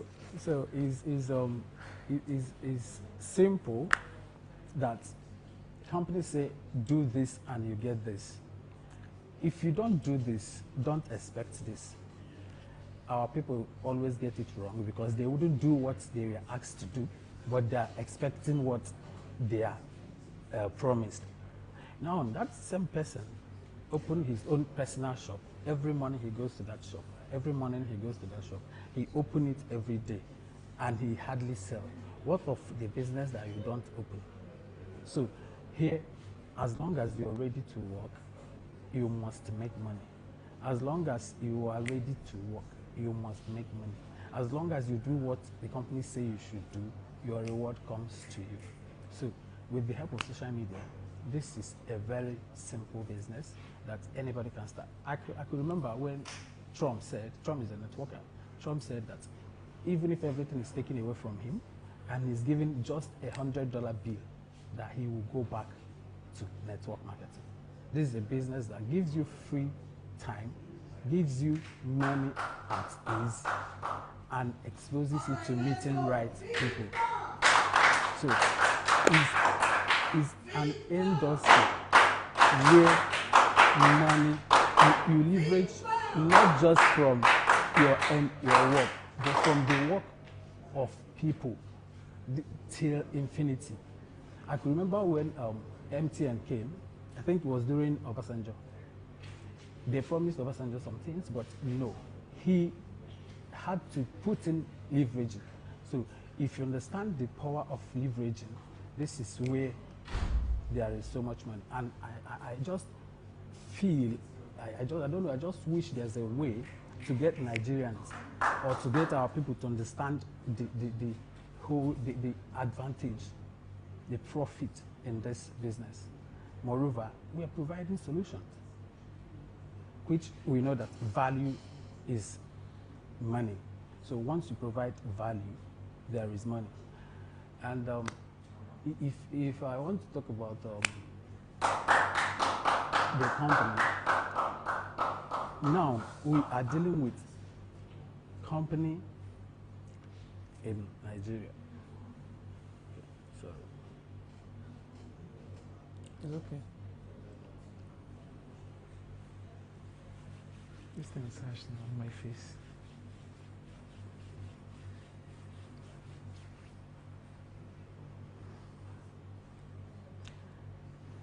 Okay, let me use this as an example now. Its solution and its value. The company that made this now is making money because they provided solution. So it's very simple. But sometimes you don't understand what it means. Okay, for example now, the difference between network marketing and the normal business we have is that this one says, if you bring in someone to purchase after you, you have a reward. But normal business says, come and buy and go. If, for example, I use a bar as an example. If there's a bar that says, if you bring in somebody to buy a bottle of drink, you have, or buy 3 bottles, you have a bottle. If you get to that bar, there will be queue because people will want to bring in people to get their own commission. This is exactly what we do in network marketing. You bring in someone, you have reward for that. That person brings another one, you have reward for that. And this is still infinite. So the business is a very simple one. The business is long-lasting, and it's really a wonderful one. I have been in this industry for over a decade, and I can tell that it's really massive. It's so broad that you can't make the whole money in multi-level marketing. It's really amazing. So the registration is so much, and the... Okay, when we talk about registration, there is no particular money for registration. You come and buy some of the products of your choice. Some of the products of your choice worth certain amounts. So there is no particular money you're giving to the company as for registration. No. If you have headache, you come and buy product that treats headache, then you become a member. And the next person that comes to buy after you, you earn something. So there is no particular money for registration. Well, we have different packages according to what you buy, but what it means, come and buy some product of your choice worth certain amount. That's the registration. So we don't have any particular money you're giving to the company. Any money that passes in the business has a reward of product. So it's that simple. Okay. All right, thank you very much for your time. You're welcome. You're welcome. Give it up. What? Yeah. Sorry. I will. Are you introducing me? Yes, introduce yourself. Okay. So, I walk in? Okay.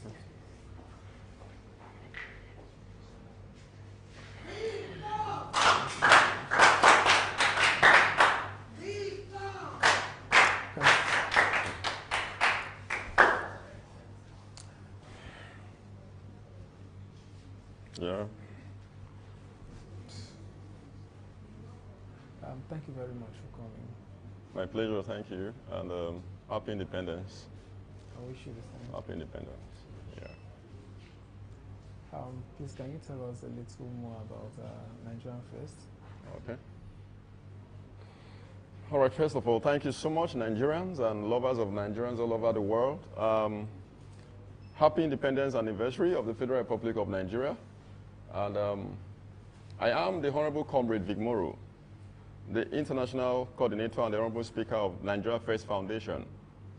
As the name implies, it's a movement that promotes, that brings premium value for Nigeria, placing Nigeria first above religious interest, political interest, economic interest, personal interest.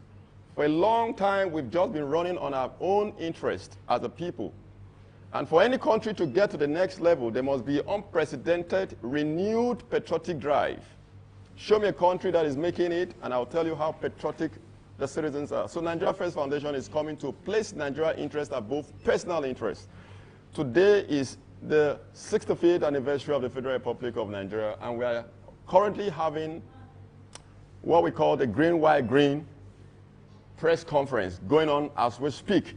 So I count it very pleasurable and a very fantastic one to be in this very historic occasion.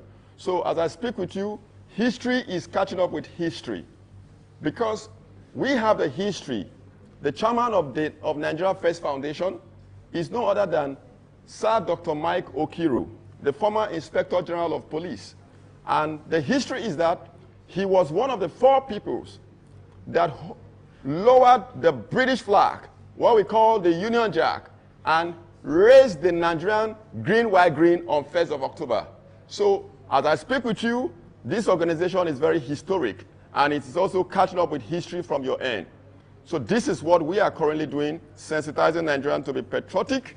And I want to tell Nigerians that I think it's high time we reduced condemnation. I'm not here to speak for the president, but I think there's a place of the Constitution that gives you the right to seek for the promotion of the country. You have a duty as the citizens to do the needful. The government and the citizens have what we call a collaborative engagement to move the country forward. Example, it is actually wrong for you to take in the pure water, drop the sachet on the floor. What stops you from carrying it to the dustbin? What stops you from doing all of these little things that can actually bring some sort of cleanness and a kind of serenity to the country? This is what we are into, and I just want to say big congratulations for what you are doing, and I'm here to tell you as a person, this is just the beginning of the journey to a greater victory. Thank you very much. Thank you.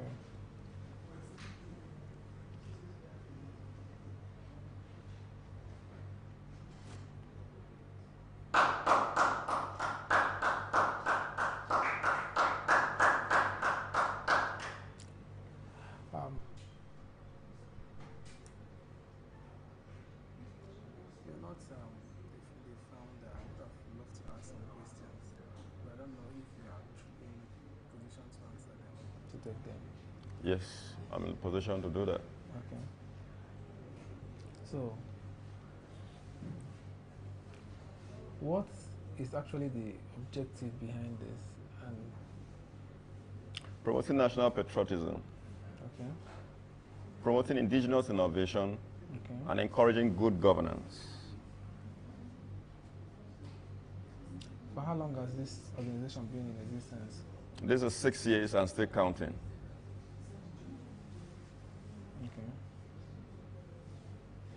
And Nigeria First, like I forgot to tell you, is a registered trademark with the Federal Ministry of Industry, Trade and Investment to promote indigenous innovation under the prestige leadership of His Royal Highness Alhaji Dr. Yahaya Abubakar, the Esunupe. So we are currently on the mission to promote indigenous innovations made in Nigeria goods and services of the President of the Federal Republic of Nigeria. It's called Nigeria First Policy. Okay.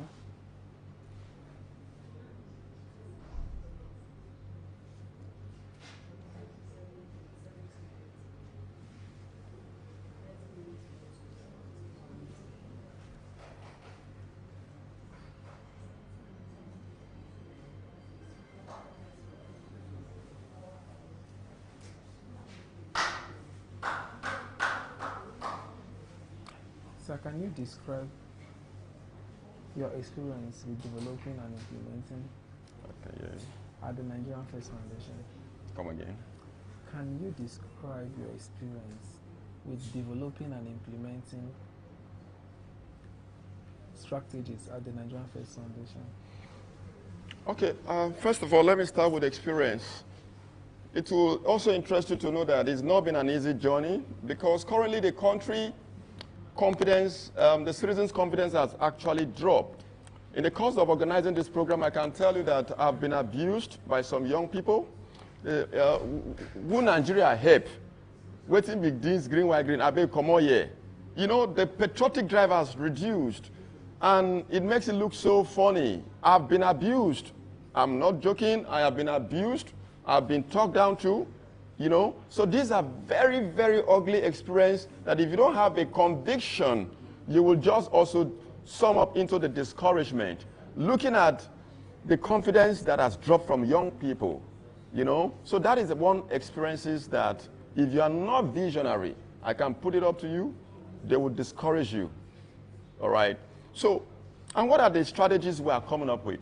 We have two major national days in Nigeria, Democracy Day, June 12th, and Independence Day, 1st October. We carried out sensitization program. We carried out little dramas around. We carried out sensitization program like, please, no drop pure water for road. If you drink pure water, put them for where you go carry and go drop for dustbin. You cannot drop those things in your house. So why are you messing the environment of the country? We carry out those dramas. We carry out musics. We go to secondary school. I am telling you, my brother, confidence has dropped. Go to secondary school. You will hear, who school help? Because apparently you just come out of school and there's nothing exciting. So if you're not visionary, the discouragement outside, you just have to drop it if you're not visionary. So these are the strategies we are coming up with. How on earth will you call your colleague in the office and say, please write 10 o'clock and write 7 o'clock for me and they can't work, and you'll be there by 12 o'clock, and you say the country is bad? You're not also encouraging the country to move forward. So we carry out those sensitization programs, and we finally tell people in the diaspora, today is the diaspora section, as on a day for day, sorry, we just combine all of this, as on a day for day for Bodo Yubu, also no say, now people work hard to make that place fine. Follow they come back home. Come implement waiting you they see for there. That is the concept. Sometimes your patriotism can make people move forward. What you are doing is not an easy work. What you are doing needs encouragement. Do you know what you are doing right now is enough to make a lot of young people spark up their dreams? That if you can come this far, then they can actually do it. What people want is nothing but encouragement. And I'm also encouraged in this place. I'm really encouraged, and I'm telling you, my brother, this is what Nigeria First is all about.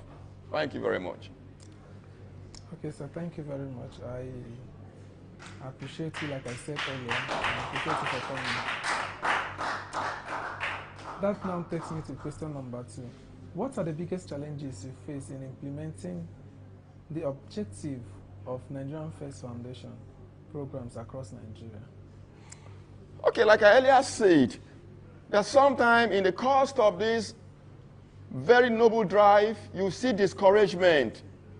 Discouragement is a disease. It's it's worse than HIV. Because naturally you can have the drive to do it, and somebody will say, do you know what it is to say, will Nigeria help? So we are talking about experiences. These are very ugly experiences. I'll be holding the Nigerian flag and somebody is saying, wait a minute, this. If you're not visionary, you will be discouraged. You give somebody, okay, look at, I gave somebody something to go and do. I said, take this money, go and produce this thing. He brought the lesser job. He brought the lesser job because he just wants to eat the little scrums. And it's not taking you anywhere. These are very serious discouragement. And I've also come to say this finally. I think sometimes you need to keep some of your dreams intact. Do you know that if you were going around to tell people what you're going to do today, I can bet you 80% will discourage you.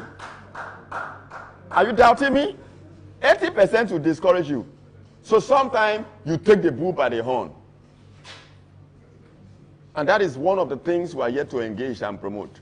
So these are experiences that are not actually worth it. I'm talking out of experience. Okay. Yeah. How does Nigerian First Foundation collaborate with government agencies, local organizations, and other stakeholders to further its objective?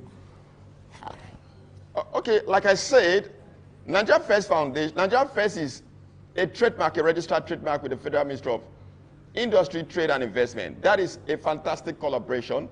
We are also in collaboration with the Nigerian Police Force. And we are here to say, Nigeria Police is actually your friend. If you are not, if he that must go to equity must go with, he that must go to justice must go with a clean hands. If you are criminalistic and you see police passing here, you shake. All right? But if you are noble, if you see police coming, you see army coming, you will be encouraged.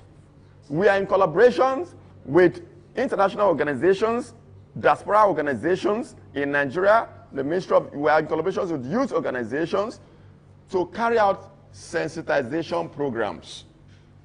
With the national mosques, with the Christian program in pilgrimage, to sensitize Nigerians that you are not going to the pilgrimage because you want to have JP, but you should go there with strong spiritual insights. I think we are taking a lot of things for granted in this country, and we are here to sensitize Nigerians, okay? And very importantly, the Nigerian Youth Service. The Nigerian Youth Service is another segment as a wrap-up. The Nigerian Youth Service is another segment we are going into. Do you know that most of the people in the youth service don't know the core objectives of the NYSC? The purpose of the NYSC is for united front, is to unite the country. So we are carrying out this sensitization with government agencies because they have the strongest platform to project these noble ideas. And I would like to say in conclusion, one of the newest partnerships we are going to be sealing up is with you, because what you are doing is a booster for me. And I'm here to tell you, congratulations once again, and to every crew that is out there trying to make history. Indeed, history has been made today. Thank you so very much. Thank you, sir. Thank you.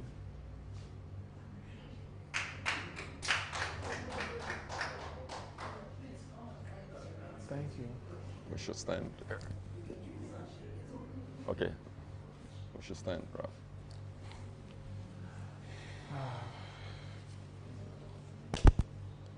Don't worry.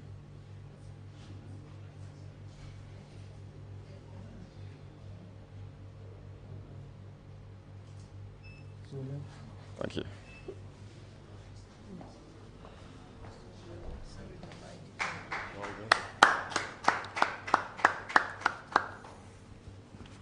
Thank you for jumping in. You do well. I do not regret. Yeah.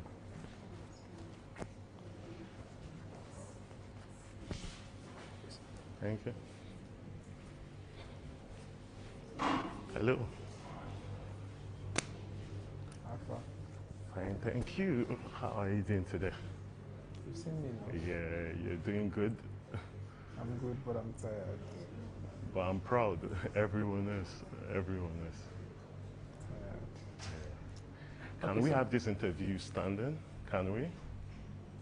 Okay. Yeah. Well, okay, but let's just start. We can Okay, start later. and that's fine. Okay. Please, which of the sector would you like to talk about? I could talk on science and technology, Okay.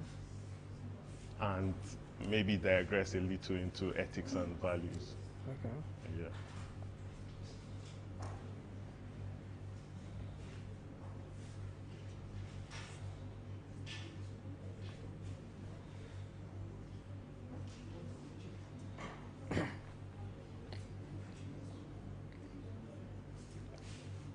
And maybe precise interest on space technology, on the science and technology. You said what? I said with precise interest in space technology. Space technology. Space, okay. Yes.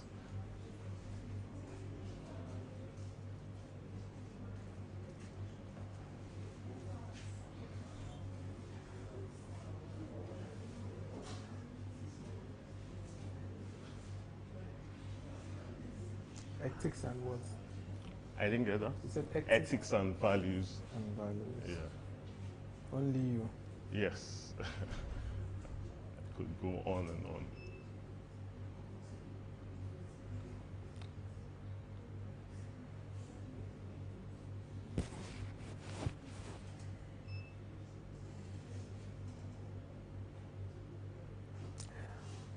Okay.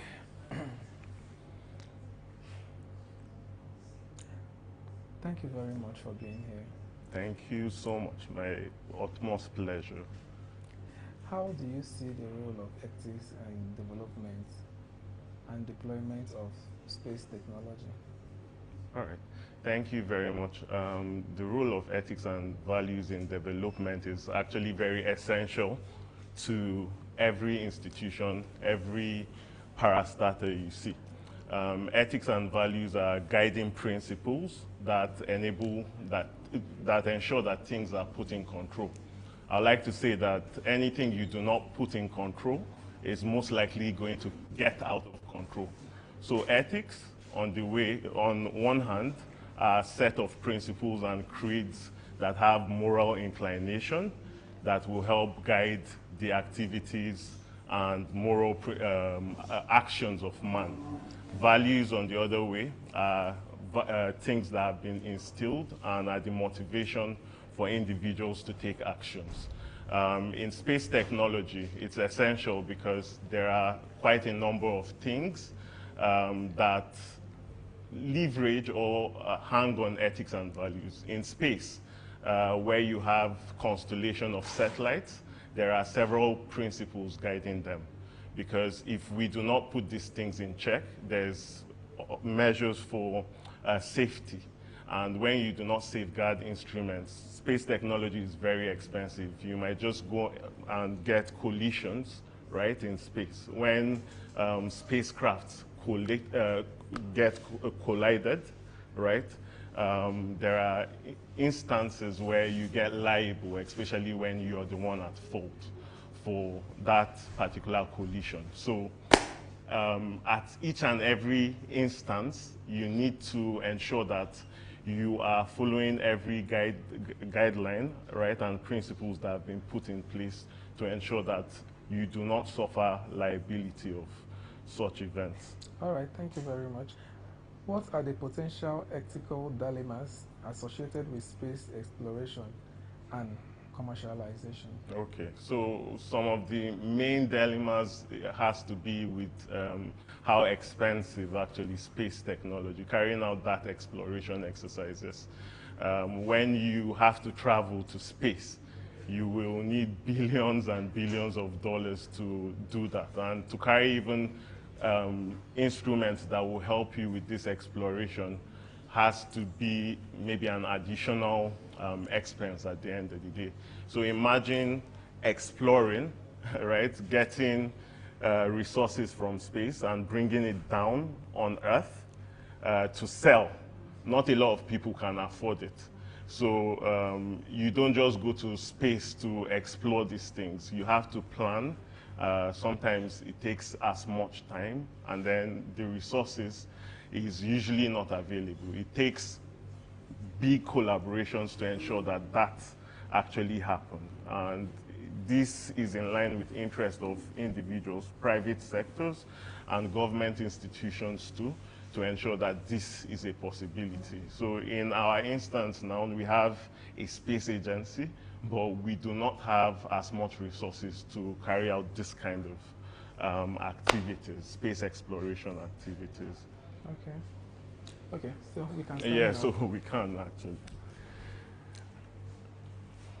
In what ways can space technology contribute privately to global challenges such as climate change and disaster management?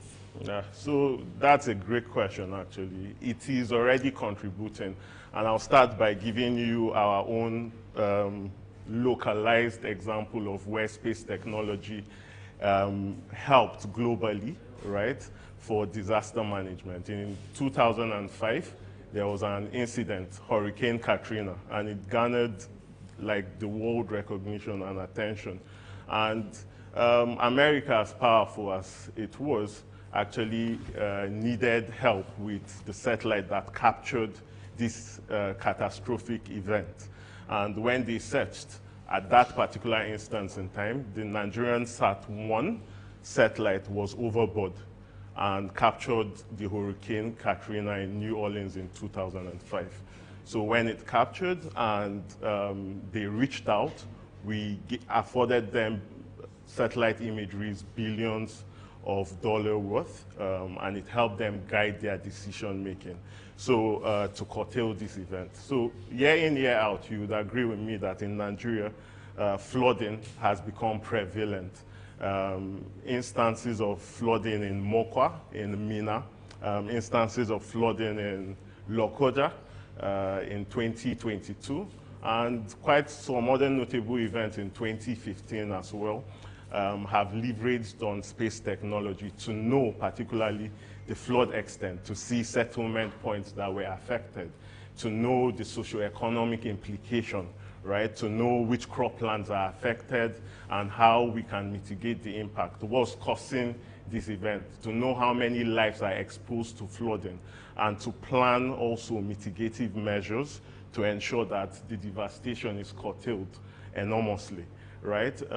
Mitigation would help us reduce the adverse effect of this catastrophe that is flooding, right? And I mean, you can tell that the human eyes have its limitation.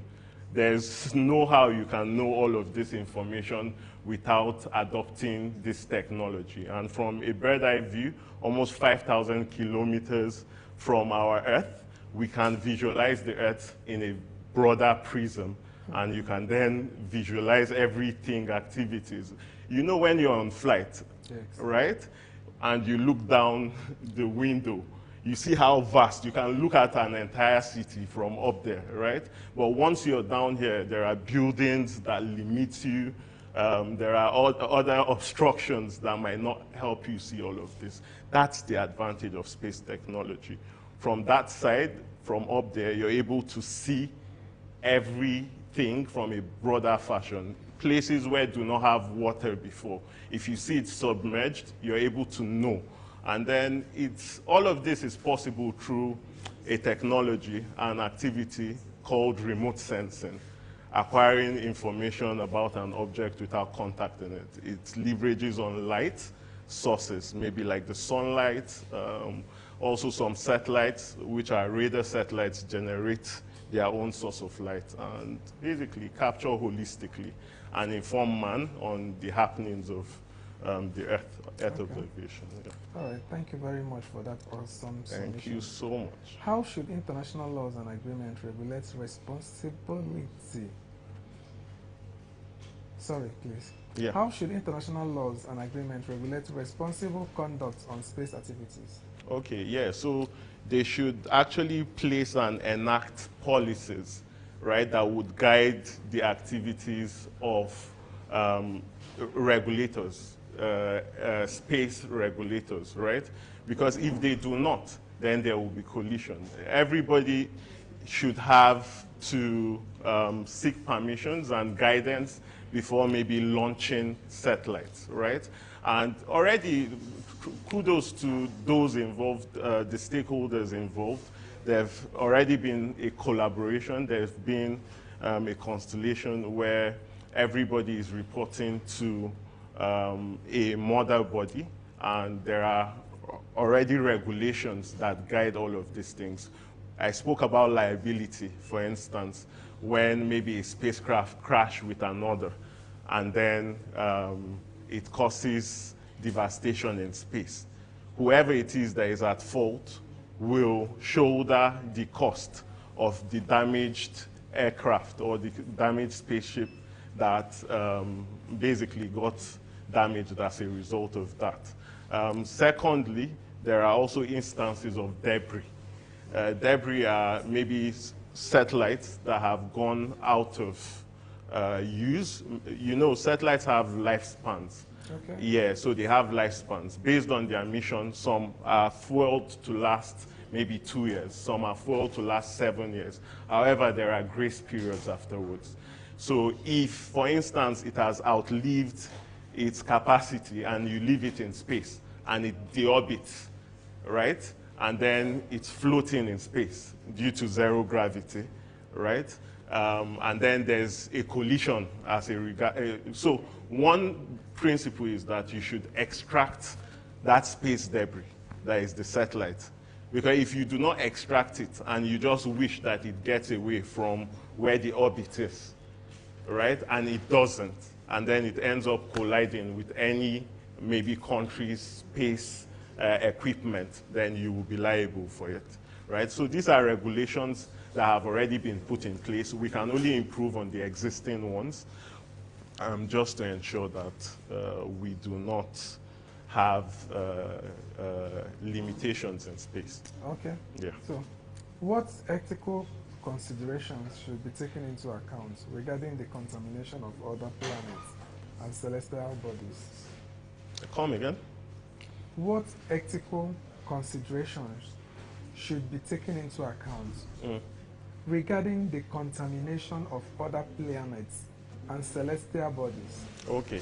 So basically, ethical considerations would have to be constant monitoring of constellations so that we aren't caught unaware. Okay. In all honesty, we know that in as much as science and technology have gone a long way in helping us observe a lot of these things, nature also takes its course. And sometimes nature happens faster than even the technology that have been put in place. So constant monitoring would help us greatly, yeah, and being proactive. But if you may maybe permit me to ask you one question I've been wanting to ask you as well, okay. Right? I've seen the great works you've done with Arabella Star, for instance, magazine, and it's been really remarkable, the outline of things you've been able to achieve with those. What are the motivation behind it? I mean, it's inspiring to see, and yeah. The motivation behind it is something that is born out of passion. You know, there is a huge difference, there's a huge line if something is born out of passion. Journalism is something that I've done for a very long time. It's something that I've been doing all my life. I started my journalism career with an online media. Then Excellency was still the first lady of Oh, yeah, yeah. Then I worked with them passionately. Then I moved to NTA. Oh, great. Where I was working as a contract staff.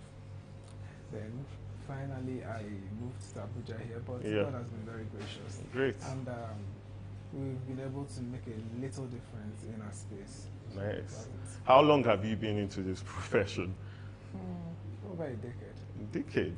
What will you say are the best moments for you? What are the things that keep you motivated throughout? What are the things you have the pleasurable things you do, basically?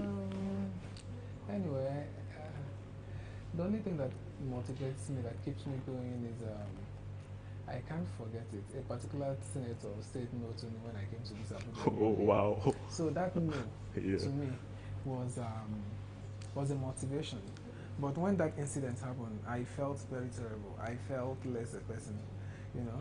But getting home that day, in fact, when I have a serious disappointment, how you know is that I'll start running temperature. So, Yeah. so I felt very bad. So my mom called the first time. It was a short call though. Yeah. So I didn't want to stay on that phone call for a very long time. Yeah. She said, no, I should tell her what is wrong. I said, I'm fine. She ended the call and later she called back. I said, I should tell her the truth. What's happened? Did I have issue with anybody at work today? I said, no, I'm fine. So when she persisted and I told her what happened, she started laughing. To me, I didn't find it funny. Yeah. You know? I said, I told you what happened to me today and you were laughing. Yeah. She said she's laughing because even if I decided, I'm now trying to quote her the way she said it, even if I decide to quit in my journalism career that I've been complaining, Yeah. and even if I decide to quit now, that I should remember that I have people on my list Yeah. that I have to prove wrong.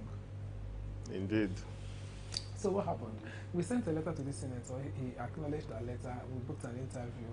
Coming down, you know, leaving the mainstream media like television station and all the rest of them, trying to diversify a bit, trying to print magazines. Yeah. You know, getting to his office, he now asked me if who is the leader of the team. I told him I'm the leader of the team. He said, okay, for how long have I been a practicing journalist? I told him. He now asked how many editions have you printed. I was very sincere. I told him. Do you know what he said? You know how a sitting senator, yeah. You know, politicians always have people around them. Yeah. You know what this man told us? That we should go. That I can't feature him now. Wow. I should work on the magazine, and when the magazine has received some level of acceptance in the society, then I can feature him. Wow. I felt bad. I felt as if the land should open so that you fall in it. I will disappear. Yeah. I was just begging God for strength to leave that office. Yeah. You know? If I was there alone, it would have been different. Yeah. 2 cameramen, the entire crew. Yeah. You know? I felt less a person. I felt demoralized. But after that phone call with my mom, I entered the bedroom, have my bath. But I'm happy that 5 years after, he was able to take his words back. Oh, he swallowed great. them. Nice. He said, oh, you've done well for yourself. Oh, call me. Because APC gave us accreditation to cover the event during their primary. So he saw me on the red carpet. Wow. You know. So those little words are basically my motivation. And in fact, the mercy of God, you know. Yeah. When you do little things and you get big response, you get good answers. Yeah. You know, I hardly get a no if I write anybody. Oh, great. And it's not common. Yeah. So that's quite inspirational, your story, right? And I mean, myself, I've been down put a lot of times because of being let down. Just like you, I try to get motivated. But I mean, this experience is quite inspiring. And I would like to learn from you what you will say. What's that one word of advice you'd give everybody trying to come up just like you, who is maybe in a phase that you were at that point? Right now, it's hard for people to turn you down, right, for the things you've been able to accomplish. So how about for people trying to come up just like you? What would be that one my first word word of would be advice? Start small. Oh. Grow big. Nice. You don't need all to start, but you need just a little to start. You know, believe in yourself. Yes. That's great. You know, you are the one who knows the vision you have. So, to some people it might not make sense, but to you, the vision is alive. It lives with you, lives within you. Indeed. So, you are the one that knows what you carry. Indeed. So, believe in yourself. Even when they tell you no, keep pushing. Keep pushing. That's remarkable, actually. You know? Yeah. Even if they tell you no, keep pushing. You know, the day I met Chief of Defense Staff. Yeah. The present one, yes. the sitting one. Yeah. General Christopher Musa, we talk on the phone. Yeah. You know, he said, going through the pages of your magazine and seeing you in real life I must commend you, Victor. You've done well for yourself. Great. You've done very, really well for yourself. And you know, I'm a very shy person. I started laughing. He said, no, I shouldn't. It's not a laughing thing. Yeah. Now we are talking. I should tell him what really motivated me, because people are like, I know a whole lot of people who told me people are leaving print media and you're entering. Yeah. You know, I said, but you're telling me I'm entering, but I've been here for 8 years now, and you're telling me I'm entering. You know, a lot of people don't know that. Don't be static.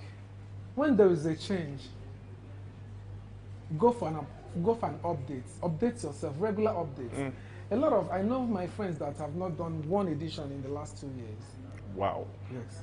One in the last 2 years. Because the cost of printing one magazine is about 8,000 something.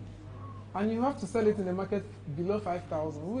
Who is going to watch it? How do you make your cash back? You make your money, then you don't spend it on the print. Just go and dash somebody magazine.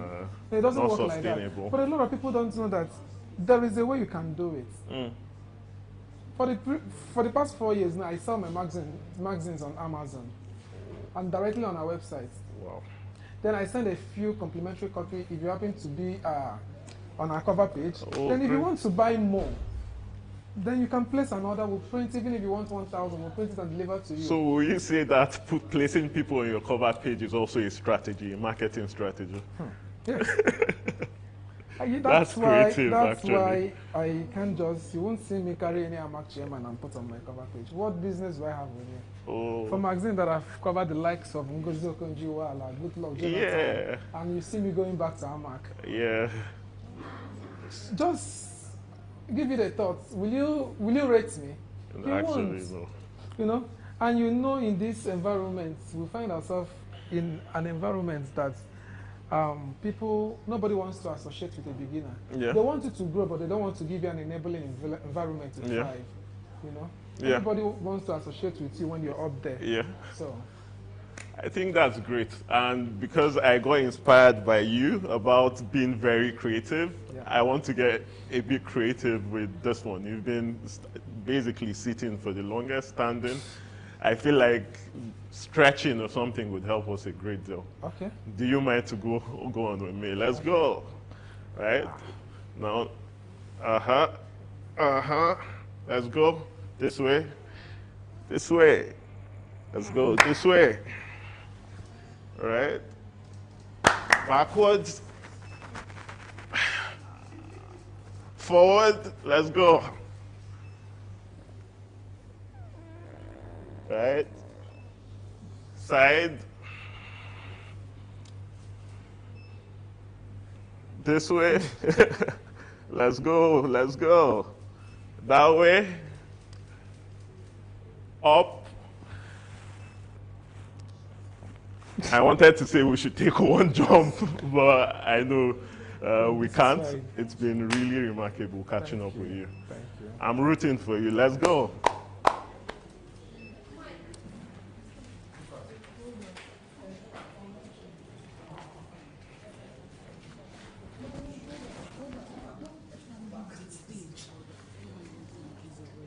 What do you guys do? I should tell?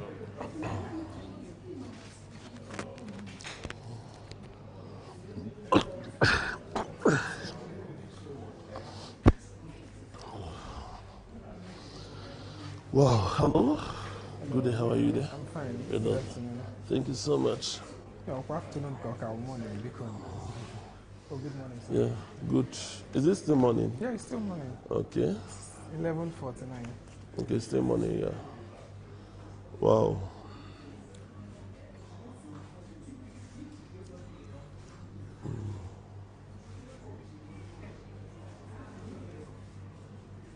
Thank you very much for being here. Thank you so much. You are doing a great job. Thank you for having me. I don't think doing this great job would have been possible without voices like yours, who has find time to come and support me. It's all right. And I must tell you that I don't take this visit for granted. I appreciate it from the depth of my heart. Oh, no problem. Thank you so much. You're welcome, sir. Yes, thank you. Please, sir, can you please introduce yourself? Okay. My name is Obeka Austin Ifani. I am the chairman of Obeka Group of Companies. Okay. Yes, that has a subsidiary with Obeka Travels and Tours, Okay. and Obeka Logistics, and Load Mats, and many others. Okay. Yes. So I've been in the travel and tours industry for the past 19 years now. Okay. Yes, 19 years now. Go ahead.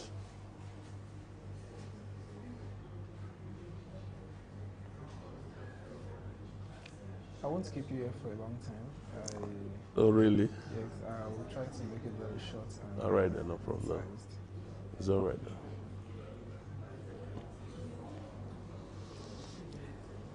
Please, sir, can you tell us a little about Obeka Travels and Tours? Okay, beautiful.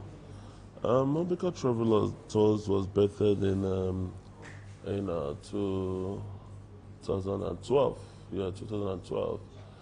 Basically, I've been in travel and tours before then. I've been there for like 4 years thereabouts. I started in 2008. Yes, after my youth service and all that.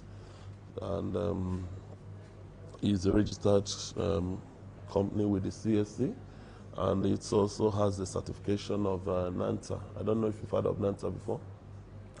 Yeah, National Association of Nigerian Traveling Agencies. Oh, beautiful! Thank you so much. Yeah. Then also, it also has its own IATA.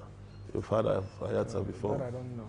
Okay, IATA is an international association of travel agencies. It's a global. A global body. Yes, yes, it's a global body. So it has its IATA. It was registered 2012 and got its IATA in 2014. Yes, to render services of flight reservations, and also visa logistics services. Okay. Yes, I would like to maybe talk more about the visas.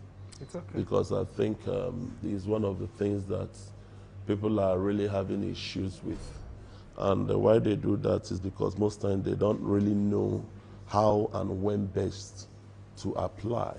Yes, why I'm saying that is a lot of people who want to say, I want to travel abroad, I want to go to Canada, you just wake up and you want to go to Canada. Are you there? Yeah, I'm yes, listening. yes.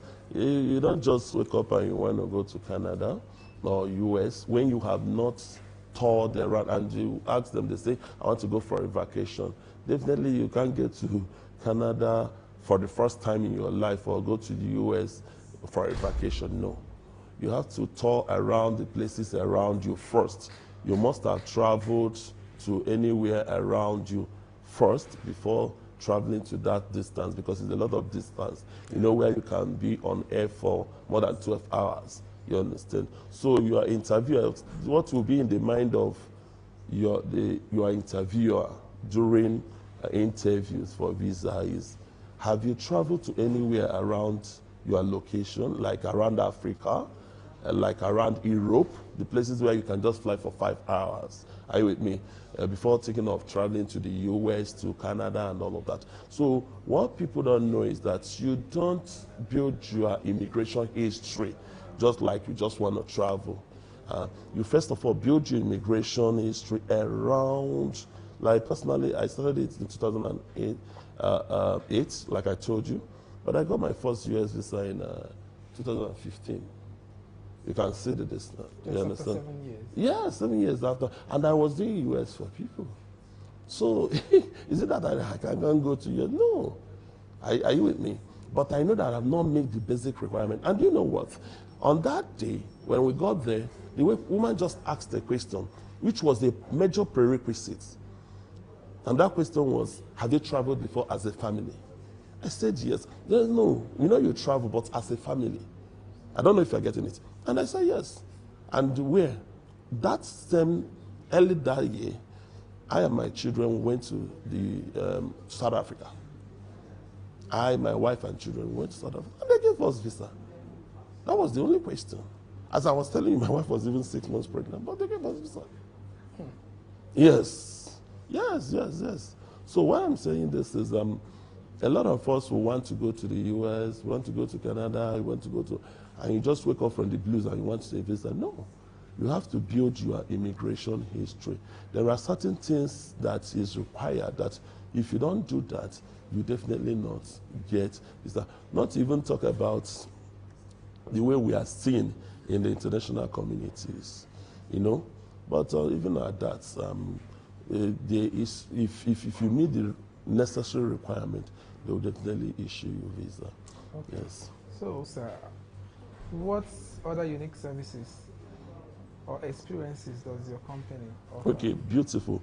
Aside from the visa logistics services, my company can also give you a ticket at a reduced rate. Like I was mentioning, I told you I have IATA.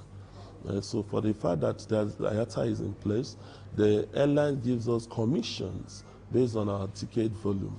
And what we do also, we do what is called a corporate sales, in that we sell tickets, and we also sell to corporate bodies. Are you with me?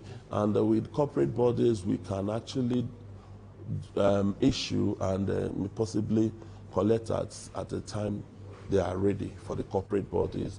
And we give a lot of discounts in our ticketing. We help you to package your visas.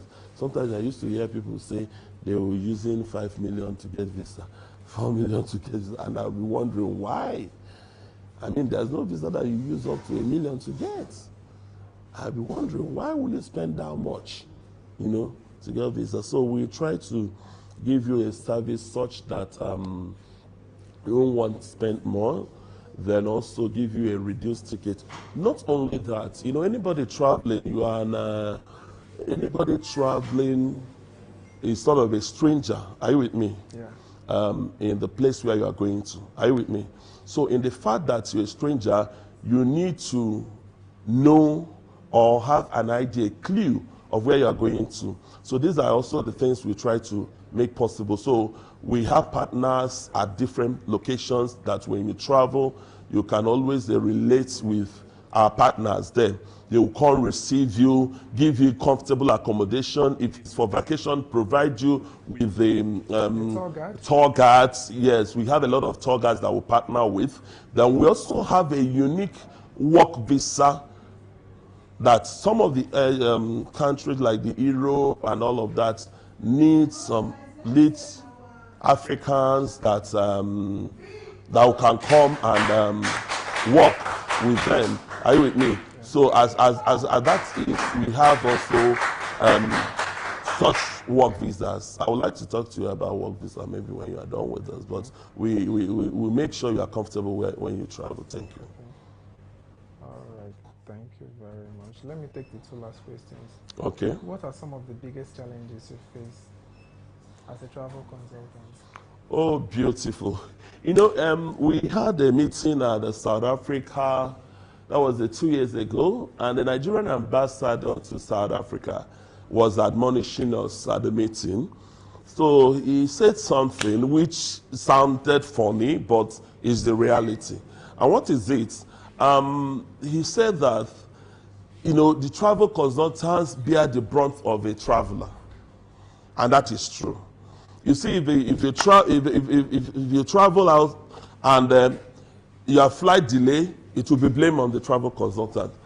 They didn't bring car to carry you on time, it will be, even the food, when they didn't even cook the food well, you still blame the travel consultant. In fact, at the point you will ask, you will say that the travel consultant did not put you in a good hotel. That is why they have, you know, a whole lot of things. Are you with me? So that also, we fall into this trap of, you know, clients blaming us for everything. Are you with me? Even when it is their fault. Even when you have asked them to promote this and all of that. Even when it is their fault. You at the end of the day, will be blamed for not doing what you're supposed to do. That is one. Also, the thing also as a challenge that we face as a sole proprietor this time around, not travel consultant. Are you with me? is the fact that staffing is a big problem in sole proprietorship in Nigeria. I have a lot of staff that are work with me, but most times, before you know it, the staff has left the establishment, is in this other establishment. Meanwhile, they are not properly rooted. Some of them will still be using your name to get jobs from people. At the end of the day, they're having problems, they are coming back to you. At the end of the day, they're having problems, they're calling your companies, and meanwhile, you didn't even know about the business. So staffing has been a challenge, actually, in travel consultants, and me as a travel consultant in Nigeria. Thank you. Okay. Yes? On a nutshell, what are the future plans for expanding and improving your company? Beautiful. Like currently what we're doing, we already have an online app where people can go www.obekatravels.com, where you can go on your own in the comfort of your house, book your flight, and your flight is reserved. And once you make payment, the ticket is issued without delay. Also on that, because we have noticed that the thing that is quite handy now as we talk is phones. You understand? So any business that is not on phone, you're on a very long thing. Are you with me? So we've tried to make our services handy by having it online, and we are promoting it. And also the visa logistics services, which is also a major hallmark of what we do, will also be, on the app, where you can always, browse, see the necessary form. I want to go to Turkey, you see the form, see what to fill, what documents that is required, and you quietly, gently go to the embassy or maybe collection center or drop-in center to drop off your documents. I want to go to UK, you see the documents, you see everything, you just go and you collect, drop your documents without, because everything these days is being digitalized. I know before now, when I started the travel and tours, our tickets were being issued manually. You can issue a ticket in Abuja, you have to courier it to Lagos. But these days, everything is electronic. So basically, we have that to expand so that from anywhere in the world, you can book with us. From anywhere in the world, you can also partake in our visa logistics services seamlessly. Thank you very much. Thank you so much. It's a pleasure having you. Yes, and I must say that you're doing a great work. Congratulations. Thank you, I'm honored. Thank you so much. Thank you. So, let's have a picture. And the next person. Thank you so much.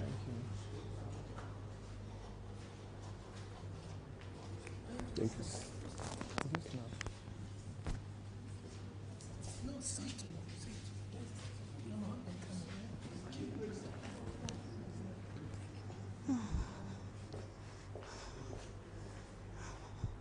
Well done. Good morning. Oh, good morning. So it's afternoon already. Afternoon? The last time I checked, it was still morning. It's afternoon now. It's past 12. Do you Oh, want us 3 to minutes. stand? Yeah, 3 minutes. Are you okay sitting? Yeah. Can't wait.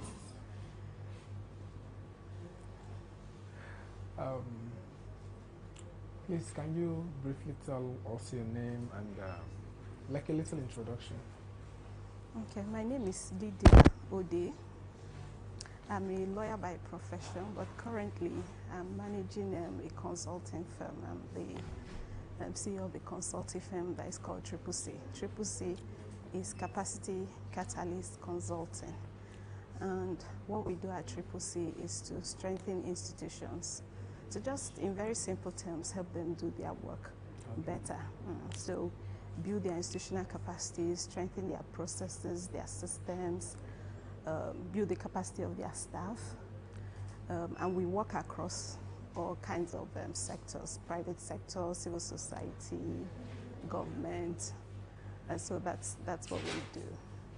And then before Triple C, I was the chief of party of a USAID-funded project that is called Strengthening Civic Advocacy for Local Engagement. It was implemented by Paligem, and I led that project for 4 years.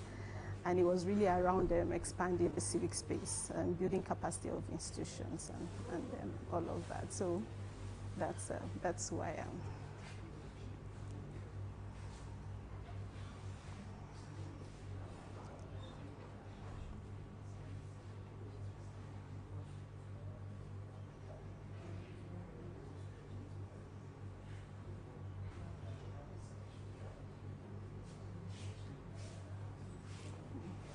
Okay.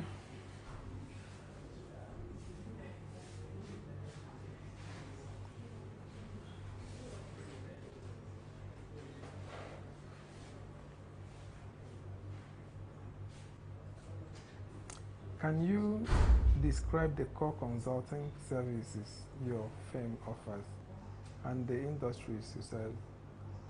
Maybe starting from the industries, like I mentioned earlier, is across sectors. So we support governments, agencies and ministries. We work with civil society organizations, NGOs, private sector.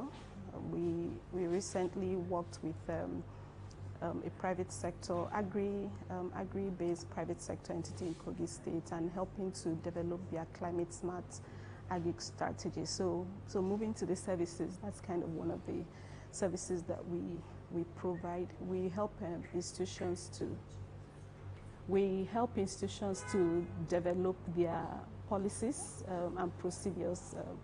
As organizations, we help to train staff. We provide trainings like leadership training, organizational capacity, advocacy, and then even sectorially, things around countering trafficking in persons, gender-based violence. So you could think about the work that we do. It's really wide, but we do, as long as it helps institutions to do their work better, then that's where we come in, just to make more impact around the work that they're doing. So that's what we do at CCC. We can provide trainings like core formal trainings.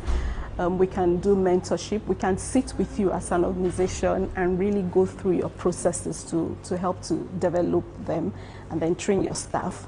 We can also even work with your partners, helping to also build the capacity of the partners that institutions work with. So it's really a large spectrum, the kind of services that we provide. But if you really look at the underlining part of it, is really around strengthening your institutions. Yeah. What is your approach to understanding and addressing each client's unique needs and challenges? Oh, that's interesting, because that's one of the offers that we provide. One thing that we do is to assess, to really work with the partners to assess where their strengths are, where their gaps are.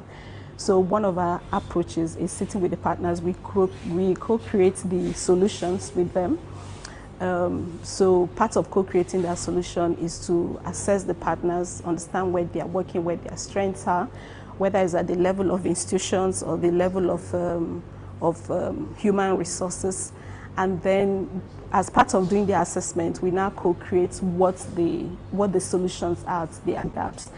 And then in the process of doing the work, we're constantly working with the partners to revisit what we are doing, assessing it, and then just making sure that we're on the right path. So we have something that we do, pause and reflect, and what we basically do then is to assess what we have done in the past, understand where we are headed, and then make sure that we're on the right path. If there are mistakes, then we do correct those mistakes, and then we evaluate results with the partners, of course, and then but we do this interjected. We don't wait to the end of whatever we're doing with the partners. So we're constantly, our approach is really co-creating solutions with the partners and working with them across board.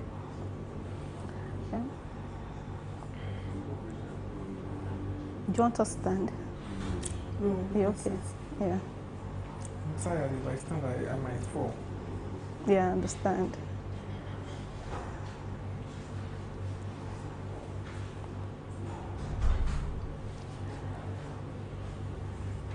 You know, one thing that we also, because I see that you're a big fan of press freedom. We also do a lot of work around civic space, expanding the civic space. So just making sure that people have the capacity to lend their voices, and part of having that capacity is also having information. So how much people are accessing the right information, and how they are using that, whether it's in governance or within the work that they are doing. So expanding the civic space is also an area that we work with, and as a result of that, we work closely with the press, with the media, around whatever sector that we are supporting at the moment, especially when it comes to issues around SGBV and human trafficking, just making sure that the press understand the issues, and they're able to project information that is correct and helps people intervene around the issues.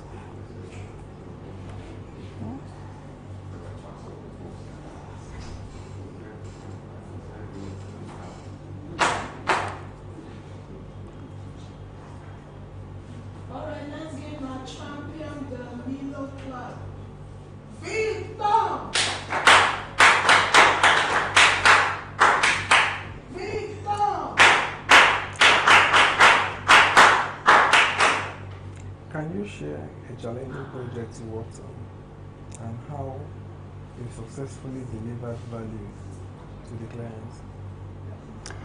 Yeah, I think one project, I will go back to the one that I mentioned that happened in Kogi State, because the community is a community that is almost not accessible.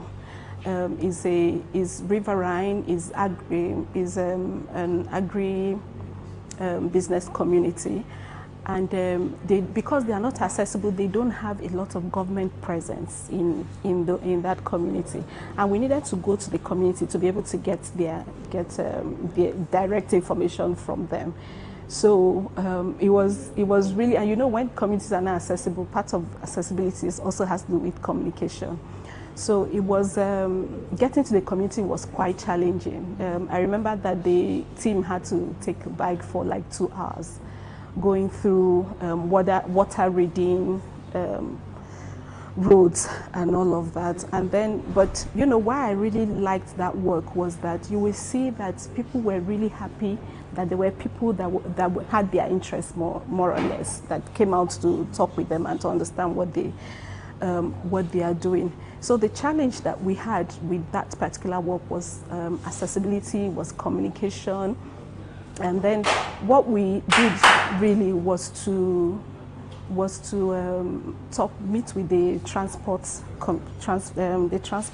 people in that area, and they were able to, and basically charter the bike that took us that community. So that we were guaranteed that we're going to get there and come out, because we had transportation. But you know, it was quite challenging accessing the community. The terrain was tough.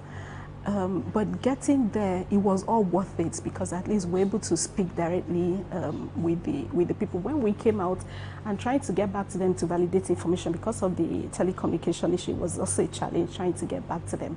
And what we did was to have somebody that was within the capital travel to that community with the information we had to help validating. I do believe that there's a solution to everything, and having that mindset really helps you to navigate some of the challenges. But that was like a recent challenging program that we had. Oh, okay. That's a nice one. I tell people, before you choose a career path, choose something you have passion for. Exactly. Sometimes it's not the money. Sometimes it will get to a point where the money will be there, but if the passion is not there, the passion is what is going to drive you. Exactly. Yeah. Thank you very much. And when that passion is not there, when you face challenges, you can easily quit. Exactly. What strategies do you use to stay updated with industry trends and incorporative initiative solutions? One thing that I do is that I'm on the media a lot. So I consume news a lot. I'm on social media, and I found that social media really helps you to stay updated on what's happening around you. So social media is one. The TV stations, radio stations. I have kind of like. Do you understand? Yeah. Okay. Okay. That's it. Oh, okay. So I do. So I do stay in touch through the different media. Fortunately, we have access to internet, to information as a result of technology. Technology has really helped us. So it's really how you use technology responsibly and in a way that you're able to decipher what is the right kind of information and what is fake, because there's a lot of fake information out there. So one thing that I do is that even when I get the news, I'm not very quick, like people that are quick to share news. We're taking it to 75. Yeah. So I try to verify. So I don't act on information that I get immediately, but I try to verify information. Yes, exactly. And there are so many ways that you can check. One of them is also through the mainstream media, because I know those ones, they have a way of checking information. So that's one thing that I do. I also stay in touch with colleagues in the industry. So we have, and my colleagues too, we have meetings where we discuss what is happening. It's also attending events like seminars, like workshops, even attending media events like this one. It enables you to hear people's perspectives and hear what's happening. So there are just so many avenues that are open to us. Is really how you balance it up with the work that you're doing. But it's really important. I mentioned to you earlier that I'm a lawyer, and one thing that a lawyer we're very passionate about is working with the right information. So I'm very careful about the information that I'm taking in and how I use it. But I try to stay up to speed across using different means that are available to me. Thank you very much for your time. Thank you so much, and well done. Thank you. Can we? Are we taking pictures? Yeah. Okay.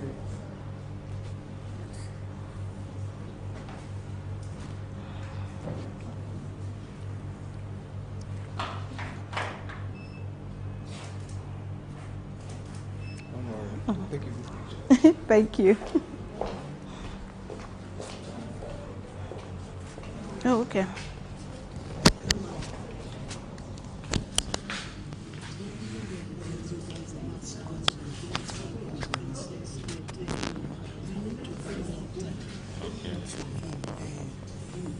Because even though it's hitting 72, so we wanted to get to 75, so we had to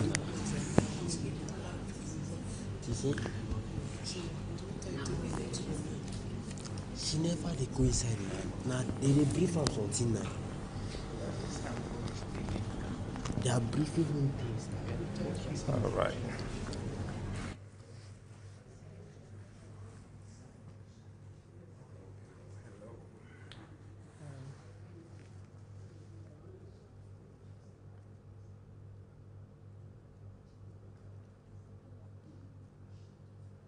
Thank you very much for being here. No problem.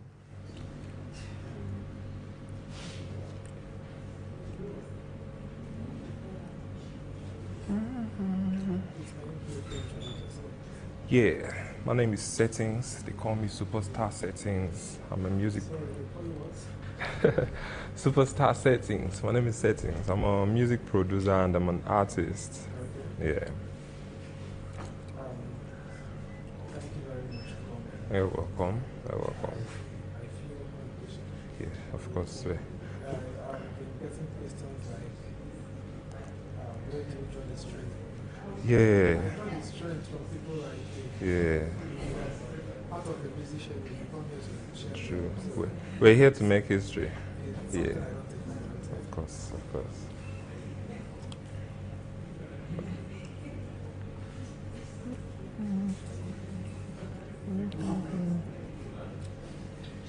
So for how long can you go? How long can I go? Yes. You know, as long as you want me. I need us to break that boundary. We have to do it. So as long as you need me.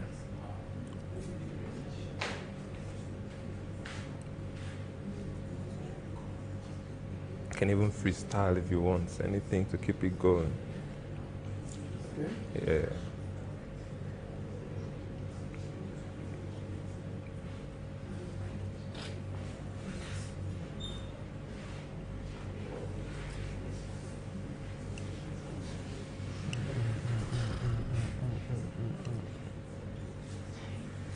So, Mr. Stevens. Yeah.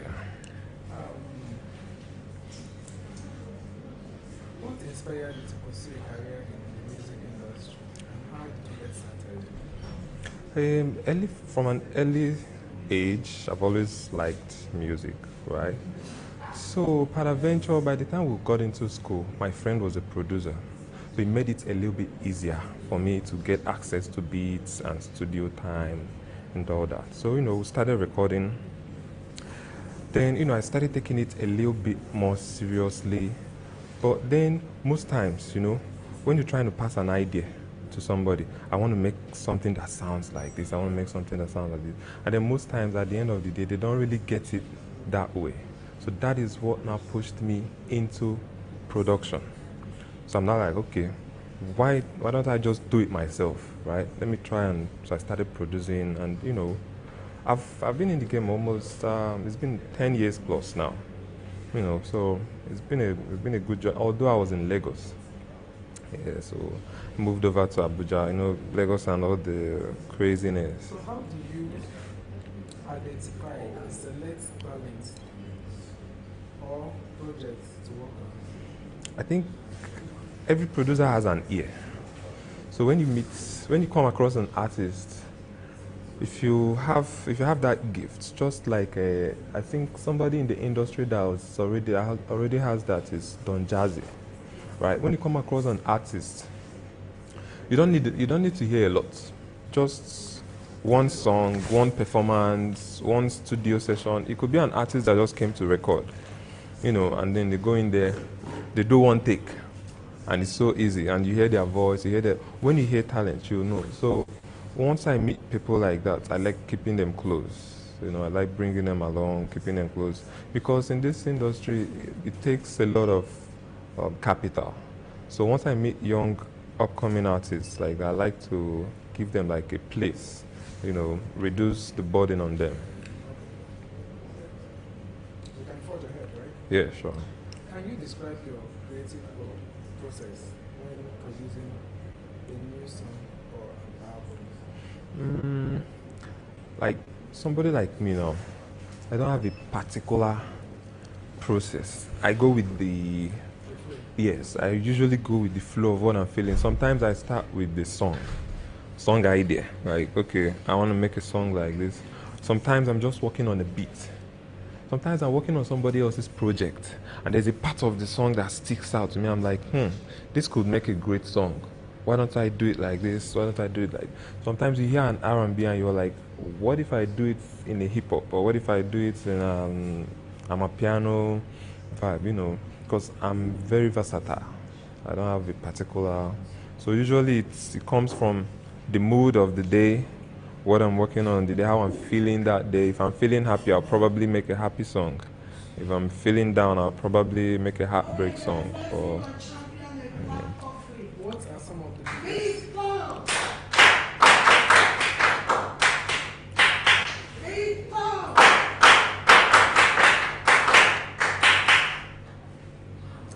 What are some of the biggest challenges you face as a music executive and producer? And how biggest challenges so far is breaking an artist. These days it costs a lot to break an artist because you're talking radio, music videos, mixing, mastering, touring, it takes a lot. So these days basically it's capital intensive in the game now to break an artist. So what we do to, let me say, corners is we start playing a lot of shows, right? Start playing a lot of events, getting him gigs to perform on stage, performances. So by the time you play 1, 2, 3, 4 gigs we'll start from your locality, wherever you are, we'll start around there. So by the time you start playing a lot of gigs, before you know, you start getting booked, you start getting features, and you start, people start knowing your name little by little. Yeah. How do you stay current with an evolving music trend and industry technology? Going out, meeting people, going out to, if anything in my industry, I like to be there. Meeting people, going out, hearing new songs, meeting other executives, working with other producers, I mingle a lot. So, it keeps you fresh, it keeps you up to date and all that.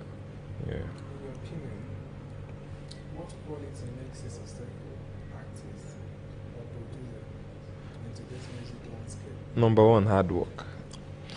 Artists today are very lazy. They just want to sit there and you write a song for them, you give them a beat, and then they just record, and then they go.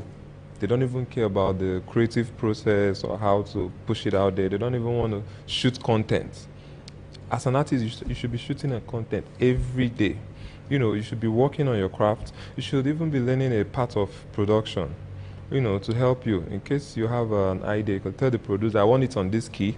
I want my chord to be like this. I want it to sound, get this feel, So number one is hard work and dedication. You have to take your craft very, very seriously, and have fun, and in it you get.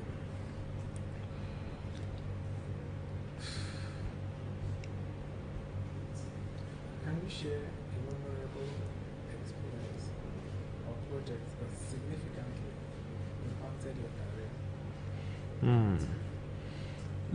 Recently, there was this freestyle that I did. So recently, it was Davido reposting it on his Instagram, right? So I was just chilling in the studio, and somebody called me, yo, Settings, what's up? Go check Davido's story on Instagram. And I went on Instagram. I'm not seeing some notifications. Yo, what's up? Davido reposted that your stuff. So I now went, and I'm like, okay, that's cool. And so many people followed me from there, and Mattel reposted it too. So I'm like, okay, at least it's a good kind of recognition, put it in the work, and then somebody sees it and it gets up there. So that's the latest thing in my career that happened.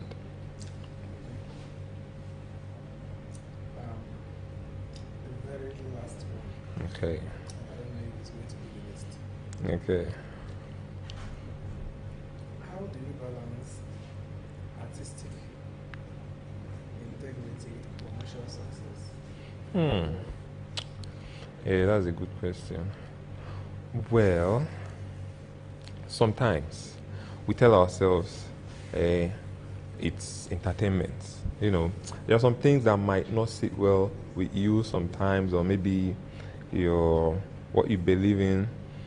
It's just like the movie industry. There are people now that you give a role, it doesn't really sit well with, but you'll be like, it's a job, right? And I have to do it. So sometimes we just chalk it off as, okay, fine, it's entertainment. It's not really who I am or, what I do, but, just for entertainment purposes, you just go on with it. Yeah. Okay,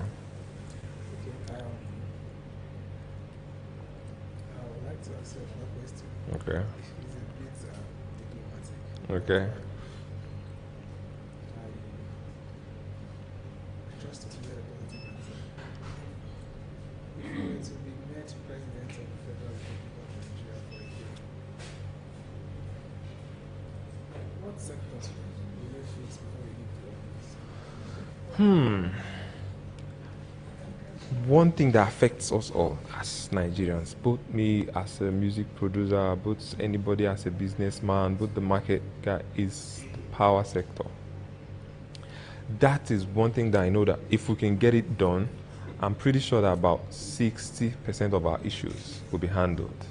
So if I had the opportunity, I don't know if it can be fixed in a day anyway, but if I had the opportunity, right, I would do everything I can in a day that will move that sector forward. If we can get the power sector fixed and we have constant electricity in this country, that will help a lot, because I'm in the studio, I'm burning fuel, right? I'm burning fuel, I have solar panels. So on a rainy day, I can use my solar panels, I burn fuel and all that. So it's gonna go a long way. Yeah. Still waiting to go more? Yeah, we can keep going. I don't mind.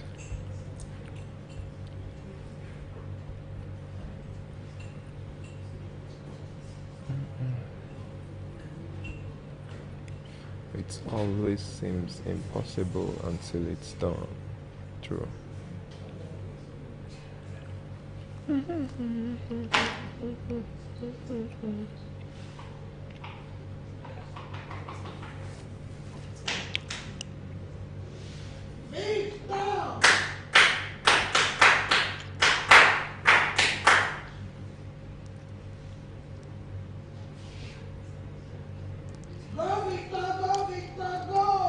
Victor, go, Victor, go. Go, Victor, go.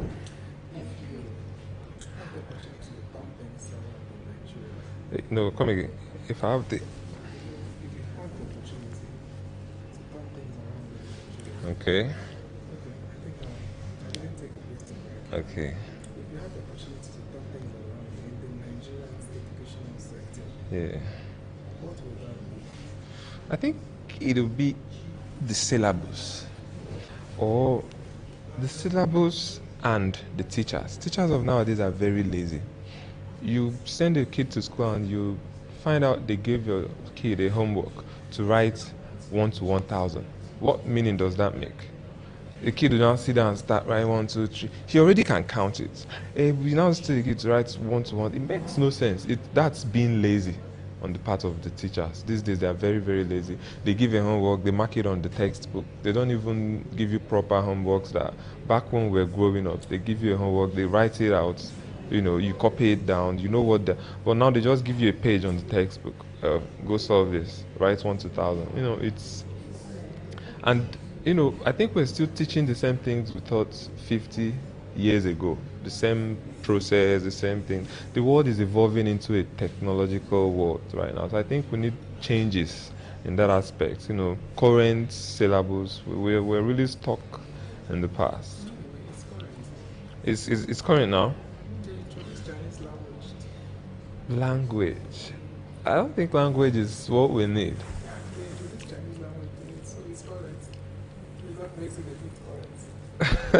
That's just language. It doesn't change anything.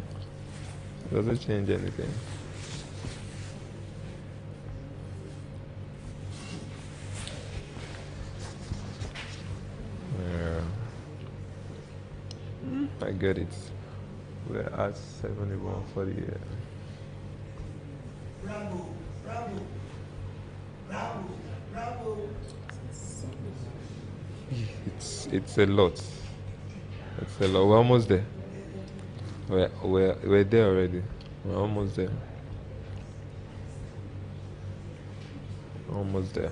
So what is the entertainment industry? It's fun, honestly. It's fun, and I like where the Abuja entertainment is now. It's growing rapidly. There's a lot of opportunities in this state right now for entertainment. It used to be just Lagos before. Yeah, but now it's really coming up. And then the good thing about the industry here is it's a bit more monetized than what I found in Lagos. Yes, Lagos is bigger, right? But here, with the little you can do, it's monetized. You can live off of it. You can make money off of it in more here than in Lag. Even if you're just an artist, features here, you get paid. Even if you're just a songwriter and you just write a verse, you get paid. You produce. So I like where it's sitting. Some us looks like they are doing you a favor. Yes, yes, that's how they feel there. You just do it, yeah, and do it.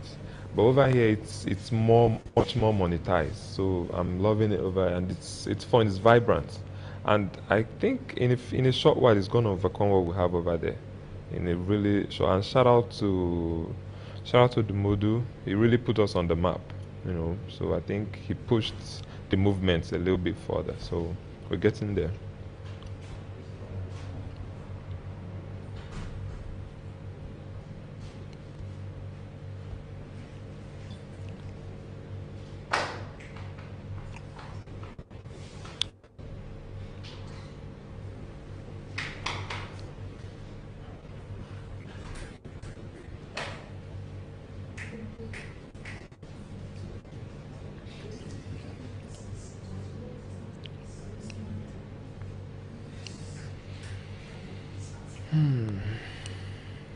Sorry, I'm late.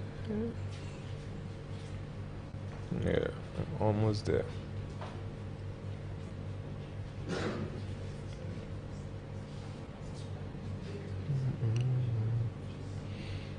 So, should we keep going?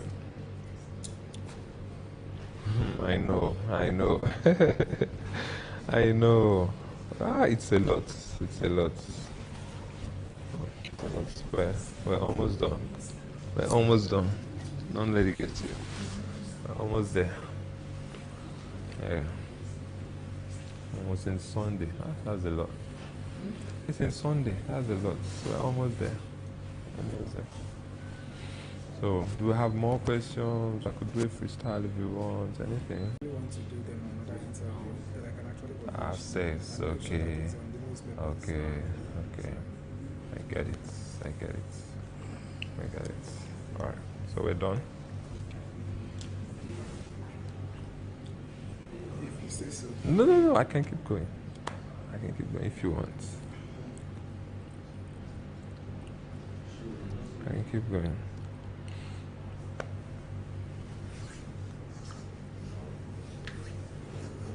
Sorry.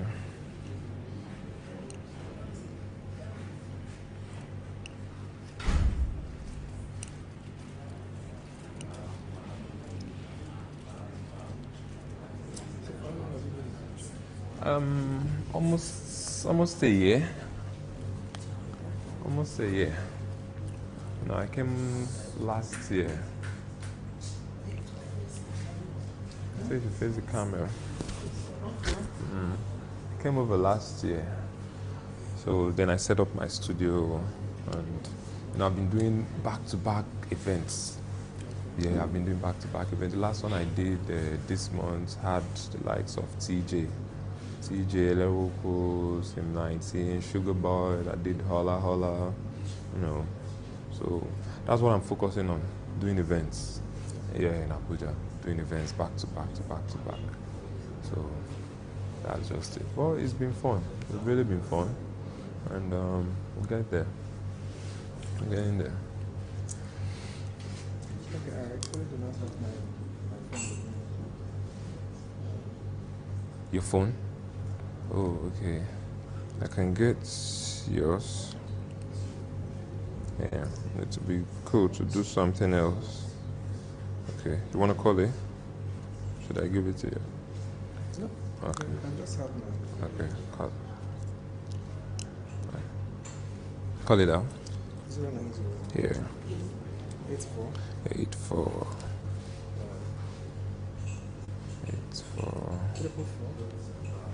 444. So 4 is 4 times. 546. 546. Definitely. We'll do this some other time. My friend is coming up next.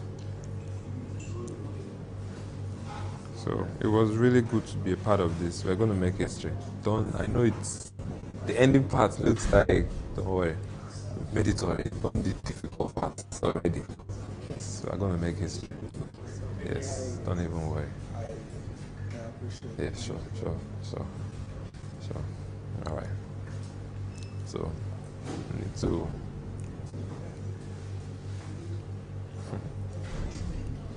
Well, should we continue?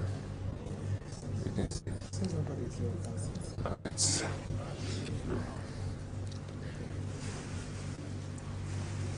Okay, I'll text you.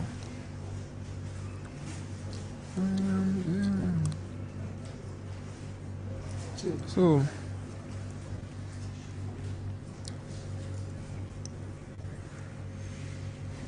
well, the only challenge I think we're having now is foreign investors and foreign events. Whenever they want to come to Nigeria, it's Lagos. Everything Lagos. So here it seems like we have to do everything by ourselves to put Abuja on the map. We have to. I really like what Odumodu does. He, like, Techno was an Abuja artist, right? But he did not really identify and say Abuja. He didn't really say, okay, and carry Abuja on his back. But the more he's doing it, everywhere he is, he's reps Abuja. He's talking about Abuja, FCT. He's an Abuja artist. He cannot stay anywhere else. They give him a house in Lagos. It's not there, So he's really, really putting us on the map. So I really like what he's doing. So it's the same thing I'm doing. There's every month I make sure that there is an event coming up. Every month I make sure that I'm doing. So I'm working on the masked party now.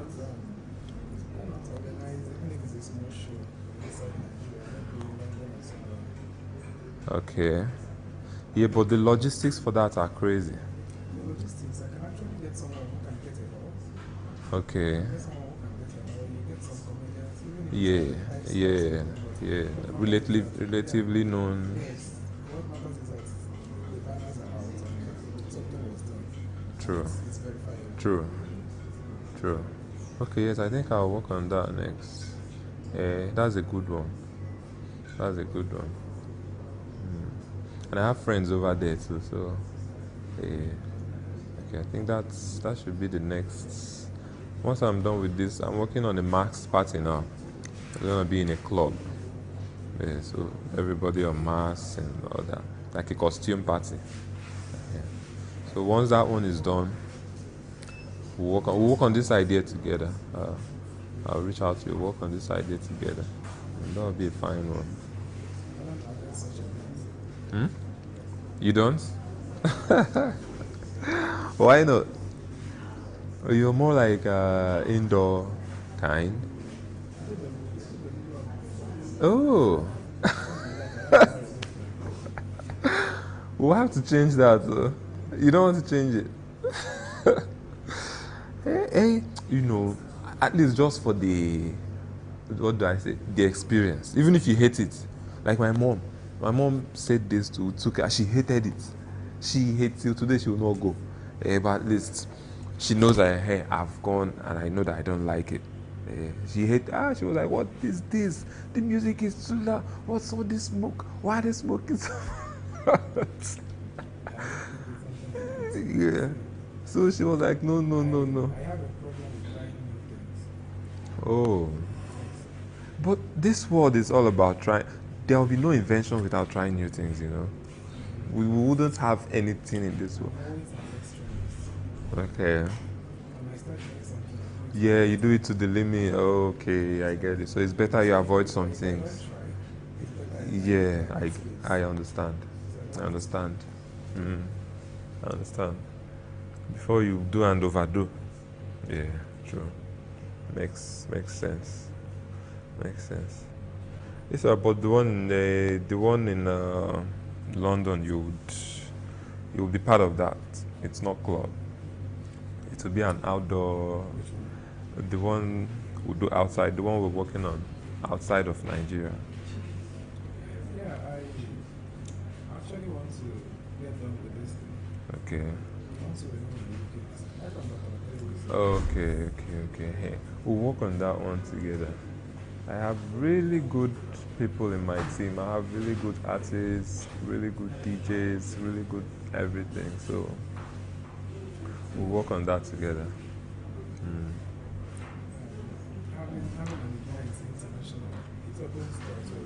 Exactly. Yes. Exactly. We can arrange other things, getting a hall and all. You do it in collaboration with her. Then Yeah. I'll work on that. We'll work on that. To her as well. Okay. That's not how I'm going to be able to Yeah. get that idea. We'll work on that. Would be a good one. That would be a good one. Okay. A number. You sound.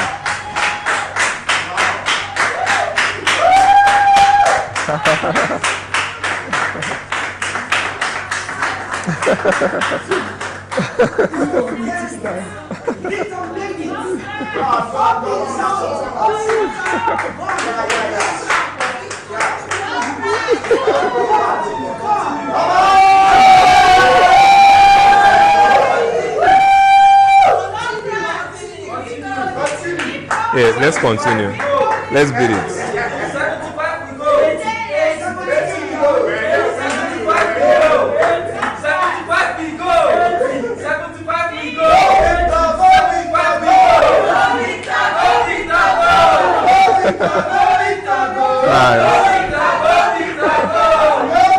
Nice.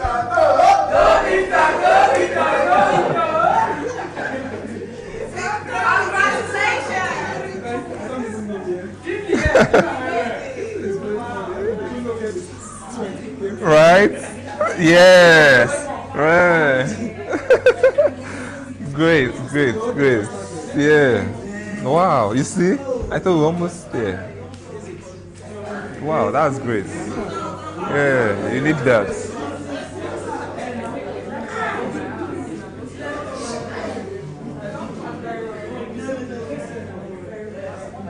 We've just made history. Yeah, I like to be part of things like this. You know, I like to be One more person making me that coffee. pure black. Yeah. Anyway, he wants you to stay awake. Yeah, but better. Yeah. That's great.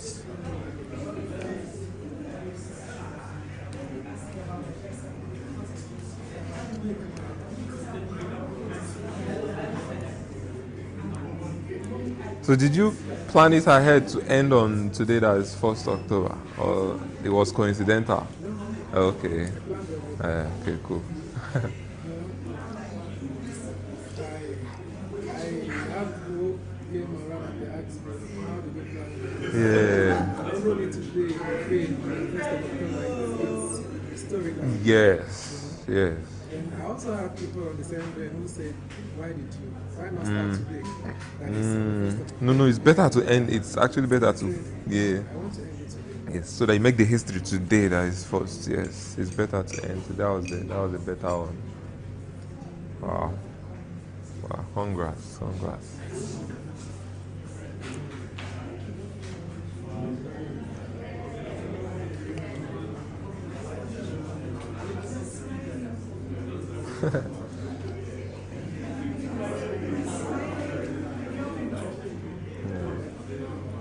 So you're in Abuja. Are you in Abuja? Yeah. Okay, good. Same. No, okay, we're at Guzape. Yeah, Guzape. Garba Abdul Kader Crescent. Well, my studio is in Cairo. Yes. My studio is in Cairo.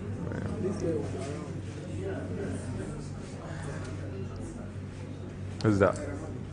Oh, yeah? Here. Okay, he came to the okay.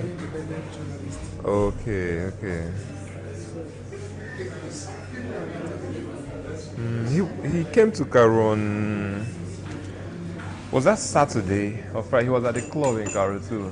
That was last Saturday. Okay, good stuff. So we'll definitely do some things after this. Do some things after this. Okay, glad I helped to break this record. Let's bring on, I think my friend is coming on next. She's coming on next. She's an actress.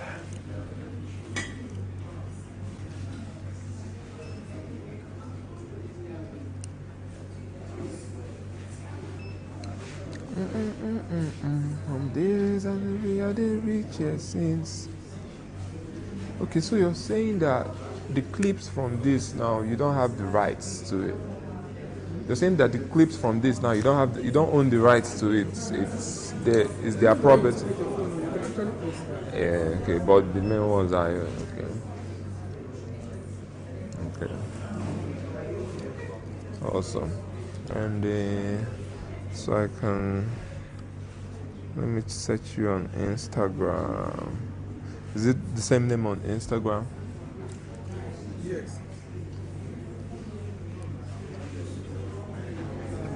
So do you have a particular sector that you, like as a journalist, that you focus on, politics or this or? I started off with an online paper.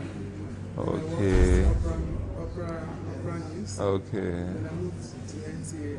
Okay. From NTA, I moved to Channel 5 here in Abuja. Okay. While I was trying to, I worked briefly with Al Jazeera. Oh. But it didn't last long. It was just Okay. Like a contract kind of stuff. It wasn't contract. They are Arabic. Yeah, Ezioku, yeah. True. True. So I left. Okay. Then I published magazine. Okay, what's it called? Arabella Star magazine. Okay, I've seen you, yes, following you now. Arabella Star, I've seen it too. Instagram, more the Instagram, Okay, Ezioku. True. Wow, we just made history. Okay. So anytime you're covering anything, entertainment or anything like that, I did for you 100. Yeah. 100. Somebody was the first lady. She was there yesterday. Oh yeah. Oh, okay. Awesome. I mean, this thing will go viral.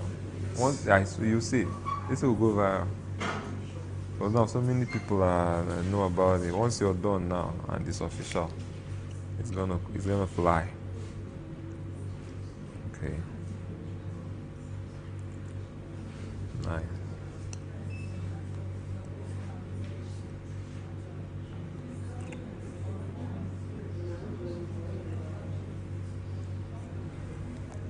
Okay. All right. Okay, that should be all right. 8 minutes extra.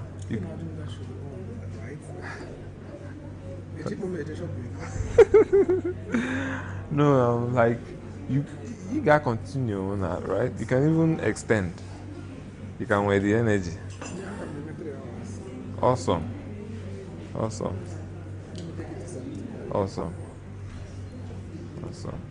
Yeah. After this, you will rest.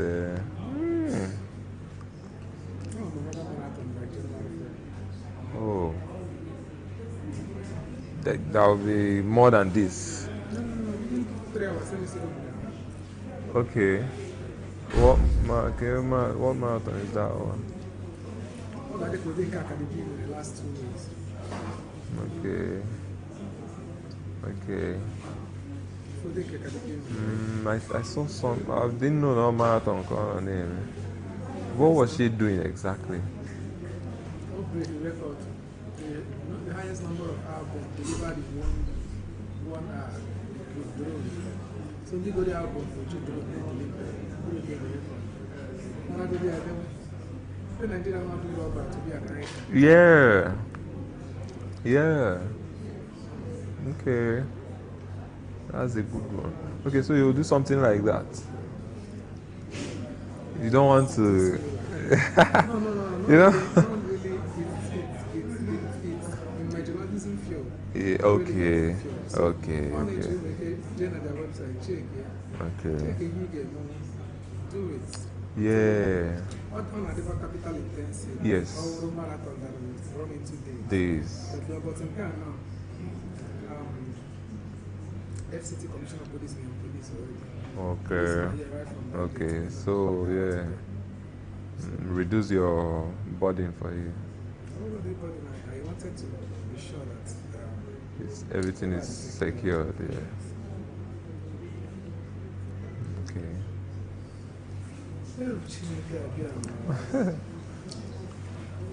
That's great.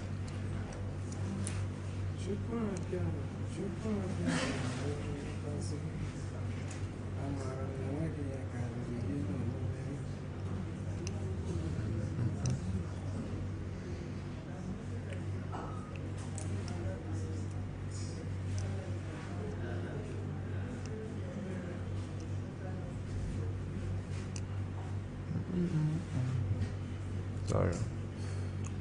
All right. Settings.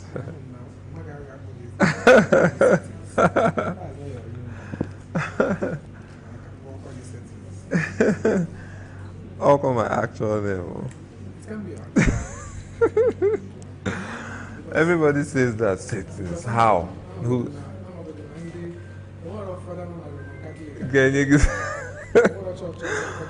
Yes. That's it. It's true. Oh, it's just my entertainment name. But basically, not everybody man with. I don't even. I know a whole lot of people that calls me Livinus. That is not in anywhere near my age. Really? Yes, that's my son. Okay. Okay. They now call you your surname as your own first name. Okay. Yeah. Okay. And I actually passed that stage of trying to tell someone. Yes. Yeah. It's in my document. So why not? On the side is my dad's direct. Yeah. So no. Yeah. True. True. Awesome. Awesome. Yeah. Unless I'm Livinus Chibuike. Even. Okay, because of that name, yeah, and she became in the middle. Okay, that's true. Give her emo, Abi? Yes. I can tell. My mom will emo. Yeah.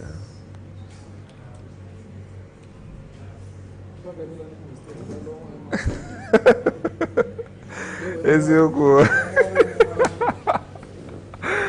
Ezioku, you're not lying. Yeah.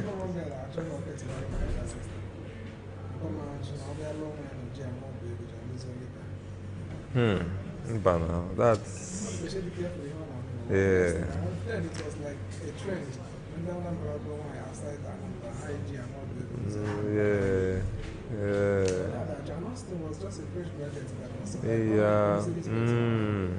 Yeah. Just because of that sentiment.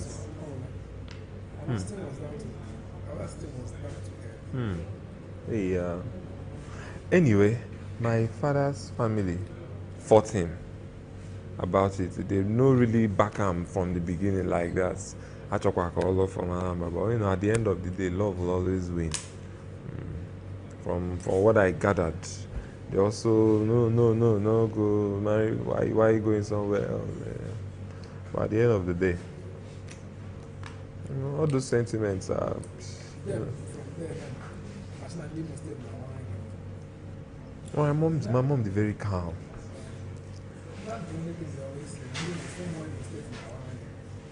No, these things are individual. These things are individual. Yeah, in that individual. What about say for? These things are individual differences. My mom is calm now. They are the best match, sir. Right? Yeah. Yes, in them. Yeah. Even if you're playing cool.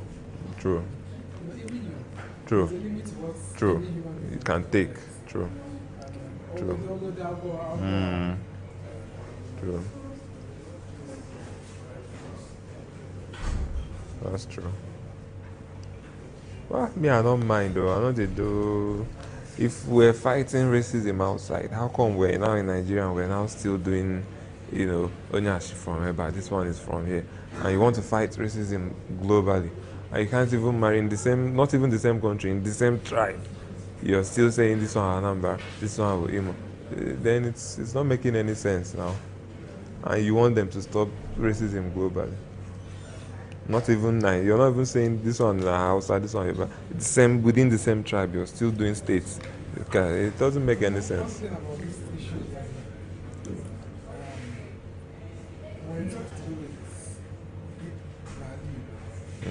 a lot of factors that people are not going to play. These days, it's not even about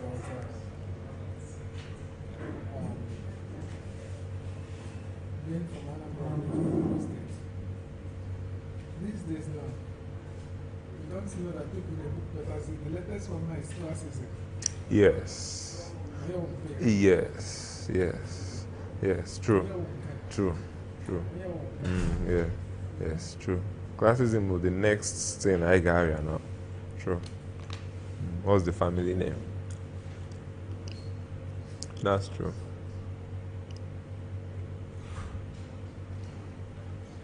Well, I guess we all have to go and make our names then. So that I just don't want to go compare. Yes, now. How do you make use our own names?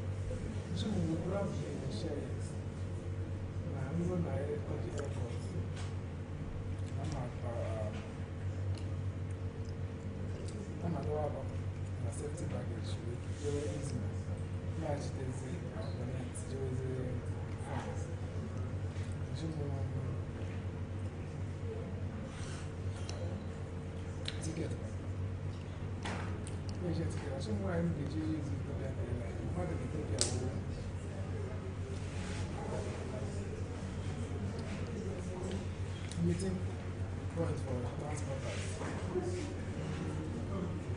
Meeting point for transporters.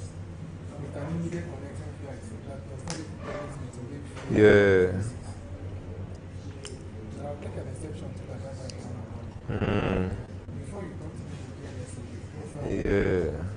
So that you know what you're doing. Yeah. Even if you're trying to distract You still have to be careful. At some point, Yes. that what you're saying are factual. Yes. Yeah. For you to know my problem.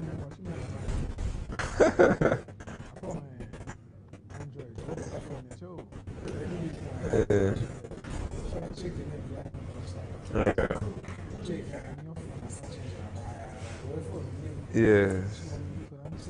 Yes. Profiling. It's still what we're going through as Nigerian youth. Profiling. It wants to see you, a young boy, you dress it off. My problem. You know. Well, I hope we go overcome all these things.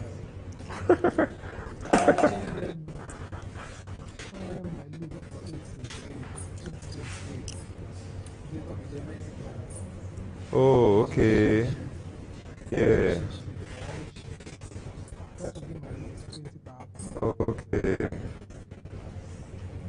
Okay. That thing, does it hurt? On a full for that implant? Does it hurt? On a full for that? Actually, put sanity to my profession. I don't know any professional like that.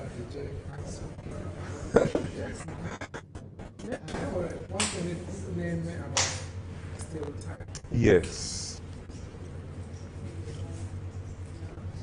I think you should know or something. Anyway.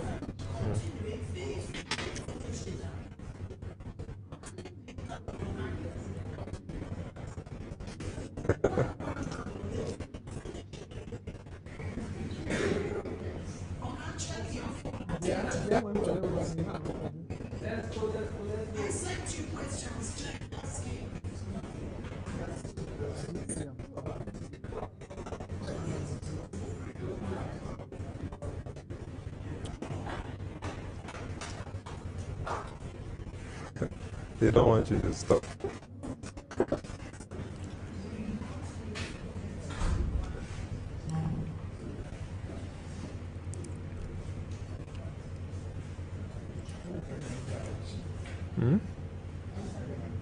How?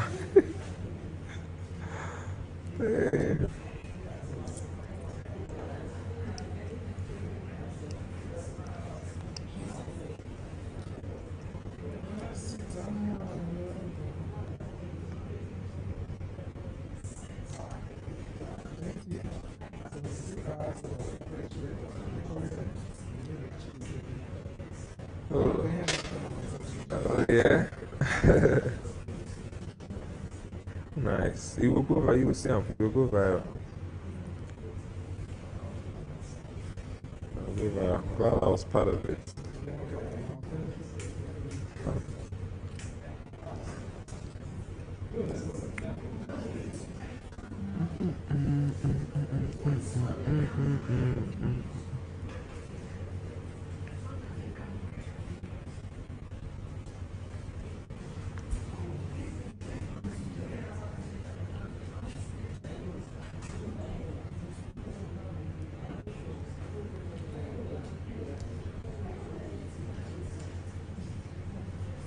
She's sending you more questions.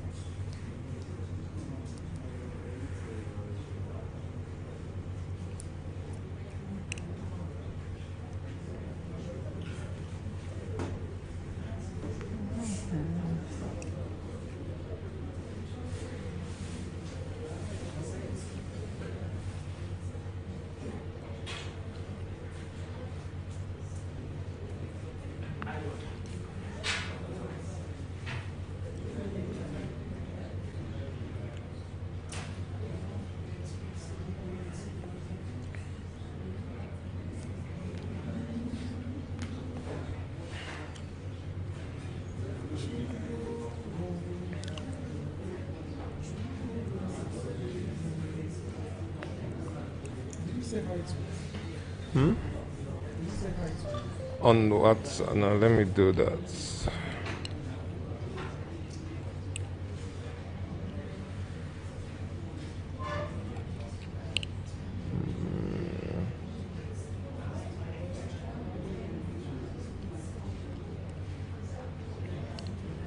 How come I can't find it? Okay.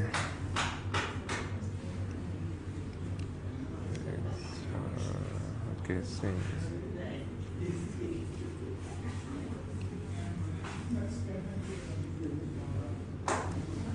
Sense. Okay, so should we bring in the next person?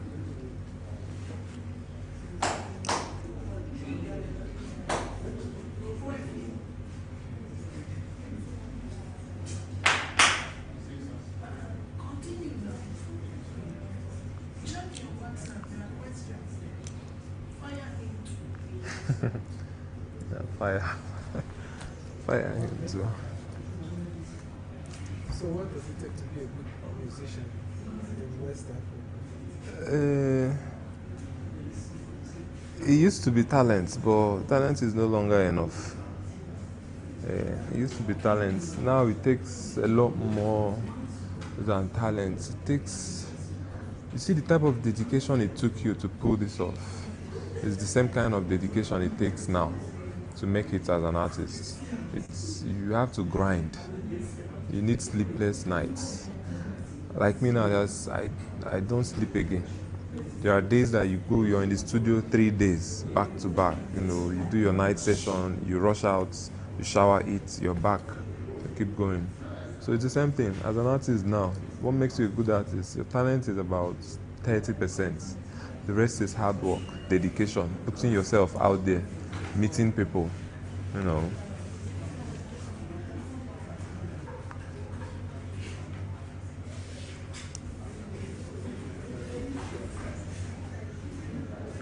And building relationships, very important. Building relationships.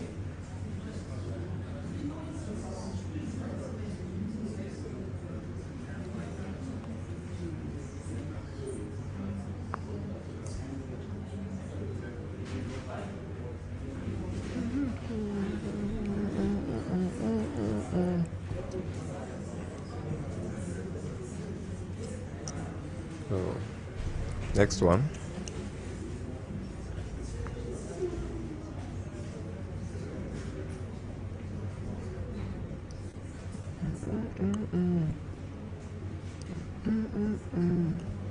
So, next question. Should go to the second one.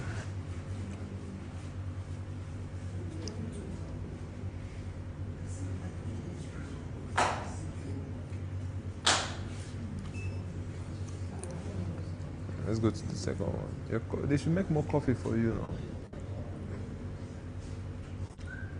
I'm trying to get The thing she sent. Yeah, Okay. maybe it's the last thing. Okay. She said she sent one to your WhatsApp. She didn't send anything. Oh. So,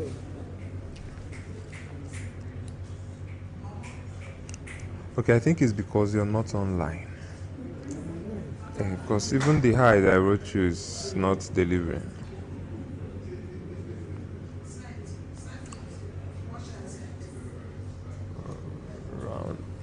Round up.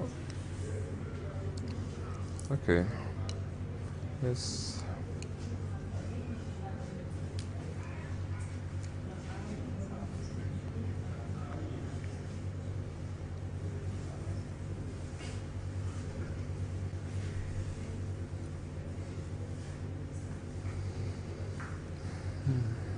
Okay. Let's go round up.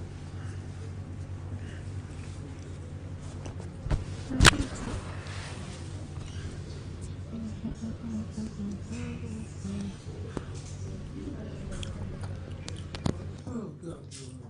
Next day.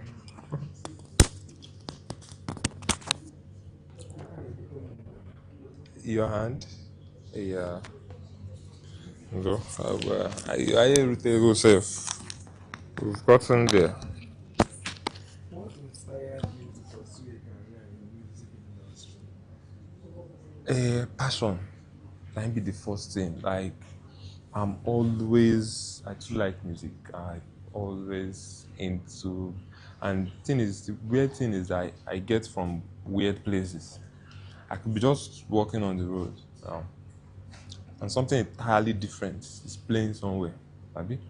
Then I'll get an entirely different, what's it called, inspiration from it, and my head is already, working. Do it like this, do it like this. So passion has always been there.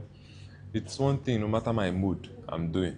Whether I'm sad, whether I'm happy, whether I'm angry, no matter what's my mood, I keep going. I keep doing it. So, they say do what you love. So, I don't get tired. No, I know they tire. If I do music, I know they tire.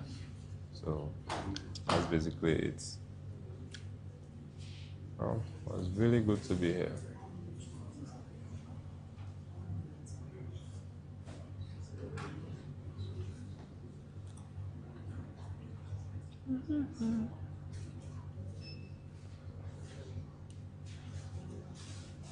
Okay. So I think we should. What am I next person?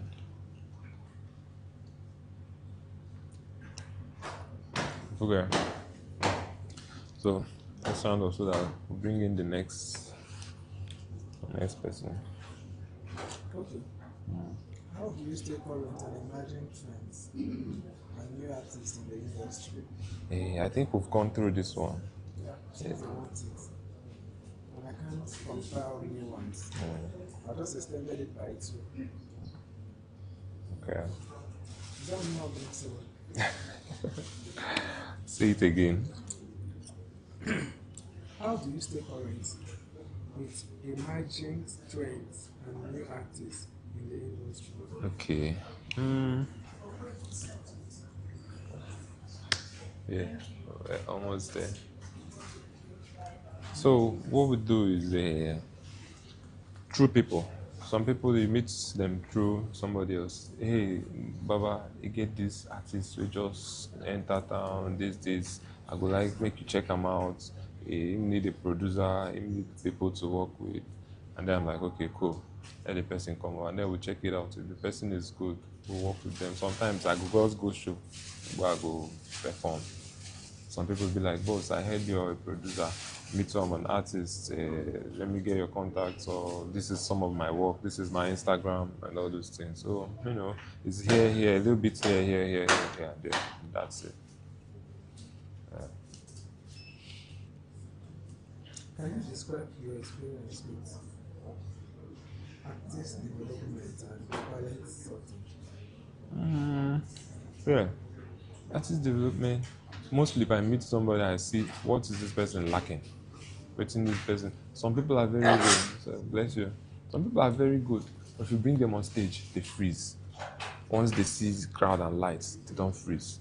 Then you'll be like, very good, bring this artist, we're no good. No, the person is really good, but the person needs work on that aspect. So what we do is you find where you need some work done. And then we'll take it off from there.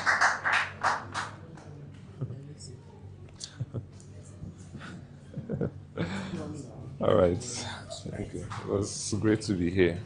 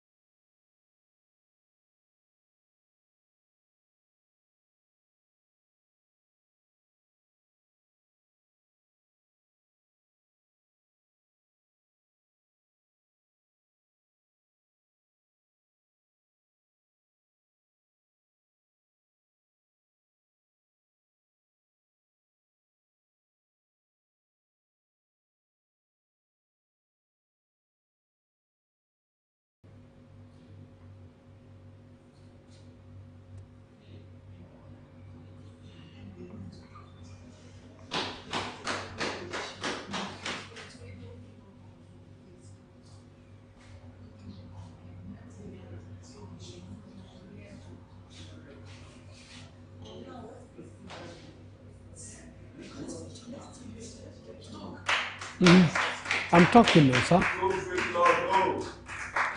So that's the issue. That's all we're sourcing a capital to see how we can rise up our business. That is our issue now.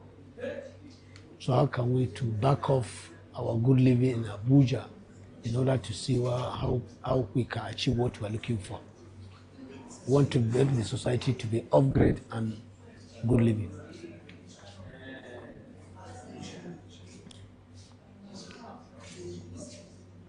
And also finally, sir, if you have any link addition to that, I would have loved to have that link.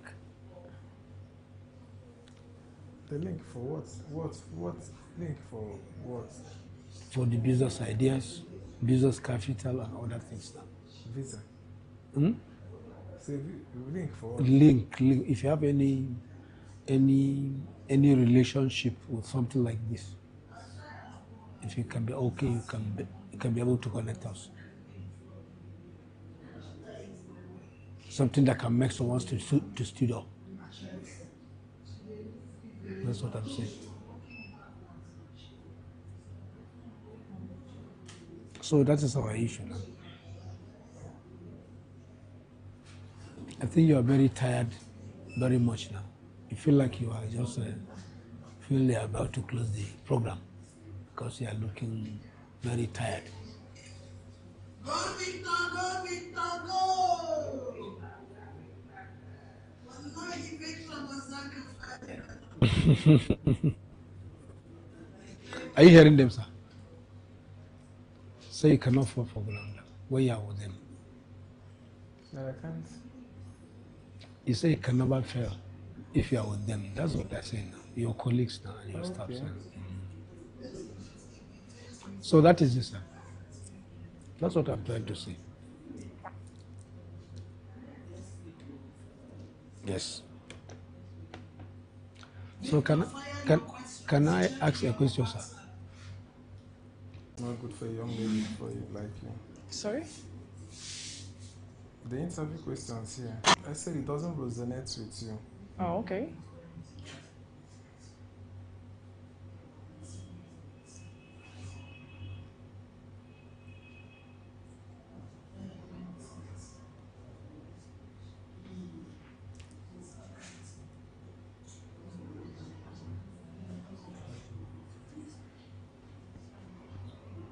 Chidi. Phone. On internet. Use those handwritten questions, the handwritten questions. Use the handwritten questions.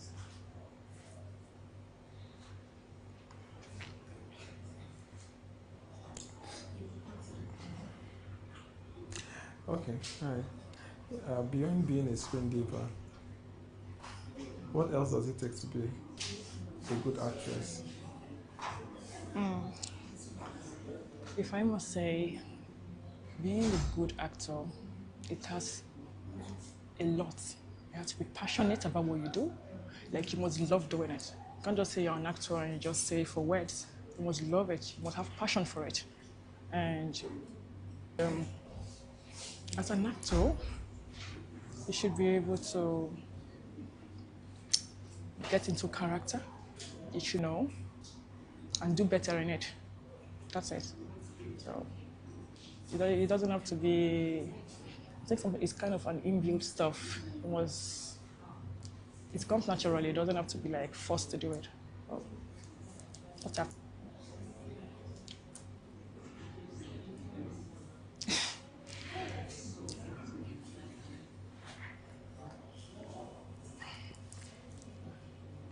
For how long have you been an actor?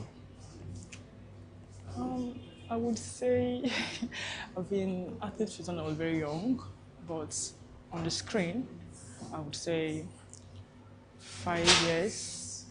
5 years now. Okay. Yeah. So, and been fun all the years. Meeting new actors, playing roles with the lead characters, star actors. Meeting new crew member. It's not easy, but it's fun. Sometimes you won't get a role that you feel you can do, but as time goes on, I just like what I do.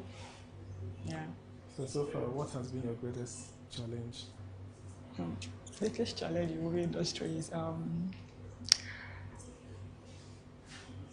don't think I've really gotten any challenge. The only issue I've had was the language part, speaking other languages, because I'm not, there's some roles you have to speak some language in between. I think that's the only way I find it difficult, but challenge, that's the only part. Apart from that, it's fun in the movie industry. Yes.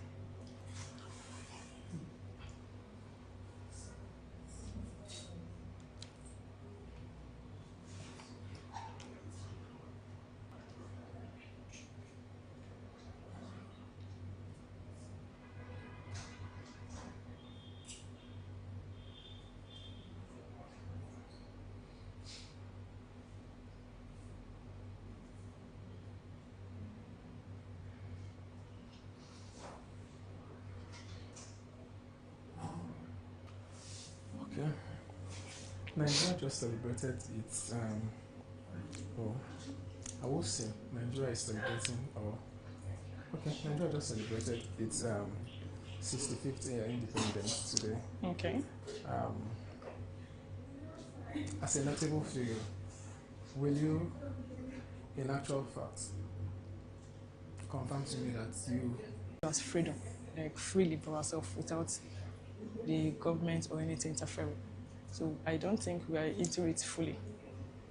And we really need to, the government is listening to look at that point. Many people, many youths cannot even do something for themselves. Free will.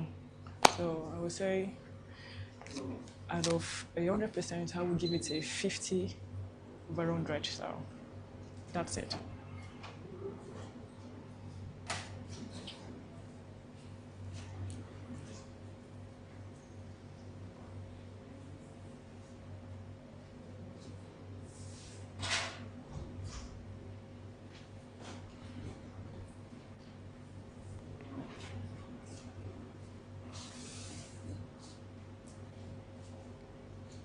So what would be your recommendations?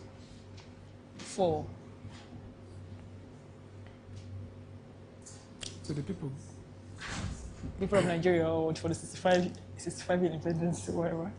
To the people that are going to see your video. And what do I have to say to them? What would be your recommendation? I think you need to rephrase that question. Recommendation in what aspect exactly? Is it for the Nigerian stuff, or for this interview, or my career? Your career. Oh, okay. I would say everyone out there should be you, be themselves. I recommend they should be themselves. Watch movies. Get a role model. Do you understand? Practice. Watch yourself. Like, we actors are like a mirror to the world, yeah? So people read us even before looking at the book. So I recommend they should always read. Do you understand? Socialize with people, And that's it. Just be yourself. And sky is the limit.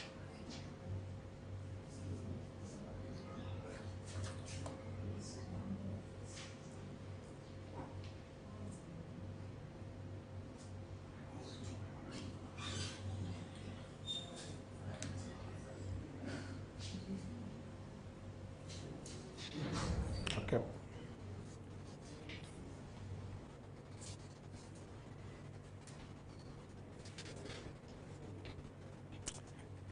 Your opinion. What has the role of youth?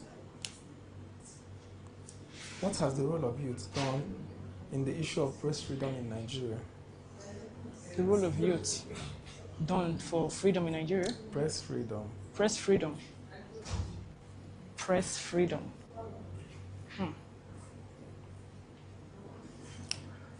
I think I would say the only role they've actually portrayed is social media. They do their press through like for the country, yeah. For the country, yeah. I think the only way they've helped is through social media, saying things that they kind of physically take the government, so they say it on voice house through social media, which can go viral for them to see. So I think that's the only way, and I think, to get honest, well, not all of us are one though, but those people who are together use social media as a medium to reach out to,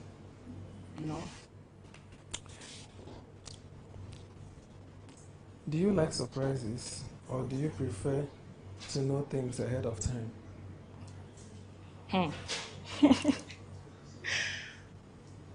Okay, I'm in between. At some point, I love surprises, but at the same time, give me an light, so I want to be like, I don't know anything about it. I think I prefer surprise. I prefer surprises. It's fine for me. But if you don't know, you're very moderate, so you're not celebrated. Okay. What do you think is the biggest challenge most businesses face in Nigeria, such as Nollywood?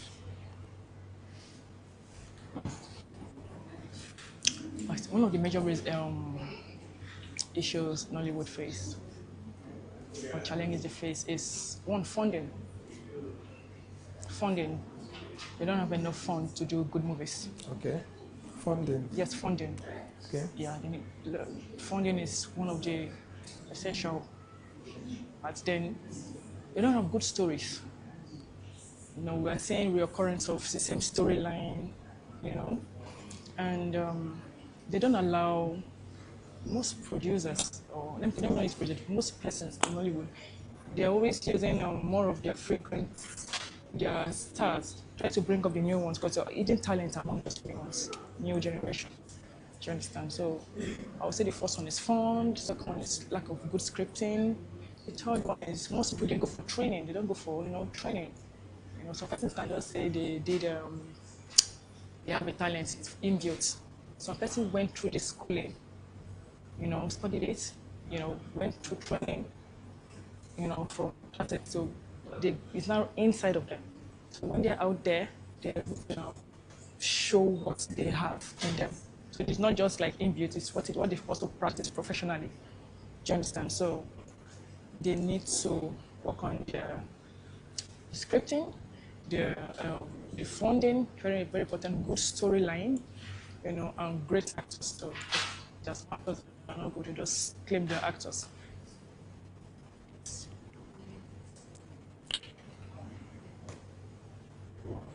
In your own opinion, okay, which matters more for a business success?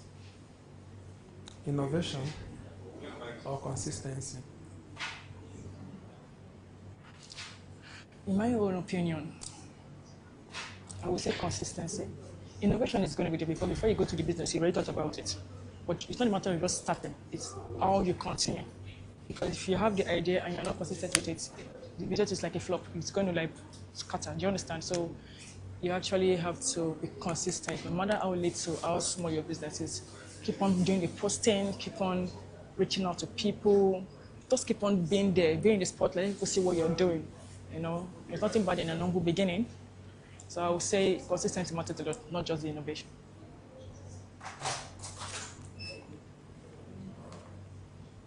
How would you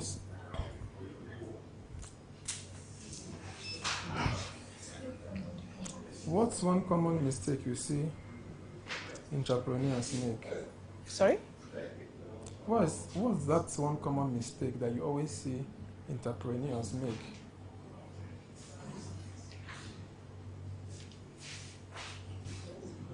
Not planning, lack of plans. They don't plan. You just have the idea and they feel it. You have to. Everything in this life has a strategy it follows. You can't just say you want to be a soap seller and you just boom. You have to go to the marketing, survey, every other thing, know people around you, know if the environment is good for you to sell. Do you understand?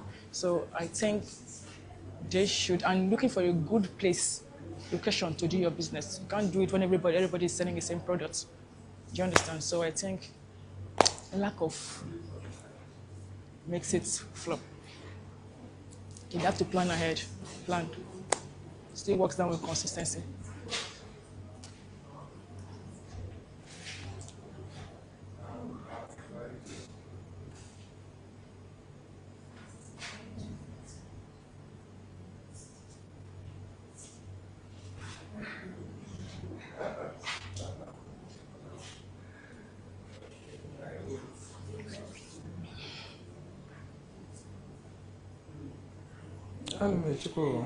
Sorry?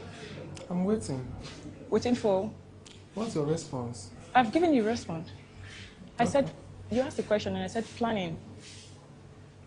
You said, what are the problems entrepreneur faces, right? I said lack of planning, lack of organization, no good team. You don't work together, that's one of the problems you have. And if you're not consistent what you're doing, and you have to have a good marketing strategy, survey what kind of project you want to do, you know, I think that will help. But if they don't do those things, you wouldn't know. You wouldn't, I would say it's going to be like a failure. Do you understand? So.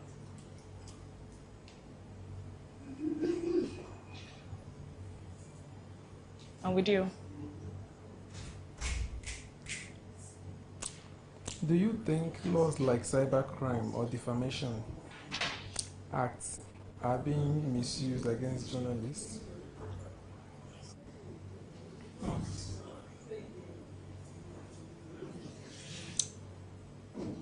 Sorry, I need to get a question again. Do you think I think you would have written like, do you think like cybercrime or defamation acts are being used against journalists? In two ways. They are and they're not. Why? Because sometimes some journalists may say things and might not be true, and just get from different places. Why the truthful ones now, where we might not even know which one is real. So some person might just defame them or just tell them, okay, this is what happened or something. So there are in two ways, actually. There are actually in two ways. That's what I'm saying. Okay. In the aspect of this defaming, one, because sometimes some journalists can give fake news. I don't want to mention any TV station here, but do you understand? But at the same time, they might be saying the real happenings. So it depends on what we believe.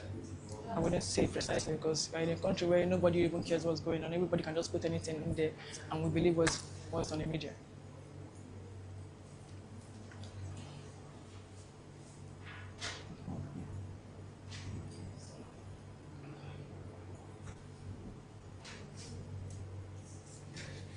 It's quite unfortunate.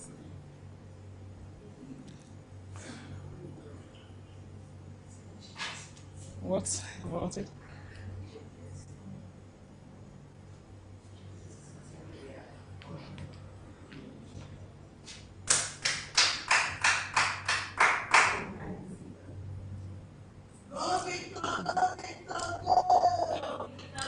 Do you think African governments generally respect the rule of the media in democracy?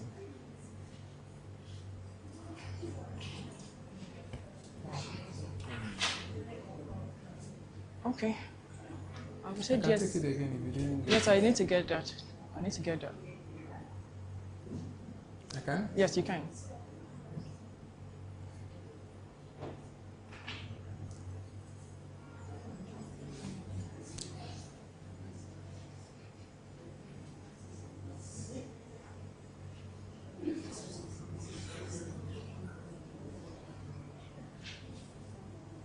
Do you think African governments generally respect the role of media in Africa?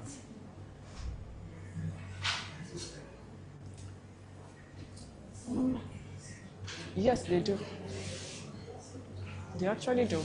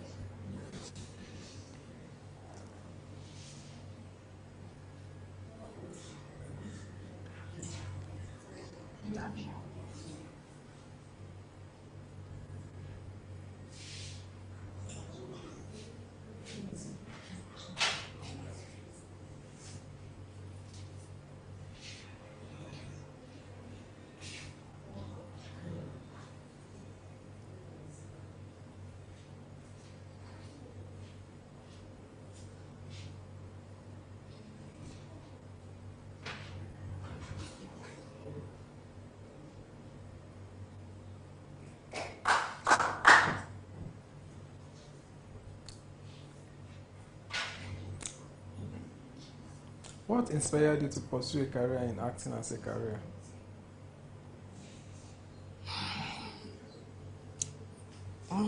It's not just an inspiration. I think it's something that was already inbuilt. So, because I did not just say I want to be an actor. It's something I've been doing since when I was really young. Okay. So to just say the hard thing. I've been, starting from tender age, from toddler to teenager level, and till now, I had to even go bit by bit, studying different kind of courses to achieve what I want. Like I studied English, and I did for my first degree. My second degree I had to do theater art. Do you understand? So, and I went ahead to do some training as a director, cinematographer, animation, and photography. So I was really indebted to it. Like I really need to get all the necessary information I need from it. So to tell you how passionate I was like, I must get this. I was supposed to, Nigeria happens to you, in the sense that I was supposed to do study law, but they didn't give me law, they gave me theater art. So I said, okay, maybe that's what I love doing. Let me just go ahead and do it. And it was lovely. And I see myself doing it, and I'm loving it. So it's just from within. I love what I do. It gets me happy. It gives that confidence in me. Do you understand? So that's it. So acting is just part of me. But funny enough, most people don't know that I'm a shy person. But when the camera is on me, I think I'm a different being. So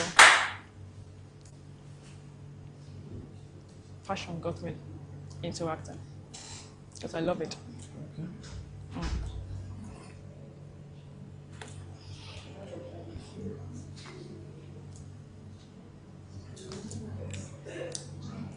Can you tell us about the role you have played that was particularly meaningful to you?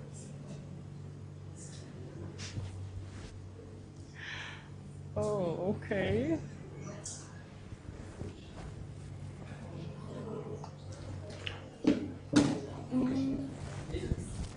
I've done different kind of roles and character in the movie industry, but I would say all of them are actually interesting to me, but I've never been stereotyped to a particular role. I think there was a point that they were trying to do that stereotype, and then I moved myself from it. I said, no, I can't be doing this all the time. Due to the fact they'll be like your light skin, your days, your light, your face, you have the look, they always put you in this particular role. So what I do now is as an actor and as a professional in the acting game, as a theater, do you understand, as a theater art student, I would say that I've built myself to be able to take any kind of character, any roles, I can be able to flow in it. Do you understand? So as it is right now, I would say one of the roles I know I played that was funny, and I think one of the movies, I think this guy, Tunde Ednot posted it. What's the name of the movie? It was on Tunde Ednot's page, and it had 1 million views, and so, and I think that particular movie, I know it wasn't easy taking that character, and the role, the scripting wasn't even. There wasn't much time for me to even go through that script, but I did it anyways. It was within a short period of time, and I think that was the role. It did well. I did well in that role, I guess so. So I think that's the one I've done. The other characters I've done, or roles I've played that I feel it's cool, epic, and every other thing, but still, I feel this one is still, maybe because it went onto the Ednot's page, but nevertheless, all characters are good. Depending on how you put your get into it. That's it.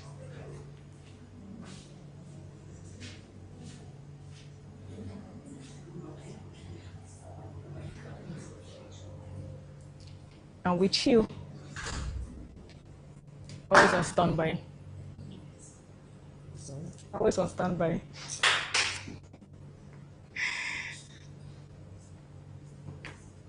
How do you prepare for new role or character? How do I prepare for what? New role or character?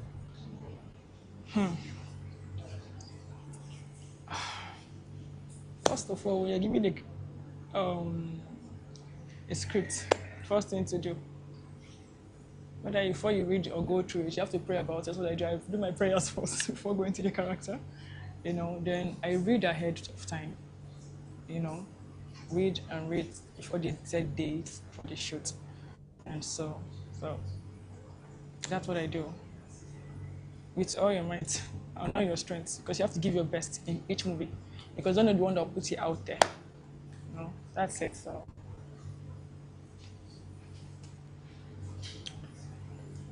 still on standby.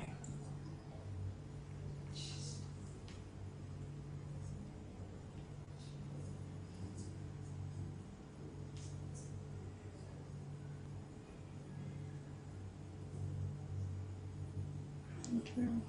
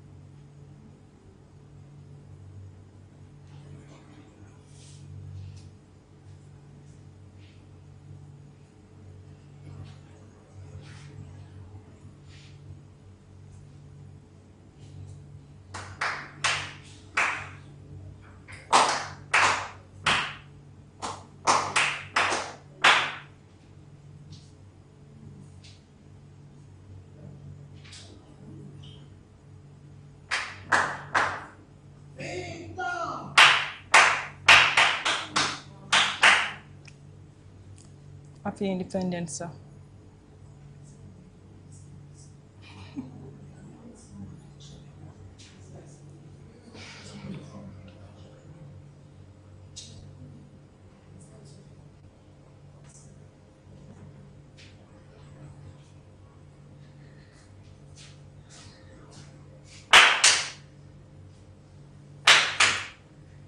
Go, Victor, go, Victor, go! Sir Victor, are you on me? It's gone.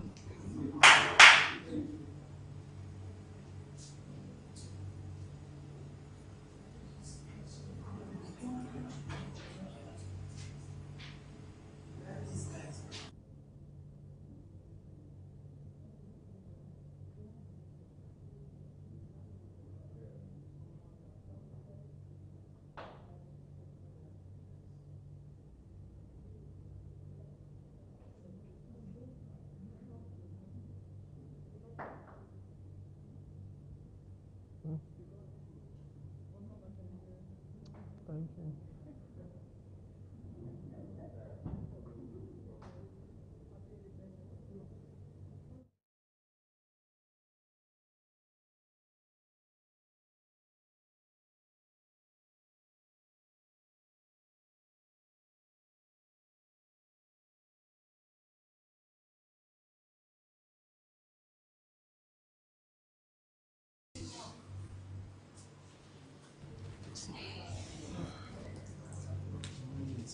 I don't understand. More grace to you.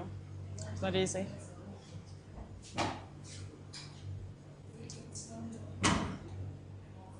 How do you prepare for a new character? You said that I answered that already. Okay. Thank God you've gone far there. Oh, yes. How do you handle criticism and stay motivated afterwards? Funny enough, I don't even listen to what I make my own rules. I follow my own rules. So no matter what you're saying, I think for you not to say it in front of me, it's not in my hearing. I don't even listen to that. So I just move.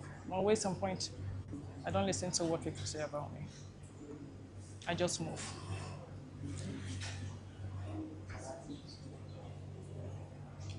What has been your favorite projects to work on and why? Project.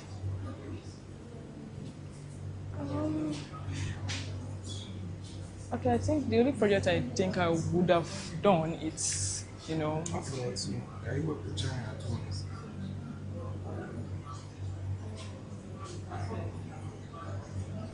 I'm not able. I didn't get that. Sorry. I didn't get that, please.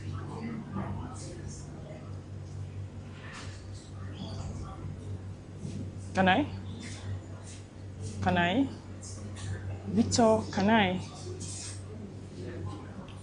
Hey.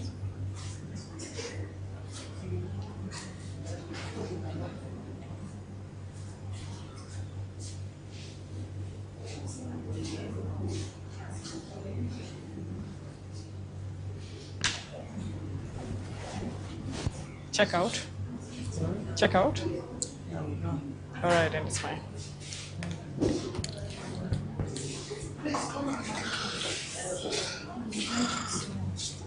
Great. Yes, you can. Wait. Thank you.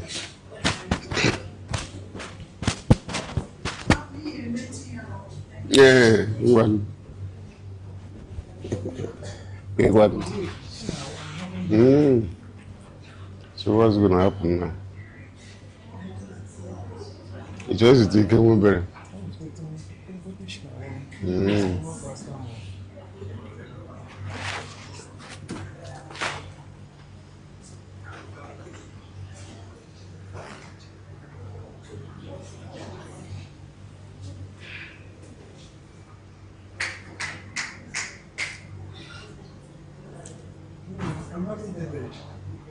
So what's going to happen? I will leave you, or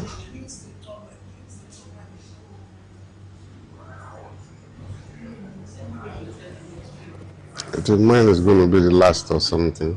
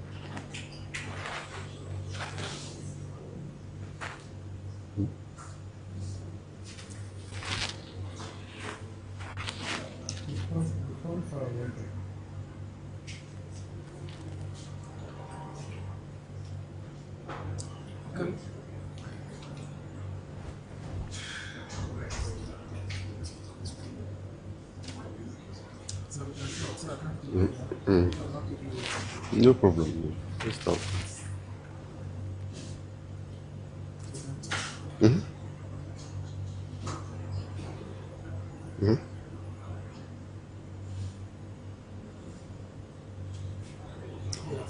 That's my idea. Okay.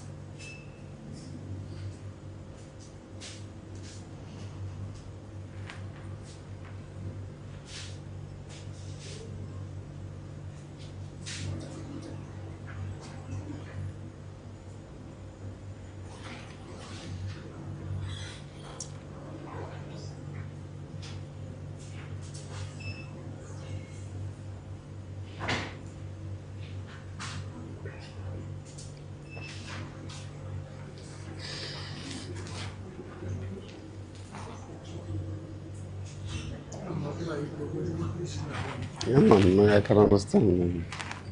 There's just 5 minutes so that I will leave you. You guys will try.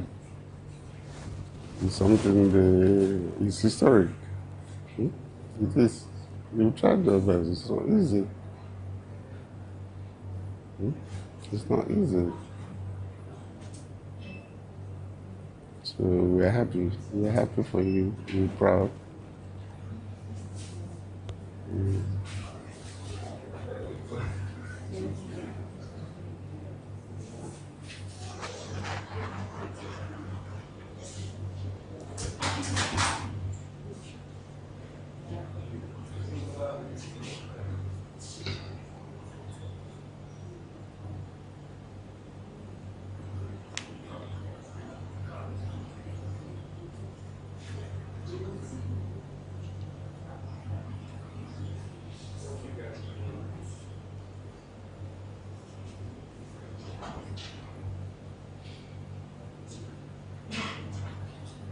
In a week, what time to Illini?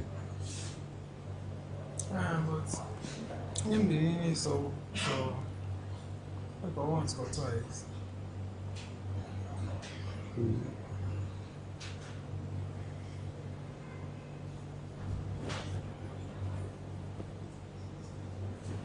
Something important, going into the book of records is an achievement. Whatever way we look at it, I'm coming from one of us. That's only why I endure to make sure that I'm part of this interview. Mm-hmm. See, that's why I endure to be part of this interview, to be part of this great effort. So what I call a very good, commendable effort.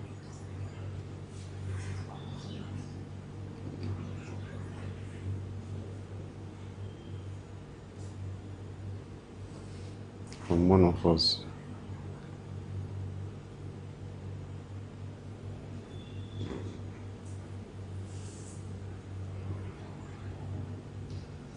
Oh, when you're relaxed after maybe you do it at the end of the week, then that's when I want us to talk. Mm-hmm. I publish an international magazine. I live in London. And there are a lot of things we can do together. Ultimately, from time to time. A lot of things we can do together because I have a foundation too for peace in the whole of the continent of Africa, which is a big enterprise. It's moving along. It's one of the things I want people like you to be part of it. Part of it. But we can only talk about that much later, not now. Actually.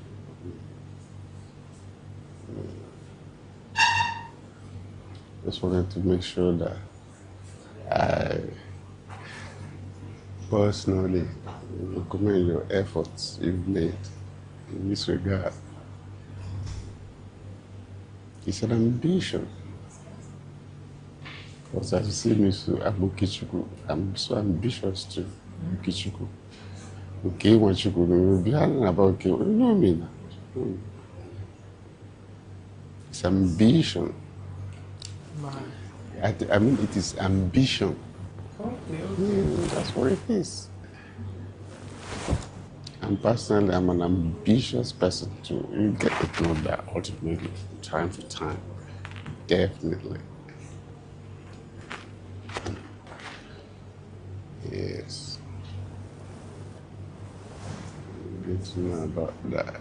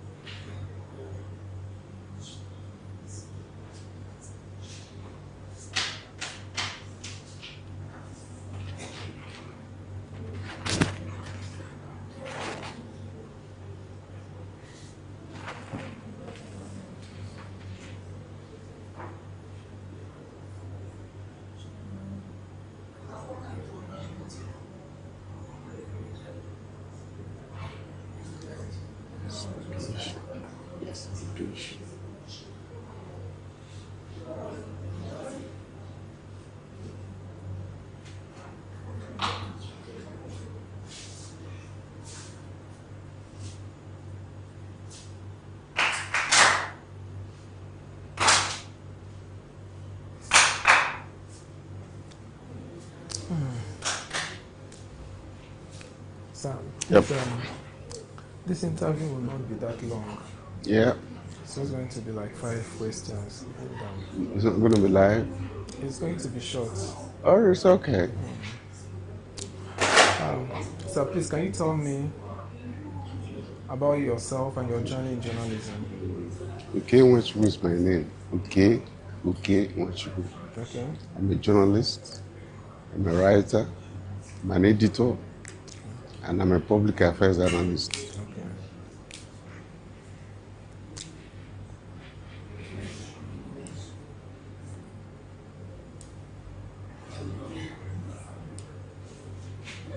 Can you tell us about your journey so far and how you arrive at your current stage in life as an editor, Sure. a writer, and above all, a journalist? Sure. I started my work as a professional journalist May 31, 1979, the day I finished my degree exam at the University of Lagos. I joined the NTA political analyst as researcher and special correspondent for NTA and for the 1979 general elections. So all my life I've never applied for any job. Then after that, I worked for Africa Now magazine in London. I'm based in London. I work for Peter Nahiru's Africa Now magazine. And I've been a prolific writer. Okay. Yeah. Okay, Nwachukwu it's a known byline across the globe. Yes.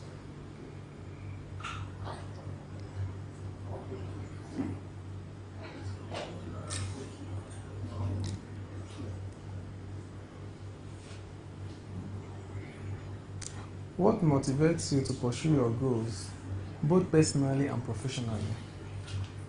Well, like I told you earlier, ambition. I want to succeed in life. I want to succeed in life. I started first as an administrator in the University of Lagos. When I discovered that my calling, is in writing, then I moved on to journalism, where I am now. I think this should be the 46 years in the profession. And right now, I publish an international magazine, New Africa International. You should be aware of it. You should be aware of it. Okay, sir. Looking back, what are some key lessons you have learned that have shaped your approach to life and work? The key lessons I've learned in the profession or life in general, the key lessons I've learned, is that you need to put in all you have in every endeavor you are involved in. That's exactly what I have done. I've put in everything that I have in the media industry. I've put in everything that I have in the media industry, which I'm certain it has been a success. I've had a clean record as a writer, a very clean record as a writer, and as a public affairs analyst. I do interviews, I do programs in the BBC in London, Focus Africa, And I think it's motivational and something that has given me some encouragement to do the best I think I can in every situation that I find myself, especially in the media profession of which I am involved.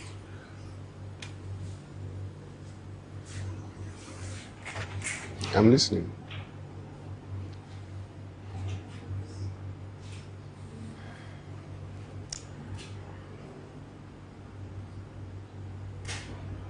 How do you define success in your life and career? Success, has many definitions, because some people, succeed in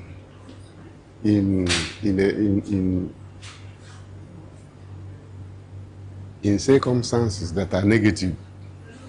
For example, a robber who robs a bank with so much money causes a success. You see, a success in my own interpretation. My own interpretation as a writer is that,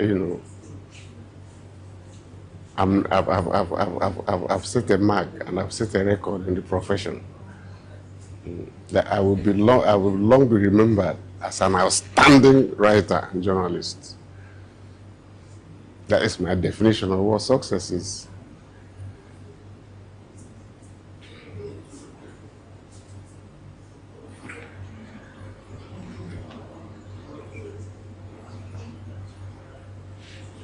I'm listening. Let's put it on so that we can wrap it up as quickly as possible. Let's put it on so that we can wrap it up. Okay. What achievements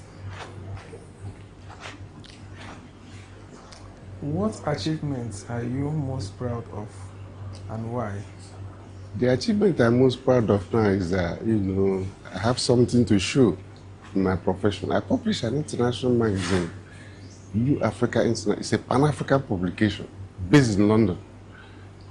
So it's an achievement. As an international journalist, it's an achievement. By the next week or by the end of this month, I would like to have copies, it will be in circulation across the globe. And that I'm very convinced it's an achievement. It's an achievement. And more than that, I also run a foundation, a peace foundation, for all the main trouble spots in the continent, in Africa, in the continent. We headquarters in Kampala, Peace and Strategic Initiatives Foundation. We harness the resources to help promote peace, peaceful coexistence in the various trouble spots in the continent of Africa. More than anything, I think history will long remember that as an effort to contribute to the progress of society.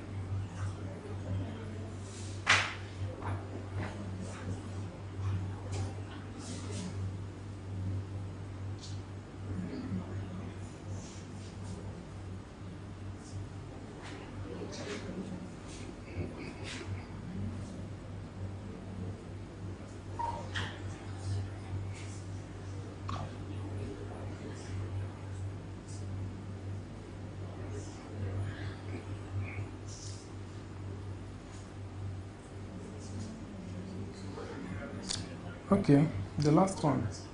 How do you balance your personal life with your professional responsibilities? Try as much as possible to balance it. Giving my family the time they really require, and giving myself the time I need to put in my business. You see, it's been spectacular in such a way. As a journalist, I'm in a profession that I travel different parts of the world. Traveled in different parts of the world, so sometimes I don't have much time for my family, but I try the best I can to balance the situation as appropriately as possible. And that's one of the main things I enjoy in the media, in journalism, that has taken me to different parts of the world. It's something. It's okay, sir. Thanks a lot. Yeah. I commend your efforts. Later, not now, after you finish everything over the weekend, we'll sit down and talk. No problem, sir. So that I will let you read me. I'll let you see. That would be much appreciated. That I'm so glad. Congratulations. Thank you, sir.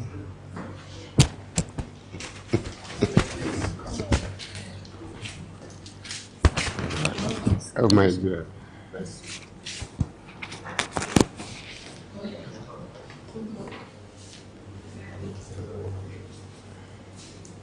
Come on, me, I go run. Good afternoon.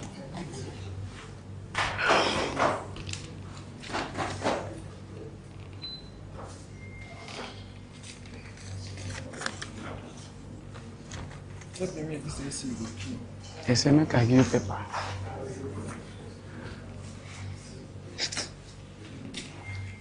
You know if you carry the AC.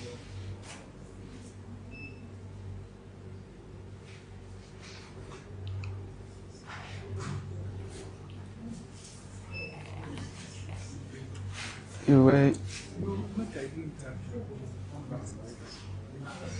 Eh?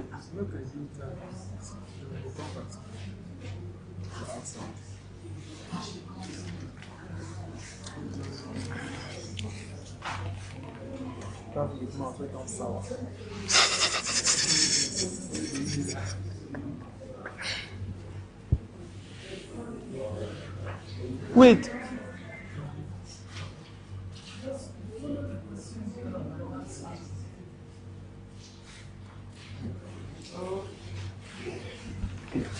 Sorry, you don't try. The champion.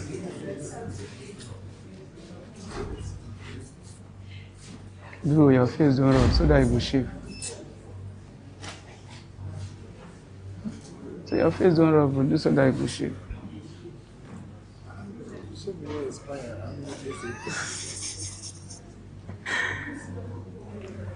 Let's say, let it pass 3 days now.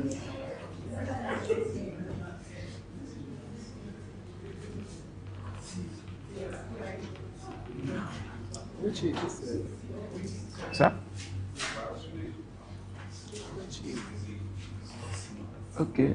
There, I don't know, the advice make I meet you. Say work don't hold them, they be supposed to come. Don't say myself, everybody.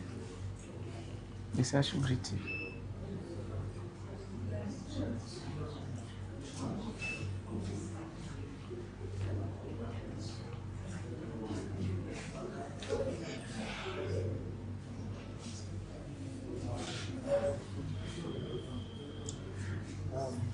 If you have me question, I don't go answer. I don't go answer. Thank you, Mr. Mr. Itu. And Yogo.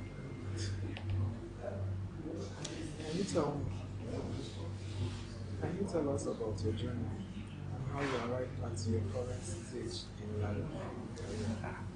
Say I feel use PG. Feel use PG.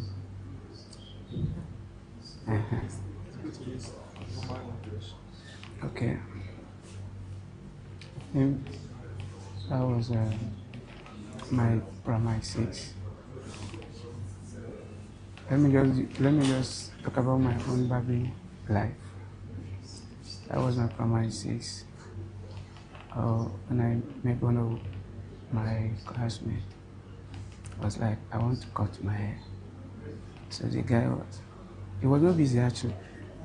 When I wanted to cut my hair, he said he will not cut my hair, that is busy. So I was like, how many hands does this guy have? I counted my fingers, it was 5, his own was 5. So I went and bought Chibuike and razor blade. I was like trying to learn through my brother's hair. The first attempt was not a nice one though, but I tried. Second attempt, I was improving. up to today. So I became better. Like now these days, anytime the guy sees me, he would like it to like cut his hair. I was like, you, sir? The guy? He's in the village. Yeah. Like, you want to cut his hair. I was like, you are the one that even ginger me. If it was not for you, I wouldn't have been like this today. So thanks to you. So I should say the guy was my motivation. Even my brothers that were angry while I was learning with their hair. This is if I don't cut their hair, they are not happy. Till I met you again. He became should I say, a loyal customer, or a brother and friend, and also a customer. Thanks to you and thanks to God Almighty. So this is where we are today.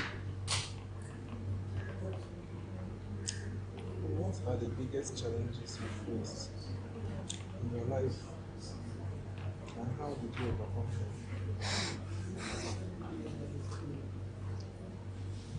them? Okay.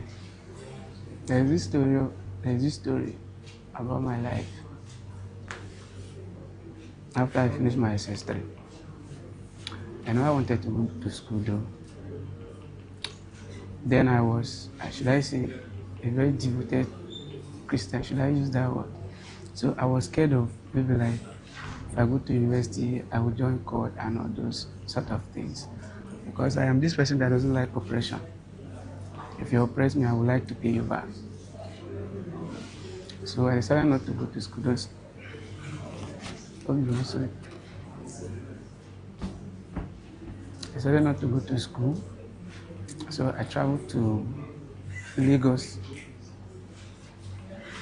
So while I was working in Lagos, there was this man I was working with. So the man never wanted to pay me. And I decided to quit the job. So I was in Kurudu garage then, the boundary between Lagos and Ogun State. So and I decided to move to Lagos Island. So that night, there's this cultural something they call Oro. So they only told us that the Oro is only affecting the women. They never told us that non-indigens will be affected too. So on that night, we were going home so that in the morning maybe I could go to Lagos Island. So while we were going home, one of my colleagues is kind of troublesome. So he was involved into him and one of our staff too were fighting that day. So he was now telling me what was the problem and all sorts of things like that. So immediately those people heard us speaking English. 5, 4, but they started flogging us. It was not a good experience.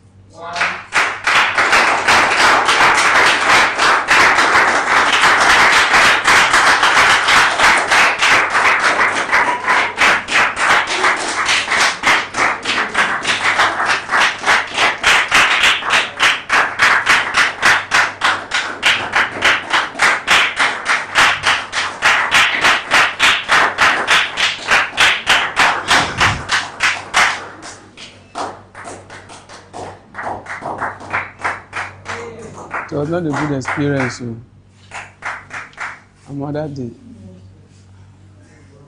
I was even feeling as if I went for initiation. So this guy that we were working with, I was thinking maybe we are going to die. So we got to a point where these guys were lined up. Like we even saw when they was beating one guy. Police were also there. They could not even try to rescue the guy. They were beating this guy to death. So this my guy was like, Oga, Prosper, I die with the die, so. So I die with the die, so I was like, oh, gas be man, because where we are coming from and where we are going, we are already very close to the house, so we cannot go back. So we need to push. So I was like, you need to be behind me. Let me collect the cane for you. And you just be like, I will be your shield. So oh, it was never It was not an easy experience, though, but God saved me. Today we are here. Alright, so I'll have to support you. So let's go.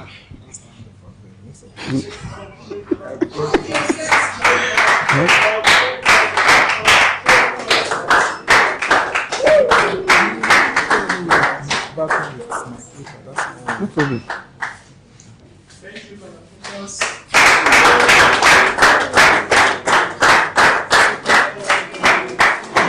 No.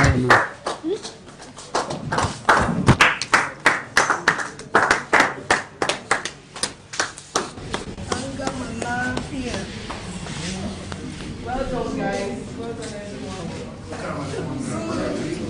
8 seconds. Colette.